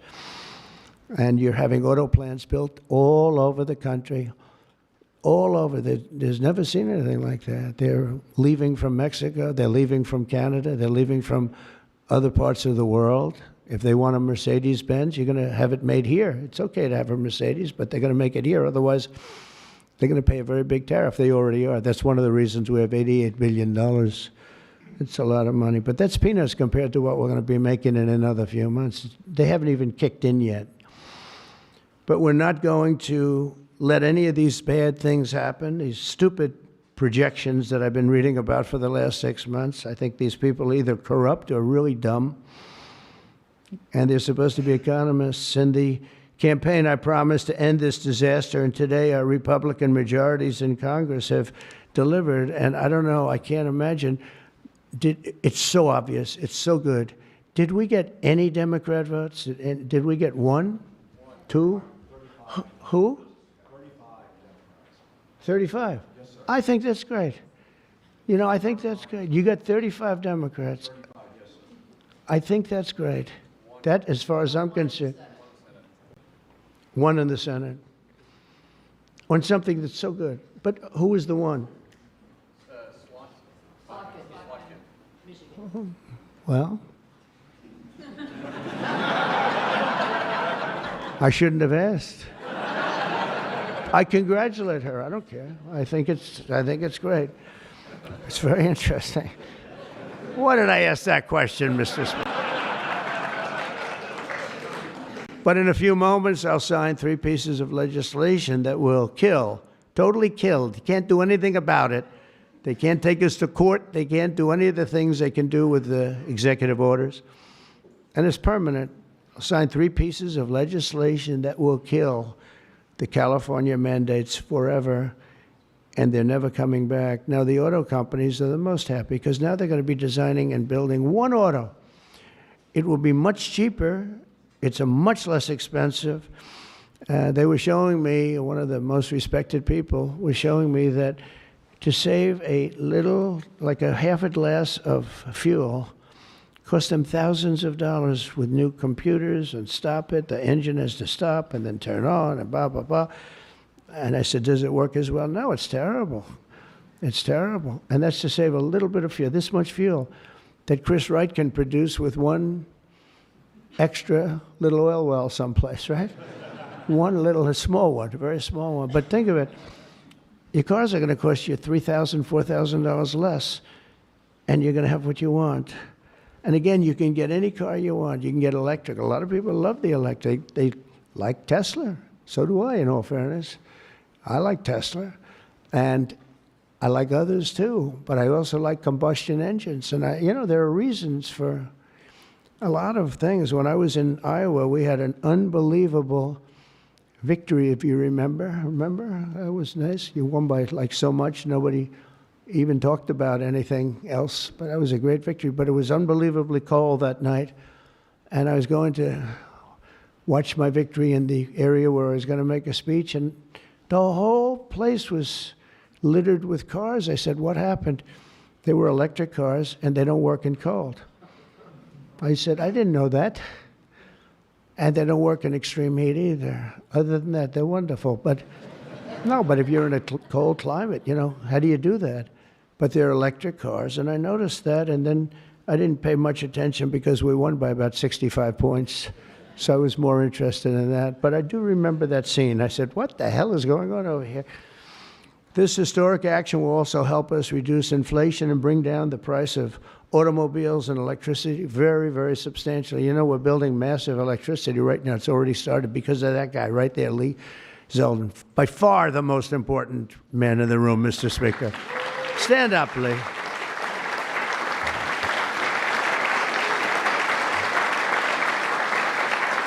He blows you guys away, John. He blows the politicians away. I'm sorry right now. He's a great politician. He almost won for governor in New York, which is just missed by a few points. And that was another race that was not winnable, but you almost got it. But I think what you're doing now is even bigger if you want to know the truth. I think it's actually more important if you can believe that. Under the previous regime, car prices skyrocketed as a direct result of the mandates. These mandates, this nonsense that you had to do, and they had so many other rules and regulations that the car companies who are here today appreciate that. And Susie Wiles is here today. Stand up, Susie. Most incredible woman. Most powerful woman in the world, they say.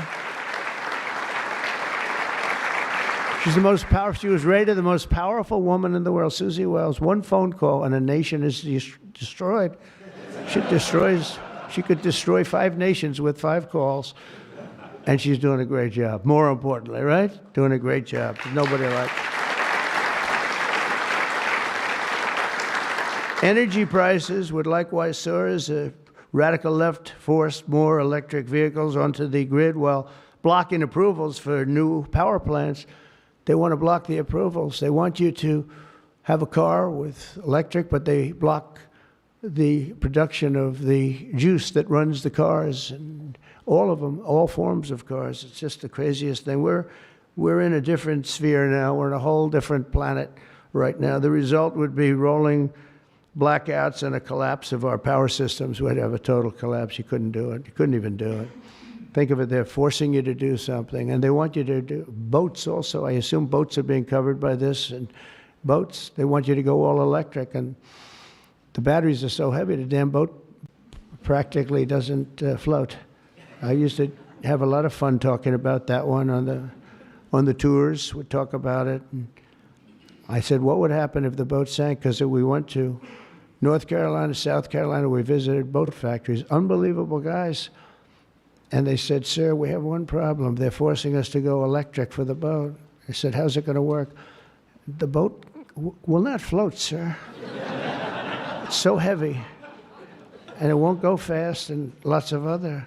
And I did ask him a question, because I have a lot of background. My uncle was a big shot at MIT, the smartest guy. He never had a smarter guy, and I guess I have a little of that. My first question was, what would happen if the boat sank? Do you get electrocuted? Remember I said that? And I used to be decimated by these people back here, right? I used to be decimated. They'd say, what kind of a crazy question is that?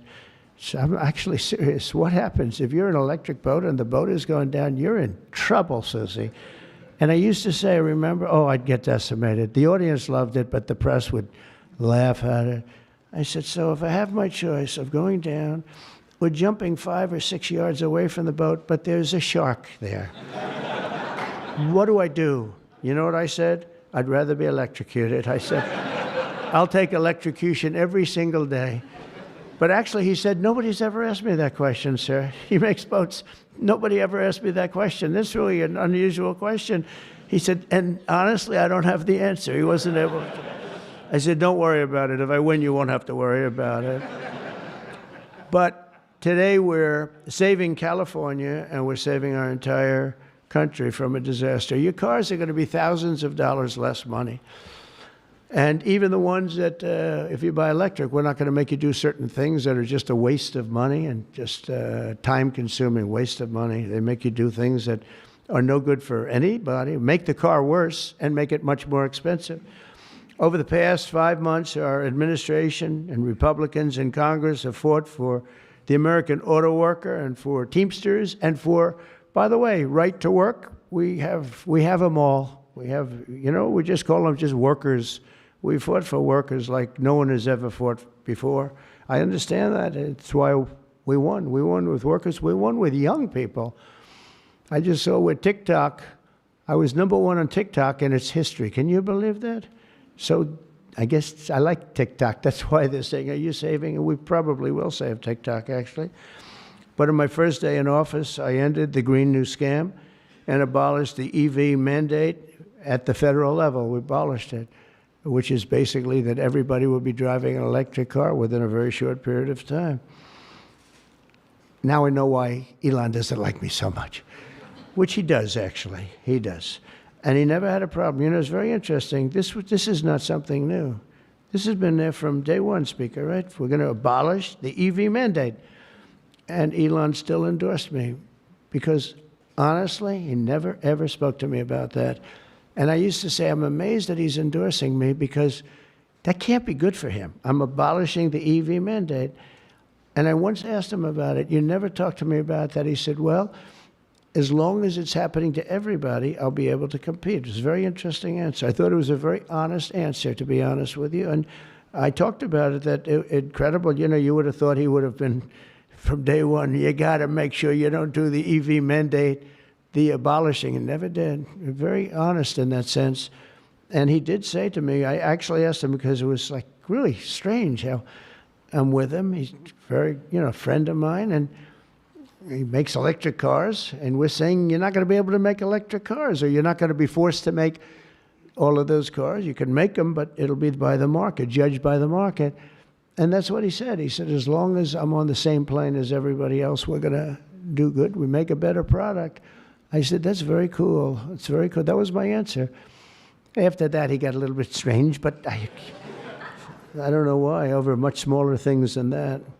As part of the One Big Beautiful Bill, we'll also further slash the funding for the Green New Scam. As you know, it's the greatest scam in history, saving American taxpayers hundreds of billions of dollars. The windmills are killing our country, by the way. The fields are littered with them, junk. They're littered with them. And they get older, and they get rusty, and they get bad, and they get... This is other countries also. It's the greatest scam in history. It's the most expensive energy you can buy. They're ugly. A friend of mine comes from Minnesota. He's been in New York. He hit it big. He's a very successful guy, actually. And he wanted to go back, see his mother who's not well. And he went back to Minnesota. Hasn't been back there in 20 years. And he said, it's unbelievable what happened. He said, I'm driving down a highway and up a certain road, and the most beautiful fields. I remember them so well. And I was so looking forward to seeing them again. And I looked at them, and they had windmills all over them, these horrible, horrible structures. He's a very smart guy, this guy. He said, these ugly, horrible things. And he said, it was so bad, I actually drove back to see it because I couldn't believe it. Before I even got to my mother, I drove back. I said, how much do you like your mother? But no, it hurt him to see it. He said, I looked at this field that was one of the most beautiful places in my own mind and imagination that I've ever seen. And I said, it's littered with this garbage. It looked like a junkyard, he said. And then you get different manufacturers, and they don't look alike. And they're not painted alike, different colors. You have, even if they're white, one's a beigey white, one's a darker white, one's a lighter white. And then they start to rust after 4 or 5 years. And then they start to wear out, and nobody takes them because you're not allowed to bury the propellers, the props, right? You can't bury the props for some reason. I don't know why, but they say that you can't bury it. It's a certain type of fiber, and if it goes in the ground, we're all going to die. It's what bullshit this is, okay? They can't buy. So what they do is they leave them up. If you go to Palm Springs, California, take a look. You go into this beautiful community. Before you go, it's like you're riding through a junkyard. Windmills all over the place. Tall ones, short ones, dead ones. They're all dead. Some are hanging over by a thread. They never take them down. They just leave them there, and they start to rust. It's one of the greatest scams, and it's also the most expensive energy. And the environmentalists say, oh, we love wind. It sounds so good, but it's a horrible thing. Environmentally, it's a horrible thing. I say that to you. It's wind, and we are going to have virtually no, one mandate we have, we're going to natural gas, nuclear. Nuclear, we just had a big signing with nuclear, making it easier, safer, and better. It's really, I would say probably more than any other form of energy that's come about. It's been amazing what's been done. It's very safe, very good, and very inexpensive. But we're not going to let windmills get built because we're not going to destroy our country any further than it's already been destroyed. You go and look at these beautiful plains and valleys, and they're loaded up with this garbage that gets worse and worse looking with time. It starts when the rust comes. 4.5 years, it starts to rust. And it's very expensive to paint them. So they don't paint them, and they're horrible. What's happened is horrible. So we're not going to approve windmills unless something happens that's an emergency. I guess it could happen, but we're not doing any of them. I hope the Senate will soon pass a bill the House can quickly approve and get to my desk by the 4th of July. We'll have this done. And to further defend our auto workers, I imposed a 25% tariff on all foreign automobiles. Investment in American auto manufacturing is surging because of it. They have Mercedes all over. They pay 25% if they don't make the car in the United States. And because of that, and this could have been done long before Trump, this could have been done by any one of the presidents. I did it with China. The reason you don't have Chinese cars here is because I imposed it my last term. I actually asked the question. I said, do we have any Chinese cars here? No. Why? Because you imposed a 25 or 27.5% tariff on Chinese cars. So they're not coming here, but they are going to Europe all over the place. But I love China. We just made a deal, and I respect President Xi a lot. And we made a deal that's good for both countries. The deal we made with China, good for both countries. Going to be a lot of money made, and it's going to ultimately open up China, which is the ultimate thing. And I'm going to be working with President Xi. We had a long talk about it. And that's going to be good for China. It's going to be good for us. But we're going to be opening up China. That's bigger than what we signed. And I think had we not signed it, that wouldn't be happening. It's going to happen. It's going to happen fairly soon. But to further defend our auto workers, I imposed this 25% tariff on all foreign automobiles and investment in American manufacturing and auto manufacturing. All manufacturing is surging. And I might go up with that tariff in the not-too-distant future. The higher you go, the more likely it is they build a plant here. Ford has just announced that it's going to invest $500 million in some of the things involved in what we just did. General Motors is going to spend $4 billion. They just announced that yesterday. Stellantis announced that it's going to reopen its Belvidere assembly plant. That's good.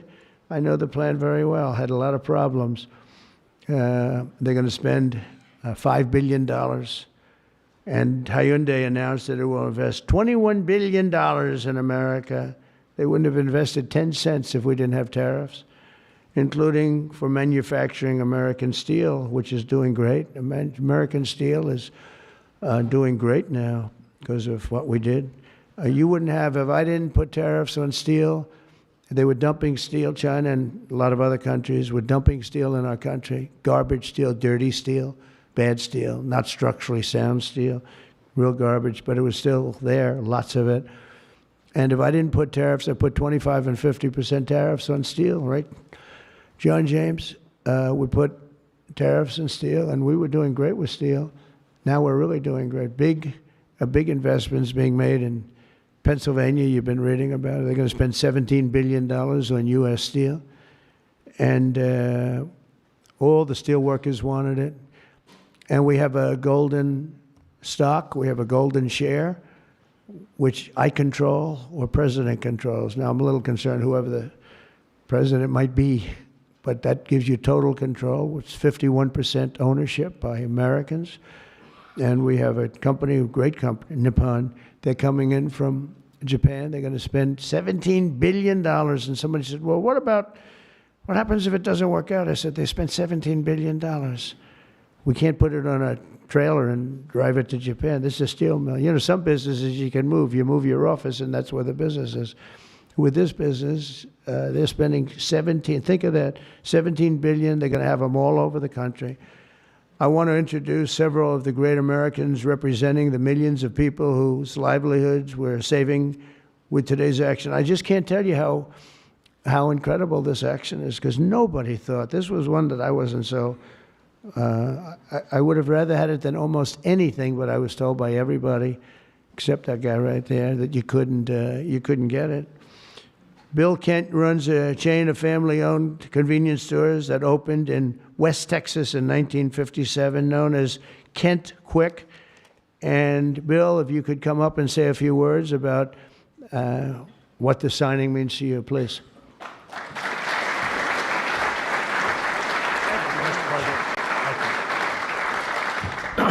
Wow, you're probably wondering why I've called you all here today, right?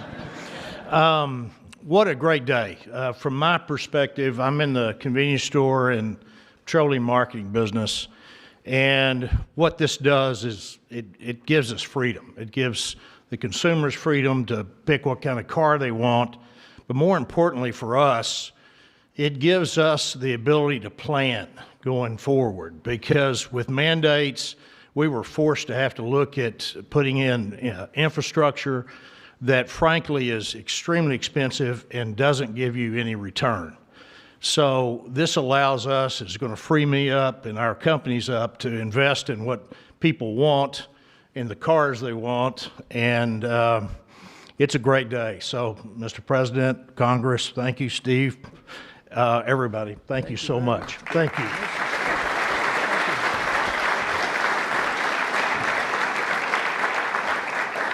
And a friend of mine for a long time is John Hess. He's one of the top CEOs in the country, and he's now the CEO of Hess Corporation, one of the biggest oil producers, and he's a fantastic person with great knowledge of the subject matter. Can you say a few words, John? I see you in the audience. Come on, thanks.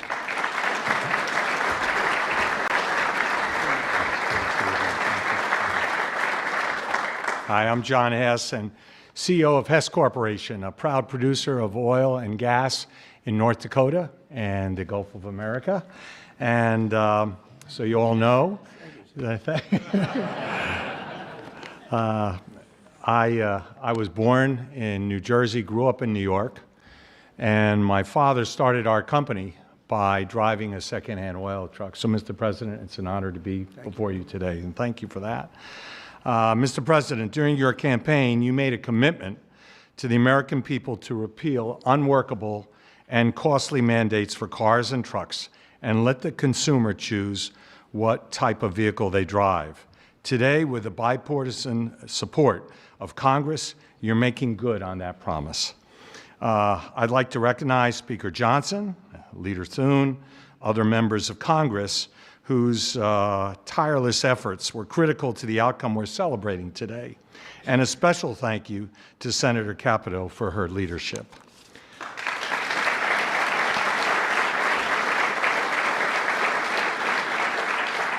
This announcement today is about consumer choice and affordability for American families. It's also about making our country auto industry more competitive, Mr. President, and you said that very eloquently. As you know, Mr. President, one-size-fits-all policies like those adopted in California do not work.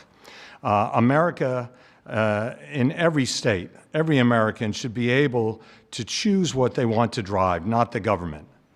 We as a country would be basically leaning into our competitive advantage with this repeal on oil and gas. Oil and gas are a strategic industry for our country, underpinning energy dominance, economic prosperity, and national security. We are truly energy independence. So, Mr. President, on behalf of Hess Corporation, on behalf of the oil and gas industry, and every family across our country, thank you for your courageous leadership and your commitment to consumer choice and energy affordability. Thank you very much.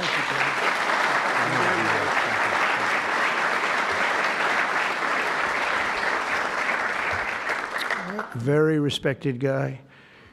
The California EV mandates would also have devastated our nation's incredible truck drivers and the trucking industry, and I gave you a little bit of a rundown on that. But a diesel-powered semi-truck can drive from Reno, Nevada. I'll give you some other locations. Nevada to Los Angeles, California, and back on a single tank of diesel oil, diesel fuel, but the same exact journey would require an electric truck driver to stop also 6 times at recharging stations, adding an estimated 9 hours to the trip. I don't know too much about the trucking industry, but this is not sounding good. Here to discuss a little bit about the trucking industry, Gina Jones. And Gina, a real expert on trucks, I can tell you that. She's going to come up and tell us about trucks. Thank you, Gina. Thank you, Dan. Thank you, Mr. Thank President. you very much. And thank you, members and Congress. The trucking industry has America's back, and we are grateful that a president and the administration that have our back, too. Today, trucks are 99% cleaner than a generation ago. We need great partners in government to continue that process. We cannot allow one state's regulations to disrupt our entire nation's supply chain. Allowing California to do so would have negativity impacted the hundreds and thousands of truck drivers who deliver critical goods across the country each and every day. In order to deliver for American families and businesses, we need realistic national standards. With the signing of this resolution, Mr. President, you have delivered the leadership that trucking industries need. Promises made, promises kept. On behalf of the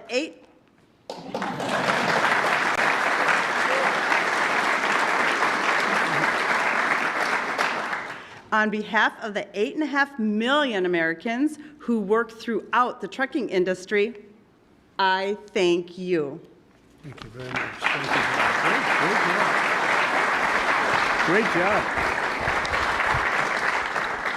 So just to wrap it up, I say under the Trump administration, we will restore the full strength, might, and glory of the American auto and trucking industry. We'll protect our truck drivers, auto workers, small business people, and manufacturers all over our country, and actually all over the world, and that's okay too.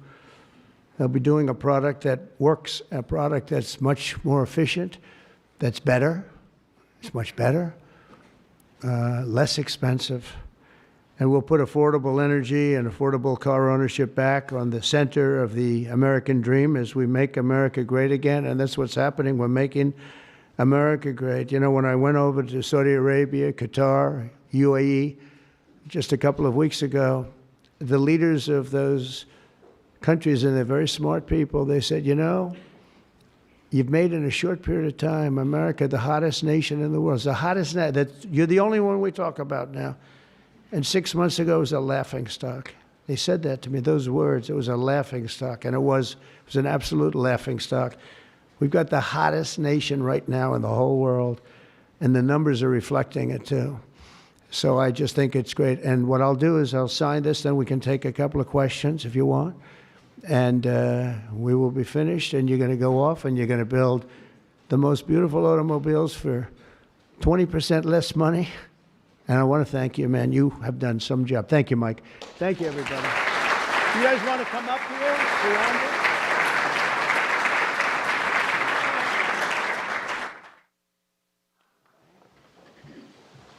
Come on, surround it.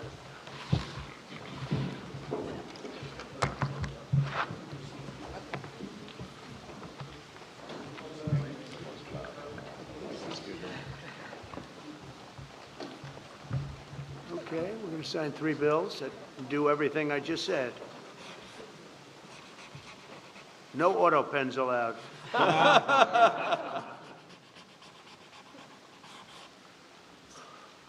for you. Keep that mic.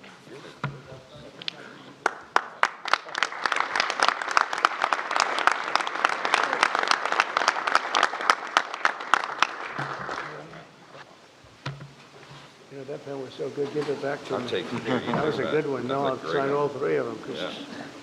you never know what you get with the new one. Number 2.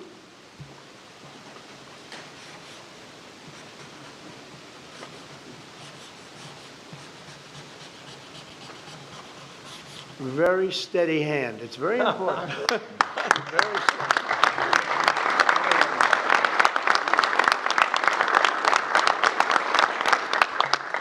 Only a steady hand can sign like that, right? Absolutely. Right? I've been told that, actually. And here's number 3, and it all goes into effect. Everything I said goes into effect. Lower prices, better cars, and choice. sense. You can say choice. We have choice for education, and you have choice for cars now, right? Common Right, sense common is right. sense. You're right. Common sense is right.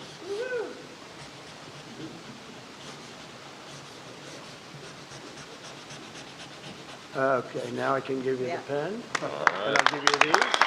Shelley? They'll let you sign. Congratulations, Thank you, Mr. John. President. Okay, you'll take these. Pass these around, fellas. Where's John James for his father? Oh, thank you. Yeah, you have one, John? Yes, sir. Thank you, Mr. President. Pass them around. Okay, everybody, there's a few extra, you're gonna take them and give them to someone who paid you. Okay?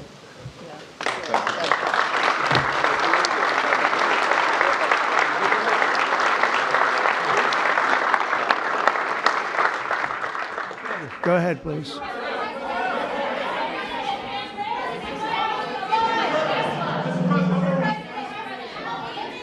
All right, Brian, yeah, please. Yes, sir. I have some very close friends who run some of the largest auto dealerships in Southern California, the Rusnak Automotive Group. Good. Their message to you, they're 100% behind you right now.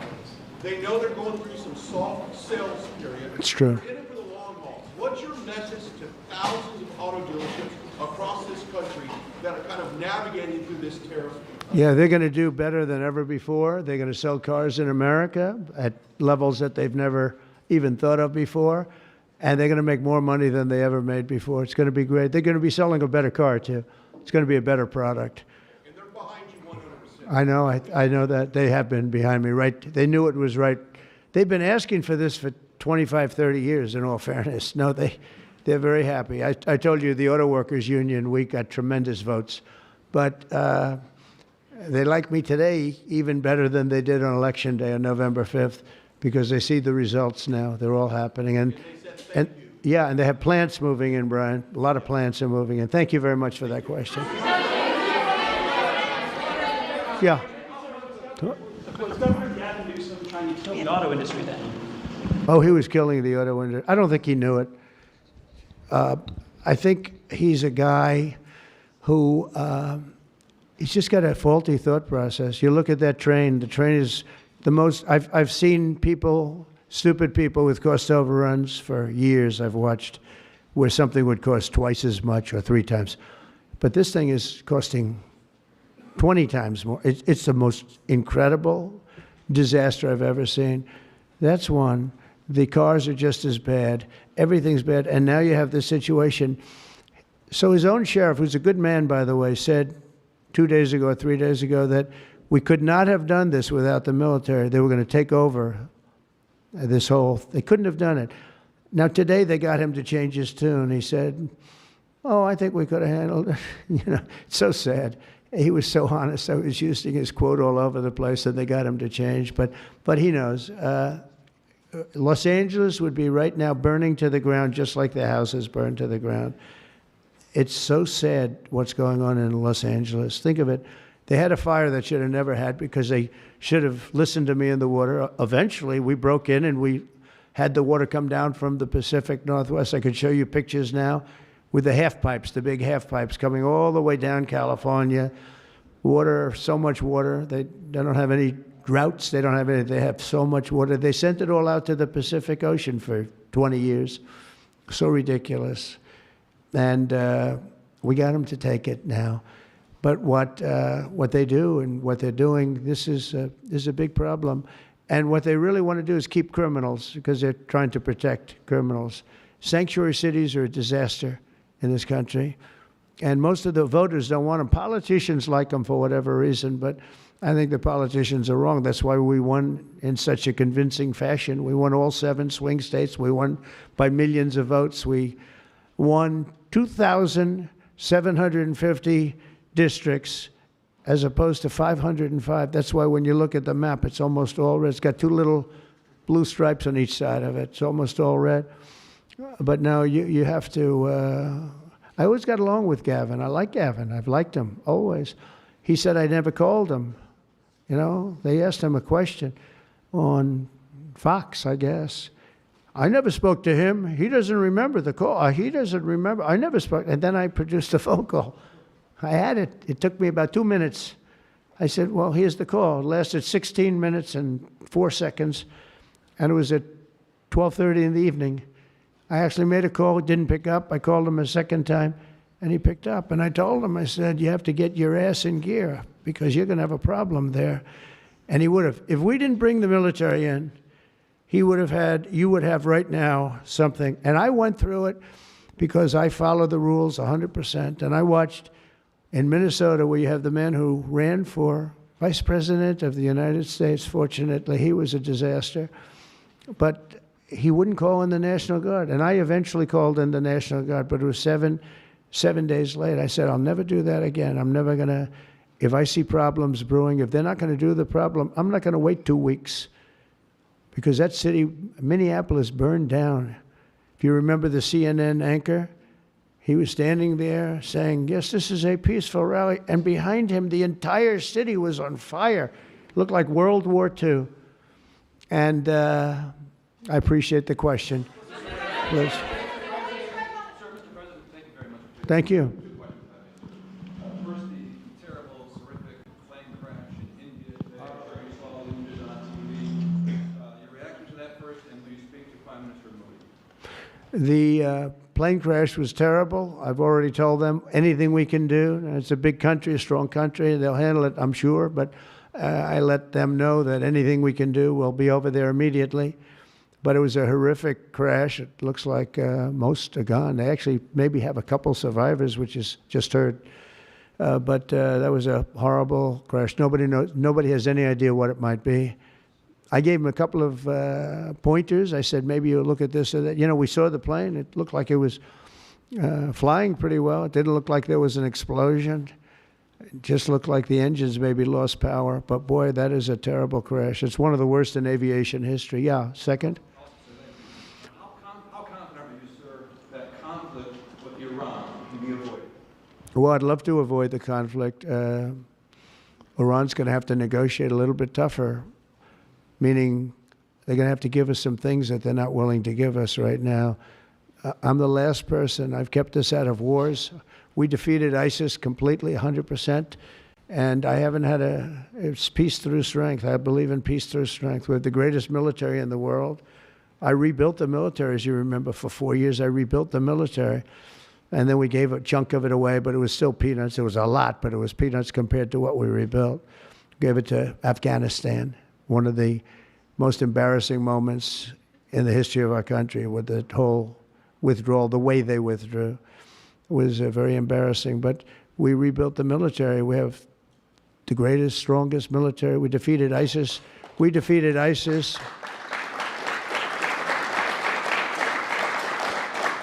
We defeated ISIS in 4 weeks. It was told to be 5 years. It was going to take 5 years, anywhere from 4 to 5 years. We did it in 4 weeks, with, by the way, headed by the general who's now the head of the Joint Chiefs of Staff. That's why he's there. He said it would take 4 weeks, and he did it in 4 weeks. He did actually a little bit faster. So we have a great country, and we're going to keep it that way. And when it comes to Los Angeles or other cities, if we see other cities are gearing up, and these people are agitators, they're paid, they're professionals, they're insurrectionists, they're troublemakers, they're all of those things. But I believe they're paid, and we're going to find out through Pam Bondi and her great staff, her great people at Justice, who they are. And Mike, I think you're doing some investigations in that in Congress, but we're going to find out who they are, because they're really, I think what they're doing is unbelievably illegal. Just one thing. So they took the bricks away from people. They're walking in with satchels of bricks. Now, why do you have bricks? You have bricks because you throw bricks. They're very potent. If they hit you, they kill you. And they took them away. The military took them away. They saw him. What the hell is this? The guy could hardly carry me. Many bricks. He's a strong guy. Couldn't carry him. And they saw that, and they took him away. Then they found others with bricks. But they're ingenious. They also brought hammers along, very heavy hammers. And I saw them pounding the curb and pounding the sidewalk. And it was like a military operation. This guy's pounding strong, boom, big shots. And it was breaking up granite, the granite curbs. And the granite was breaking up, and the concrete was breaking up. And there was lines of people standing there, and they're handing him. And then he stopped handing them. They just went down and picked him up. It was so professional. I said, that's a professional organization. This is not like people at random. This guy's breaking up because they couldn't use the bricks. So who would think of this even? Did a lot of damage. A lot of curbs are broken. A lot of sidewalks broken. But I never saw that before. That's one I haven't seen. I thought I saw it all. And they have it on tape. And with that, people get killed. You know, they go to the bridges and they drop the concrete off the top of the bridge with a car coming along at 70 miles an hour, and the person dies. And we had a lot of car problems. You saw that. They were all over the road. They were littered all over the road, where the cars got stopped by concrete going through the front windshield. Now, these are bad people. If we didn't go, Los Angeles right now would be on fire. It would be a disaster. And we stopped it. And last night was very good. Nobody showed up. You know why they didn't show up? Because we were there. If it was just the police, because the police are great. I know those police, they're great, but they're told not to do anything. They're not allowed to act. Thank you.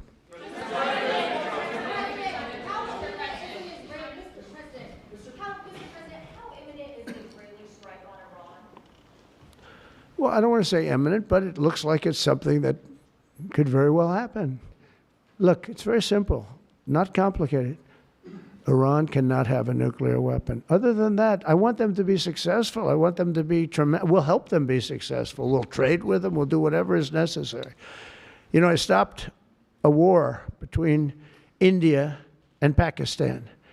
And I stopped it with trade. I don't think I've ever seen a story written about it, but it was pretty cool. They were getting ready. Pakistan was their turn to hit, and eventually they're going to go nuclear. And I stopped it. I called each. I respect each leader greatly. I know them. And I spoke to them, and I talked about trade. I said, but you're not trading with us if you're going to go to war, if you're going to start throwing nuclear weapons around. And I said it to both of them, and they were both unbelievable, actually. They understood it exactly. They stopped. I stopped that war with phone calls and trade. And India's here right now negotiating a trade deal, and Pakistan's coming, I think, next week. And I'm very proud of that. Nobody died. Nobody, the nuclear weapons, they each have very severe, very substantial numbers of nuclear weapons. And I think we should get some credit for that. You know, the whole Republican Party should, because that's their mindset. Please. Yes, ma'am. What?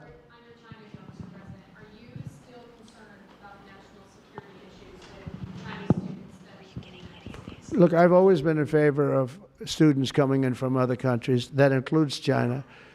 And we have 500,000 Chinese students coming in. I've always been in favor of it.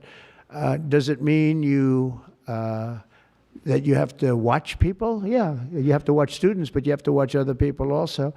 I've always been strongly in favor of it. I think it's a great thing. It's also, it's good for our schools. It's good for, I think it's good for our country. I'm also in favor of having them stay. I've been in favor of letting them stay. If you get educated for 4 years, you're willing to get educated for 4 years. I like people being able to stay. You know, they have some great students. You have some, these are Republicans clapping.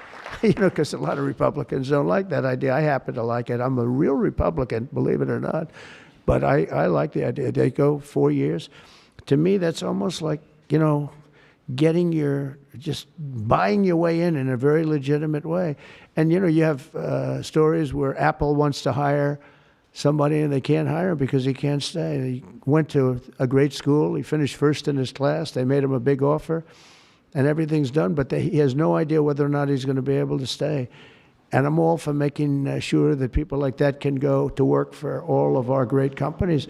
And you know what they do? They go back to their country, and there are stories that are all over the place. They go back to their company, and they start a company just like they were going to start here. They end up starting it in China or India or someplace else, and now they're among the richest people in the world. They've got thousands and thousands of employees that make it great. This is happening all the time, because they're not allowed to stay. And I think we'll probably end up doing something about that, right? I think. Yeah, go ahead. Go ahead. You in the blue, please. Light blue. Thank you, Mr. President. How close are you to step back home between Ukraine and Russia? We see a very bad escalation. Are you going to leave it in the hands of the Europeans? I'm very close to the situation. I'm very disappointed in Russia. But I'm disappointed in Ukraine also, because I think deals could have been made.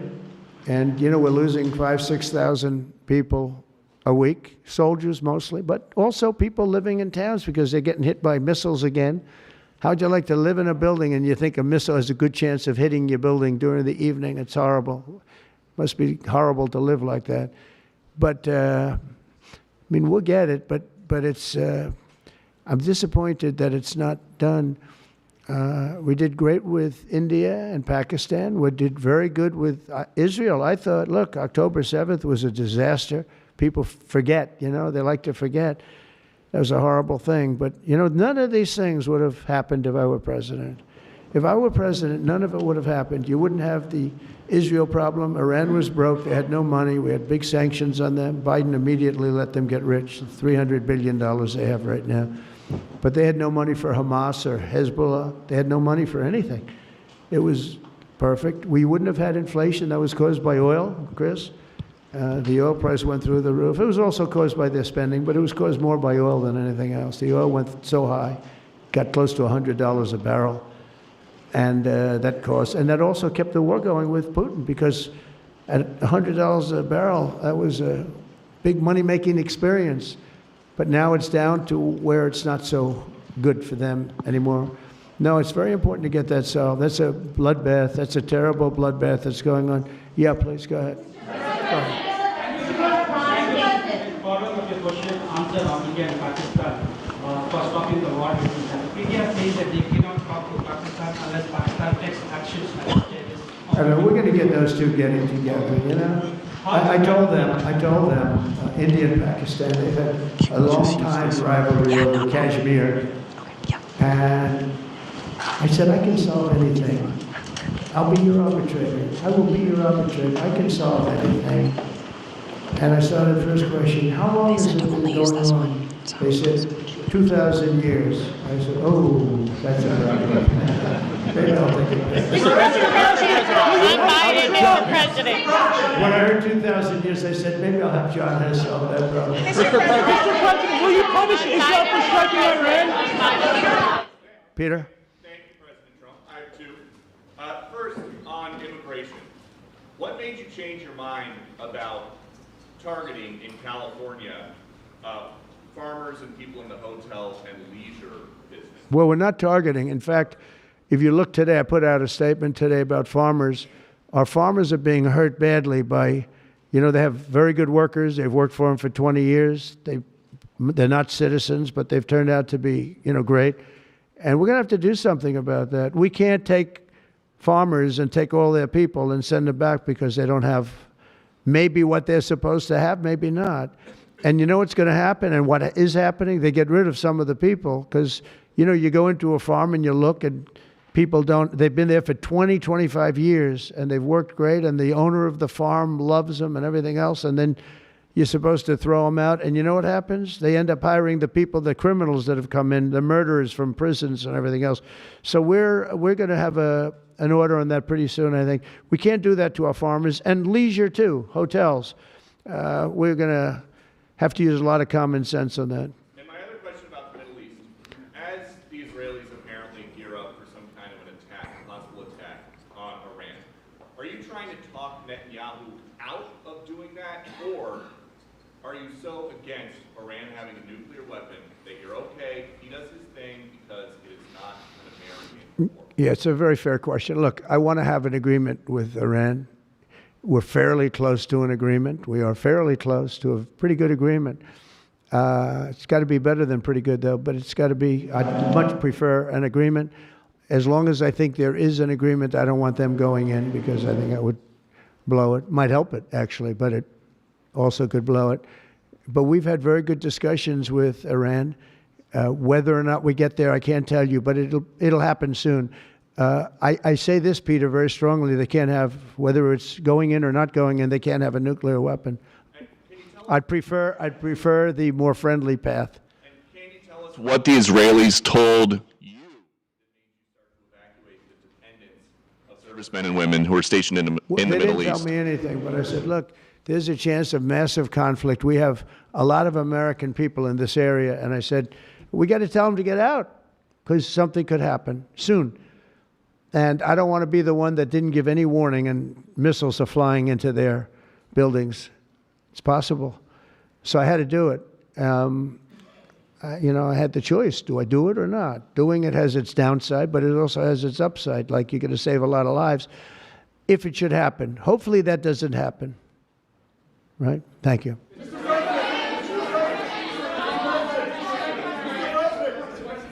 Mr. President, for Americans that are coming to Washington on Saturday for the military parade, It's going to be a great day. what would you like folks to take away from that day? What would you hope that they would remember? And also, Mr. President, our country is, and how strong our military is. We have the strongest military in the world. You know, it's very interesting. 3 weeks ago, it was the end of world anniversary, end of World War II. And I called France, and Macron, who's a good man, I said, what are you doing? He goes, we're celebrating World War II, our victory. I said, your victory? Your victory. Tell me about that. And then I called somebody else, and I happened to speak to President Putin at the time. Now, in all fairness to him, he lost 51 million people, and he did fight. Russia fought. Sort of interesting, isn't it? He fought with us in World War II, and everybody hates him. And Germany and Japan, they're fine. You know, someday somebody will explain that, but I like Germany and Japan too. But Putin is a little confused by that, you know. He said, we lost 51 million people, and we were your ally, and now everybody hates Russia, and they love Germany and Japan. I said, let's explain that sometime, okay? But it's a strange world. But I will say this, look, I want them to go away saying how great our country is and how great our military is. And I was making all these calls. For some reason, I spoke to like 4 different places. Sir, are you celebrating? And I said, you know, we won World War II and World War I, right? We won them. And yet we're the only country that doesn't celebrate. Everybody's celebrating except us. And I said, we should celebrate too. Several No Kings protests planned across the country on Saturday as well. What are your thoughts on those? What do they call it? No Kings? No Kings. I don't feel like a king. I have to go through hell to get stuff approved. A king would say, I'm not going to get this. A king would have never had the California mandate to even be talking to him. He wouldn't have to call up Mike Johnson and Thune and say, fellas, you got to pull this off, and after years we get it done. No, we're not a king. We're not a king at all. Thank you very much. Go ahead. Yeah, go ahead. Sir, go ahead. Mr. President, sir, you made a lengthy posting today on Truth Social about Senator Rand Paul. Do you expect to see him at the picnic tonight, sir? I do. I look forward to seeing him, actually. I like him. He's the hardest vote in the history of the U.S. Senate to get. Probably won't get him. But he's a very tough vote. I mean, he's a very tough vote. He's always been a friend of mine. You know, I endorsed him and got him elected. I got him elected twice. But I don't think he understands how great this bill is. This is a great bill. No tax on tips, no tax on, you know, the Social Security payments. It's unbelievable what happens. No tax on overtime. You work overtime, no more tax. It's so, those are big, but they're minor compared to the big things. Taxes reduced. And let's look at the other side. If it doesn't get approved, a 68% tax increase, 68%, including the fact that the Trump tax cuts kick in. But it's a 68% tax increase and many other bad things. I don't even want to, some of them are so bad I don't even want to talk about them. I think it's one of the greatest bills we'll ever pass in this country. And I think that Leader Thune and this gentleman right here, what he's gone through on this with, you know, we started off with a majority of 1. Now I guess we have 7. So it's like easier, but it's really sort of 3. It's 7, but it really equates to 3, right? And we have great support. I mean, I can't tell you, I can't guarantee, but when you have a majority of essentially 3, where you can't lose anything more than 3 votes, and you get it passed, it's pretty amazing. And I think it's going to haunt the Democrats because most of the bill is common sense. It's tax cuts, it's border wall funding, it's military funding properly spent. It's all things that are like common sense. They're all good. There's nothing tricky about it. It's basic stuff. And we don't intend on getting one, think of it, not one Democrat vote in the House. Mike, not one. Maybe somebody will come along. I don't know how they can run for office. So many different things. We're gonna very important, Medicare and Medicaid are gonna be strengthened, not hurt. You know, they're using fake narrative. Oh, no, they're going to be strengthened. We're going to strengthen them. They're going to destroy them because under their policies, Medicare and Medicaid go away. Social Security under them is going to be devastated. With us, it's going to be kept, but much stronger than before. And very interestingly, I saw this and I proved it because for 4 years, I never hurt Medicare, Medicaid, or Social Security. I've already been there. But they're going to destroy Medicare, Medicaid, and Social Security. They're going to wipe them out, in my opinion, because their policies are so bad, the country will have no money to pay for them. We're going to make them stronger than ever before. Thank you very much, everybody.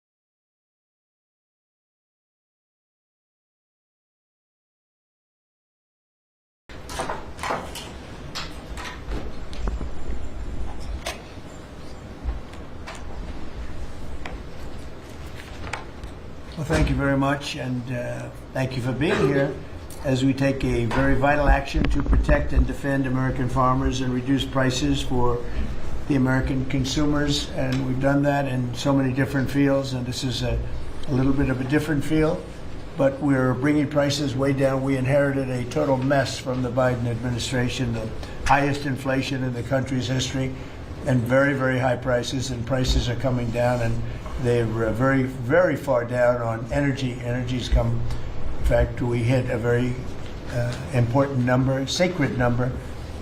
We had 3 states in the last 2 days, reported by our energy group, a group of very strong energy people, who said we hit $1.99 a gallon in 3 different states, and that's an amazing accomplishment because the gasoline prices are coming down.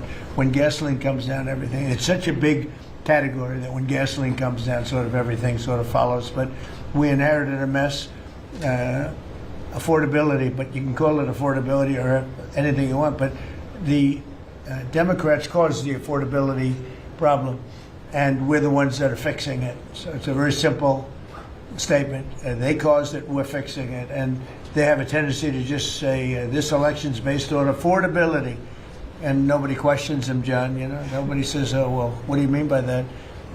But they just say the word. They never say anything else because they caused the problem. But we're fixing the problem. And we're pleased to be joined today by many of the wonderful members of the farming community, as well as the Secretary of Agriculture, Brooke Rollins. Brooke, thank you. Thank you, sir. Treasury Secretary Scott Bessent. Thank you very much, Scott. Senator John Bozeman. Thank you, John. Good job. John Hoeven. Thank you, John. And Deb Fisher. Thank you very much. As well as Representative Austin Scott, who's been with us right from the beginning. Thank you, Austin. Good job. I'm delighted to announce this afternoon that the United States will be taking a small portion of the hundreds of billions of dollars we receive in tariffs. We are making a lot of money from countries that took advantage of us for years. They took advantage of us like nobody's ever seen. Our deficits are way down because of tariffs. I guess because of the election, because without the election you wouldn't have tariffs. You'd be sitting here losing your shirt. But we're taking in billions. We're really taking in trillions of dollars, if you think about it, Scott, because the real number is, you know, when you think of all the money being poured into the country for new auto plants and all of the other things, AI.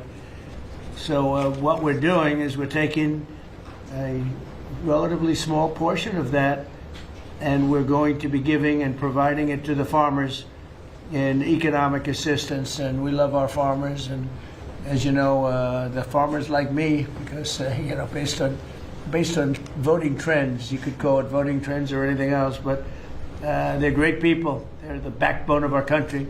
So we're going to use that money to provide $12 billion in economic assistance to American farmers. $12 billion is a lot of money, Meryl. What do you think? Peanuts for you, though, right? Peanuts. She's a farmer of rice. This relief will provide much-needed certainty to farmers as they get this year's harvest to market and look ahead to next year's crops, and it'll help them continue their efforts to lower food prices for American families. And again, we inherited something that we inherited the worst inflation in the history of our country, and we're taking care of it. Farmers are an indispensable national asset, part of the backbone of America. I've always felt it so strongly. They're so important. Unfortunately, under sleepy Joe Biden, he's a sleepy guy, our farmers were crushed by the worst inflation in modern history and crippling restrictions on energy, water, and countless other necessities for farmers. And what they did to the farmer in terms of putting the brakes on was just absolutely unacceptable. In my first term, we had an agricultural trade surplus by a lot. We had a big surplus, meaning that we were exporting American agricultural products all over the world, making a net profit, and in many cases a very substantial profit. He came in and ruined it. Biden turned that surplus into a gaping agricultural deficit that continues to this day, but we're knocking it down. It's starting to go very good. In fact, China, as you know, is buying a tremendous amount of soybeans, and the number, I spoke with President Xi recently, very recently, and I think he's going to do even more than he promised to do. So I think the relationship is a very good one. I think he's going to do more than he promised to do, and what he promised to do is a lot. So we're very happy with that. In the last year, Biden bankruptcies rose by 55%, having to do with farms. So farm bankruptcies under Joe Biden went up 55%. That's not good. But now we're once again in a position where a president is able to put farmers first. But unfortunately, I'm the only president that does that. On day one, I terminated the Green New Scam. Energy prices are down. Gasoline prices are down. We've slashed record numbers of crippling regulations, and we're working on huge trade deals, already securing $60 billion in agricultural purchase commitments. And, you know, Biden made none. He didn't make any trade deals having to do with the farmers or any of it. It's crazy. China committed. He was the worst president in the history of our country, by the way, in case anybody has any questions. China committed to over $40 billion of soybean purchases, and that's a commitment. And I asked President Xi if he could even up it. And I think he'll do that. I mean, not a commitment. The $40 billion is a commitment, but the soybean farmers are quite happy. Since my successful meeting in South Korea with President Xi, purchases have been made and soybeans are being exported out of the United States to China as we speak. And I say that our soybeans, I told this to President Xi, our soybeans are more nutritious than competitors. Somebody said, is that a Trump statement or is that real? In fact, you know who asked me that question? President Xi asked me that question. He said, really, I had never heard of it. And he was a food purchaser for a long time. But that's what I hear. And Japan agreed to $8 billion in purchases of corn, soybeans, ethanol, fertilizer, aviation, biofuel, and rice. You know, Japan never bought rice from anybody else. It's like a very important thing to them. And they agreed to buy rice, okay? Absolutely. So I also proudly signed into law the largest tax cuts in history, and the one big, beautiful bill, the monumental tax relief bill that is benefiting very, very strongly, benefiting the American farmer. And I think also for farmers, we have, as you know, and we got this, the estate tax, or the death tax, as they call it, on farmers, on small businesses. You don't have to pay it anymore. A lot of farms, you love your children, and your children are great, and they want to be farmers, and you leave the farm with your children, and a lot of farms are, sort of cash poor, land rich, cash poor, and the kids would go to the local bank or to any bank, and they'd borrow money to pay the estate tax, and they'd end up losing the farm. They go bankrupt, and a lot of debt too. Literally.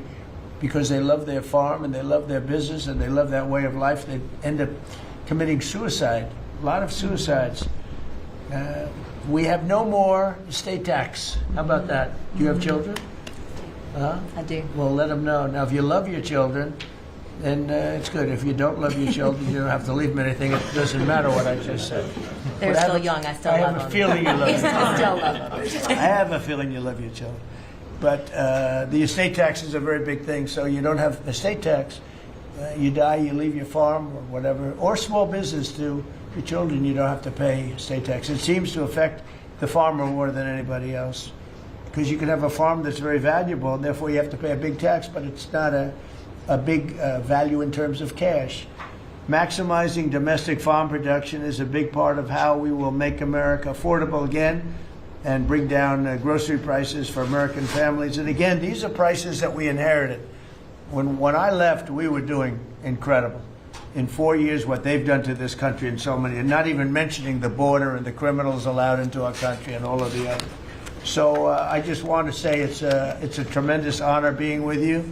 I'd now like to ask Secretary Rollins to provide some of the details, followed by Secretary Bessent, Director of the National Economic Council, Kevin Hassett, Senator Bozeman, Representative Scott, and then we go to a couple of the farmers' representatives, but we'll all get involved a little bit. You can speak. Anybody is shy to speak in front of the press, and I don't blame you if that's the case, but farmers, Court Holub and Merrill Kennedy will say a few words also, and then we'll have a little discussion, okay?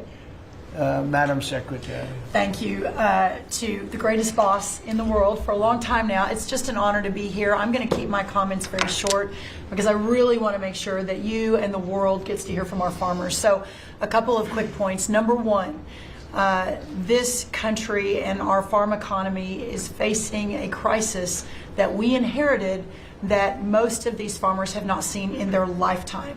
Profitability is down. It's just one crisis after another. When we came into office, sir, when you did and you were sworn in on January the 20th, as you mentioned, not one new trade deal had been struck in 4 years. The cost of inputs for our farmers, fertilizer up 36%, manual labor up 47%, interest rates up 73%. When you combine the cost of inputs for our farmers married to no new trade deals, and then you're facing an administration whose priorities were DEI, climate change, putting the farmer aside. I mean, it was an absolute war on agriculture and on our rural communities. That all changed on January 20th. So as, sir, we are working, and you have been just so resolute. I mean, these are our people. Rural America is the fabric of our country. This is the way of life that preserves the American dream for the next 250 years as we celebrate the first 250 years. So we began to go to work immediately. What these elected officials sitting across from us did with the One Big Beautiful Bill, with a lot of help and direction from you, was the largest investment in rural America in any of our lifetimes. We will begin to see that effectuated next year in 2026. As we have fought to bring input costs down, you have talked about, and even this weekend did an executive order, signed one, on looking into the reason that so much of these costs have been driven up over and over. Equipment, again, fertilizer, seed, et cetera, et cetera. We have to make sure we understand why that is. And then the continuing of the additional trade deals across the world. And no longer will America be held and beholden to the regime of other countries' tariff infrastructure. Instead, we are moving our products out across the world. Having said that, and we have been listening to the farmers for the last 10 months, 11 months, sir, that the bridge that is needed to get from the last administration and what basically happened under the last president and the last U.S. Department of Agriculture to this new golden age for farmers, where instead of farming for government checks, they can farm to feed their family and sell their products and pass it on to the next generation, that this bridge is absolutely necessary based on where we are right now. So as the president said, we are very pleased to announce that today we are going to be effectuating an $11 billion bridge payment to our farmers. The money will move by February 28th of 2026, but by the end of this month, so just in the next couple of weeks, every farmer that is able to apply for it will know exactly what that number looks like.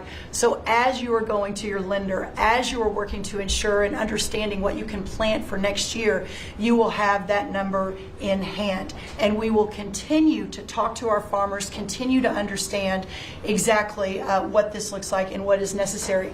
The final thing I'll say is 12 billion. Well, we're holding $1 billion back. So today we are announcing $11 billion. We are holding $1 billion back just to ensure that we are covering. So today's announcement covers all of our row crops, but some specialty crops and others that we are still working with to best understand where they are in the farm economy and ensure that we're making every forward-moving position that we need to. And then finally, as we move to this new golden age for agriculture and for rural America, as we continue to fight for these farmers and ranchers, their way of life, and those that are represented here represent hundreds of thousands of farmers across this country. Just know that this president, I have never been around anyone who every time we talk, he asks, how are my farmers? Every single time. So we will never stop fighting. We will make sure that we're doing everything we can to ensure the next 250 years is just as bright, if not brighter, than the last. So thank you, sir. Brooke. Thank you. And this money would not be possible without tariffs. The tariffs are taking in, hundreds of billions of dollars, and we're giving some up to the farmers because they were mistreated by other countries for, I don't know, maybe right reasons, maybe wrong reasons. They weren't. They were trying to show us something, and it's really worked out really well. But because of the tariffs, this is possible. The other thing I'd like to add before going to Scott, and I think it's very important, we're going to also give the tractor companies, John Deere and all of the companies that make the equipment, we're going to take off a lot of the environmental restrictions that they have on machinery. It's ridiculous. I know because I buy a lot of that machinery for different things. We have a lot of big clubs with, hundreds, thousands of acres. And I buy a lot of stuff, and you buy it, it's got so much equipment on it for the environmental, it doesn't do anything, except it makes the equipment much more expensive and much more complicated to work. And it's not as good as the old days. And we're going to take a lot of that nonsense off of the equipment, which is going to reduce, and we're going to do it, and we're going to say you're going to reduce the prices. We're not going to do it and they're not going to reduce. They're going to have to reduce their prices because farming equipment has gotten too expensive. And a lot of the reason is because they put these environmental excesses on the equipment, which don't do a damn thing except make it complicated, make it impractical. And you really have to be in many cases, you need about 185 IQ to turn on a lawnmower. Now, so we're going to take that off, that crap off that they put on Biden mostly, and we're going to take that off. So that's going to make that'll bring down the equipment prices a lot. That's right. And we're going to do that immediately. You're going to work with Lee Zeldin, who's not here. He's doing a fantastic job, and Lee is going to work that out. And that would be most of it. It's crazy. The machines, they're always under repair because they're so complicated that you can't fix them. The old days you used to fix it yourself. Now you can't do that. You have to be a PhD from, let's say, MIT. Okay, so we're going to get that done. Scott, please go ahead. Good. Thank you, Mr. President. Thank you to the farmers to join us today. And I will tell all of you here that when either in person or when we are on a call with President Xi, the first thing the president asks him for is more soybean purchases. That's right. We don't talk about geopolitics. We don't talk about trade. It's about soybean We purchases. don't even say hello. We immediately start. Soybean. We start with the soybean, please. Could you do a little? It's always could you do a little more? So, and I think President Xi has heard President Trump. This group represents an American way of life that has fed our nation and its spirit for hundreds of years. You are the caretakers of the most productive agricultural country on earth. You drive hundreds of billions of dollars in exports, support millions of jobs, and keep America's economy running strong. And this administration is committed to keeping it that way. By putting farmers first, President Trump is ushering in a new golden age for agriculture. The President's $11 billion relief package for America's farmers comes at a critical time. These direct payments will give producers the breathing room they need to market this year's harvest and plan for next season. This serves as a liquidity bridge during a period of adjustment, supporting the strongest agricultural sector in the world. Add this to President's success in reining in Biden-era inflation. Thanks to the administration's pro-growth policies, input costs like fuel and fertilizer are easing, and credit conditions are improving. Interest rates are coming down, helping farmers prepare for the next harvest. President Trump scored a massive victory for America's farmers when he secured an arrangement with President Xi in Busan to reopen China's markets to U.S. agricultural exports, especially soybeans, sorghum, and other commodities. Under this framework, China committed to purchase at least 12 million metric tons of U.S. soybeans this growing season, followed by a minimum of 25 million tons annually for the next 3 years. And it's not just China. At the President's direction, Treasury, USTR, and the Department of Commerce have secured supplemental purchases of U.S. agricultural goods and major trade agreements across the world to open new markets to America's farmers. The One Big Beautiful Bill also delivered transformative benefits for America's small farmers. It locked in full expensing for farm equipment and 100% expensing for farm structures built during the President's term. I believe Representative Scott and a group in the House, we were originally just going to do factories, and they called us and said, you need to do farm structures too, and the President said, we're all in. And it extended and enhanced much needed relief from the punishing death tax, giving family farms greater certainty as they plan for the next generation. Mr. President, thank you for putting America first by putting your farmers first. Through pro-growth, pro-farm agenda, you are ushering in a new golden age of American agriculture, and Treasury is proud to help in this. Thank you, Scott. You know what we'll do? We're going to go a little faster because the last meeting we had was 3 hours. We're the most transparent group, so if we can go faster, it'll be great. And then we'll take some questions from the fake news. Is that okay? All right. Kevin, go real fast, Kevin. Yeah, I could go really fast, sir. Yeah. Sir, the farm economy, you always ask me to just get a few numbers to put it in perspective. And as I've looked through the incredible performance of these people that work so hard and are such important people for keeping communities alive, the thing that struck me the most, because you and I were here in the White House during COVID, is that during those terrible COVID times, farm production didn't go down. Like these farmers, they went to work every day and they produced so much. But then Joe Biden came in, so we had COVID, and farm production didn't go down. And then Joe Biden came in and he really wrecked the farm economy. And so during Biden's term, 150,000 farms closed, sir. 150,000 farms closed after we went through COVID and we didn't have a problem. Now, why did we do it? Why were we able to do that? I'm going fast. The first is that, do you know that expenses for farms fell 5% while we were here because of all the things that we did, expensing and everything else? But under Joe Biden, they went up 13% because of all, the regulations, energy, everything else. But the thing that really jumped out at me the most is because you had high growth and low inflation. Interest expense for the farm economy fell $120 million per year while you were there in the White House. But under Joe Biden, it increased by $8 billion per year. And so you wonder why it is that we need this $11 billion, maybe $12 billion to build a bridge loan to America's farmers. It's because we know how to fix it, but there really was a hole that was dug in the previous administration. Thank you. Hope it's fast enough. Good. That was quick. That's good. Appreciate it. Senator, please. Yes, sir. No, thank you so much. Thank you for convening us this great announcement and all your hard work for farmers. I think I was reading the clips, and I think yesterday you talked about, Mr. Secretary, about farmers needing certainty, and which is so true. This bridge note is one of those things that provides certainty. I also, as I was reading that, thought to myself, the one thing that farmers can be certain of is the fact that you've got their back, and you proved that through the years, in the last administration and now this. I was giving a presentation to the Senate a while back, and I was talking about us having the cheapest, safest food supply of any place in the world. It's not just about the farmers in rural America. And so Marco Rubio was sitting by me prior to coming over here and becoming the great Secretary of State.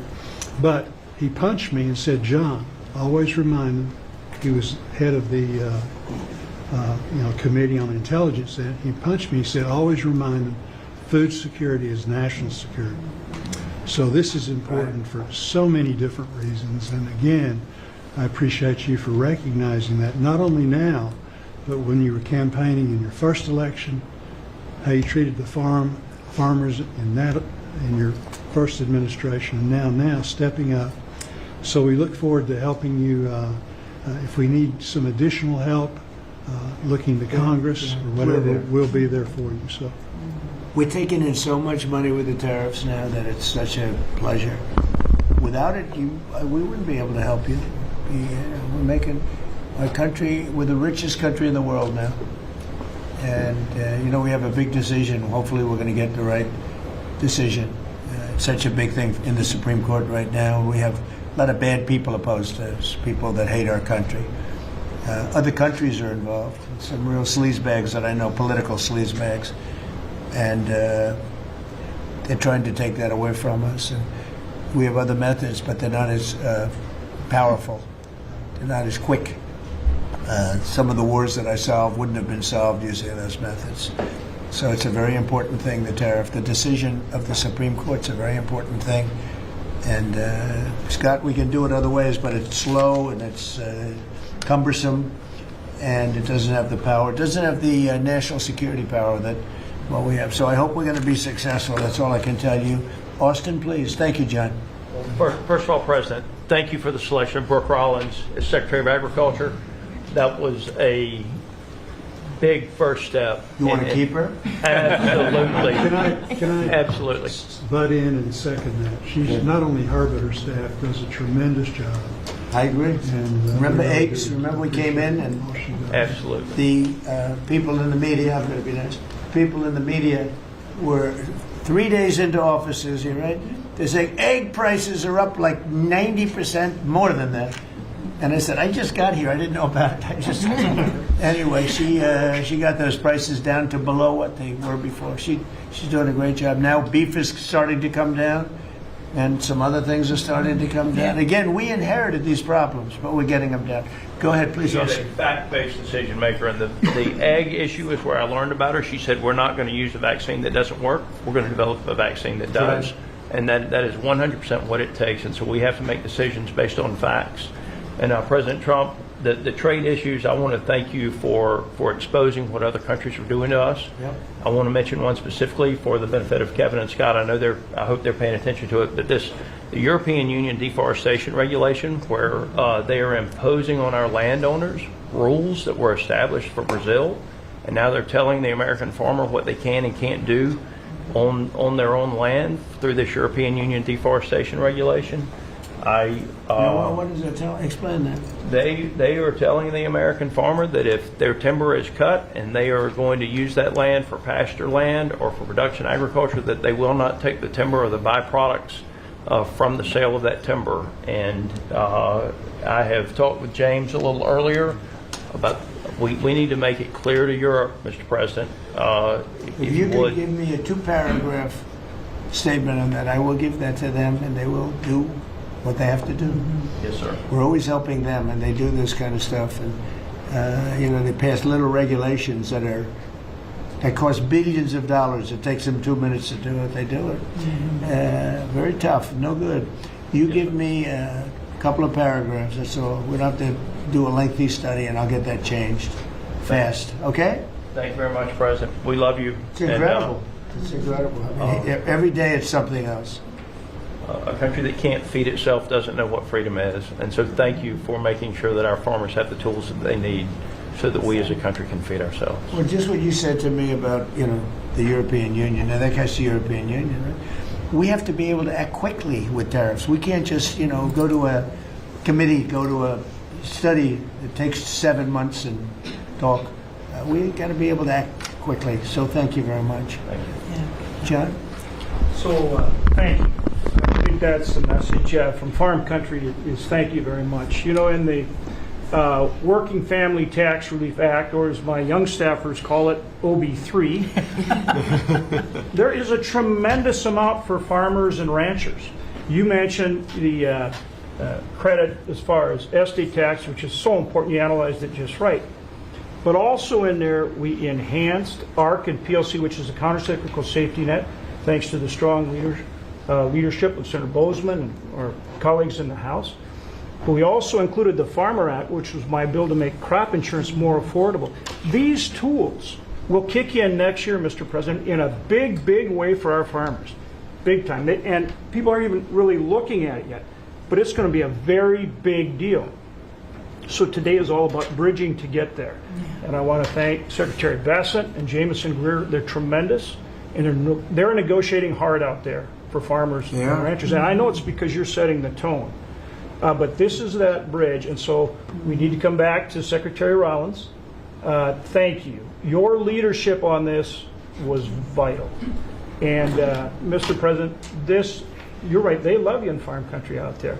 All you have to do is drive out and see the flags and signs all over the fields. On the hay bales, right? It's a great honor. They're great people, the best people. This is really important.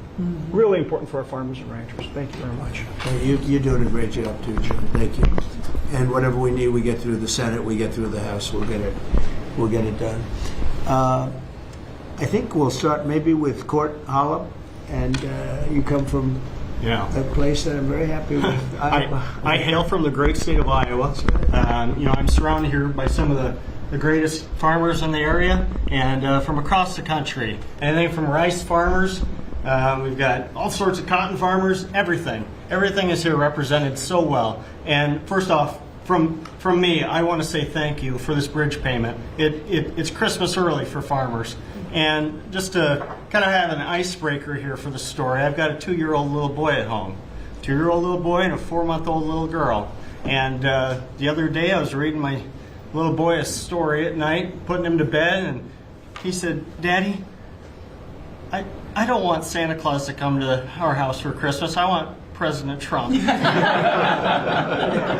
I think, Mr. Trump, I think you brought Christmas to farmers. With this bridge payment, we'll be able to farm another year, help us get by. It's such an honor to be here with you.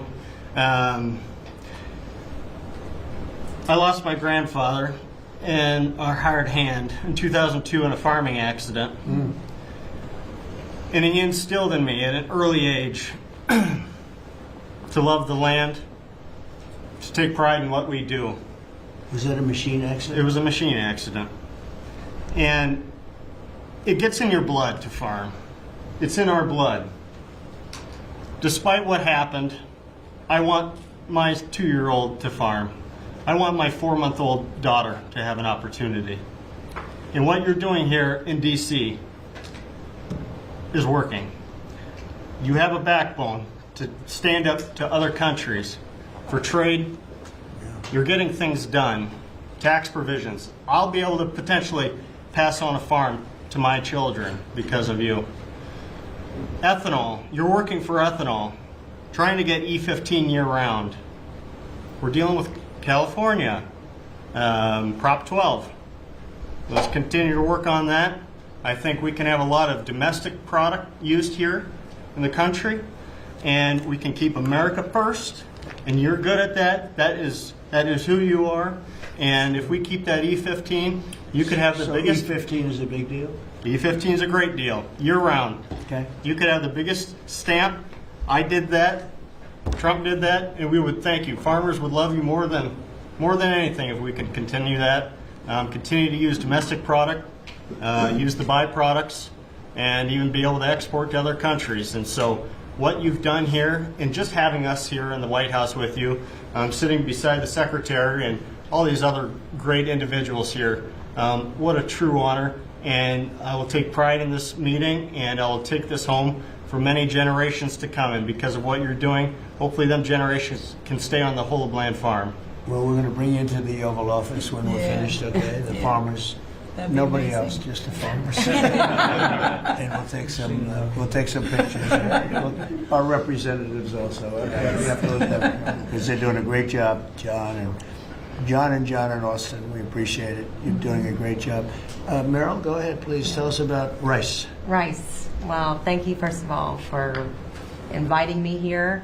And my friend, the secretary, you have an incredible lady right here. She really is. Along with being a mother of 3 and a wife, I run my family's agribusiness, Kennedy Rice Mill, in a little town called Merage, Louisiana, about 1,000 people in the northern part of the state. We employ around 150 people, taking rice from the field to a finished product, supplying some of the largest food companies that many of you would know here domestically, but also abroad. And my sisters and I, because there is 4 of us, right? I'm the youngest of 4 daughters. Started our own rice brand a few years ago to just tell the story of American agriculture that hadn't really been told before. But I wish I was here under better terms. I'll tell you, I think the rice industry thanks you sincerely for what you have done for the California rice market and to Japan. It has been monumental for our industry. But us in the South are really struggling. I mean, this is not just a crisis. I would say it's almost a market dynamics that really are true anti-competitive nature, right? So it follows what you sent out this weekend. And we do believe that countries are dumping rice into this country today. We've never seen imports this great. Which countries? India, Thailand, even China into Puerto Rico. Puerto Rico used to be one of the largest markets for U.S. rice. We haven't shipped rice into Puerto Rico in years. So this has been happening for years. This didn't start during your administration, but unfortunately, we're seeing it in a much bigger way now. The tariffs are working, but we need to double down because you want more. I mean, they're cheating, right? They're they're just Could subsidizing and then India. Tell me about India. Why is India allowed to do that? They have to pay tariffs. Do they have an exemption on rice? No, sir. We're still working on their trade deal. So yeah, but they should be dumping. I mean, I heard that from others. So you can't do that. There's a WTO case against India now. Give me the countries, if you could. Go ahead. India. Who else? So India. Mark it down. What'd you say? Yes, sir. India, Thailand, China into Puerto Rico, not into the continental U.S., but into Puerto Rico. Those are the main culprits. So Puerto Rico used to do a lot of business, and now you 100%. Puerto Rico was U.S. based. All right. And so now easy to settle. Okay. But there's others too, and I can get you a full list. Give me a full list. Yeah. Of course I can. All right. So go ahead. So truly, this is a national security issue. I think you put it just perfectly. And so I want for all of us in the room to know that rice is more than just a commodity. It's a currency in many of these countries. And you love rice, right? I love rice. Yes, I'm going to get you to love rice too. You know, the next time you're not going to have a button for a Coke, you're going to have a button for a rice. But The farmers love what they do. Yeah, That's true. Well, our farmers can feed this nation and many nations abroad, but we need fair trade, not free trade. Yeah. And so we appreciate what you've done today. We appreciate what you did in the big, beautiful bill. I mean, my word, you really changed reference prices. And, you know, we're hopeful that we can even move that further. I know that rice prices right now are the lowest they've been in over 40 years. So we're going to struggle. We're going to max out on our payments probably. So that's something that I know those in Congress can potentially help us with to change. But again, we appreciate everything you're doing. That's solved so quickly with tariffs to these countries that are illegally shipping. It's solved. Your problem is solved in one day. That's why we have to win the Supreme Court case. In one day, that problem's solved. It's so unfair. They go out of business. They put everyone out of business. That's what they did to our car industry. We lost more than 50% of our car industry because of that. We lost our chip industry. Went to Taiwan because of that. If you had a president that said, no, you can't do that, it's 100% or 200% tariff on chips if you make them outside of the United, we would have never lost our chip industry. But we're going to have 40 or 50% of it back very shortly because they're all coming in now from Taiwan. They're building chip companies. But it's the same thing with rice. Thank you, Dawn, very much. Thank Really you. nice. Well, it'll be good. We'll Thank you. get it solved very quickly. We just need the countries. We just give us the names of the countries. Yeah. Tariffs, They again, own the it largest solves the problem in 2 minutes. Yeah, they've bought the largest brands at retail too, right? So they have an incentive to subsidize their products so that they can keep it on the shelf. Who did that? The Indians own the two largest brands. All right, then we'll take care of it. It's Thank you. it's so easy. So, do you have any questions? Yes, President Trump. How about keeping it on farming? Well, your team answered Supposed all to- of my questions votes. on farming, but I do Something, have yeah. Do you have a farm Mr. question? President, in the interest of affordability with this aid package, I assume that that's something you want consumers to see before midterms next year. How quickly will that affect prices at the grocery store? Well, I think the prices are going to be going down already. I mean, the prices are way down. We brought prices way down from what it was. We inherited high prices. We inherited the biggest inflation in the history of our country. That means prices going up. And we brought it down very substantially. Now inflation is essentially gone. We have it normalized, and it'll go down even a little bit further. You don't want it to be deflation either. You have to be careful. But we brought it way down. We had inflation that was the highest in the history of our country.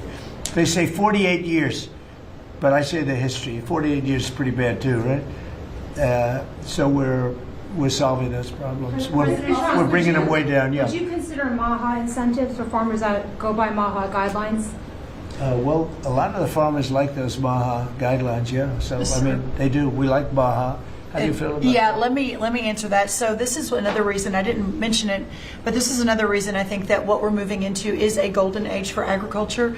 As Secretary Kennedy and I, and across our cabinet with the president's leadership, focusing on making America healthy again, the undergirding foundational effort in that is our agriculture industry. It is our farmers and our ranchers. So as the new dietary guidelines come out in early January, where USDA alone spends $400 million a day on nutrition programs, that's a whole other SNAP, fraud, etc. But when you think about what a market mover that is, as we begin to move the market toward more locally produced, American-made, healthier products closer to the schools, the hospitals, etc., you again begin to open up so much of the market for the great products produced by these farmers instead of ultra-processed foods out of a box. So there's a lot that's going to be coming on that as well. I'm really excited. I have a question. It's not related to farming, but if you'll entertain, I'm Kara from Lindell TV, Kara Kashnov, and I'm not fake news, just so you know. And everybody's talking about the pipe bomber over the weekend, the suspect that was taken into custody. I reported on Biden's kangaroo court for 4 years, and this is an important question to me. Everyone knows that J6 was a Fed's direction to set you and your supporters up. So my question is, what's your gut instinct about the new pipe bomber suspect taken into custody? Does your instinct tell you that he acted alone? And also, Mr. President, how do you feel about the lead prosecutor on the pipe bomber case?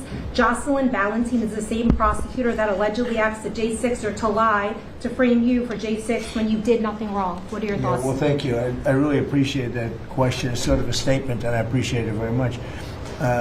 Jocelyn is being looked at. They all have to be looked at. What they're doing is so bad. This was a whole Democrat hoax. The whole thing was a Democrat hoax, and it's all being looked at. I appreciate that. Is this the final aid package, Mr. President, or is more expected? Is this the final aid package? It depends on where we go. China's buying a lot. Other countries are buying a lot. And, you know, the interesting thing about the farm, they don't want aid. They want to just have a level playing field. I've seen that more with farmers than anybody else, any other industry, right, Deb? Right. We've seen it more with farmers where I've had meetings like this, and primarily in the first term, and we did a great job. We turned it around. This is going to be the golden age. But the farmers don't want aid. They want to have a level playing field, because if they have a level playing field, they'll do better than anybody else. They're better than anybody else. Our product is incredible. Our machinery is incredible, right? I mean, we do have the best machines. It's a very big statement I made, though. The environmental excess that we have put onto our tractors and all of our machinery. Do you all agree with that, by the way? Yes. You don't know. It's got to go. It doesn't do anything except make the machines break all the time. Yeah. And I must say, I like to buy old machinery. I said, buy old, because it's better. The new stuff is terrible. It never works. Never works. Mr. President, you said that you would have Here we go. Listen to Mr. this President, you said you would have no problem with releasing the full video of that strike on September 2nd off the coast of Venezuela. Secretary Hegseth now says. That's you said that. I didn't say that. This is ABC fake news. You said that you would have no problem releasing the full bit. Okay, well, Secretary Hegseth. No, whatever Hegseth wants to do is okay with me. He now says it's under review. Are you ordering the secretary to release that full video? Whatever he decides is okay with me. So every boat we knock out of the water, every boat we save 25,000 American lives. That was a boat loaded up with drugs. I saw the video. They were trying to turn the boat back to where it could float. And we didn't want to see that because that boat was loaded up with drugs just like everything else. But every boat we shoot down, and I don't know if you know, we're 92 or 94% down in drugs coming in by the sea. And we're trying to find who are the 6%. Because I don't know, people aren't liking to drive boats right now loaded up with drugs. But every single, think of that, every single boat we shoot out, on average, we save 25,000 American lives. Do you feel okay about that, Cord? Keep us safe. Okay, I know my man. What about you, Bill? Are you okay with that? I'm totally fine with that. Are you committed to releasing the full video? Didn't I just tell you that? You said that it was You're up the to most Secretary Hegseth. obnoxious reporter in the whole place. Let me just tell you, you are an obnoxious, actually a terrible reporter, and it's always the same thing with you. I told you, whatever Pete Hegseth wants to do is okay with me. On the midterms, and I just have a quick question. There's at least 20 House Republicans who have either said they're going to retire or not run again. Do you have any concerns about the And Democrats also. Do you have Well, any why don't you mention them? How many Democrats are going to retire? How many Democrats? Well, that's what I was going to ask. No, but why don't you tell me the number of Democrats, too? You tell me are you about... concerned about the narrow margins? And No, I'm not concerned. I think we're going to do well. Among them, and, We will have the NASA greatest candidate economy. Bruce Blakeman, who you know as well, is considering running for We're going to have the governor. greatest economy in history. How many Democrats are retiring? How come you only know the Republicans but not the Because Democrats? I came prepared to ask you a question about... No, you're your head of- unprepared because you should know the Democrats. You're totally unprepared. Go ahead. Well, can I ask a quick Who follow-up you with? about... Who you with? I'm with New York Newsday, and I also have a quick follow-up. Congresswoman Elise Stefanik is among those who is running for She's New York great. governor. She's great. Bruce Blakeman, who you also know... He's is now also protect- great. Are you planning on making any Well, I'll endorsements think or about having it, any but choices? he's great there? and she's great. They're both great people. We have a lot of great people with the Republican Party. Go ahead. Can I get back to farming? Yeah. So you talked about the profitability issue, the machinery playing a role in that. I know Right. fertilizer plays another role in that. A Right. lot of that, the way I understand it, it comes in from Canada, different countries like that. What are we doing to bolster domestic fertilizer production to help make that more affordable? And then I think that will transition Well, one down of the the things, pipeline. a lot of it does come in from Canada, and so we'll end up putting very severe tariffs on that if we have to. because that's the way you want to bolster here, and we can do it here. We can all do that here. But I would say what you do, you put very severe tariffs on from coming into other countries. You'll be making your own fertilizer. In fact, Secretary Burgum, this cabinet is so remarkable. Instead of just seeing each other every month, we're literally talking every day, multiples of times a day. But our Secretary of the Interior, I, and Secretary Besson and others, we have a whole plan in place, including the reshoring of fertilizer and the opportunity to do it in America. Having said that, we've also, per the President's guidance, issued a directive. These fertilizer companies, the seed companies, the equipment companies, all of the above, as our farmers have struggled year over year, the meat packing companies continue to make a lot of money hand over fist, a lot of foreign-owned companies. So that's why the President has been very unequivocal in saying we got to figure out why all these input costs are skyrocketing and all of our farmers are struggling, which we're going to do. So that is a great question. When they take like fertilizer out of the country, all of a sudden we don't do it anymore. Then they start charging and sending very high prices from other countries, whether it's Canada or somebody else. We're not going to let that happen. Yeah. Okay? On the quality of foreign produce. You spoke about soybeans and how the quality here in the United States obviously is a lot better. That's what I've heard. Yeah, is the default of this administration, because that's an issue I understand with root vegetables, citrus as well. Yeah. Is the default of this administration that even if it's a little bit more expensive homegrown, you will choose homegrown over cheaper produce abroad? I like homegrown. Mm-hmm. Some things we can't grow because we don't have the heat. There are some things, little delicacies, or maybe not such delicacies, but they grow better in warmer climates, very warm climates actually. But for the most part, I like homegrown. Mr. President, thank you. One on this announcement and then one on foreign policy, if I may. Are you open to tapping into tariff revenue again should farmers find they need additional relief to get to that level? Yeah. If we're going to make the farmers so strong, and I'm not even talking about financially, because they just want to be able to produce what they can produce, and we're going to make them so strong that it will be indeed a golden age for farmers. And then on Russia and we had it going in the first administration, and then Biden came in and ruined everything. They had no idea what they would. They did. I mean, I think they hated the farmer. I love the farmer. That's why I got 94% of the vote from the farmers. But they hated the farmers. I love the farmers. Go ahead. And then on Russia and Ukraine, obviously your administration has been having talks with each side. Given that there is no peace deal at this point, will your administration stay engaged in those talks to effort a peace deal? We just want to see people stop from being killed.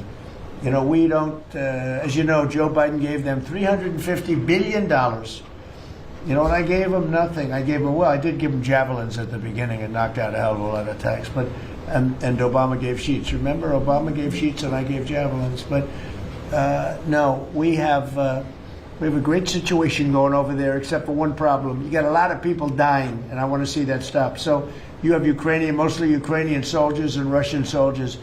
Last month, 27,000 soldiers died, mostly soldiers. A few people from the dropping of a missile in the middle of Kiev or wherever, which is a terrible thing. But mostly soldiers. 27,000 soldiers died last month. That's what I want to see stopped. We, as you know, we now sell equipment to NATO at full price, and NATO takes that equipment and probably gives it to Ukraine. I guess they could give it to others too, but for the most part, give it to Ukraine. And they're working with Ukraine in terms of distribution of equipment, missiles, etc. But we aren't spending money. What we are doing is spending time on a humane basis. We want to see if we can stop the killing of 27. It would have never happened. This war would have never happened if the election weren't rigged. If I were president, this war would have never happened. President, if you could talk about the soybean purchases. You've talked a lot, obviously, about China's soybean purchases. Some lawmakers from North and South Carolina have raised concern that U.S. tobacco farmers were told that China would not purchase flu-cured tobacco this year. Has that come up in your conversations at all? But we're doing well. The tobacco people, because of the deals I made, they're doing very well. But that could be, if it's the case, I can get it solved very quickly. President Trump, let us know how you settled on this $12 billion or $11 billion plus one more $1 billion figure. We looked at how they were hurt, to what extent they were hurt. We did a very, steady progression of charts, and we figured out a very exact number, and it was about $12 billion. Okay? President Trump, if you had one Christmas wish for America besides making American farmers great again, what would it be? I would say very simply, you know, I go by a statement. When people ask that question, remember that question was asked to Ted Kennedy, and they said, well, what are you going to do to make America great? And he couldn't answer the question. I have a very simple, we're going to make America greater than ever before, and we're going to do it through a series of tariffs, intelligent taxes, and incentives. And our country has never been stronger. We've never had anything like coming in. We have $18 trillion coming into our country right now. There's never been anything like it.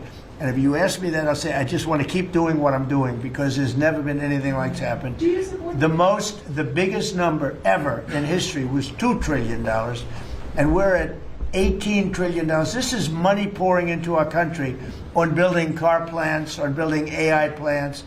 We just want to keep doing exactly what we're doing because nothing like this has ever happened in the history of the world, not just our country. There's never been, Scott, would you say that's right? There's never been anything like the investments coming into America. So this is a record year. Record year. Do you support the Paramount deal, sir? On healthcare, Mr. President, 22 million Americans are expected to see their healthcare insurance premiums start to rise by the beginning of next year. You're talking about because Obamacare is so bad? Yes, well, sir, because the Obamacare subsidies are expiring. Are you going to do anything? Because Obamacare is so bad. What is the Republican plan? Are you going to let that happen on your watch? What I'm going to do is, if the Democrats go along with it, which they don't want to because they want to make the insurance companies very rich, okay? I want the money to be paid to the people to go out and buy their own health care instead of paying to the, you know, the insurance companies, their stock has gone up 1,700% in a short period of time. Did you know that? 1,700. You wish your corn went up, right? But the insurance companies' stock has gone up by 1,700%, 1,800%. They're taking in trillions of dollars. I don't want to pay the insurance companies anything. And I know a lot of them, but they're owned by the Democrats. And the Democrats have, Obamacare is a setup to make insurance companies rich. And I want to pay the people, and I want the people to go out and buy their own health care. And that's what we want to do, and that's what the Republicans want to do, because Obamacare is a disaster. And I said it 5 years ago, 4 years ago, 3 years ago. It was always a disaster. It's bad health care that's too expensive for people. And now your premiums, and you said it better than I said it. You said the Obamacare premiums are going to go up. They're going way up. And what I want to do is have the money. And you know who's getting that money? A lot of it is the insurance companies. I want the people to get the money and go out and buy their own health care. And everybody wants that. Right? Okay. When Mr. President put that bill on the floor, sir. Do you have any reaction on the fine that was imposed to X by the European Union? For what? To X, to the platform X, the fine that the Wow, that was European pretty Union amazing. You're talking about, is that European Union or is it, who did that? European Union or UK? The European Commission. Whoa, that's a nasty one. Do I you don't consider know. it an attack? Elon has not called me to ask for help on that one. But no, that's a tough thing. I don't think it's right. No, I don't think it's right. I don't see, you know, how they can do that. No, I'm not. I'll speak about it later. I'm going to get a full report on it. Look, Europe has to be very careful. They're doing a lot of things. We want to keep Europe Europe. Europe is going in some bad directions. It's very bad for the people. We don't want Europe to change so much. They're going in some very bad directions. That was a big thing. You directed a review of the childhood vaccine schedule, possibly to match what is on par with peer nations in Europe. Would you support ending federal mandates and just making those recommendations for schools? You're going to have to say it again. As far as the vaccine Louder. As far as the vaccine schedule for children, would you support ending the federal mandates and making it optional for schools? Well, we're looking at a lot of things having to do with vaccines and with the different. I think we take like 88 different shots, all wrapped up in one big glass of stuff like that, and we're going to be reducing it very substantially. Do you support the Paramount? It'll be safe, bid, Mr. President? but we're going to be reducing it very Do you substantially. support the Paramount bid for Warner Brothers that I came don't this know morning? enough about it. You spoke about Netflix last night, saying you have concerns about them. I know the companies very well. I know what they're doing, but I have to see what percentage of market they have. We have to see the Netflix percentage of market, Paramount, the percentage of market. I mean, none of them are particularly great friends of mine.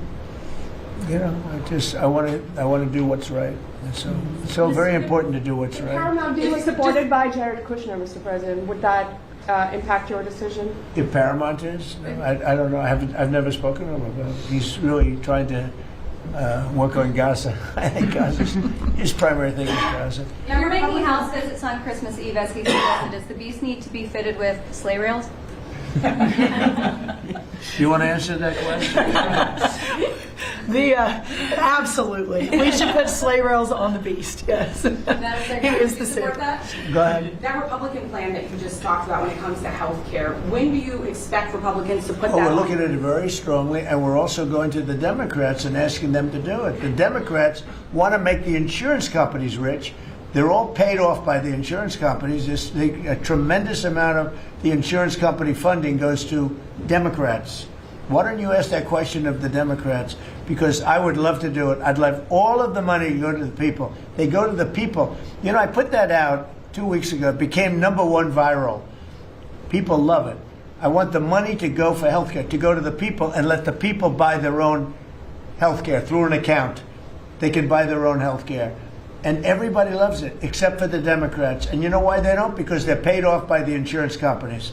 Okay, what else? Yeah, Alina Habba says she's stepping down as U.S. Attorney for the District of New Jersey after the courts disqualified her. Do you have any comment on that? Well, she's not disqualified. You've got a blue slip thing that's horrible. It's a horrible thing. It makes it impossible to appoint a judge or a U.S. Attorney, and it's a shame. And the Republicans should be ashamed of themselves that they allow this to go on, because I can't appoint a U.S. Attorney that's not a Democrat, because they put a block on it. So if you appoint in Virginia or in New Jersey or in California a U.S. Attorney or a judge, I mean, a judge situation is ridiculous. The only people that you can get by are Democrats, because they will put a hold on it. If I put up George Washington and Abraham Lincoln to be U.S. Attorney in New Jersey, or to be U.S. Attorney in Virginia, we have Democrat senators, they will not approve them. And this is a gentleman's agreement that's lasted for too long, and it doesn't make it, especially in light of what's going on today, it means you can't appoint a Republican U.S. Attorney, and we don't play the same game with them, but they do.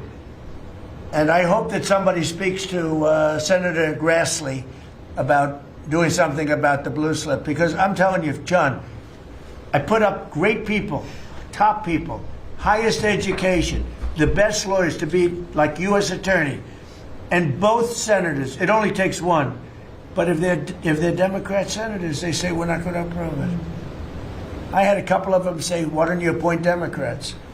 All because Senator Grassley, with his blue slip stuff, will not let anybody go by. By the way, the Democrats have violated the blue slip provision on numerous occasions, but we don't do it. And what it means is, I guess I just have to keep appointing people for 3 months and then just appoint another one. And it's a very sad situation. We're losing a lot of great people. We have about 7 U.S. attorneys who are not going to be able to keep their jobs much longer because of the blue slip.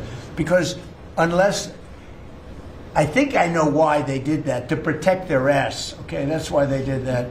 But it should be done away with. I want to be able to appoint the most highly educated, the most respected people. They can't keep their jobs because of the blue slips. Terrible. Okay, thank you very much, everybody. Thank you. The farmers, let's come into the Oval Office. All right, Deb, come on. We're going to go into the Oval Office.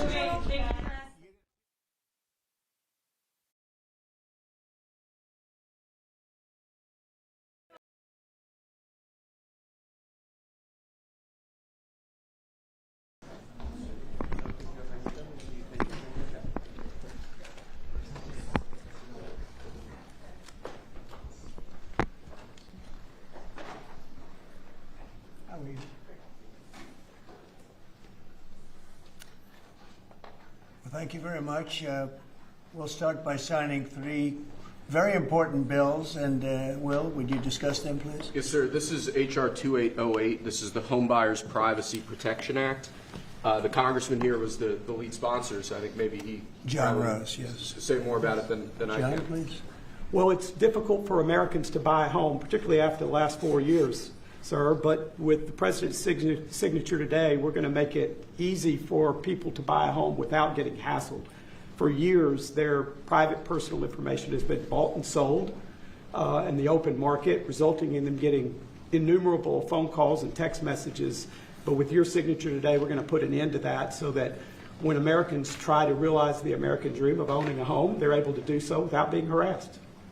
Good job. Good. It's a great honor, John.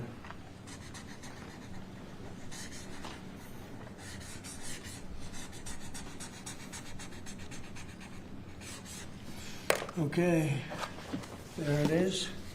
And that's going to help a lot of the homeowners of our great country. John, want to hold that? Sure. Thank you, John, very much. Thank you very much. Thank you very much. Okay, Will, you go ahead. And I'd like to leave you with this gift from a constituent back in Tennessee. Oh, I could use that at night. It's an American flag. That's very nice. I like that. Thank you, Mr. President. Thank you very much. That's very nice. Next, we have a number of executive orders for your attention, sir. Okay. From 1789 until 1947, our nation won some of its greatest military victories under the direction of a Secretary of War operating within a Department of War. Today, with this executive order, you will authorize the current Secretary of Defense and the current Department of Defense to once again embrace this great lineage and once again be named the Secretary of War and the Department of War.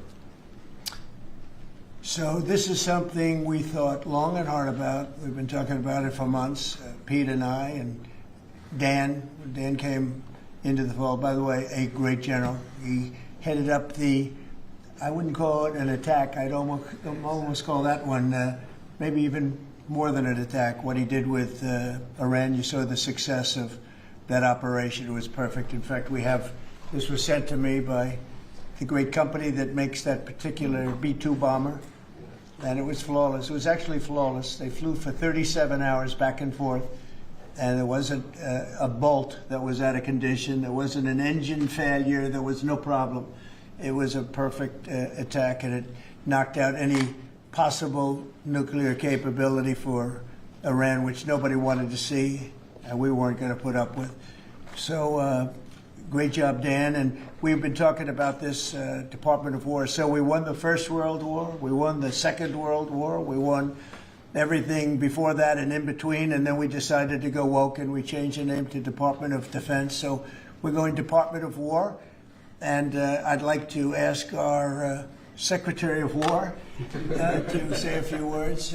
Pete Hegseth. I think it's a much more appropriate name, especially in light of where the world is right now.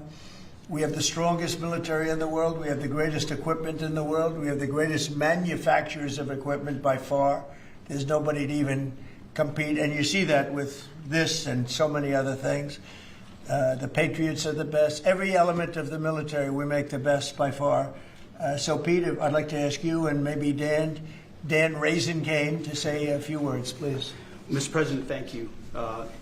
After winning a war for independence in 1789, George Washington established the War Department, and Henry Knox was his first Secretary of War. And this country won every major war after that, to include World War I and World War II. Total victory, Mr. President, as you said. Then 150 years after that, we changed the name after World War II from the Department of War to the Department of Defense in 1947. And as you pointed out, Mr. President, we haven't won a major war since, and that's not to disparage our warfighters, whether it's the Korean War, or the Vietnam War, or our generation of Iraq and Afghanistan. That's to recognize that this name change is not just about renaming, it's about restoring. Words matter. It's restoring, as you've guided us to, Mr. President, restoring the warrior ethos, restoring victory and clarity as an end state, restoring intentionality to the use of force. So, At your direction, Mr. President, the War Department is going to fight decisively, not endless conflicts. It's going to fight to win, not to lose. We're going to go on offense, not just on defense. Maximum lethality, not tepid legality. Violent effect, not politically correct. We're going to raise up warriors, not just defenders. So this War Department, Mr. President, just like America, is back. Thank you for your leadership and your clarity. We're going to set the tone for this country. America first, peace through strength, brought to you by the War Department. We're back. All right, thank you very much. Very well stated, and really it has to do with winning.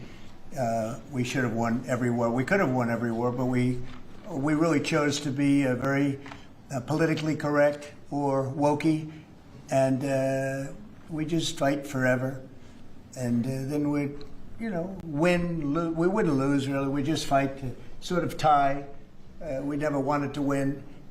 Wars that every one of them we would have won easily with just a couple of little changes or a couple of little edicts.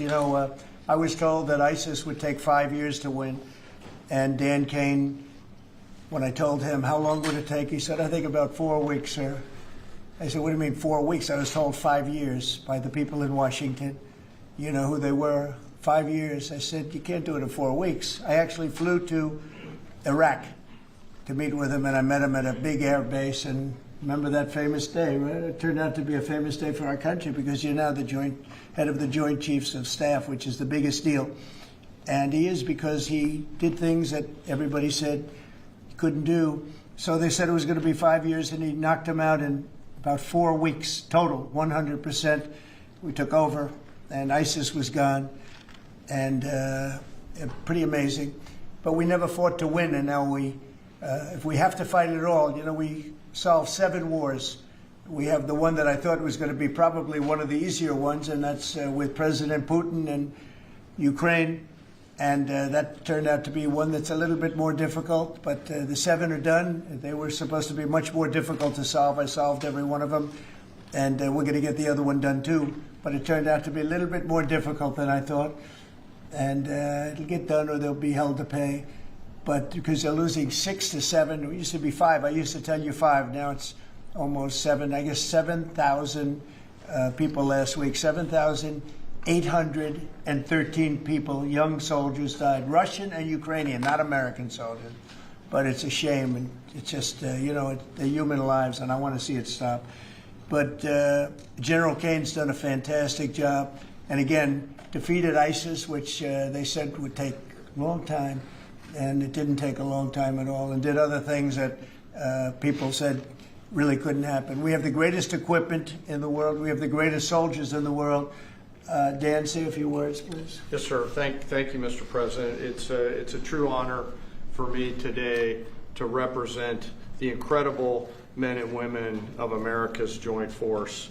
Today and every day, the 2.8 million service men and women stand ready to fulfill our sacred duty to protect America at home and abroad. As the President said, America's military is the single most powerful fighting force in the world. The mission you and the Secretary have given us is clear and unambiguous: to deliver peace through overwhelming strength. And I remind everyone that the U.S. military can reach any adversary at the time and place of our choosing. Service to this nation is an incredible gift, and we're grateful and honored every day to do so. Thank you, Mr. President. Well, thank you, and it's an honor to sign this, and we will do that right now.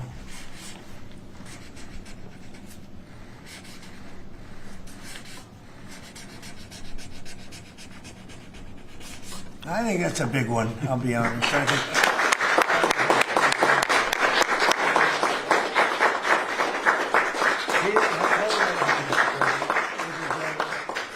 That's a big one. It's a big one, Mr. President. Do you have any questions on this subject? We're going to be discussing the G20 in a couple of minutes, but yes, please. Mr. President, what gave you the idea for this rebrand? And a question for you, the newly minted Secretary of War. What message does this send to our enemies, to our allies, to the American people? And again, what gave you the idea for this rebrand at this moment in history, sir? I think it sends a message of victory. I think it sends really a message of strength. We're very strong. We're much stronger than anyone would really understand. And again, having the great equipment, we have just so much better. You look at all of the, just any of it, submarines as an example. We're 20 years ahead of anyone else. Nobody even compares. And I let a lot of this happen in my first term. We totally rebuilt our military. And then, of course, you had that catastrophe in Afghanistan where they gave up a lot of the equipment, but a relatively small amount, but a lot. It was a lot in Afghanistan. I think it was the most, General, I'd say it was the most embarrassing day in the history of our country, the way that happened, the way they went to the wrong airport. They should have gone to Bagram, not the local little airport with no security, with tight quarters, etc. You know what happened. I think it was the most embarrassing moment in the history of our country, frankly. That was under the Biden administration. That was terrible. And we were going to be leaving, but we were leaving with strength and dignity. We were going to keep Bagram because Bagram's 1 hour away from where China makes its nuclear weapons. We're going to have that all to ourselves, a big, beautiful place built many years ago from money that today would be the equivalent of, many, many billions of dollars. You couldn't build it. The longest runways, the most powerful runways in terms of load capacity. And we just walked away from it. So stupid. And they were fools. The people were fools. No, we have the strongest military, and I think that indicates we have the strongest military. And, we had it, and we won World War I, we won World War II, we won everything before, and as I said, we won everything in between. And we were very strong, but we never fought to win. We just didn't fight to win. We didn't lose anything, but we didn't fight to win. We could have won every one of those wars quickly, but they went a route that I think was probably politically correct, but not correct for our nation. So I think the Department of War sends a signal. Yeah, please. You alluded to this a little while ago, but you said that this rename is a, quote, a good reflection of where the world is at right now. How do you square naming it the Department of War when you've been pursuing peace in so many different parts of the world? Well, I think I've gotten peace because of the fact that we're strong. If we weren't strong, those 7 deals I told you about, the 7 wars, a majority of them wouldn't have happened. They happened for 2 reasons, trade and our strength. Those are the 2 reasons. And probably strength may be more important than trade. So if I was very proud of all those wars. Those were wars that could not be settled, and I settled all of them. And we'll get the other one settled also. That'll get settled. But without the strength, we wouldn't have settled any of them. Yeah, please. Mr. President, is it your expectation that Congress will codify this name change in the law? I don't know, but we're going to find out. But I'm not sure they have to. We're signing an executive order today, but we're going to find out. We're going to see. If they do, we're going with it, and we're going with it very strongly. There's a question as to whether or not they have to, but we'll put it before Congress. Do you know how much this rebrand will actually cost? And are there any concerns about, the Pentagon's mission of actually cutting back on spending? But not a lot. We know how to rebrand without having to go crazy. We don't have to recarve a mountain or anything. We're going to be doing it not in the most expensive. We're going to start changing the stationery as it comes due and lots of things like that. We're not going to be doing things like have been done in the past when they changed the name of forts that shouldn't have been changed. Those names of the forts should not have been changed, at least for the most part. And as you know, many of them have been changed back already. At the request of the communities, every one of those communities said, we want our name back, like Fort Bragg as an example. The people in that community wanted that name back. They refused to call it anything else but Fort Bragg. So we're not going to be spending very much money on that. Yes, please. When you spoke with the Europeans and Zelensky earlier this week, did you preview this for them, and did you say what security guarantees they might be involved in? This has nothing to do with anybody but the United States of America, the people of America. This is who I talked to about changing a name. This is a very important change because it's an attitude, and we know how to win. We've been winning, and we're going to win like you've never seen. Wait till these factories start to open up that are being built all over the country. You're going to see things happen in this country that nobody expects. We have over $17 trillion in investment coming into the country. We never did anything even remotely close to that. No other country has either, by the way. So you're going to see things that are pretty amazing. But It's really about winning. And what about the security guarantees aspect of that with Ukraine, sir? Well, we'll work that out. We'll help them. Look, we want to save a lot of lives, so we'll do something with that. I think people expect that. We'll help them. Europe will be first in by far, and they want to be first, and they want to see it end. Europe wants to see it end, and it'll end. It'll end all of a sudden. It's going to come together. You watch. Yeah. Did you want something right? Right here. Yeah, behind you, please. Yes. Yes, sir. You haven't been shy about taking bold, decisive, offensive action to protect American values. Strikes in Iran, strikes this past Tuesday on the positively ID'd Tren de Aragua narco-terrorists. Is that going to be a critical function of the Department? It depends on the individual instance. You know, we don't want drugs coming in from Venezuela or anybody else or any place else, and we'll be tough on that. And we don't want human trafficking. We don't want to see people coming in where they open their prisons from all over the world and they dump their prisoners into our country, which is what they did in the Biden administration, where they took insane asylums and places that held people that were seriously mentally ill, mentally incompetent, mentally dangerous, and they dumped those people into our country, and we're trying to get them out now. What they've done, what the Democrats and Biden have done to this country will go down in infamy. What they have done to our country, and especially that, you know, they created the worst inflation we've ever had. That's nothing compared to what they did with the people in our country right now. And we're getting them out, and it's not easy when you have the liberal judges destroying our country, but we've won them all. We've won it all, ultimately won it all. Hard process. It should be easier. We know who it is. We know exactly who we're looking for. We had 11,000 murderers dropped into our country. We've gotten a lot of them out. Or in some cases, they're so dangerous, we were afraid to get them out because they'd come back in. But for the last 120 days, 0 people came in. Can you imagine? This is me speaking, but these are figures developed by, they say, a pretty liberal group of people. They admit that 0 people came into our country. Think of that.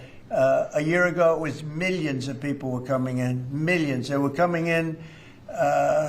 You could look at them and you could say, big trouble. And that's what we have in our country. But we're getting them out, and despite that, we're doing really well. Yeah, please, Brian. Comment on recruitment levels across the military. Yeah. Well, the recruitment's the most exciting thing. So when I was campaigning for the office, numbers were coming out that the recruitment numbers, generally, you could speak to it better than anybody, the recruitment into the military, all branches of the military, and police and firemen and everything else. Anything having to do with like a public service, the numbers were horrible, record-setting bad. And now they're record-setting good. We're setting every record every month for recruitment. We're packed in the Army, Navy, Air Force, Marines, Coast Guard. My beautiful I love Space Command. I see Space Command, but Space Force has been, we've got a waiting list of people wanting to go in. A year ago, especially a year and a half ago, you know, when I took the lead in the polls, which was very early, it really helped with the recruiting. And when I won from November 5th on, it's been amazing. And over the last 4 or 5 months, we're just packed. It was very hard to get police officers. Now the departments are loaded up. Everyone wants to be a policeman or woman. So it's been a great thing. General, do you want to talk about that?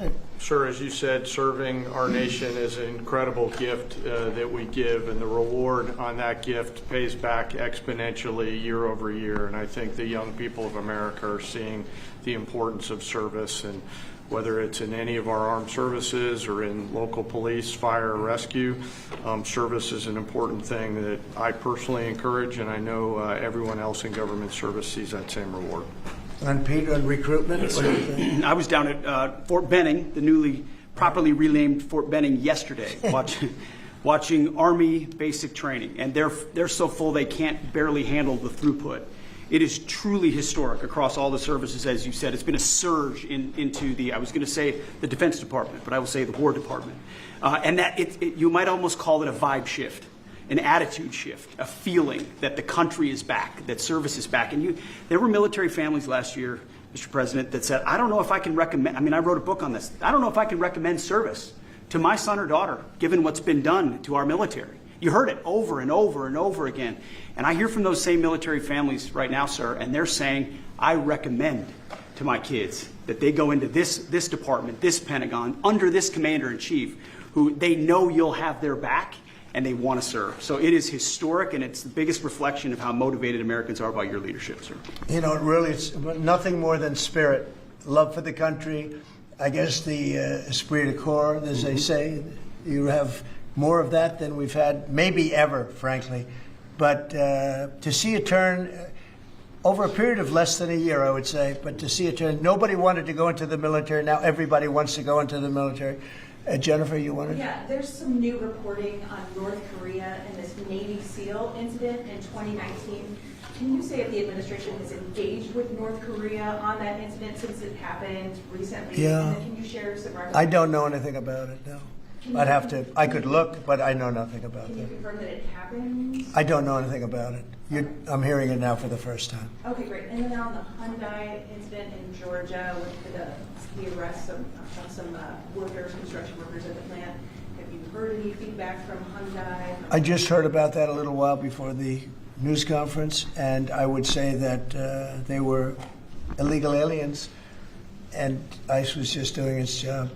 But I know nothing about the instance. It happened a little while ago. Okay? There has been some pushback on that, though, from South Korea already, and of course, they pledged to invest $150 billion in the U.S. and they were just here, last week. Are you concerned? Well, and they have the right to sell cars and things in our country. It's not like a one-sided deal. Are you concerned at all about, your immigration agenda potentially clashing with these economic goals?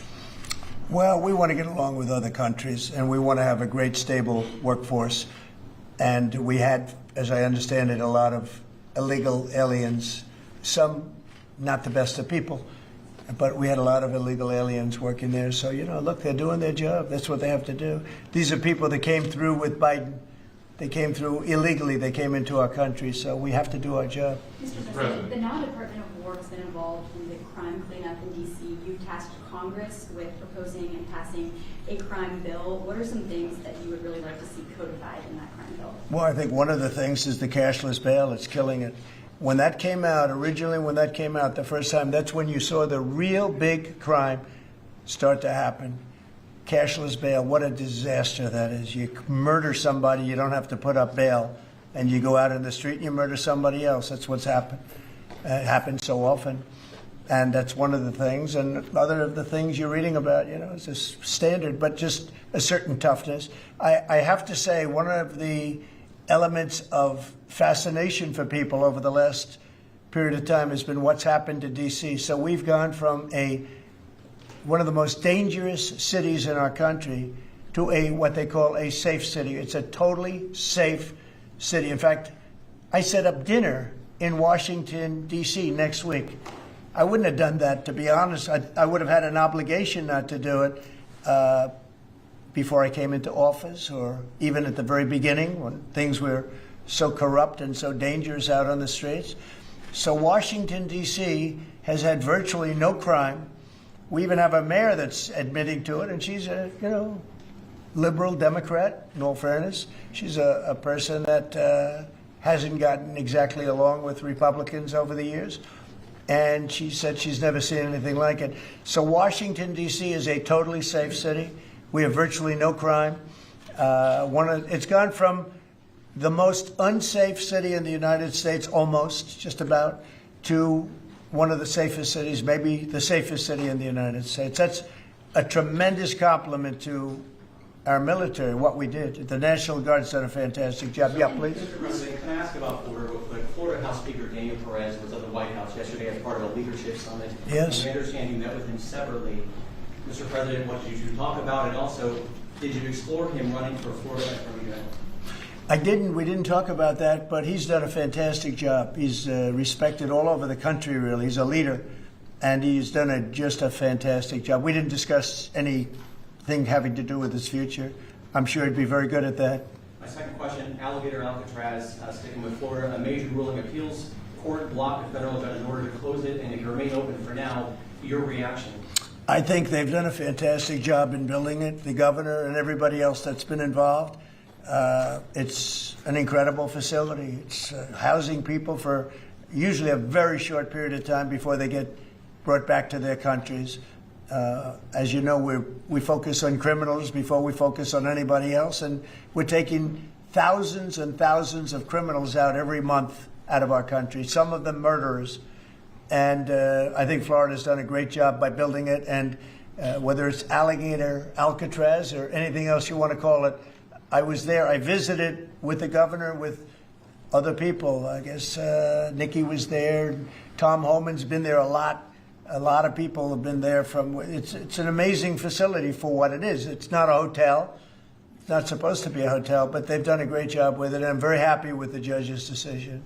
You also mentioned Venezuela. I want to ask one more follow-up question on that. On the U.S. strike on the boat tied to a Venezuelan drug cartel, the Maduro regime is pushing back today. In fact, they say the U.S. seeks regime change through military threat. Your reaction to those words, and also, would you like to see regime change in Venezuela? Well, we're not talking about that, but we are talking about the fact that you had an election which was a very strange election, and to put it mildly. I'm being very nice when I say that.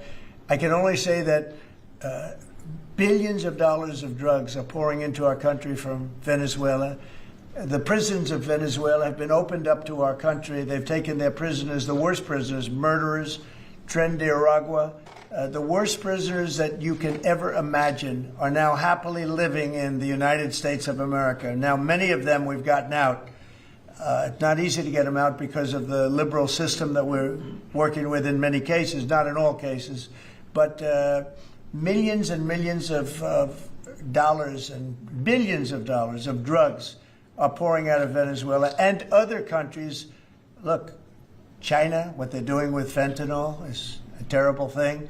It comes through Canada and it comes through Mexico, but a lot of it's coming through Venezuela. Venezuela's been a very bad actor, and we understand that. And when you look at that boat, you see the bags of whatever it is there. Those bags those bags represent hundreds of thousands of dead people in the United States. That's what they represent. Yeah, please. Mr. President, your reaction to the jobs report this morning?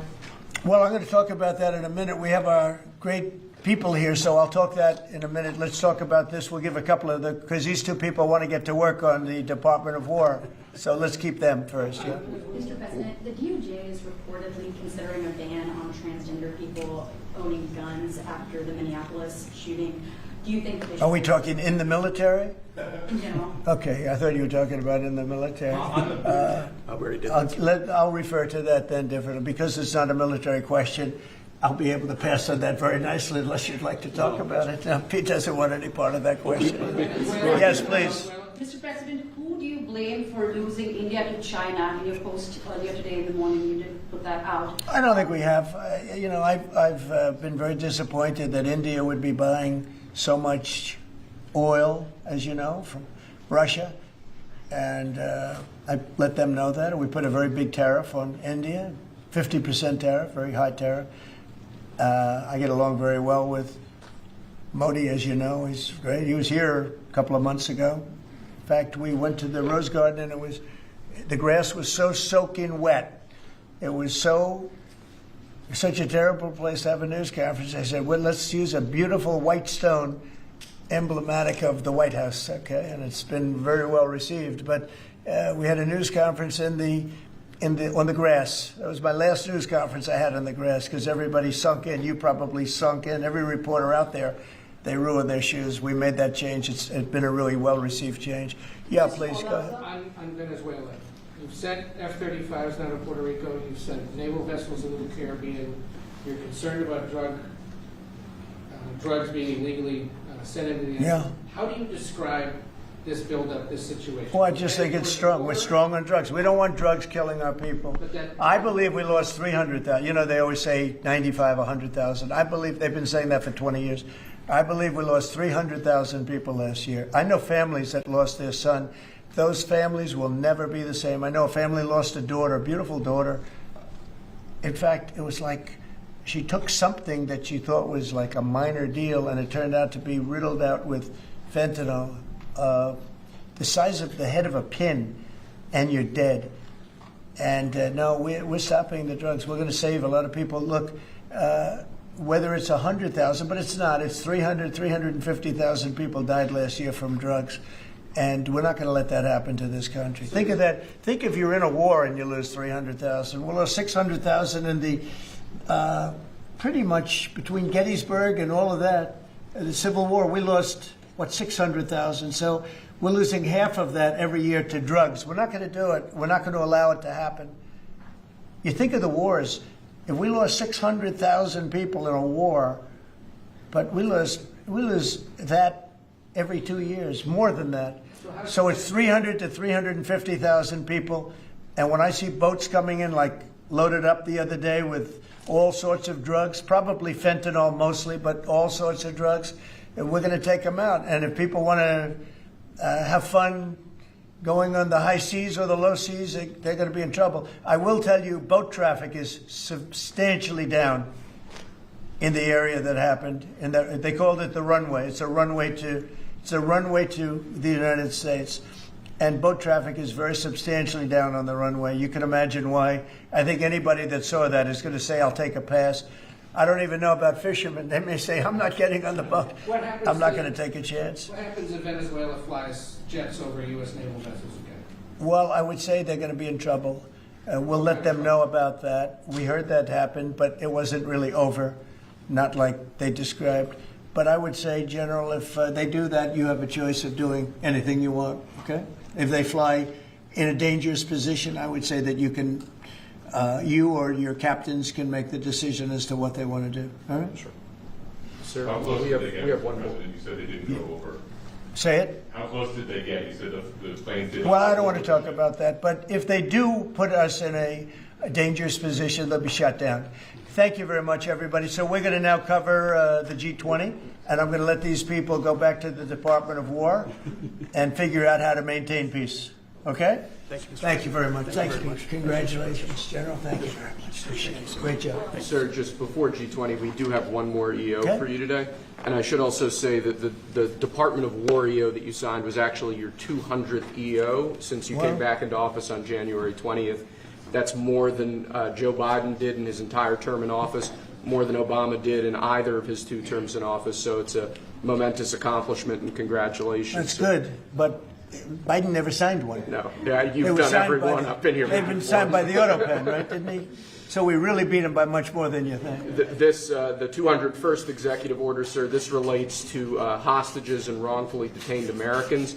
This provides a new legal mechanism to declare foreign countries to be countries that engage in those sorts of practices, and gives your administration powerful tools to get American hostages out. This has been a focus of your administration this time around. Adam Bowler's here, and he's done incredible work already. This will give him even more. I think it's great, and Adam's amazing. So, Adam, do you want to describe how many hostages we've gotten out together, you and I, and you and a couple of other people that we know, and me and a couple of other people that you don't know, but we've gotten a lot of hostages. Do you want to describe it? Mr. President, you brought back 72 hostages since your term. If we compare that to President Biden, he has gotten 20 taken. So he is negative 20 taken. 20 taken. They don't take our people so often. So, Mr. President, when we spoke, you said that was a primary focus, and I'll tell you the job is easy because of you. And we paid nothing, too. We pay nothing. They pay $6 billion. They always paid $6 billion for 5 people. $6 billion. It was just a number I kept hearing. Not only that, $6 billion plus we'd get like 1 person, and they'd get 6. They got one, the Prince of Doom, they called him. He was the #1 arms merchant anywhere in the world ever. And they got him out. And on top of that, we paid money.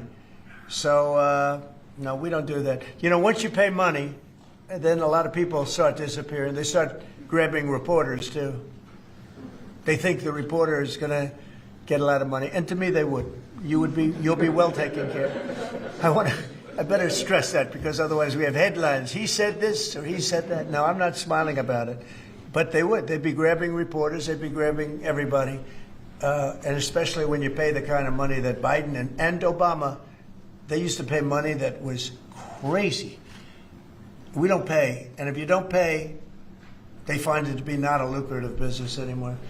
That's fantastic. Would you like to say something? So it's really Spihar, Special Envoy Bola, it's Rick Grenell, it's Steve Witkoff who brought Americans home.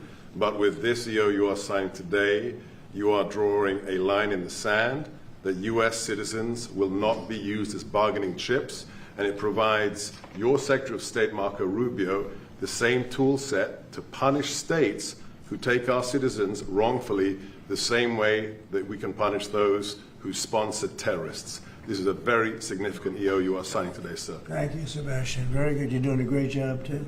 And this is your Director for Hostage Affairs at the NSC. Yes, and I hear. So Julia was seminal as well to all of this. I heard you're doing unbelievable. Would you like to say something? Absolutely. It's a outstanding EO, absolutely unprecedented action against those foreign adversaries who would take our people. They now know they are on notice, and it's not acceptable. And if you take our people now, you will pay. You know, Adam gave up a job where he was making tremendous amounts of money, big stuff, top of the line, Wall Street. And he wanted to do this. He wanted to do hostages. I offered him other jobs, too, very big jobs. He said, I was shocked, actually. He didn't want them. He wanted to do hostage negotiation. And pretty amazing. Thank you very much. Appreciate it. Appreciate it. Thank you all. Do you have any questions for them on this very important subject? I think it shows a lot of your leadership as far as fighting for Americans and fighting for humans. And to think that, Joe Biden went in negative territory. Oh, he went way negative. Way negative, and you're actually making progress on this. I think this does send a message to the world that we don't negotiate. We're going to stay strong in that type of what they call business.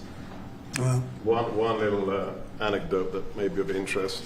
We were told by numerous families who had missing loved ones during the Biden administration that this building, Biden's National Security Council, told those families not to talk about their missing loved ones, to be quiet, not to create any pressure on Biden and on Jake Sullivan, the key propagator of the Russia hoax. This administration has met with those families on a weekly basis. Right. People like Adam, yourself, sir, your envoys are doing everything to get every single American home. Not to tell them not to talk about their loved ones, but bring them home. Well, I can tell you one story that was amazing. A few weeks ago, very little written about it, but there should have been. But it was a very nice gesture. The head of Belarus, who's a very respected man, strong person, strong leader, he released 16 hostages. John Cole, a lawyer who works for me, great lawyer actually, one of the greatest lawyers. But John Cole was over there, and he heard that they had hostages. And you know about this. 16 people he released.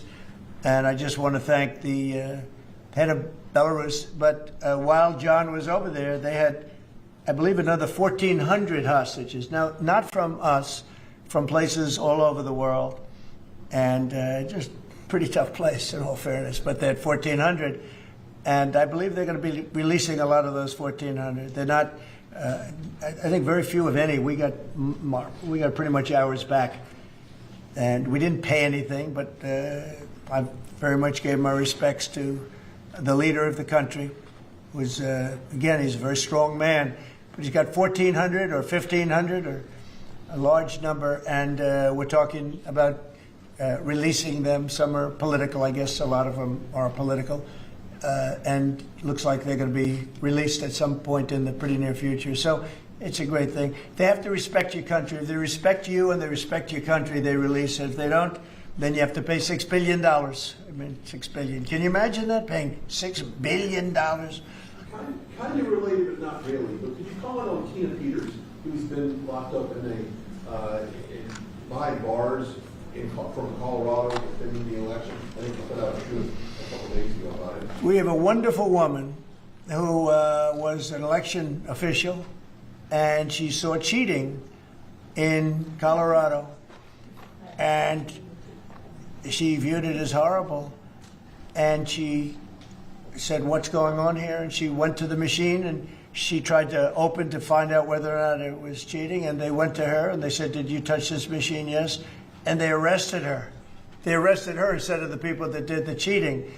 It's a state charge, so it's hard to do anything with, but we're gonna do something. What they did in Colorado, look, Colorado just went to all mail-in voting. That means they cheat.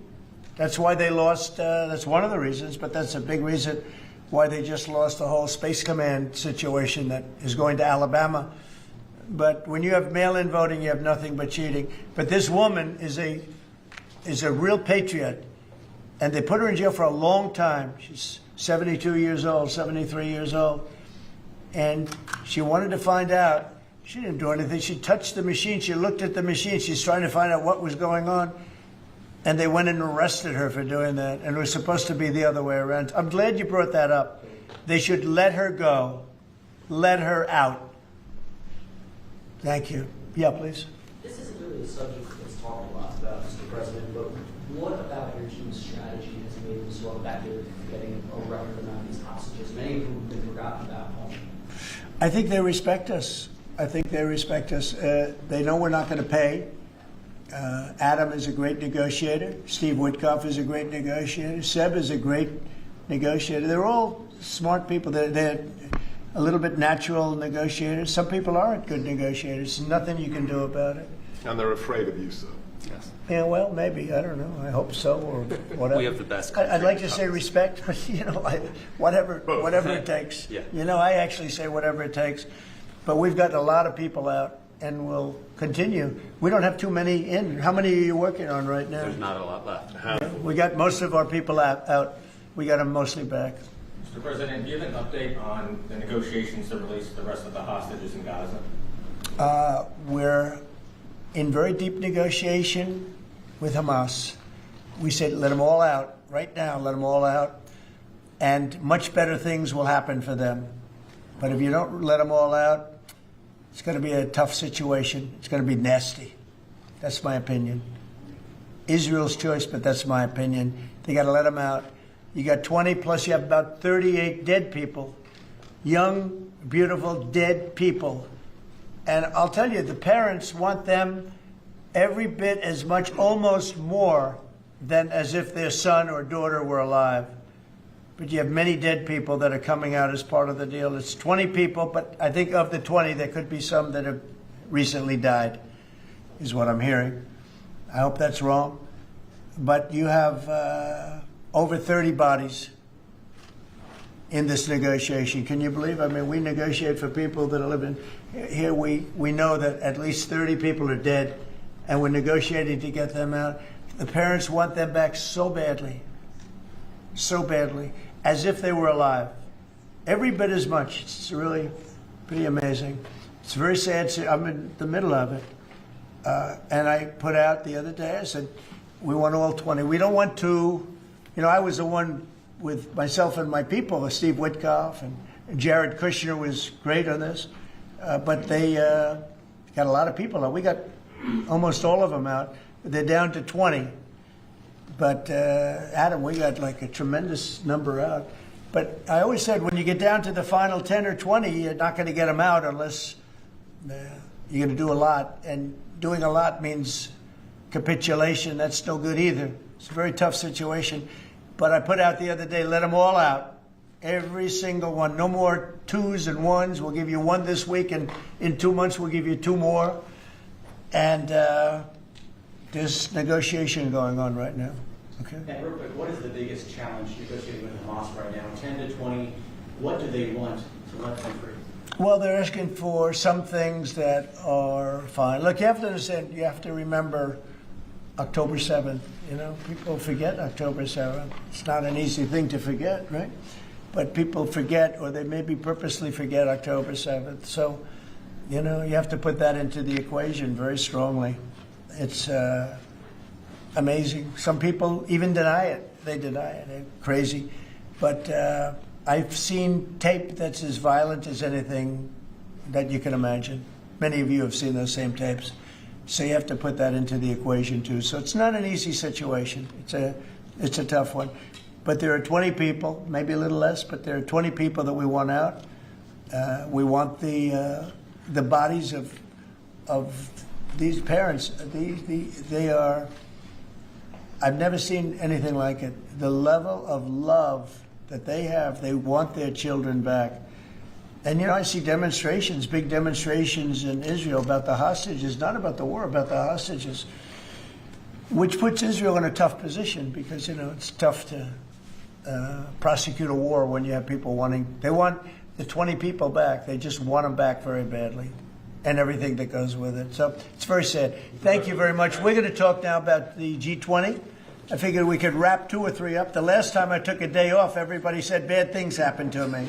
You know that, Seb? I took 1 day off. I didn't take it off. I was working. In fact, I was here. But I didn't do a news conference, and they said bad things happened to the president. That's why they're fake news, Mr. President. It's fake news. If you look, Biden, he had a press conference. He missed it for about a year, right? About a year. And I never saw any stories like that about him. He didn't have, and when he had one, they'd ask him, what flavor ice cream do you like? He'd say vanilla. How many times have they asked him that question?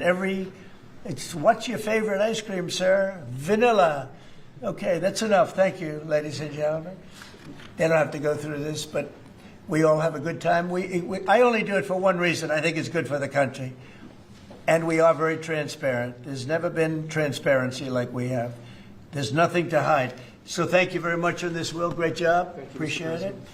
So we're going to talk about Florida, the great state of Florida now, because it's going to be a very exciting thing to host the G20. And as we celebrate our nation's 250th anniversary next year, the United States will have the honor of hosting exactly that, the G20 summit right here in America for the first time in nearly 20 years.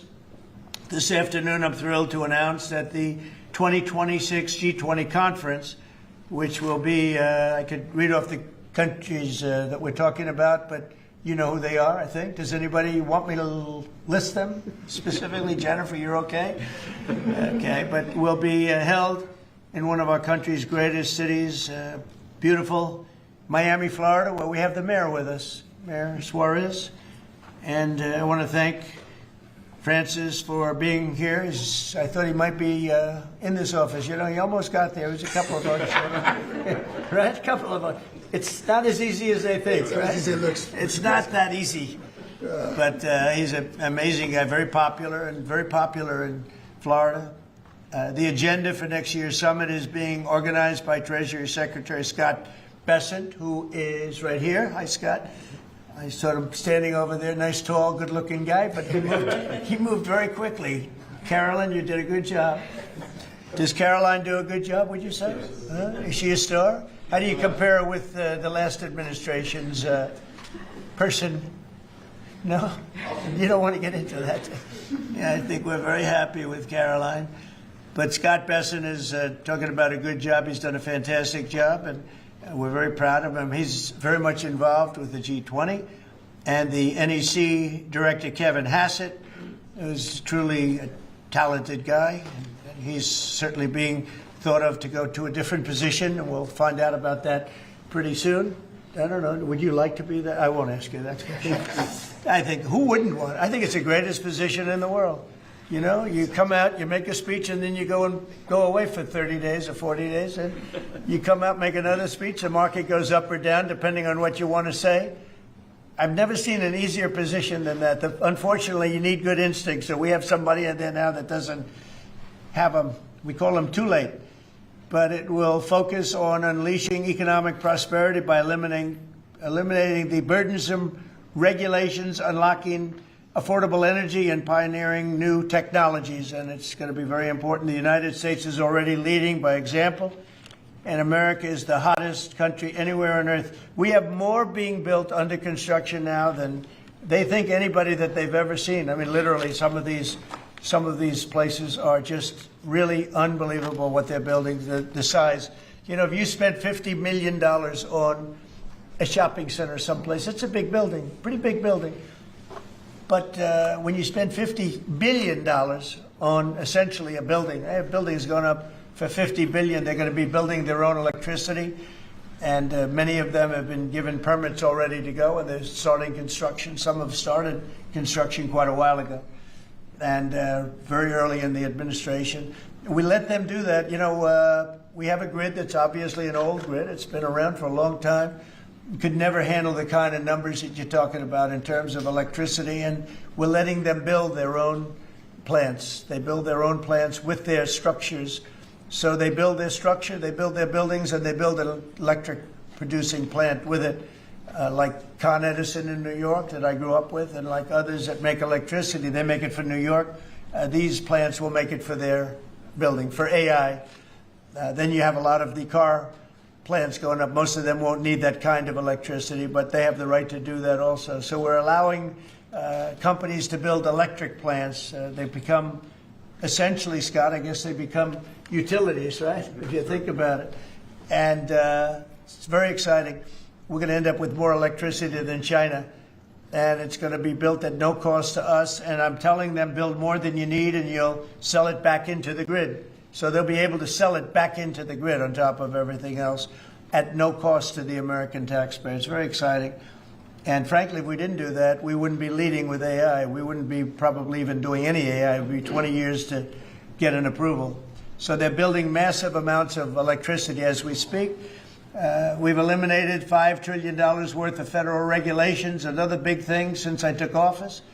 And if you remember the first term, we took out more regulation than any other president in history times. You could add the top 4, and they wouldn't come anywhere close to what we were. That's one of the reasons we had such the most successful 4 years of any president economically, and this is blowing it away. I think this will blow it away. When these plants start to even getting close to opening, I think you're going to see numbers that we've not seen before. And we've increased oil production by more than 300 barrels a day. That's a lot.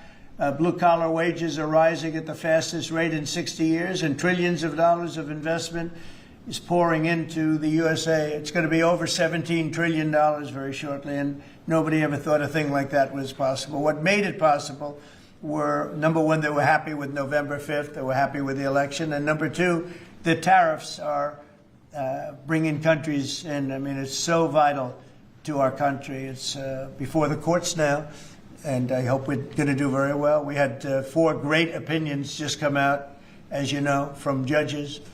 In a couple of cases, there were Obama-appointed judges that felt they had to do what was right for the country. So I respect that greatly. I respect them for doing it. But we have very strong opinions, and it'll end up going to the Supreme Court. And it's just vital for the country. Vital, absolutely. We're at a level that we've never thought we'd be at, and it's because of the tariffs. Countries are pouring into our country because of you avoid tariffs if you build here. If you don't build here, you pay a lot of money. But if you build here, so what people are doing is they're coming in, they're building here. No different than what other countries have done to us.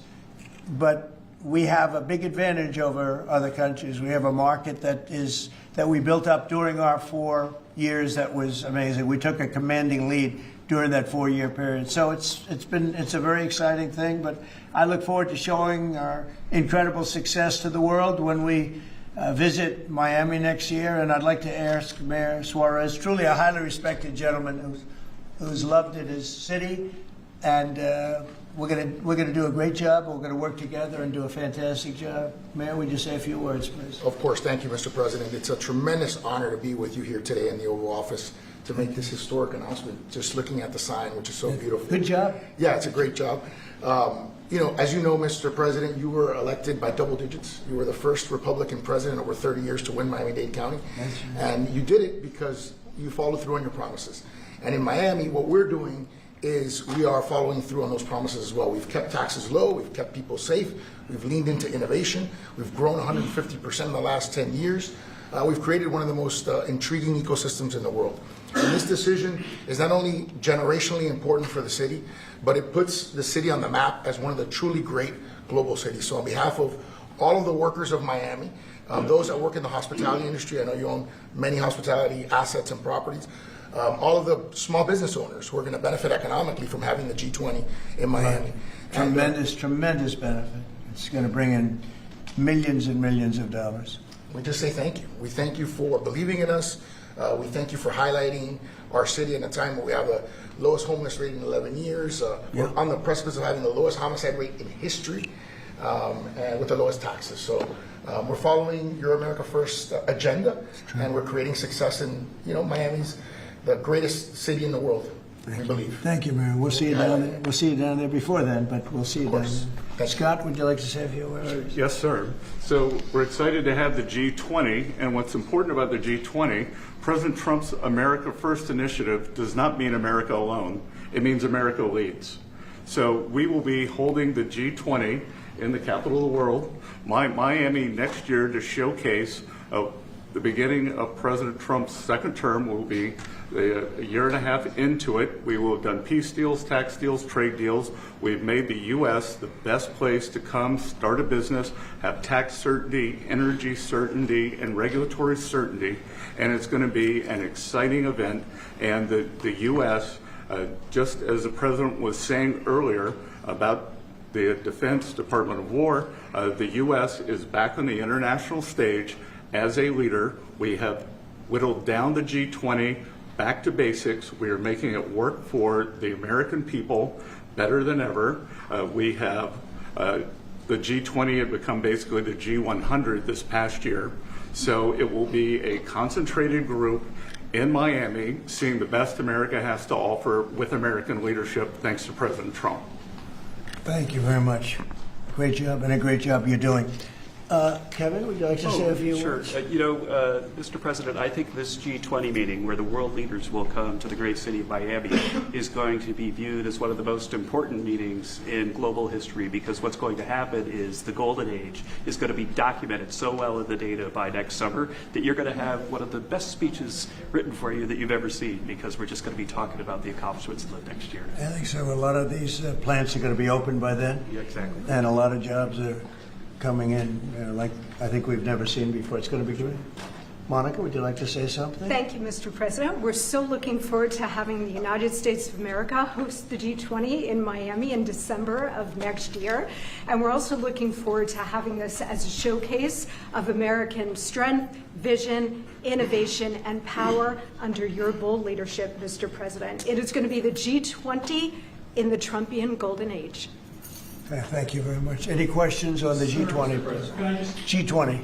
You just said a moment ago that you were very complimentary of Kevin's work, and I was just wondering if he's your man Of Kevin? Yes. Yeah, I am very complimentary. I think he's fantastic. And for the Fed, he's your man. I didn't say that. I said he's fantastic, but no. I sort of know who I'm going to pick, but no, I didn't say anybody in particular. But Kevin is certainly one of the three. They say four, but probably three. That he's a highly respected person. He's great. He's great. He believes in low interest rates, and we all do. But sometimes you have to raise them to stop inflation. We had the worst inflation, I guess, essentially that we've ever had in the Biden administration, and it really hurt people. Costs are way down. Our energy costs are way down.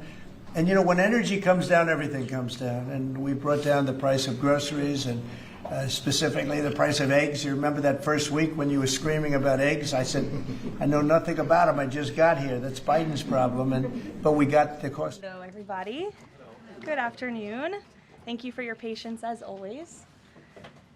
Let's begin with some scheduling announcements for the remainder of President Trump's very busy week. Today at 3 p.m., President Trump will host a Black History Month reception in the East Room of the White House. I know many of you will attend, and we will see you up there.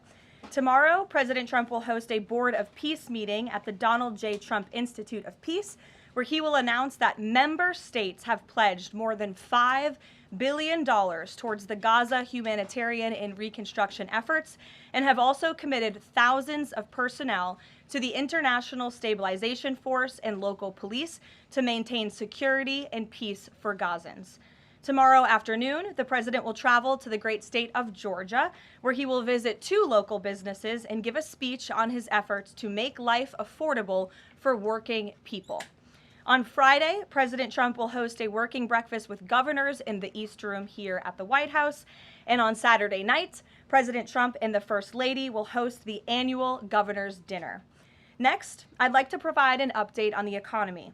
We're seeing promising signs every day that 2026 is going to be a record successful year for the American people, just as President Trump promised them. The January jobs report shattered expectations, highlighting how the president's pro-growth economic agenda is fueling American prosperity. The economy added 172,000 new private sector jobs to kick off the year. That's more than 2.5 times economists' predictions. The labor force participation rate went up while the unemployment rate fell. The prime age labor force participation rate is now at its highest since 2001. Most importantly, 100% of all job creation under President Trump continues to be in the private sector. This is truly remarkable. That's 615,000 private sector jobs that have been added in President Trump's second term thus far. These are real working people. These are real American families who will be living out their American dream. Meanwhile, federal government employment has shrunk to its lowest level since 1966, saving taxpayers $29 billion annually. And all of the net job growth under President Trump has gone to native-born Americans, ending the disgraceful pattern under Joe Biden of job gains going to non-citizens and illegal aliens. Additionally, on inflation, the new CPI report is even more proof of the progress made by President Trump. Despite all of the doom casting from the so-called experts, the president has managed to utilize powerful tariffs to secure trillions of dollars in investments into our country and rebalance our trade deals while simultaneously cooling inflation. Year-over-year inflation fell to 2.4% in January, beating expectations again and marking the lowest level since May. Core inflation, the best measure of inflation, dropped to its lowest level in nearly 5 years. Meanwhile, real average hourly earnings for all private sector workers rose in the month of January, which means more money is going back directly into people's pockets. After only 1 year of President Trump back in office, real earnings for all private sector workers have outpaced inflation by nearly $1,400, earning back roughly half of the $2,900 they lost under Joe Biden when 40-year high inflation was stealing Americans' purchasing power. President Trump's policies are and will continue to allow Americans' incomes to go further for bills, retirement, and achieving the American dream. A key part of the American dream is buying a home, and that is finally becoming more affordable under this president. This past week, it was announced the annual mortgage cost for a new home has fallen by $4,000 so far under President Trump, after rising by roughly $15,000 under Joe Biden. As a result, mortgage affordability has reached a 4-year best following recent bold action by the president to make home ownership more attainable for American families, not large Wall Street corporate institutional investors. At the same time, national median rents have fallen to a 4-year low and have declined for 6 consecutive months. The annual rental cost for a new rental unit has fallen nearly $100 so far under President Trump, after rising more than $3,000 under Joe Biden. And many are crediting that to the president's deportation efforts to remove illegal aliens from our communities and therefore from housing that should be used for American citizens. At the grocery store, the price of eggs, dairy, cheese, fresh fruit, apples, oranges, potatoes, tomatoes, and butter have fallen since President Trump took office, and he is continuing to fight for even lower prices at the grocery store for the American consumer. At the gas pump, fuel prices are down by almost 10% over the past year. The average national price for a gallon of regular gas is now less than $3 and is approaching $2.70 in some states, and much lower than that in many states across the country as well. We've seen in several states gas is under $2 a gallon. And at the pharmacy, prescription drug prices are down over the past year, with even more price relief ahead for American patients, thanks to President Trump's most favored nation drug pricing deals and the great health care plan, which he is calling on Congress to pass as soon as possible. What President Trump wants Americans to understand is that this is only the start and the best is yet to come.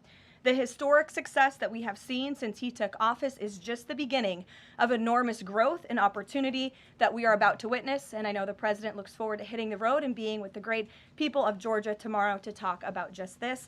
So with that, today, I know there's a lot of news. I will open it up to take your questions, and we're going to start, as always, with our new media seat, the great Michael Graham from Inside Sources. Thank you for being here, Michael. Thank you for having us, and thanks from our 200 newspaper partners around the country. So you mentioned gas. We didn't mention natural gas. And back where you live, your friends and family are paying among the highest prices for natural gas to heat their home and for electricity generation, the #1 source of power across New England. The cheap gas is in Pennsylvania. The two highest places to buy gas in the country, New York City and Boston.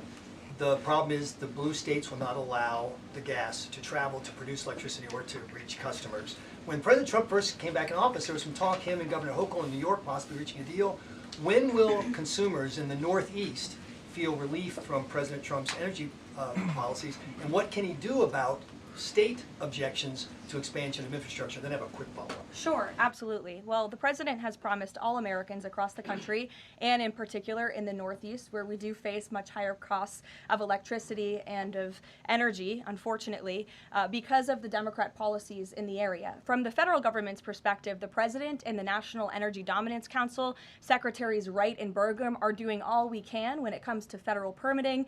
The drill, baby, drill agenda is obviously underway. The president has made a huge push for more fossil fuels in this country. You look at what he did last week with respect to coal. Coal truly keeps the lights on in this country. We learned that in the recent winter storms. However, there's only so much that can be done at the federal level. That's why the president has called on blue state governors to participate in this energy dominance agenda, including governors in New England and the Northeast, by contacting Governor Hochul directly to get this Constitution pipeline underway. This is not only going to bring down the cost of energy in the Northeast, it's also going to support job growth and energy affordability and more opportunity for workers in the Northeast. And I just have a quick statistic here on energy that I found fascinating, and it's obviously true because I'm saying it up here. Red states with Republican legislatures currently enjoy lower average retail electricity prices than blue states with Democrat legislatures. And that's exactly why the president is calling on all blue state governors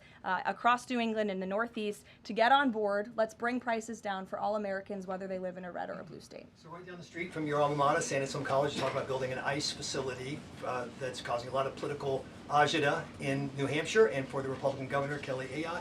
Seems to be some miscommunications argued on both sides. Even Republican supporters of Trump who live in the town say, we're not sure we want this. What's your message to the folks in New Hampshire about this proposed ICE facility? The message is that illegal immigration, while the border is secure, is still a problem across our entire homeland.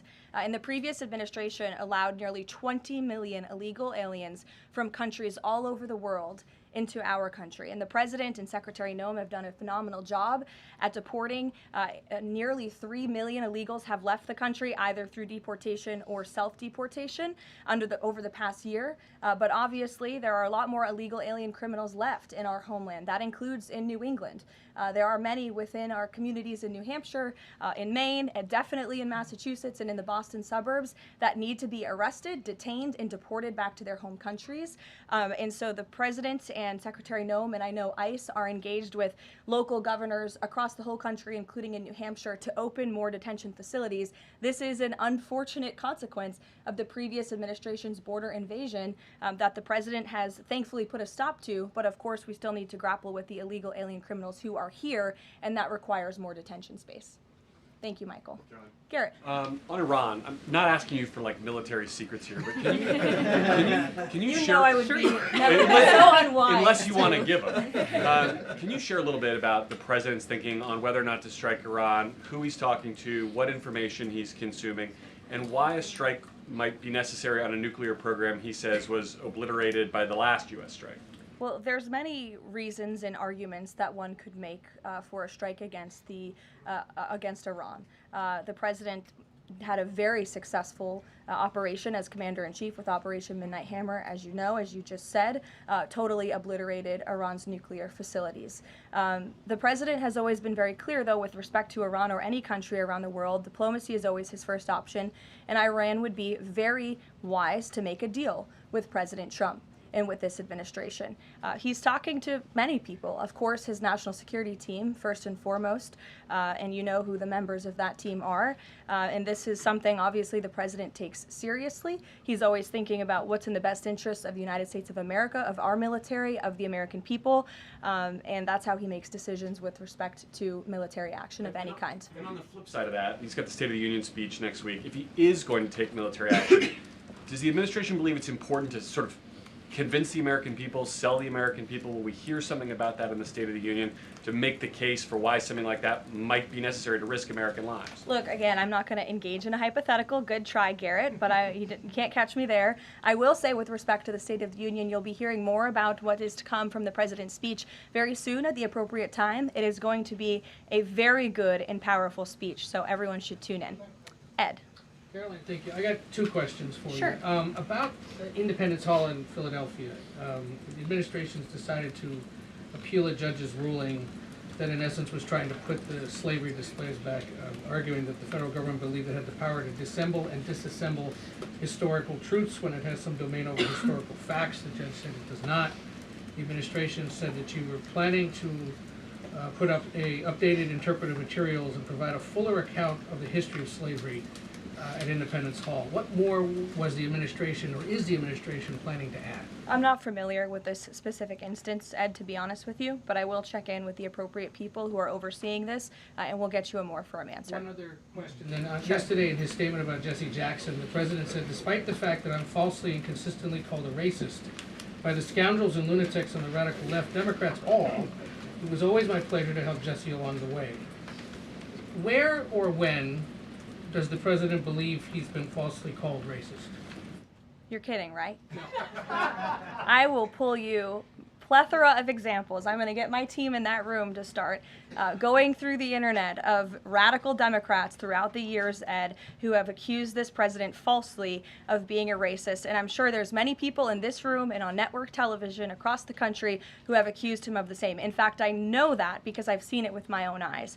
And the president very much looks forward to having an event later this afternoon at 3 p.m. to celebrate Black History Month and to talk about how his policies are advancing opportunity and prosperity for all Americans through record tax cuts, through the Trump accounts that all Americans can access regardless of race. These are a great thing for the next generation of Americans. The president has also awarded hundreds of millions of dollars in additional funding to strengthen educational outcomes at historically Black colleges and universities across the country. Again, the president is protecting the hard-earned benefits of the 2.4 million Black veterans who honorably served in our nation's armed forces by reducing the backlog of veterans waiting for their VA benefits and for their home loans through the Department of Veterans Affairs. So there is a lot this president has done for all Americans regardless of race, and he has absolutely been falsely called and smeared as a racist, and I'm happy to provide you those receipts, and we gladly will right after this briefing. Jennifer, go ahead. You mentioned the $5 billion in pledges for the Board of Peace. Will we be able to get a breakdown of which countries are providing each of those pledges? Yes. And which countries are providing troops? Sure. We're happy to provide that breakdown, and I'm also happy to provide the list of countries that will be attending tomorrow. I know it's more than 20 countries. I know there's a lot of interest in that. I'll spare myself reading you the list of 20 countries from the podium, but we will provide it, and the president will be opening the meeting tomorrow with remarks, and will sort of formally be chairing the meeting at the beginning before he departs for Georgia tomorrow. And then on the sewage spill, the sewage pipe that broke on the Potomac, can you give us an update on the federal government's response? And officials have told CBS that some of that aging infrastructure is a concern, that this particular pipe wasn't even of the most urgent concern. Do you know if the government is looking into which other pipes could be at risk of collapsing? Well, the next step in this process is for any of the three local jurisdictions involved, whether that's the Commonwealth of Virginia, the state of Maryland and Governor Moore, or the District of Columbia, to step forward and to ask the federal government for help and to ask for the Stafford Act to be implemented here so that the federal government can go and take control of this local infrastructure that has been abandoned and neglected by Governor Moore in Maryland for far too long. In fact, it's no secret that Maryland's water and infrastructure have been in dire need of repair. Their infrastructure has received a nearly failing grade in the 2025 report card from the American Society of Civil Engineers. This is the same grade they've received 5 years earlier. There has been no improvement under the leadership of Governor Moore. He's clearly shown he's incapable of fixing this problem, which is why President Trump and the federal government are standing by to step in. And for all of the environmentalists in the room and across the District of Columbia, let's all hope and pray that this governor does the right thing and ask President Trump to get involved, because it will be an ecological and environmental disaster if the federal government does not step in to help. But of course, we need the state and local jurisdictions to make that formal request. That's part of the legal process to move forward. Peter. So you said that any of the three Democrats just need to ask. A few minutes ago, Maryland's Governor Wes Moore asked. He said, if the president wants me to ask nicely, our response is this: please, Mr. President, do your job. To which I say, I'll ask the president and we will provide you with the next steps. But in all seriousness, the federal government has been preparing plans. The White House has been in contact with FEMA, with the Army Corps of Engineers, with the Environmental Protection Agency. Again, we've been standing by. This is a problem we want to fix, not just for the federal government, but for everyone who lives in the District of Columbia, including all of you. So you're welcome. To your point about that, there are a lot of events coming up for America 250. The president wants people from all over to come to the nation's capital. Is he worried that by the summer, the Potomac River will still smell like poop? He is worried about that, which is why the federal government wants to fix it, and we hope that the local authorities will cooperate with us in doing so. Steve. What will the $5 billion be used for in Board of Peace, and will that be sort of a down payment for much more money? You'll be hearing more about that tomorrow at the meeting. If you recall, at the first meeting when we were in Davos, Jared Kushner did provide a very detailed PowerPoint presentation for the vision of Gaza, the reconstruction and the humanitarian efforts, of course, providing local security on the ground. That will be part of the discussion tomorrow, is how can we maintain security? First, you must achieve security to get to prosperity, which is sort of the second part of this plan. So you'll be hearing more about that tomorrow, but I would just point out $5 billion worth of investment. We're talking about reconstructing Gaza. I remember when those words came from the president's lips in the East Room many months ago, and all of you in the press were bewildered at how the president could have such an ambitious goal of rebuilding Gaza, which is obviously a place that has been just turmoiled by violence and chaos for many, many years. But we are well underway in doing that, and it's a historic accomplishment for this president. Secondly, is the president seeing enough progress in the Iran talks to let negotiations go a little further? I mean, where do things stand after yesterday's talks? I think you heard from the administration and the State Department yesterday that there was a little bit of progress made, but we're still very far apart on some issues. I believe the Iranians are expected to come back to us with some more detail in the next couple of weeks, and so the president will continue to watch how this plays out. Sure. Follow up on that. Thank you, Caroline. On these Iran talks, I mean, how much time is the president willing to give it before he is seriously maybe considering military action? Is he willing to give it that full 2 weeks? And has he given the Iranian officials a deadline on when he wants to see a deal? It's a fair question, Rachel, but I'm not going to set deadlines on behalf of the president of the United States from up here. And then just one more on the shutdown. We're now in this partial shutdown over DHS funding. Has the president personally spoken to the Democratic leaders in Congress? Can we expect to see them at the White House to try to make a deal on this?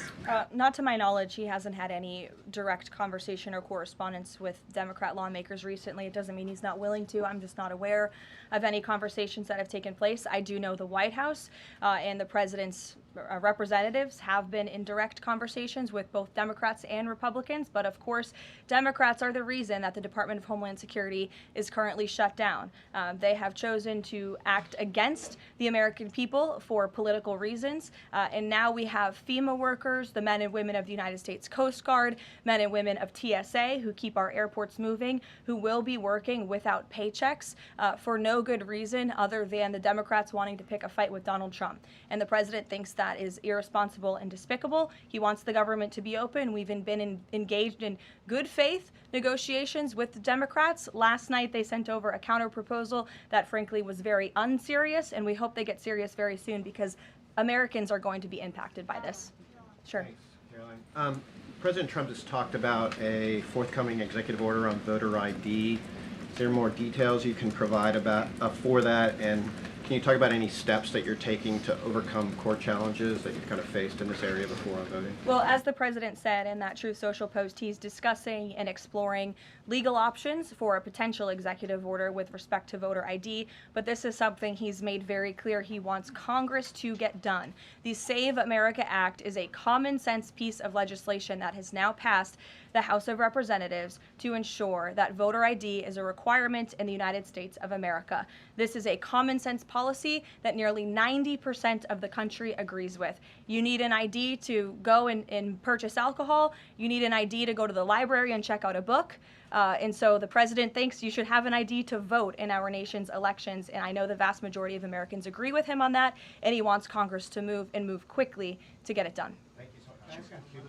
Sure. On Cuba, you know, it's increasingly being described as a humanitarian crisis. What is a successful outcome for the U.S. that the U.S. wants to see in Cuba? Is there anything less than regime change that would be considered success? I think, as Secretary Rubio has articulated and the president himself, we obviously want to see flourishing and prosperous democracies all over the world, especially in our own hemisphere. I'm not dictating any actions the United States may take to get there, but of course that's in the United States' best interest to have Cuba be a truly free and prosperous democracy. Unfortunately, right now, that is not the case. They are a regime that is falling, their country is collapsing, and that's why we believe it's in their best interest to make very dramatic changes very soon, and we'll see what they decide to do. Sure. Much. Following up on Gaza, this $5 billion, who exactly would be in charge of managing this money? Would that be the president himself making the final decisions on how these funds are spent? It will be the Board of Peace, which the president is, of course, the chairman of, but all of the member parties, I believe, will have votes on the funding. And then, of course, there is that technocratic layer underneath the official Board of Peace with the member countries that will be making decisions as well. So if you just go back and look at the first event that we had where we sort of unveiled the structure of the Board of Peace, that structure remains in place, and they'll be overseeing the funds that will be announced tomorrow for their reconstruction and humanitarian efforts. Sure. Another question on that Board of Peace announcement. You mentioned there will be the announcement of who comprises that International Stability Force. How soon will that force be deployed? And have all of the regional partners, all of the regional countries signed off on the makeup of that force? I don't have a timeline for you today, but again, I'm sure you'll hear more about this tomorrow. So you'll join us at the event. Deanna. Thanks, Caroline. Two questions. Sure. First, the president has talked a lot about housing affordability, and several countries that are facing housing shortages, including Canada, for example, have imposed a ban on non-citizens, like foreigners, from buying their houses. Do you know if that's a strategy that the president would be willing to deploy? Well, first of all, the president is obviously committed to deporting illegal aliens from our country and those who are not lawfully present in the United States, which he has done at a record pace, which has led to the falling of rents, as I pointed out in my opening remarks. Secondly, the president has recently announced that he is fighting for a ban on institutional investors and Wall Street billionaire corporations from buying up single-family homes that should be lived in his opinion, by American families. We know this is going to have a remarkable impact on the housing market and on prices and supply and demand for the American consumer and the American family. And then thirdly, the president is also expediting permitting as fast as we possibly can to build more homes, to increase supply, to obviously bring down the cost of home ownership and purchasing homes for the American people. And then also, as I mentioned as well, we do see mortgage rates falling. So all of this is combining to make housing more affordable in this country. There's still a lot more to do.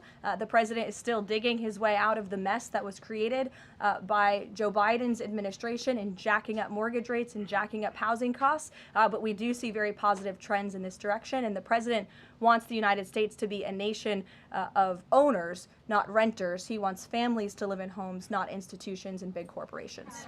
Michael. Caroline, secondly on Ukraine, Sure. Yesterday Zelensky said in an interview that he says that it's not fair that the president is saying that Ukraine has to make concessions. He's saying this publicly, and not Russia. Has the president seen these comments? And when the president says that Ukraine has to make concessions, is he referring to giving up Donbass? I think the president would respond to that by saying he does not think it's fair that thousands of Ukrainians are losing their lives, and Russians too, in this deadly war. And that's why the president and his team have committed a tremendous amount of time and energy in bringing this war that is very far away from the United States of America, but nevertheless, this is a president of peace. And so he's committed a tremendous amount of time and energy to bringing this war to an end. Just yesterday, there was another round of trilateral talks between the U.S., Russia, and Ukraine. There was meaningful progress made in both parties. Both sides agreed to update their respective leaders and to continue to work towards a peace deal together. So there will be another round of talks in the future, but I think the president views this entire situation as very unfair, not just for Russians and Ukrainians who have lost their lives, but also for the American people and the American taxpayer who were footing the bill for this war effort before President Trump put a stop to it. And I would just remind everyone around the world that the United States is still selling weapons to NATO that are then being sent to Ukraine in their defense of their freedom in their borders. Michael. Russia is reportedly joining Iran for joint naval exercises in the Gulf of Oman this week. Has the president issued any kind of warning to Russia or even China not to involve itself if the U.S. decides to strike Iran? Not to my knowledge, no, or not that I would dictate from this podium. I wouldn't reveal the president's private conversations with world leaders. With respect to that, again, when it comes to Iran, the president has a decision to make, and he will do that, and I'm not going to broadcast what that decision may be ahead of him. President Barack Obama, Caroline, was recently asked if aliens are real. He says they're real, but he hasn't seen them. The president's daughter-in-law, Lara Trump, told Miranda Devine of the New York Post that the president has a prepared speech on this issue that he prepares to deliver at the right time. Is that true? And does the Trump administration believe aliens are real? Well, a speech on aliens would be news to me. That sounds very exciting, though. I'll have to check in with our speech writing team. And that would be of great interest to me personally, and I'm sure all of you in this room, and apparently former President Obama, too. So we'll keep you posted on that. Tyler. The White House has touted an unprecedented amount of cooperation with counties in Minneapolis after the negotiations with Tom Homan. Are those written or verbal deals with the sheriff? How many have agreed to cooperate on immigration enforcement who previously refused to do so? Yeah, the last time I spoke with Mr. Homan, which was just a few days ago, he assured us that nearly every single county in the state of Minnesota has agreed to notify ICE when they are releasing criminal illegal aliens from their jails. This is an unprecedented level of cooperation that we have not seen. It has led to not only cooperation to detain illegal aliens in Minnesota, which just this past week I have looked at the list. They've detained some very heinous people who none of you would want living in your communities, but has also led to a much more calm situation on the ground. We've also seen, and you've seen this with your own eyes play out, the local police and the state police have now cooperated in the arrests of left-wing agitators and criminals who are unlawfully obstructing immigration enforcement in their efforts. So this is a huge win, and again, the president sent Mr. Homan to Minnesota to do a job, and he has done it well, and I think the situation on the ground proves that. Are those like written agreements that they've been signed by various officials in the state? These are agreements that have been made by state and local officials in the federal government, and we are seeing that cooperation play out every single day. These counties are notifying ICE when they are releasing criminal illegals from their jail, and we do know that they are arresting left-wing agitators who are unlawfully impeding law enforcement. There's video to show that. Show it yourself. You can view it with your own eyes. John. Thank you, Caroline. You mentioned two things, DHS closed and the SAVE Act IDs. Both of these could get solved in 15 minutes if Senate Leader John Thune simply got rid of this phony 60-vote cloture rule and got 51 votes, and that would be the end of it, because everyone in this room knows if the Democrats take over, they'll get rid of that rule in 90 minutes. They already tried it one time, and the two Democratic senators that stopped it are no longer there, Manchin and Sinema. President Trump is backing a lot of these senators for re-election, and yet they will not get rid of the 60-vote cloture rule, which is holding everything up. What is the president's position on John Thune in the Senate finally getting rid of this so this legislation can get moved? Well, the president has a good relationship with Senate Majority Leader John Thune. They keep in very close contact, and they work together all of the time. I hear your passion in your voice, and I know it's shared by many Americans across the country, including the president himself. He wants to see the SAVE Act voted, and he's expressed that both publicly to all of you, the American people, but also privately in his conversations with Senate Majority Leader Thune and many other members of Congress as well. Yes, Rav, go ahead. Good to see you. So J.B. Pritzker just recently signed the bill. The law went into effect in January, and it's supposedly going to allocate about $2.5 billion to illegals to go to college and financial aid in the state of Illinois. What is the White House's reaction to this? Illinois is already, by 2027, they're supposed to have a $3 billion deficit. What's your reaction to that? Yeah, we'll have to take a look at that. I would say the president certainly thinks that Governor Pritzker is not doing a very good job of managing his state, as evidenced by not only the waste, fraud, and abuse, but also the crime in the city of Chicago that unfortunately Governor Pritzker has refused to pick up the phone and call the White House and ask for help on, which is something his residents want him to do, but he refuses to do for political reasons. As for the specific money, we'll take a look and get you an answer. You're welcome. John. Thanks a lot, Caroline. Two questions. One is about the president's trip to Georgia tomorrow. If you can provide some additional information about that, why Northwest Georgia was chosen for this particular trip, for instance. Sure. Well, Georgia is obviously a very important state to the president and to the Republican Party, and the president loves the people of Georgia. He'll be touring, like I said, a steel facility, and then he'll also be stopping by another local business, and he will be giving remarks on affordability, on the economy, on all of the great economic news that I just shared with you earlier. He'll be meeting and greeting with everyday Americans, and that's what the president loves to do, to get out across the country, and he's spoken about his intention to go across the country a lot more, and obviously tomorrow's trip is evidence of that. Secondly, last week, as you know, big event that took place in the Roosevelt Room, the president announcing that the EPA has repealed these federal limits on emissions for cars, trucks, and power plants. And in the president's presentation, he mentioned that American families will save $2,500 for a new car or truck. Where is the promise coming from automakers that they're going to pass along their savings to those families all across the country?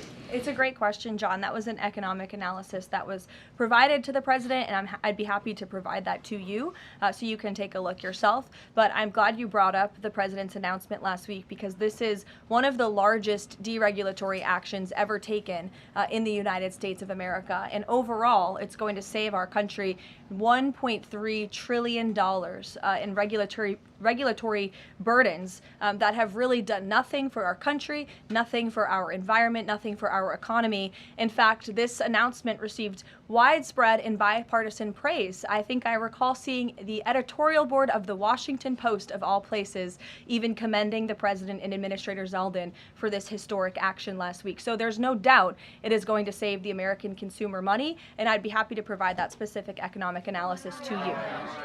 Sure, in the middle, go ahead. Yes. Thank you. Governor Moore in Maryland signed a bill that is ending the law enforcement cooperation with ICE. And by doing that, a lot of local sheriffs are not happy, and in fact, they met today and announced. Hello, Steve. Hello, everybody. So, great financial numbers you saw. Low inflation, very low inflation. Prices are down, way down.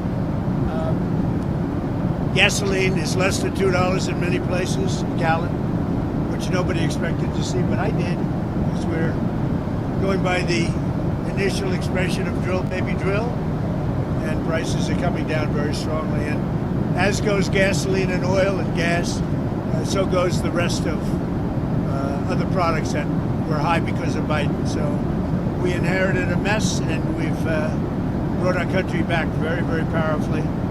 Crime numbers are way down, despite the fact that they let in 25 million people, many of whom should not have been allowed into our country with their open border policy. But it's the country is doing very well. Any questions? What are you expecting from these Iran talks in Geneva tomorrow? So I'll be involved in those talks indirectly, and they'll be very important. We'll see what can happen. It's been typically Iran's a very tough negotiator. They're good negotiators, or bad negotiators. I would say they're bad negotiators, because we could have had a deal instead of sending the B-2s in to knock out their nuclear potential, and we had to send the B-2s. I hope they're going to be more reasonable. They want to make a deal. Have you been told that a deal is next to impossible? No, I think they want to make a deal. I don't think they want the consequences of not making a deal. They want to make a deal. Are you going to sit down with Democrats this week on DHS funding, sir? I will, but we have to protect our law enforcement. They've done a great job. I just got finished saying that we have the best crime numbers we've had in many years, and on murders, 125 years, and that's despite a lot of people that shouldn't have been let into our country coming into our country, criminals, many criminals, but we've taken out tens of thousands of people, brought them back to their countries.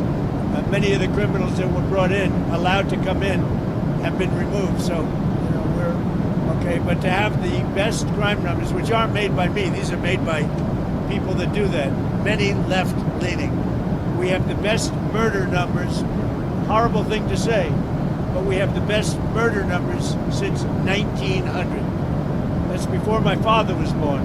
125 years, think of it. The best crime numbers since 1900 having to do with murder, and really good crime numbers, the best in years. Are there any demands that Democrats are making that you're okay with? Well, I don't like some of the things they're asking for. We're going to protect law enforcement. We're going to protect ICE.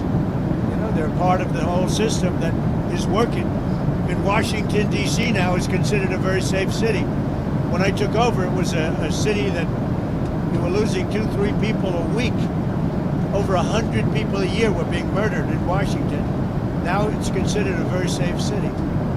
And we did that. I did it over a fairly short period of time, too. On DHS, recent news reports have discussed the widespread belief that Kristi Noem and Corey Lewandowski are in a personal relationship. Is that a bad look? Recent news reports have discussed the possibility that Kristi Noem and Corey Lewandowski are in a close personal relationship. Is that a bad look, and do you think she'll be in the job much longer? I don't know about that. I mean, I haven't heard that. But, I'll find out about it, but I have not heard it. Do you think that will you give your State of the Union speech if we're still in a shutdown next week? Well, I think I would, yeah. Wouldn't bother me. I would give it, yeah. How are the negotiations going? With what? Which one? We have a lot of negotiations. No, with the government shutdown. This is a Democrat shutdown. This has nothing to do with Republicans. This is a Democrat shutdown. They're upset that the crime numbers are so good. They're very unhappy that the crime numbers are so good. They're very unhappy that there's a movement for getting voter ID. They want voter ID. The population, 98%, want voter ID. They don't want voter ID because they want to cheat in elections. They also want other things. They don't want mail-in ballots. They want to end mail-in ballots, which is corrupt. And one other thing that they're insisting on is proof of citizenship. And the Democrats don't want to give proof of citizenship. They don't want to give voter ID. Think of it. Who wouldn't want proof of citizenship? I ask you, Steve. Who wouldn't want voter ID? And why would you want mail-in ballots if you know it's corrupt? It's a corrupt system. We're the only country in the world that has this system of mail-in ballots. Think of it. The only country in the world that has this system of mail-in ballots, because they cheat. And the fact is they could never get elected if they ever changed. They know it. If you had voter ID, if you had proof of citizenship, they could never win an election. And they know that, and they're fighting to the hilt. And I put this down with men playing in women's sports. I put it down with transgender for everybody. I put it down with their horrible open border policy as being ridiculous. They don't want voter ID. No voter ID. And I put that down in the same category with men playing in women's sports. I'm going to add a fourth category.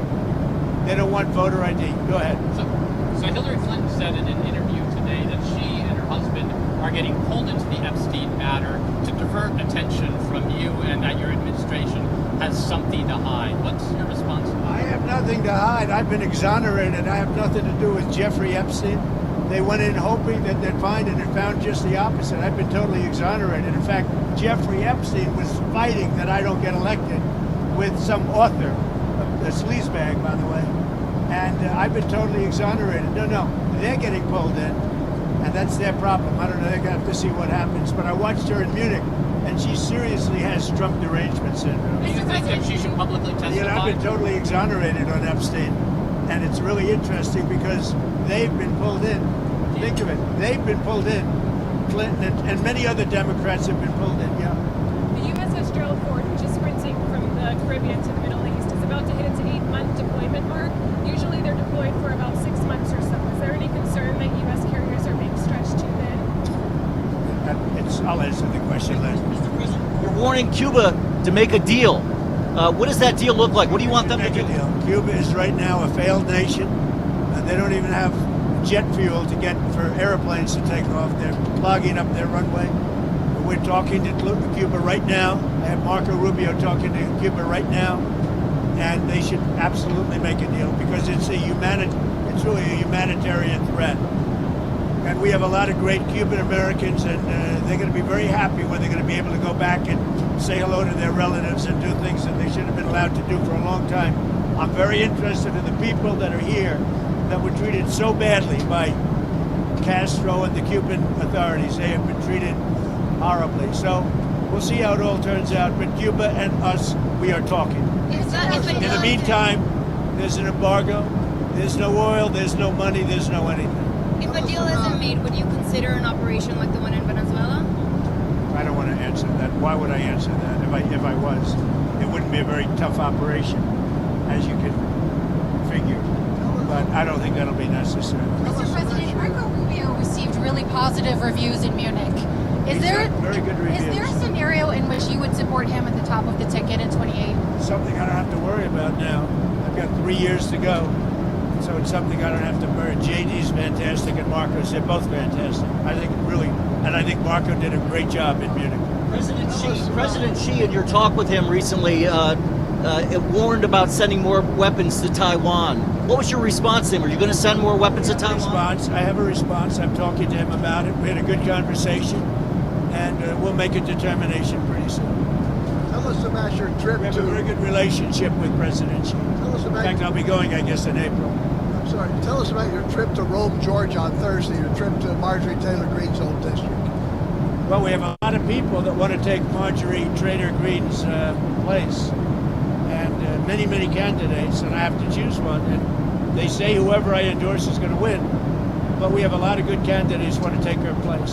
So your Board of Peace meets for the first time this week. You said it could be the most consequential international organization ever. That's a high bar. What do you want for this first meeting? Well, I think it can be. We're going to have all world leaders. They're putting up tremendous amounts of money. And I think it's going to go far beyond Gaza. I think it'll be peace all over the world. And we're working in conjunction with the United Nations. Look, the United Nations is there. They haven't lived up to potential. The United Nations has great potential. They haven't lived up to the potential. But I think they might aid us a little bit. But we have the greatest leaders in the world joining the Board of Peace. And we'll be doing it in conjunction with, in some cases, the United Nations. And see if we can get the United Nations to get on the ball. You've been a kingmaker in a lot of Republican primaries. A lot of people, including foreign nations. I was very honored to see that a very wonderful prime minister in Japan won by a landslide. I think she was going to win, but she won by just about the biggest vote ever in Japan. And she attributed my endorsement for that. And that's very good because we have a great relationship with her and Japan. a lot of Republicans in D.C. are asking you to endorse John Cornyn, but you haven't yet. Is there a chance you would endorse Paxton, and why haven't you endorsed Cornyn? I just haven't made a decision on that race yet. It's got a ways to go, and I haven't. He's a good man. John is a good... I like all three of them, actually. I like all three. Those are the toughest races. They've all supported me. They're all good, and you're supposed to pick one. So we'll see what happens, but I support all three. Are you going to get involved in the rift between UAE and Saudi Arabia? No, I'm not. I would be. What do you think of that? I would be. Well, I could settle it very easily. But they have they do indeed have a rift, and we can get it settled very easily. I settle wars. I settle a lot of rifts between countries. You've been noticing, right? That's an easy one to settle. On Venezuela, Nancy Rodriguez last week said that Nicolas Maduro is still a legitimate president and is innocent. I know you said the relationship is a 10, but I'm curious what's your thoughts on that? I think we have a great relationship. I think she probably has to say that. I think politically maybe she has to say that. But the relationship with Venezuela, she's doing a very good job, and I fully understand that statement. You're going to have Ukraine talks tomorrow as well in Geneva with Witkoff and Jared Kushner. What are you expecting there? Is there Well, they're big talks. It's going to be very easy. I mean, look, so far, Ukraine better come to the table fast. That's all I'm telling you. We are in a position, we want them to come. And by the way, I watched AOC answering questions in Munich. This was not a good look for the United States. I watched Gavin Newsom answering questions in Munich, and this was a bad look for our country. These two people are incompetent. And at least Hillary's competent. She's just Trump deranged. She was so deranged. She is an angry woman. But I watched the other two speaking and answering basic questions. Look, Gavin has destroyed California. And AOC, I never heard her speak very much. And they started answering questions. She had no idea what was happening. She had no idea how to answer, very important questions concerning the world. But she can't answer questions concerning New York City either, because New York City is got some problems. Now that Gaza's entering phase 2, should Israel lift its ban on foreign journalists being allowed into Gaza? We'll be lifting a lot of bans pretty soon. I think you're going to see everything opening up. Gaza, look, we have peace in the Middle East. Now, you have some flames here and there, but we essentially have peace in the Middle East. And that happened primarily when we did the B-2 attack on the potential nuclear power. They would have had a nuclear weapon within 1 month. If that happened, it would have been a whole different deal. Okay, thank you very much, everybody. One thing, so the $5 billion that you announced yesterday for the Board of Peace, is that a down payment, or are you expecting more? We want to help people. That's peanuts compared to the kind of money that has been spent in the Middle East by Bush, by Obama, by all of these people, by Biden. I mean, the money he spent. But the money he spent, that's such a small amount of money by comparison. But we want to make it successful. I think it has the chance to be the most consequential board ever assembled of any kind. I was called for Ron DeSantis. Great. We had a great time. We had Ron and a couple of other people. Two great coaches, as you know. The two greatest coaches, I would say, certainly in college football. And we had a good time playing golf. Thank you very much. I didn't get to play today because I'm working on other things, very important things, much more important than golf. Thank you very much. Melania for Valentine's, Mr. President? She's on the plane. Melania's on the plane. We have a movie star on the plane. Did you have any Valentine's Day plans with her? Did I what? Did you do anything for Valentine's with her? Did you give her flowers? I better not tell you that. Goodbye, everybody. That's the toughest question. No, she's very, I'm proud of the fact, her movie's so successful. It's a tremendous hit. And she does a good job. She does a very consequential work. I think you're going to see in the end that she's going to go down as one of the truly great first ladies. When you see what she's doing with Russia, Ukraine, and so many of the other things she's doing, she's done a good job. She works very hard. Is Westmore invited to the White House this week, Mr. President? Just so you understand, the governors were all, other than two. One was from Colorado, where he's got a 73-year-old woman who's probably got serious cancer, confined, and for some time in solitary confinement because she pointed out the voter theft that was taking place. In other words, she pointed it out. They arrested her and they gave her a 9-year sentence. And he better let her go because it's a disgrace. And the other guy's just a bad governor. He's not doing a good job. Wes Moore, he's doing a terrible job. And you can see that. Well, I didn't invite those two. If the rest of them don't want to show up, that's okay. I hear they're coming, a lot of them. The White House is a great place to be. But no, I don't like the job that Wes Moore's doing. I don't like the job he's doing at the bridge. I don't like the fact that he did that horrible, with the pipes and the Potomac. And he's not doing the job. They got to do it, and I'm gonna have to get the federal government involved in getting it fixed because he can't fix anything. Thank you very much. Hello, Steve. Hello, everybody. So, great financial numbers you saw. Low inflation, very low inflation. Prices are down, way down. Gasoline is less than $2 in many places a gallon, which nobody expected to see, but I did because we're going by the initial expression of drill, baby drill, and prices are coming down very strongly. And as goes gasoline and oil and gas, so goes the rest of other products that were high because of Biden. So we inherited a mess, and we've brought our country back very, very powerfully. Crime numbers are way down, despite the fact that they let in 25 million people, many of whom should not have been. Iran looks like it wants to make a deal very badly. We have to see what that deal is. But I think Iran looks like they want to make a deal very badly, as they should. Last time they decided maybe not to do it, but I think they probably feel differently. We'll see what the deal is. It'll be different than last time. And we have a big armada, we have a big fleet heading in that direction. We'll be there pretty soon. So we'll see how that works out. The stock market, as you know, broke a number that they thought was going to be impossible to break. Certainly during my first year, they said if you could do it in your fourth year, by the fourth year, we broke 50,000 on the Dow. Most people thought that was not possible to do so quickly. We did it in the first year. So we're about 3 years ahead of schedule. It's going good. Prices are way down. You don't hear the Democrats talking about affordability anymore, which they caused the affordability problem very badly. But you don't hear that word. I haven't heard that word spoken in a week and a half because they can't speak because the prices are down. Energy's down. If you look at oil, if you look at gasoline, a gallon of gasoline in Iowa, I was there last week, was $1.85, $1.89, and $1.99 at 3 different stations. And it's that way in a lot of places. So gasoline is way down, energy's down, groceries are down. We've broken the Biden disaster, the mess that I inherited. The border is extremely secure, more so than it's ever been.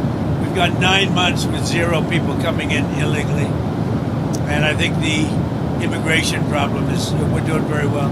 And crime is at a record low for 125 years, was just announced. Lowest has been since 1900. That's pretty good. That's a long time. So, do you have any questions, John? Mr. President, social media post that you took down earlier today, the White House says that a staffer sent it.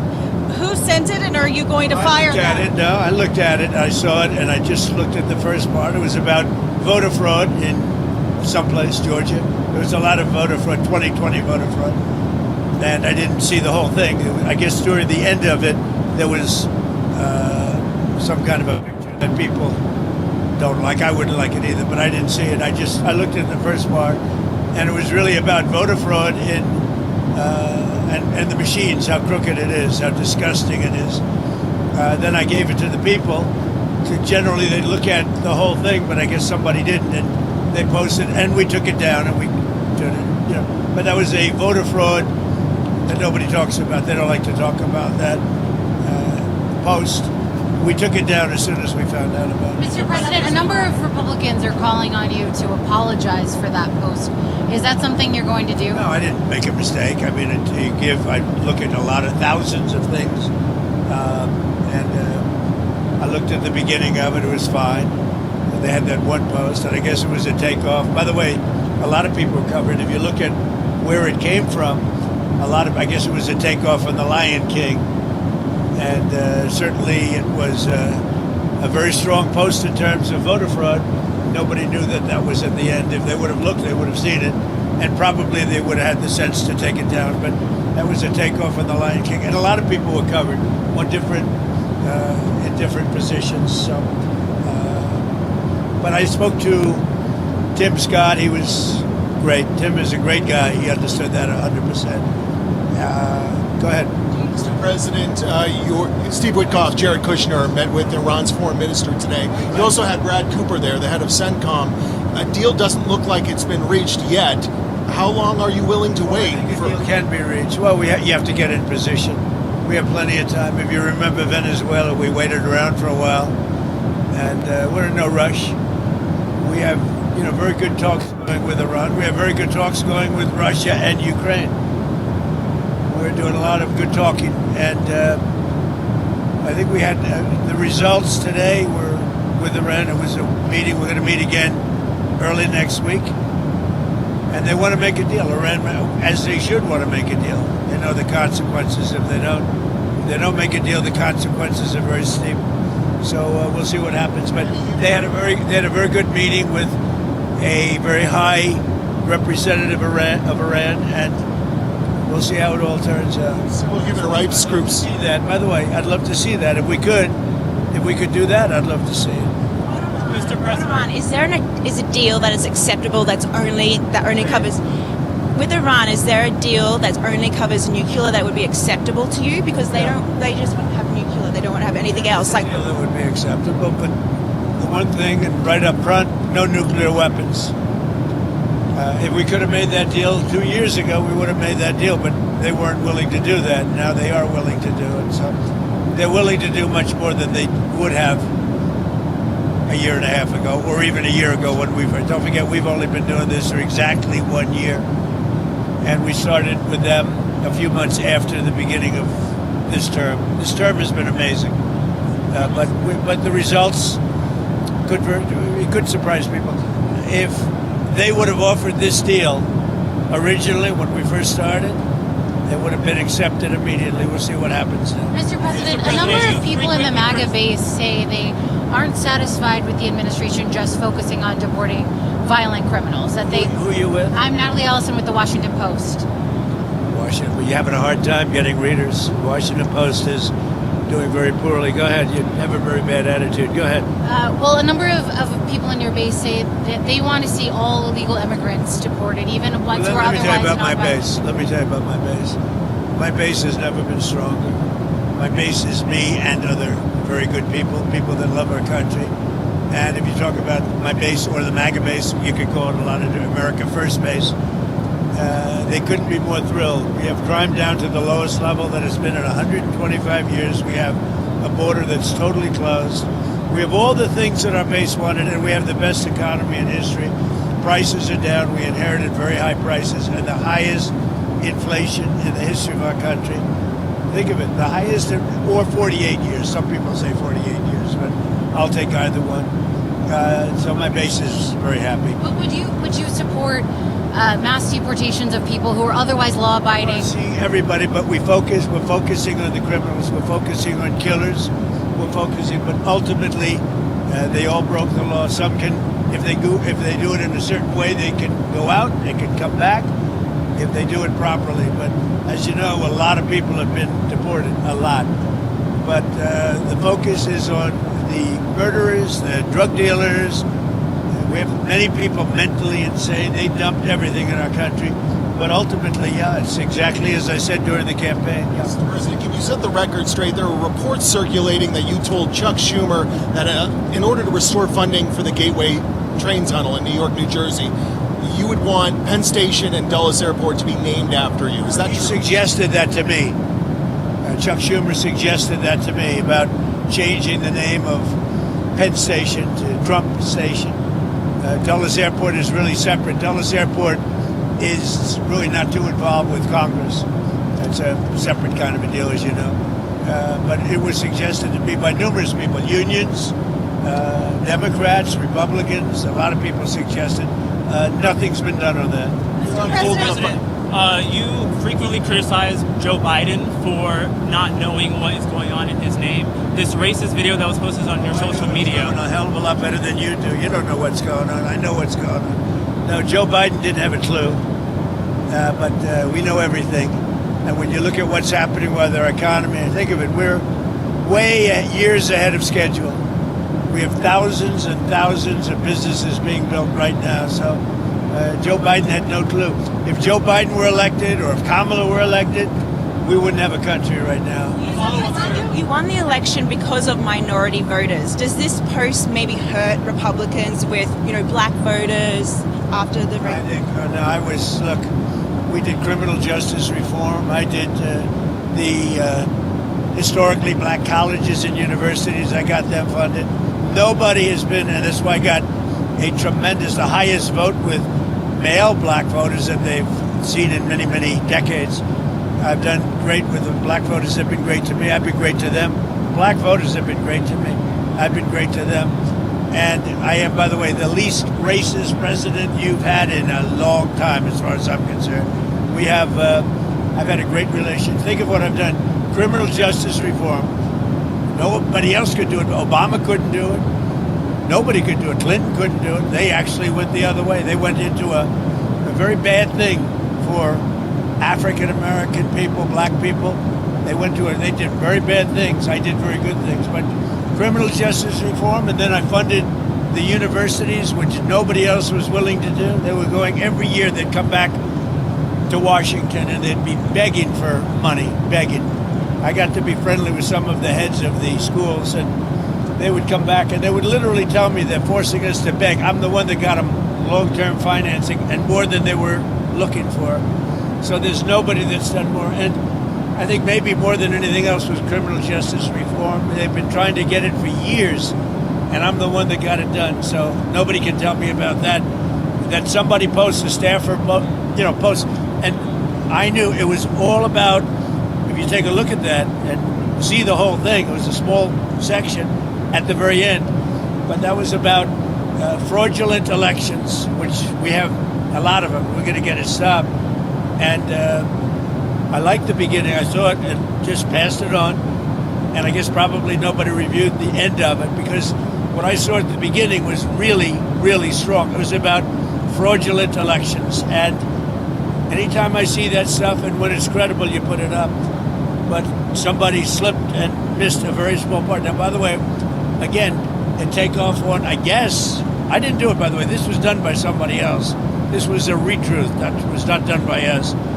But that was a very strong truth. It was a very strong statement made about the fraudulent elections in a certain part of our country, which are really bad. Mr. President, you promised Savannah Guthrie's family the full support of federal law enforcement. Well, FBI is now. I'll give you a little statement. I think we're doing very well on that regard. You're probably surprised to hear that. I think we're doing very well. Very well, meaning we have some clues, I think, that are very strong. And I think we could have some answers coming up fairly soon. Is this a nationwide search? Is this a search going to Mexico? I'm not talking about a search. I'm talking about a solution. We have some things I think that will maybe come out reasonably soon from DOJ or FBI or whoever that could be suspect. Yeah, it could be definitive. So when do you expect us to hear? A lot's taken place in the last couple of hours.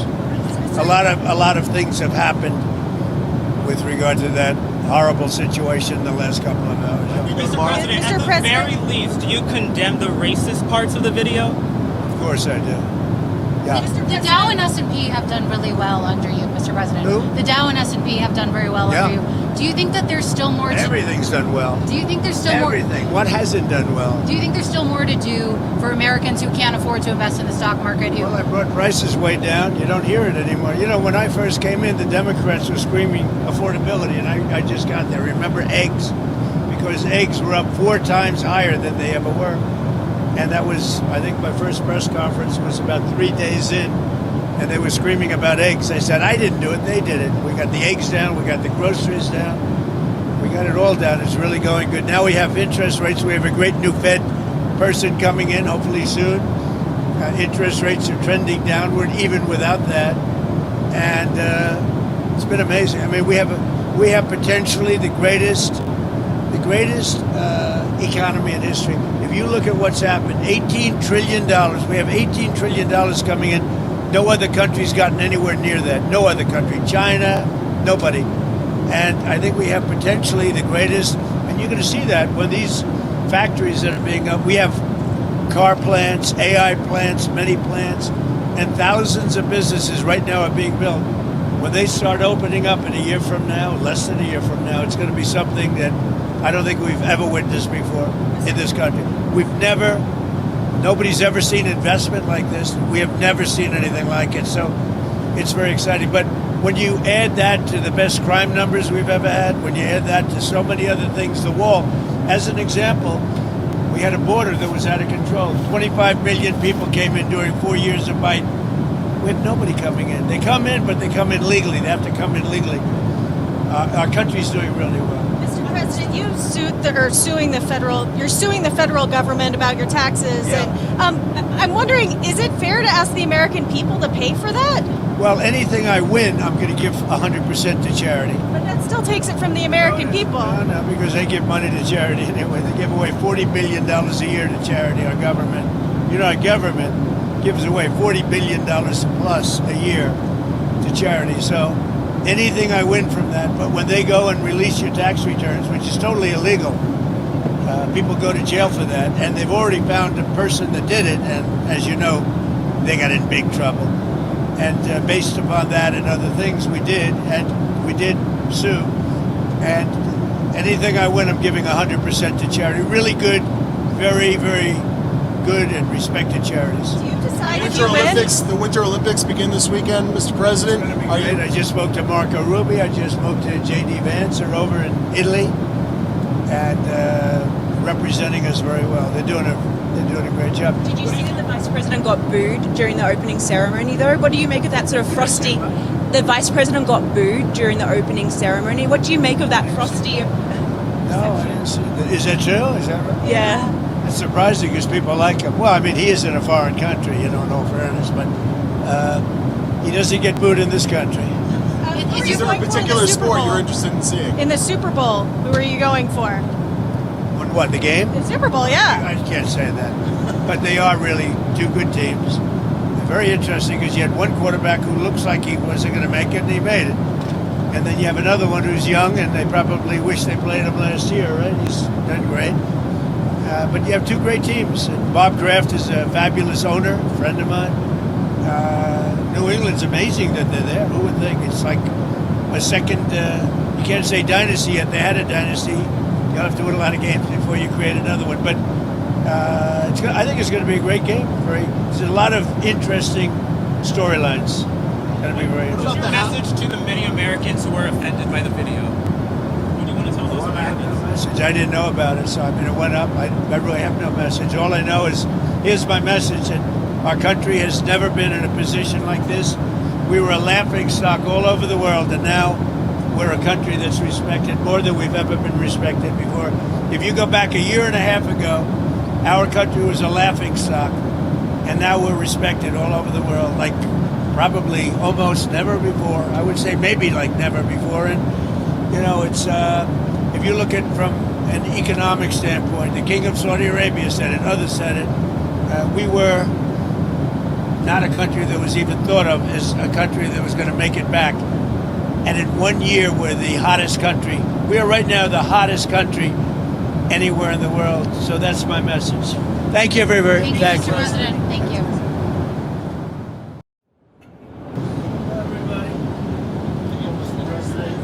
We had very, very good talks today having to do with Russia, Ukraine. Something could be happening. We likewise had very good talks on Iran. Iran looks like it wants to make a deal very badly. We have to see what that deal is. But I think Iran looks like they want to make a deal very badly, as they should. Last time they decided maybe not to do it, but I think they probably feel differently. We'll see what the deal is. It'll be different than last time. And we have a big armada, we have a big fleet heading in that direction. We'll be there pretty soon. So we'll see how that works out.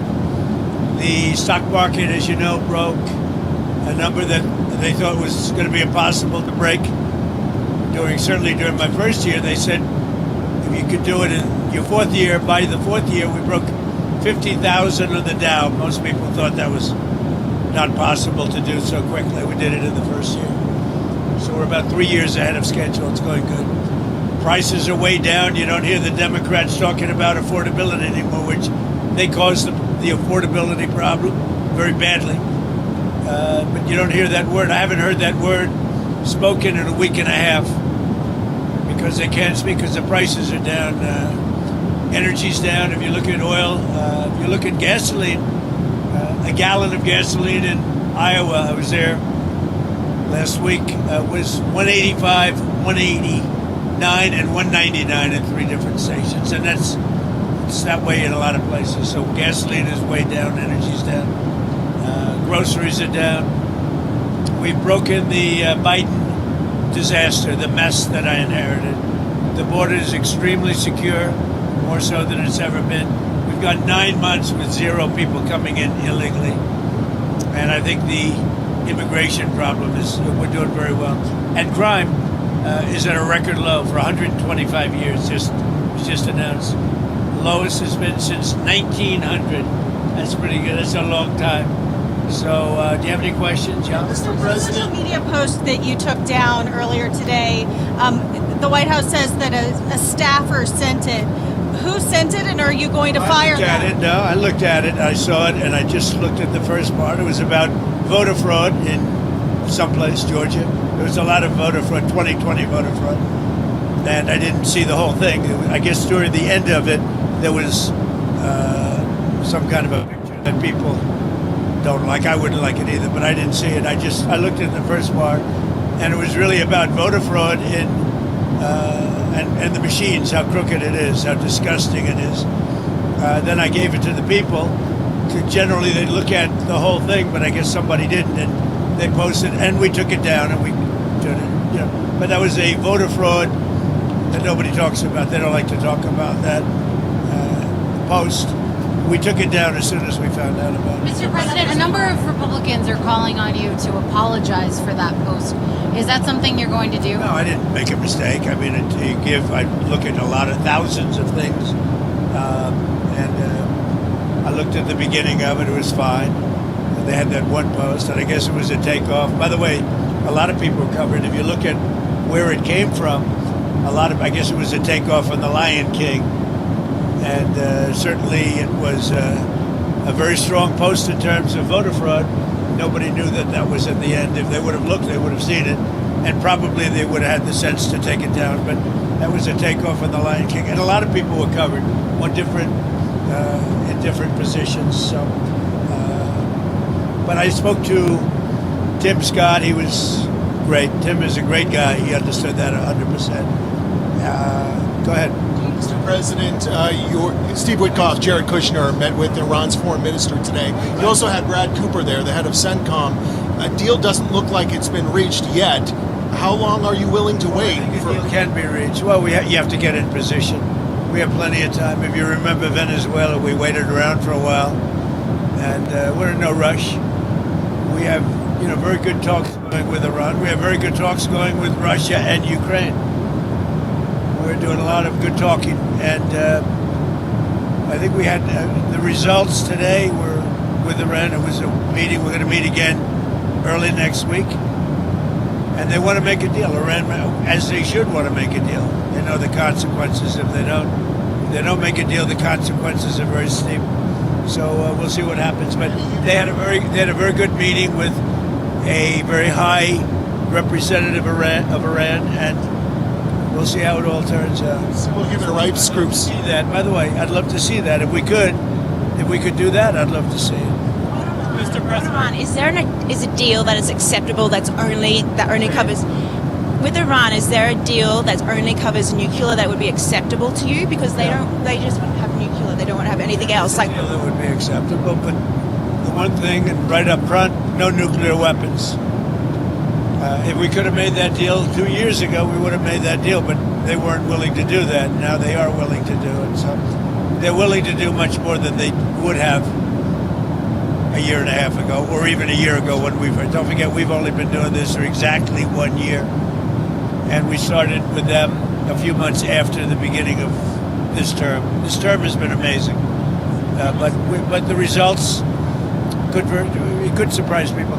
If they would have offered this deal originally when we first started, it would have been accepted immediately. We'll see what happens now. Mr. President, a number of people in the MAGA base say they aren't satisfied with the administration just focusing on deporting violent criminals. Who are you with? I'm Natalie Ellison with the Washington Post. Washington, well, you're having a hard time getting readers. Washington Post is doing very poorly. Go ahead. You have a very bad attitude. Go ahead.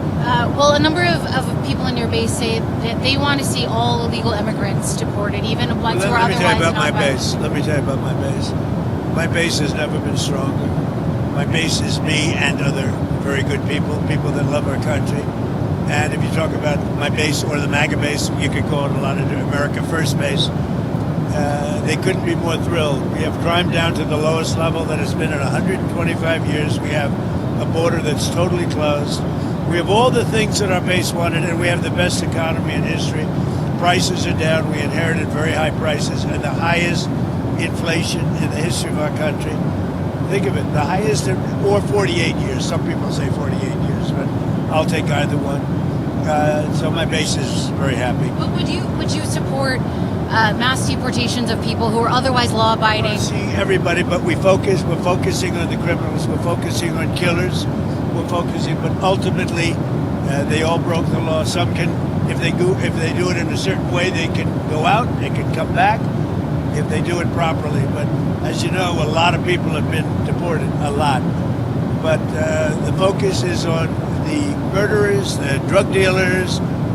We have many people mentally insane. They dumped everything in our country.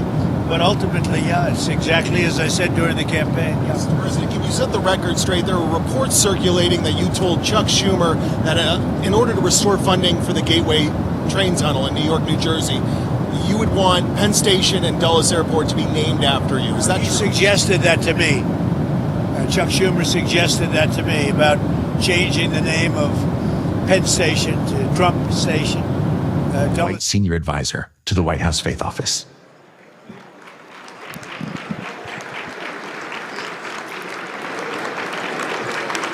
Good morning.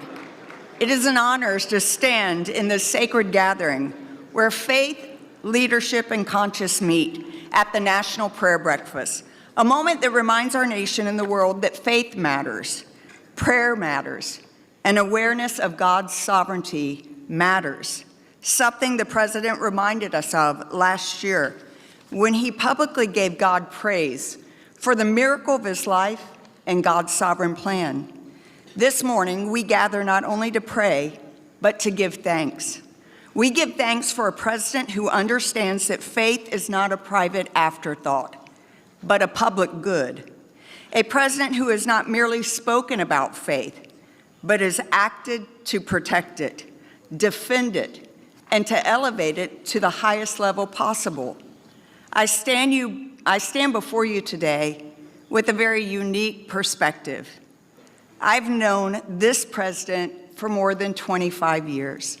I've had a front row seat, not just to the public moments the world sees, but to the private ones that most will never see. And it is there, away from the cameras and the crowds, that character is truly revealed. I've seen his compassion when no one was looking. I've witnessed his generosity when there was nothing to gain. I've watched him step in to help the forgotten, the overlooked, the vulnerable, not because it was politically expedient, but because it was the right thing to do. And more than 20 years ago, I was in his office in Trump Tower, and a well-known minister and my friend were with me.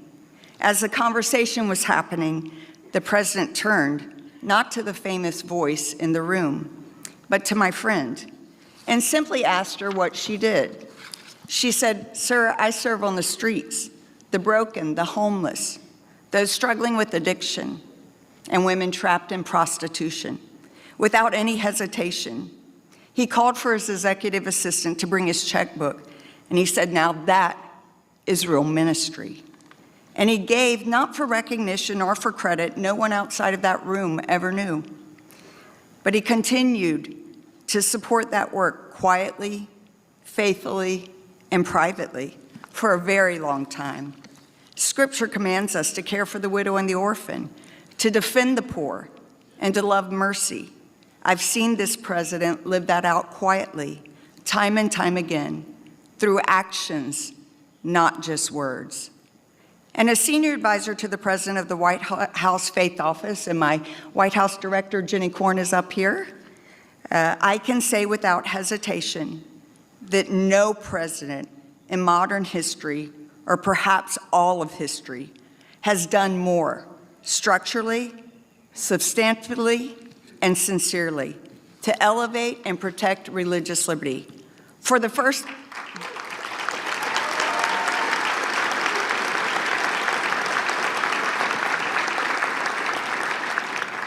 For the first time in our nation's history, faith has been institutionally elevated through the creation of the historic White House Faith Office, our one-year anniversary.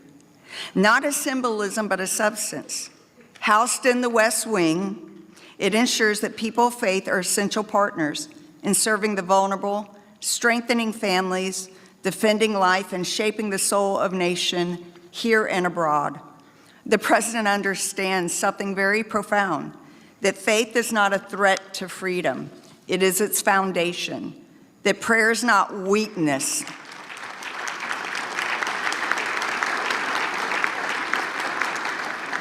It is wisdom, and that leadership at its best is accountable not only to the people, but to God.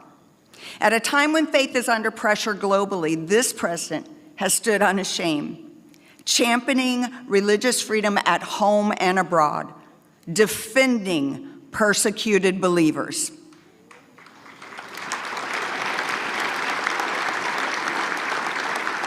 And affirming that America will always be a nation where people are free to worship, free to speak, and free to live their conscience. He is bringing peace through great strength. In fact, President Trump has brought religion back to this nation and beyond.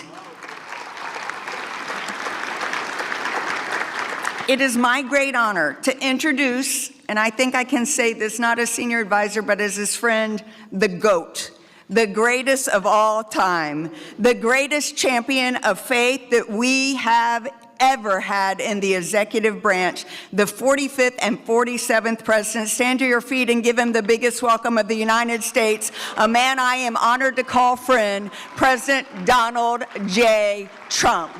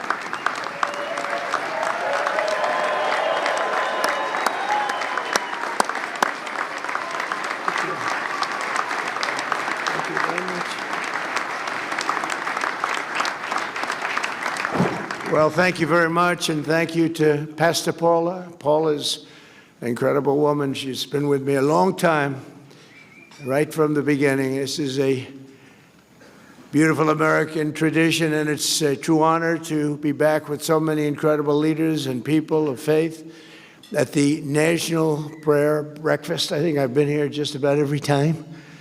It's hard to turn it down. I don't have the courage to turn it down. Sometimes I want to.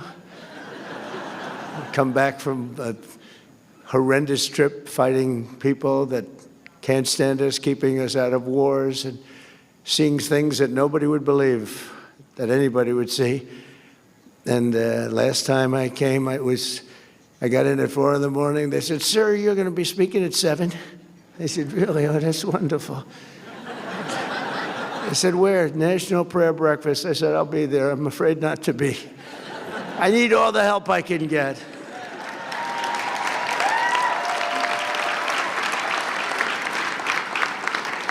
And you know, I never get a fair break from the fake news, which is back there. That's a lot of fake news. Because last time I was having a lot of fun. We had a big crowd. We had 60,000 people, and I'm talking about the fact that I will never make it to heaven. I will never, ever. And I was being funny. I was trying to be, you know, you can't be sarcastic with them because they write your words, and they don't. The people who are reading the words are much different. But I say, I'm never going to make it to heaven. I just don't think I qualify. I don't think there's a thing I can do, but all of these good things I'm doing, including for religion. You know, religion's back now hotter than ever before. I mean, I have to tell you. But I said, even though I did that and so many other things, I named things, I said, I won't qualify. I'm not going to make it to heaven. And the New York Times did a front page story that Donald Trump is questioning his life and the meaning of his life. No, I was just having fun. I really think I probably should make it. I mean, I'm not a perfect candidate, but I did a hell of a lot of good for perfect people. That's for sure. Right, Mr. Speaker? But I want to thank the dozens of members of Congress here this morning, including a man of immense faith and immense talent. He's a very talented man. He's a small minority. It's just really, because we go back and forth between minority and majority, and half the time we're minority and we still win. How do we win with a minority? You know, we have a couple of people that I consider to be negative. But we're 1 up, 2 up. Sometimes we're 3 up. In fact, we'll have 2 more victories very soon. We'll be 3 up. And we consider that having a massive majority, okay? Right, Mike? That's considered, we're not spoiled. Can you imagine if we ever picked up like 20 or 30 seats? Wouldn't that be that'd be too easy. I think it would be too easy. It wouldn't be fun. I get these calls from Mike, sir, could you speak to so-and-so 3 o'clock in the morning? You know, we have 2 types. We have the type that goes along with us and believes in us, and they're with us all the way. And that, I would say, is 95%, right? And then we have the type that needs a little love all the time, no matter what it is. For the easiest thing on religion or republicanism, the easiest thing to pass, they always make it difficult, but they always get there. But I have to call them always at 3 in the morning. I'll always get that call. Sir, Speaker Johnson's calling. So I get a, hi, Mike, what's up? What time is it? So it's 3 in the morning. So we have 9 names there giving us difficulty. They want to have a phone call. I said, all right, let's go. Here we go. Same 9 all the time, right? You know? So I call up. I say, Chip, how you doing, Chip? Hello, sir. Sir, I can't quite get there. I just don't know. Could I come over for breakfast? You know, we have a 9 o'clock vote, right? I said, really, is it not? Sir, you got to get me there, sir. Let's have breakfast, Chip, great. And then I get others, pretty much the same 9. I don't want to name too many, but I would. And they always get there. We have one that doesn't get there. We have one guy. He's an automatic no. No matter what. If we did welfare reform, if we did the greatest thing in history for religion, no matter what we did, no matter how good it is, greatest tax cuts, and we just did the greatest tax cuts in history, he voted against. He voted. Now, no matter what we do, this moron, no matter what it is. We could put them all together. I think, Mike, what would you say the top 5 things? Name them.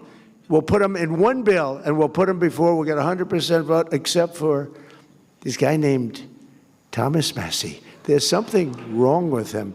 We call him Rand Paul Jr. You know, it's like they just vote no. They love voting no. They think it's good politically. The guy's polling at about 9%. It's not good, but we have great support, and we have great support for religion. You know, I've done more for religion than any other president. When Paula was saying that, it was so nice. I was proud of it. And I said, that's true. I told the people backstage. What she said is true. Who else would say that, right?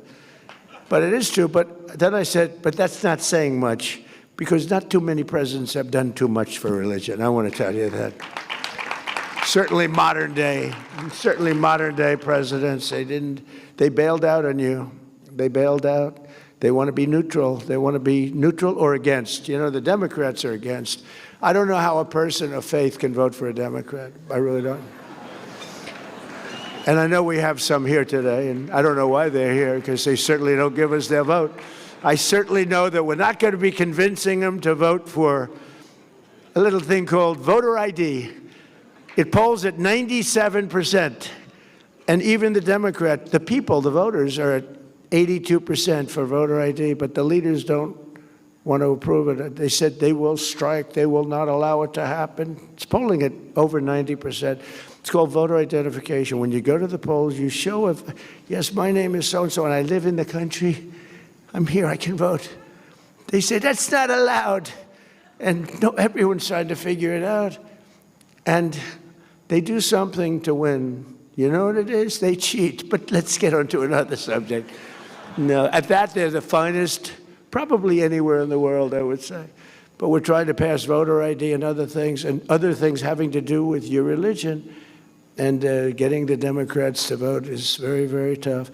But we're grateful to the co-chairs of the breakfast, Representatives Ben Klein and Jonathan Jackson and Governor Bill Lee of Tennessee. Thank you very much. Thank you very much.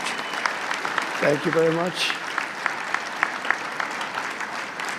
And I want to thank a man who's been with me for a long time. We've been friends, and I used to be interviewed by him, and all he wanted to talk about was war. I said, this guy, you know, he's very smart, went to the top schools, was a top student. He's like me. I was a very good student, too, but nobody would think so, you know? And nobody thinks Pete was a good student. I don't know. They think of him as a tough cookie, a flamethrower, which I like, actually, in the position of Secretary of War. But he has done some job. Pete Hegseth.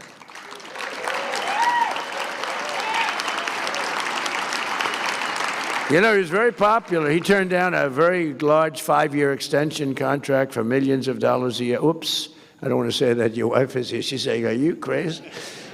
He's got the greatest wife.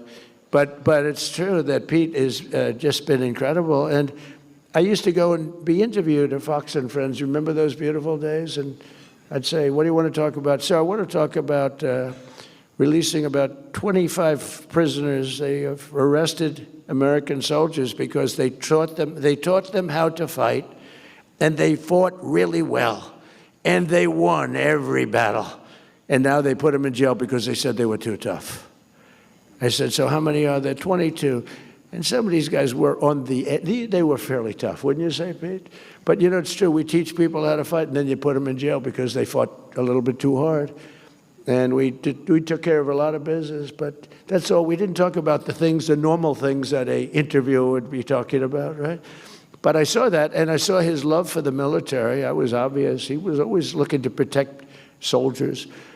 And I said, you know, he's a really smart guy. If I ever get this thing, I got to get it. It wasn't easy, you know. They rigged the second election. I had to win it. Had to win it. I needed it for my own ego. I would have had a bad ego for the rest of my life. Now I really have a big ego, though. Beating these lunatics was incredible, right? What a great feeling. Winning every swing state, winning the popular vote. The first time, you know, they said I didn't win the popular vote. I did, but they said. So they'd always say, they would always thought they'd introduce me. While Donald Trump did not win the popular vote, you know, I'm sitting up being introduced by a Democrat or somebody. And they say, why Donald Trump did not win the popular vote. He won the presidency. Here he is. I said, that was terrible. I said, and we won the popular vote by a lot. We didn't want to play any games. This has been a much different. We had a great first term. We had the greatest economy in history, but this one's going to blow it away already. It's blowing everything away. We have $18 trillion coming into our country, blowing everything away. But we had a great first term. We rebuilt the military. You know, Biden gave a little chunk of it to Afghanistan brilliantly. He left tanks and planes and, you know, little things. I said, why didn't you fly the planes out? He said, well, nobody thought of it. You could have flown. He said, it's very hard to remove the equipment. Really? You couldn't fly an airplane? They buy $150 million brand new airplane. Sir, I think it's better to leave it. Why? It's more cost effective. So we leave them a brand new jet. I said, these people are crazy. But we have it under control now like you've never seen, and our military has never been stronger. And you saw that with the B-2 bombers in Iran, and you saw it recently with Venezuela, where we're getting along fantastically with leadership, but really become a great relations. I don't think there's been anything quite like it ever. In fact, we have 50 million barrels of oil floating right now over to Houston, and we're we're working with them really well. I don't think I've ever seen anything. The cooperation that we have and it's great for them because they were in big trouble economically, and yet they have more oil than any other country in the world, I think, except us. But they have more oil just about than any. And by the way, us and them, we have 68% of the world's oil. Now, I know that doesn't mean too much to people of great religion. I know you want to hear about, but we got to keep our country strong, and we're doing really good. But that's been an amazing operation. I would say when people saw that, I was just talking to a great leader from El Salvador, and he said, man, that was some attack. I've never seen anything like that one, right?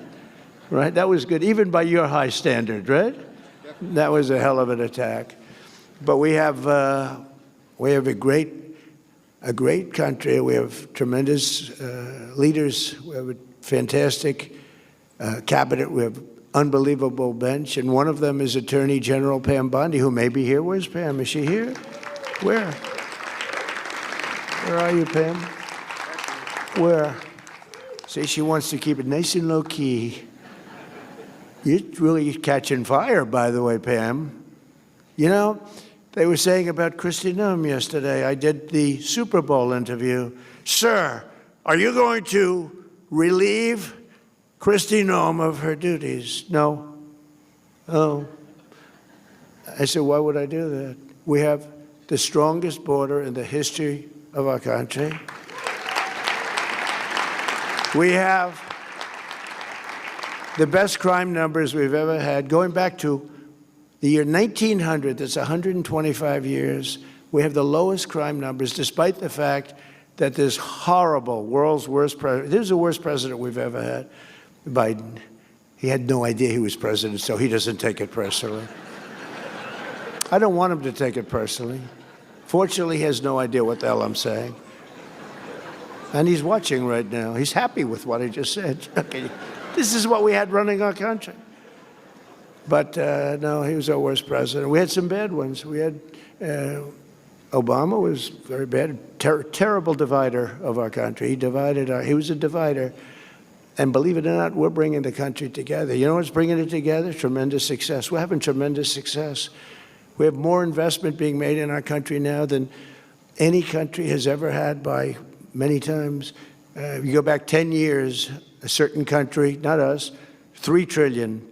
We have in 11 months, because the 12th month is coming out next week, we have $18 trillion of investment coming in. The biggest ever was 3 many years ago. And one of the reasons for it is Secretaries Doug Burgum and Doug Collins. They are drilling like, my whole thing was drill, baby, drill. Where are they sitting? I love those two guys. Come on, stand up. And is Catherine there? That's Catherine. Yes. Hi, Catherine. Chris.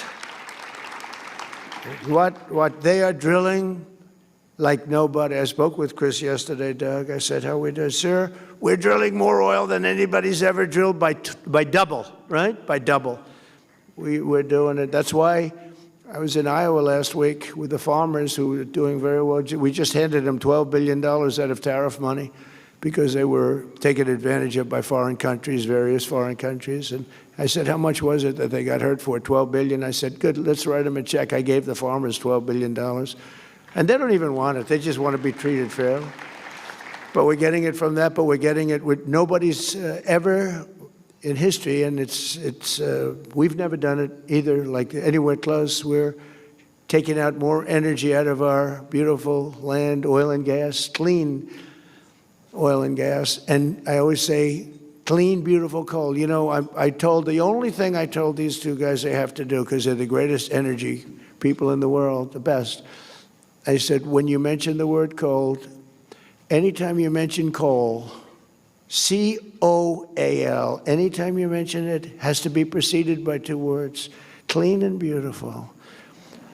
So Doug was making a speech the other day, and I sort of tried to pass a note, because he mentioned coal about 40 times, and he kept saying, clean, beautiful coal, clean. It really only works a few times, right?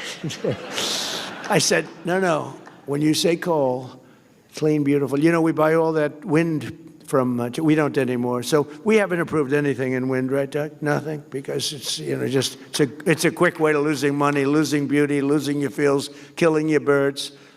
And other than that, it doesn't work.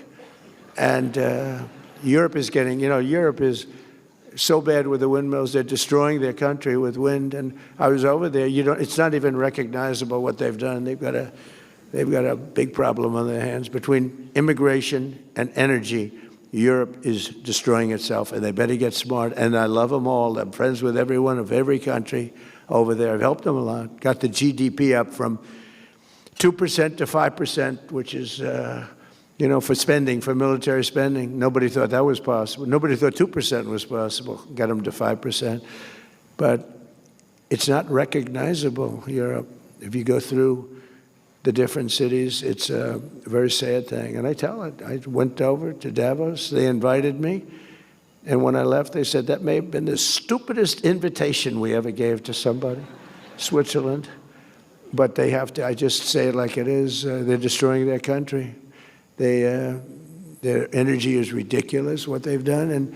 And the immigration is, I'm telling you, it's a place where many of these countries are not recognizable, and I'd like to see them straighten it out. Very soon, it's going to be impossible for them to straighten it out.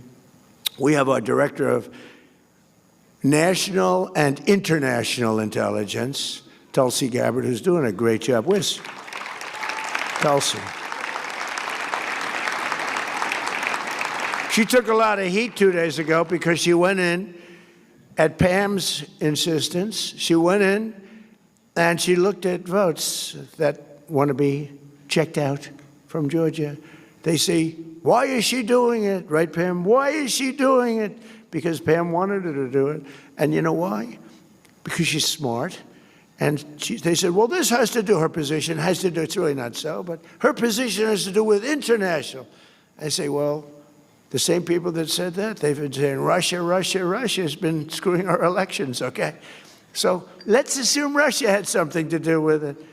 They say, no, no, Russia didn't have. So now they're saying Russia had nothing to do with it. Because if I say Russia, that it's perfectly fine. But you could add China and about 5 other countries to it.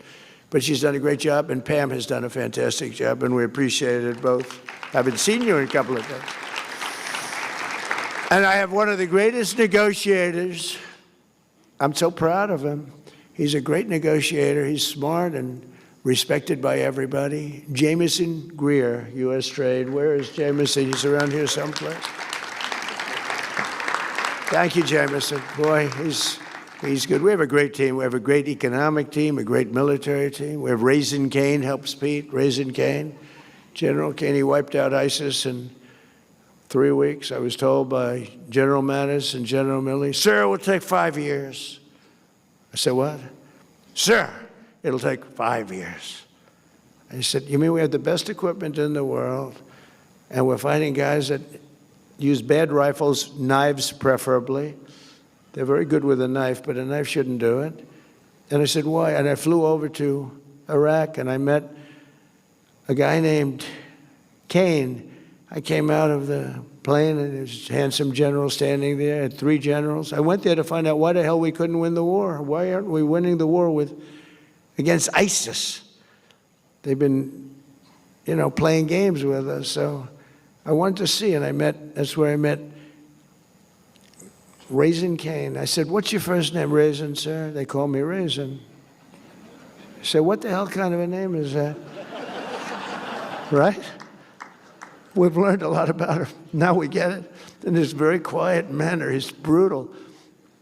Just ask Venezuela. Ask Iran. They're negotiating now. They don't want us to hit them. We have a big fleet going over to Iran. But so Raisin was there at the bottom of the plane. What's your name?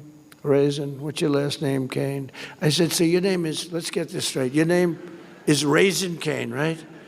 Yes, sir, that's what they call me. You're the guy I'm looking for. And then he said, sir, if you'd like, you can go and sleep. It's a 20-hour trip. If you'd like, you can go and sleep. We have quarters prepared for you. I said, no, I don't have to sleep. I've been on a plane sleeping for 20, I mean, I'm sleeping the plane. I don't sleep on planes. I don't like sleeping on planes, you know. I like looking out the window watching for missiles and enemies, actually. But he said, sir, we have a place prepared for you and we can meet after you've rested. I said, no, let's go right now. So we did that. And I said to him, I said, they tell me it's going to take 5 years to defeat ISIS. No, sir. I said, well, how long would it be, General Kane? Sir, we can do it in 4 weeks. I said, what? We can do it in 4 weeks, sir. And I should have maybe a couple of weeks left over. I mean, you can do it in less than 4 weeks? Yes, sir. I said, well, how come they tell me, our television generals, as I call them, two very poor generals, I mean, these guys, they look nice, they were nice guys. They didn't have what it took, believe me. Yeah, some people have that. They don't have what it takes no matter what. I said, how come they tell me it's 4 to 5 years? And he said, well, I don't want to speak badly about anybody, so I'd rather not comment on that. I found that to be nice, okay? But I said, all right, tell me how you're going to do it. Well, sir, we use this one base here, and we're hundreds of miles away, and by the time the planes get to the target, they have to come back and refuel, and we're too far. I said, why do we do that? Because we don't want to offend any of the other countries. I said, we have a lot of portable airports, right, Pete? We have portable airports all over the Middle East, runways that are portable. You put them down, you take them up. We have equipment. Nobody has the stuff we have. We have airports that look better than Kennedy Airport. And they're built in sand. And it took us about 2 minutes to build them. No, the equipment is incredible. You can land any plane on them, right? Portable. And we've got many of them, sir. We have to use them. I said, why don't we? Because we didn't want to defend, offend another country. I said, let me ask you a question. You're in the middle of the desert. Would another country know if we're taking off from some strip in the desert? They would have no idea, sir. They don't have radar. They don't have anything. So he explained it. So we want to hit them, sir, from 17 different locations. And we want to hit them left. And we hit them, here we go. And we want to hit them right. Sure, and we want to hit them from the top. And we want to hit them from the bottom. East, west, north, south. Sir, they won't know what the hell hit, and we'll knock them out. We did it politically correct. 5 years, we'd call up the country head and we'd tell them, we'd like to attack ISIS today. As soon as the call was made, they'd call ISIS and tell them, you're going to be attacked, get the hell out of it. This is what we were doing for years, not with Raising Cane and not with Pete Hegseth, right, Pete? We don't do that. And we have a little different method. So I went back to Washington and I said, this guy, he said, and then I checked up on him and he was so respected. I said, he's really respected. And I called him back. I said, General, go at it. Do good luck. God bless you. And he said, I say that to the people going out every time. And they say it when we give the okay for the attack on Venezuela or the attack on Iran. He says, I say, we all say, we're all in a room together watching. We watch it. We watch these attacks. We always say, God bless you. Have a safe journey. It's a dangerous journey. These are dangerous journeys. Flying through the middle of Iran, they know you're coming, and you're in a B-2 bomber, the most incredible thing, and they weren't able to see it because it's stealth. So good, we ordered 20 more of them, brand new, updated version. I actually said, don't get the updated, just take the one you have. They said, no, sir, the new one's even better. We have a military, nobody has a military like we do. I rebuilt it, by the way, during my first term. I mean, I think it's one of the best things I did. I rebuilt the military during the first term, and now we're really rebuilding the military, right? But the bottom line, I called him, I said, so you think you can do it, General? Yes, sir, I can do it. And it was over in 3 weeks. It was incredible, and I mean over. And then the election's rigged, and I wasn't there, and for 4 years, ISIS rebuilt. And they have a little bit of ISIS now again. And we knocked the hell out of them the other day in Nigeria because they were killing Christians. You know about that. They were killing Christians. So you can't do that. When Christians come under attack, they know they're going to be attacked violently and viciously by President Trump. I know it's not a nice thing to say, but that's the way it is.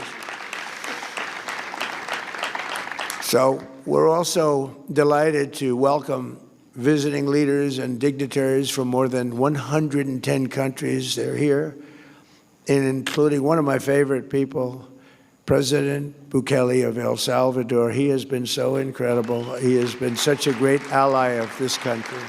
Thank you very much. Such a great ally. He's, some of you have seen, he operates rather large prisons, like prisons that's so large you can't see from one side to the other unless you have perfect 20/20 eyesight with binoculars. That's how long and big. And they do a job. They do a very humane job, but they're very strong prisons. And we send a lot of the people that we capture, the murderers, the drug dealers, the people that came into our country illegally and have already committed massive crimes. We had 11,888 murderers, and many of them are in your prisons right now, right? And he does a fantastic job. I mean, he really sounds like a different kind of, this is a religious breakfast. You're going to walk away and say, he's the meanest son of a gun I've ever seen. But I'm not. I just want to keep our country safe. It's very simple. We have to keep our country safe. So I want to thank you, Mr. President, for a great, amazing job you do with our people, too. They work together so well. Appreciate it. Not easy. This prayer breakfast comes at a special time for our country as we prepare to celebrate the 250th anniversary of American independence.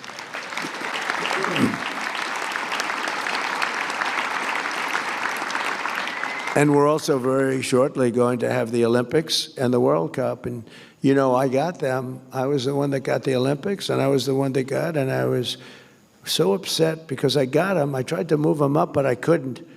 And my first term, I was getting them, and Barack Hussein Obama would refuse to call the Olympics because, in all fairness, they took advantage of him. Remember, he went there. He flew all the way to whatever country, some beautiful country in Europe, and he sat, he made his presentation, and he ended up coming in last. And that shouldn't happen to a president. If you're a president, you have to get a wink. I'll go there, but are you going to give us the Olympics? Otherwise, I'm not going there. I don't want to. So he sat there, made a very nice presentation. He came in last, came in fourth place. So he hated those people. He won't say that, I don't think, but I'll say it for him. And so he refused to be involved with the Olympics. I got a call from Democrats. The Democrat mayor of Los Angeles called me. So we have a problem. We have a president that refuses to call the Olympic Committee. And I just won the presidency. I was president-elect. And so I wasn't even in office. Then I called this gentleman from, I think, Denmark. Can you believe? They own a large piece of ice that we're negotiating for. Extremely, it's the biggest piece of ice in the world. The world's largest piece of ice. They'll never run out of water. But I called the president, I called the various people, but the head of the Olympic Committee, very nice guy, and I couldn't get him off the phone. He was starving for love because nobody called him. They just wanted to know from the president, does the United States want the Olympics? They didn't want to choose the United States and then, have somebody say we don't care. I said, I desperately want it. We're going to get it, blah, blah, blah. And I spoke to him, I spoke to other people, and I got it. I called up the Democrat from Los Angeles, happened to be the mayor of Los Angeles. He was devastated. He couldn't get the all they wanted to do is have an acknowledgement from the head of the country. Wouldn't do it. But I did it. We got the Olympics. And we got the World Cup. But then I don't know if Johnny's here from the World Cup, but that guy's great. He's great, my friend. But I got them both, and I was really upset because I got them. And then I said, think of it, I won't be president because they're in the following term. Because, when you get the Olympics, usually it's 10 years in advance. And I said, so I did all that good work. It wasn't that easy. I got it. Then I got the World Cup.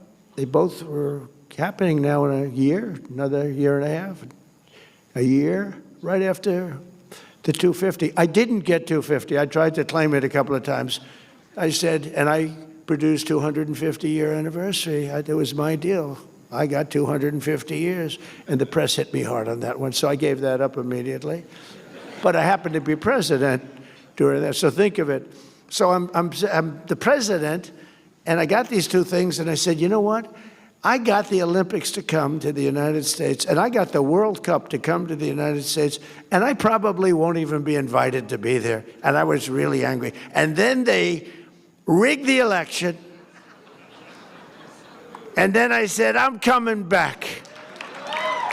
And I got the Olympics, and I got the World Cup. Right?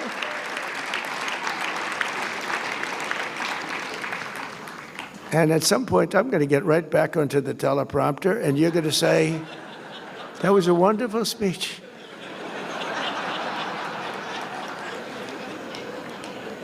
On that momentous day in 1776, this is so much easier. You know, it takes real talent to do the other.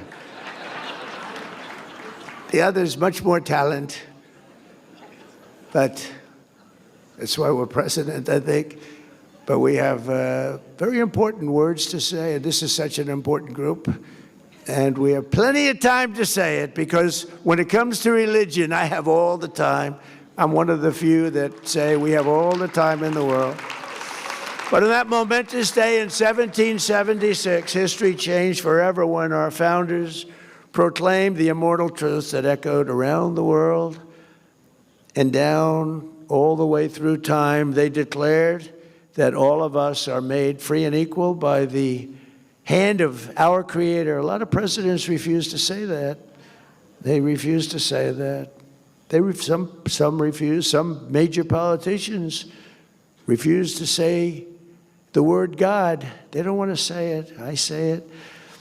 That we are endowed with our sacred rights to life, liberty, and not by government, but by God Almighty Himself. And those words rang out from Philadelphia and launched a revolution, not just in America, but in the hearts of all humanity. The principles of the Declaration of Independence, which is one of three, sitting right beautifully in the Oval Office. I took it out of the vaults, and it's beautiful. It's beautifully protected, and it's a magnificent document. I stare at it all the time, and I read it as often as I can. A true, brilliant work of art. They've stirred the spirit of patriots in every nation, liberated millions from tyranny, and lifted billions from poverty, and it's doing now more than ever before. We're doing better than this country's ever done. In 1 year, think of what we can do. We just have to keep it going, Mr. Speaker, if you don't mind. Okay, got to keep it going. But no, and the Democrats admit this, no president in his first year has ever done the things we've done. When you think we've gotten the largest tax cut in history, larger than even in the first term. But we've done something else, and I think we've brought back spirit to our country. You know, 2 years ago, you couldn't get anybody to go into the military. They laughed at you when they said they didn't respect our country. They didn't respect our president. They thought he was a joke. They thought our country was a joke.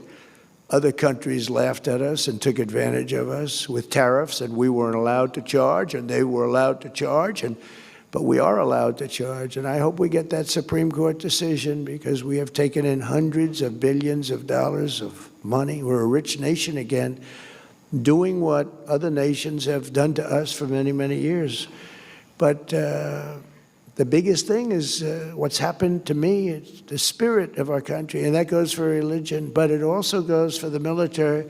We couldn't recruit anybody to go into our great military. We were the worst I think it's ever been 2.5 years ago under the Sleepy Joe Biden administration. I call him Crooked Joe and Sleepy Joe. I find them to be equal, actually. I do polls. Which is better, Crooked Joe or Sleepy Joe? And they poll about even. So I use both. But we have now the greatest recruiting that we've ever had. Everybody wants to be in the military. We're hot as a pistol. We couldn't get anybody to go into not me, the last administration. Nobody wanted to be in the Army, Navy, Air Force, Marines, the Coast Guard, Space Force, which is turning out to be good. I'm so proud of it because I'm the father of Space Force. I'm the one that wanted it. So, but we couldn't get people. We couldn't get people. They couldn't get people to go into any of them, including our police departments and our fire departments. They weren't proud of our nation. They had no spirit. And now we have had the single greatest recruitment in the history of our country. There's never been anything like it. We have waiting lists of people wanting to get in. In fact, if we want to expand the military, Mr. Speaker, this would be a very good time to do it. We have so many people want to get into the military that, we also won in the Supreme Court, as you know, based on merit. It was a merit, and we take people based on merit. Like, we prefer a strong person in the military as opposed to a weak person. We prefer somebody that's a strong, powerful person with extremely good vision that can shoot a rifle very well to a person that's extremely weak, non-muscular, can't shoot a rifle, has no idea where the hell he is. We have a military where they all look like Tom Cruise, only bigger.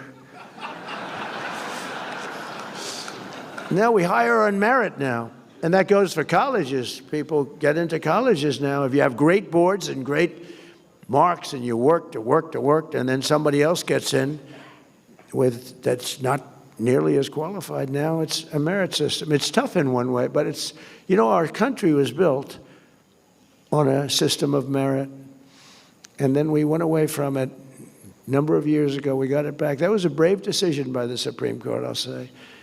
And it's tough on some people. It makes people work harder, I think.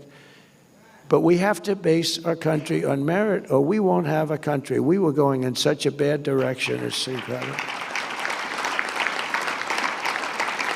And I give a lot of credit on that one to the Supreme Court. They give me some bad ones, too. But I give a lot of credit. That took a lot of courage to do it. But they understood it was the right thing to do. To be a great nation, however, I think, and I may be wrong, but I don't think so, because I've watched a lot and I study a lot. You have to have religion. You have to have it. You have to have faith. You have to have God. And thankfully, as we gather today, there are many signs that religion is coming back, and now it's no longer signs. It's just coming back. It's coming back so strong. Your churches are filling up. You didn't have that 2 years ago. It was hurt by COVID, but and they treated you terribly. The Democrats treated you terribly. Sorry, Mr. Congressman, but the truth is, they had pastors holding services outside. The people were standing 15 feet away from each other, and everybody was arrested. It was like they ran it. They always like to say, Trump is a dictator. They love that. I'm not a dictator. But they were like dictators. They were like the Gestapo. They were arresting people for going to church, and they were arresting people and treating people like horribly. And I made a lot of amends to those people. Those people were treated very badly for wanting to go to church. It had a huge impact, negative impact on churches, but the churches are now coming back stronger than ever. Nobody's ever seen anything like it, actually. So you're all hot, okay? It's like the king of Saudi Arabia. He said, and you probably heard me say it, I love it, I was with him, and he said, a year and a half ago, he said, a year and a half ago, he said, we thought your country was dead, and now you have the hottest country anywhere in the world. We're the hottest country anywhere in the world right now, nobody even close. I think you can say that, El Salvador is very hot, but I think we can say that, right? We have the Congo here. I don't know. The Congo is hot. We just ended a war. One of our 8 wars that we ended, right? He's a great guy, too. He's a great guy. You talk about people that suffered. Those people suffered. In 2025, more copies of the Holy Bible were sold in the United States that at any time in the last 100 years. Now, how about that? How about that? Did you know that, Mr. Speaker? You know, Mike Johnson's a very religious person, and he does not hide it. He'll say to me sometimes at lunch, "Sir, may we pray?" I say, "Excuse me? We're having lunch, you know, the Oval." It's okay with me. But he's a very religious person, and he is popular, and he's doing an unbelievable job. So I think God is watching over you. God is watching over him. I don't know about me, so I hang around with him because I feel I'm protected a little bit. In the last 12 months, young Americans attended church at nearly twice the rate as they did 4 years ago.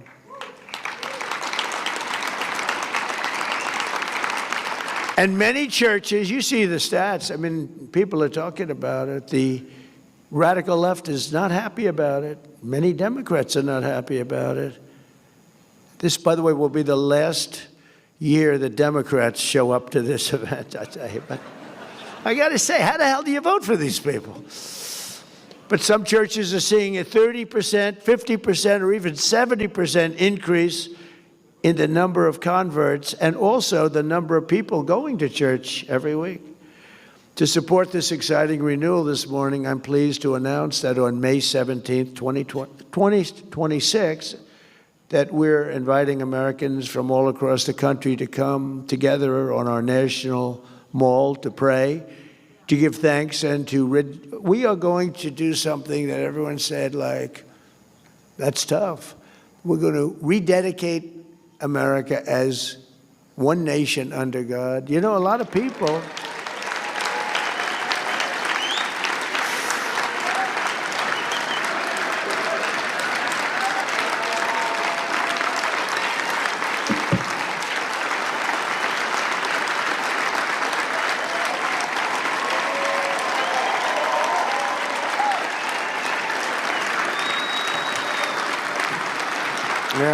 Thank you very much.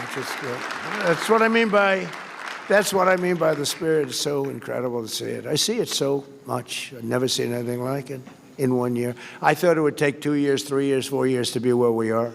Well, we've done it in, really 10 months. We're at 12, but now it's just getting to a level that we've never reached before as a country.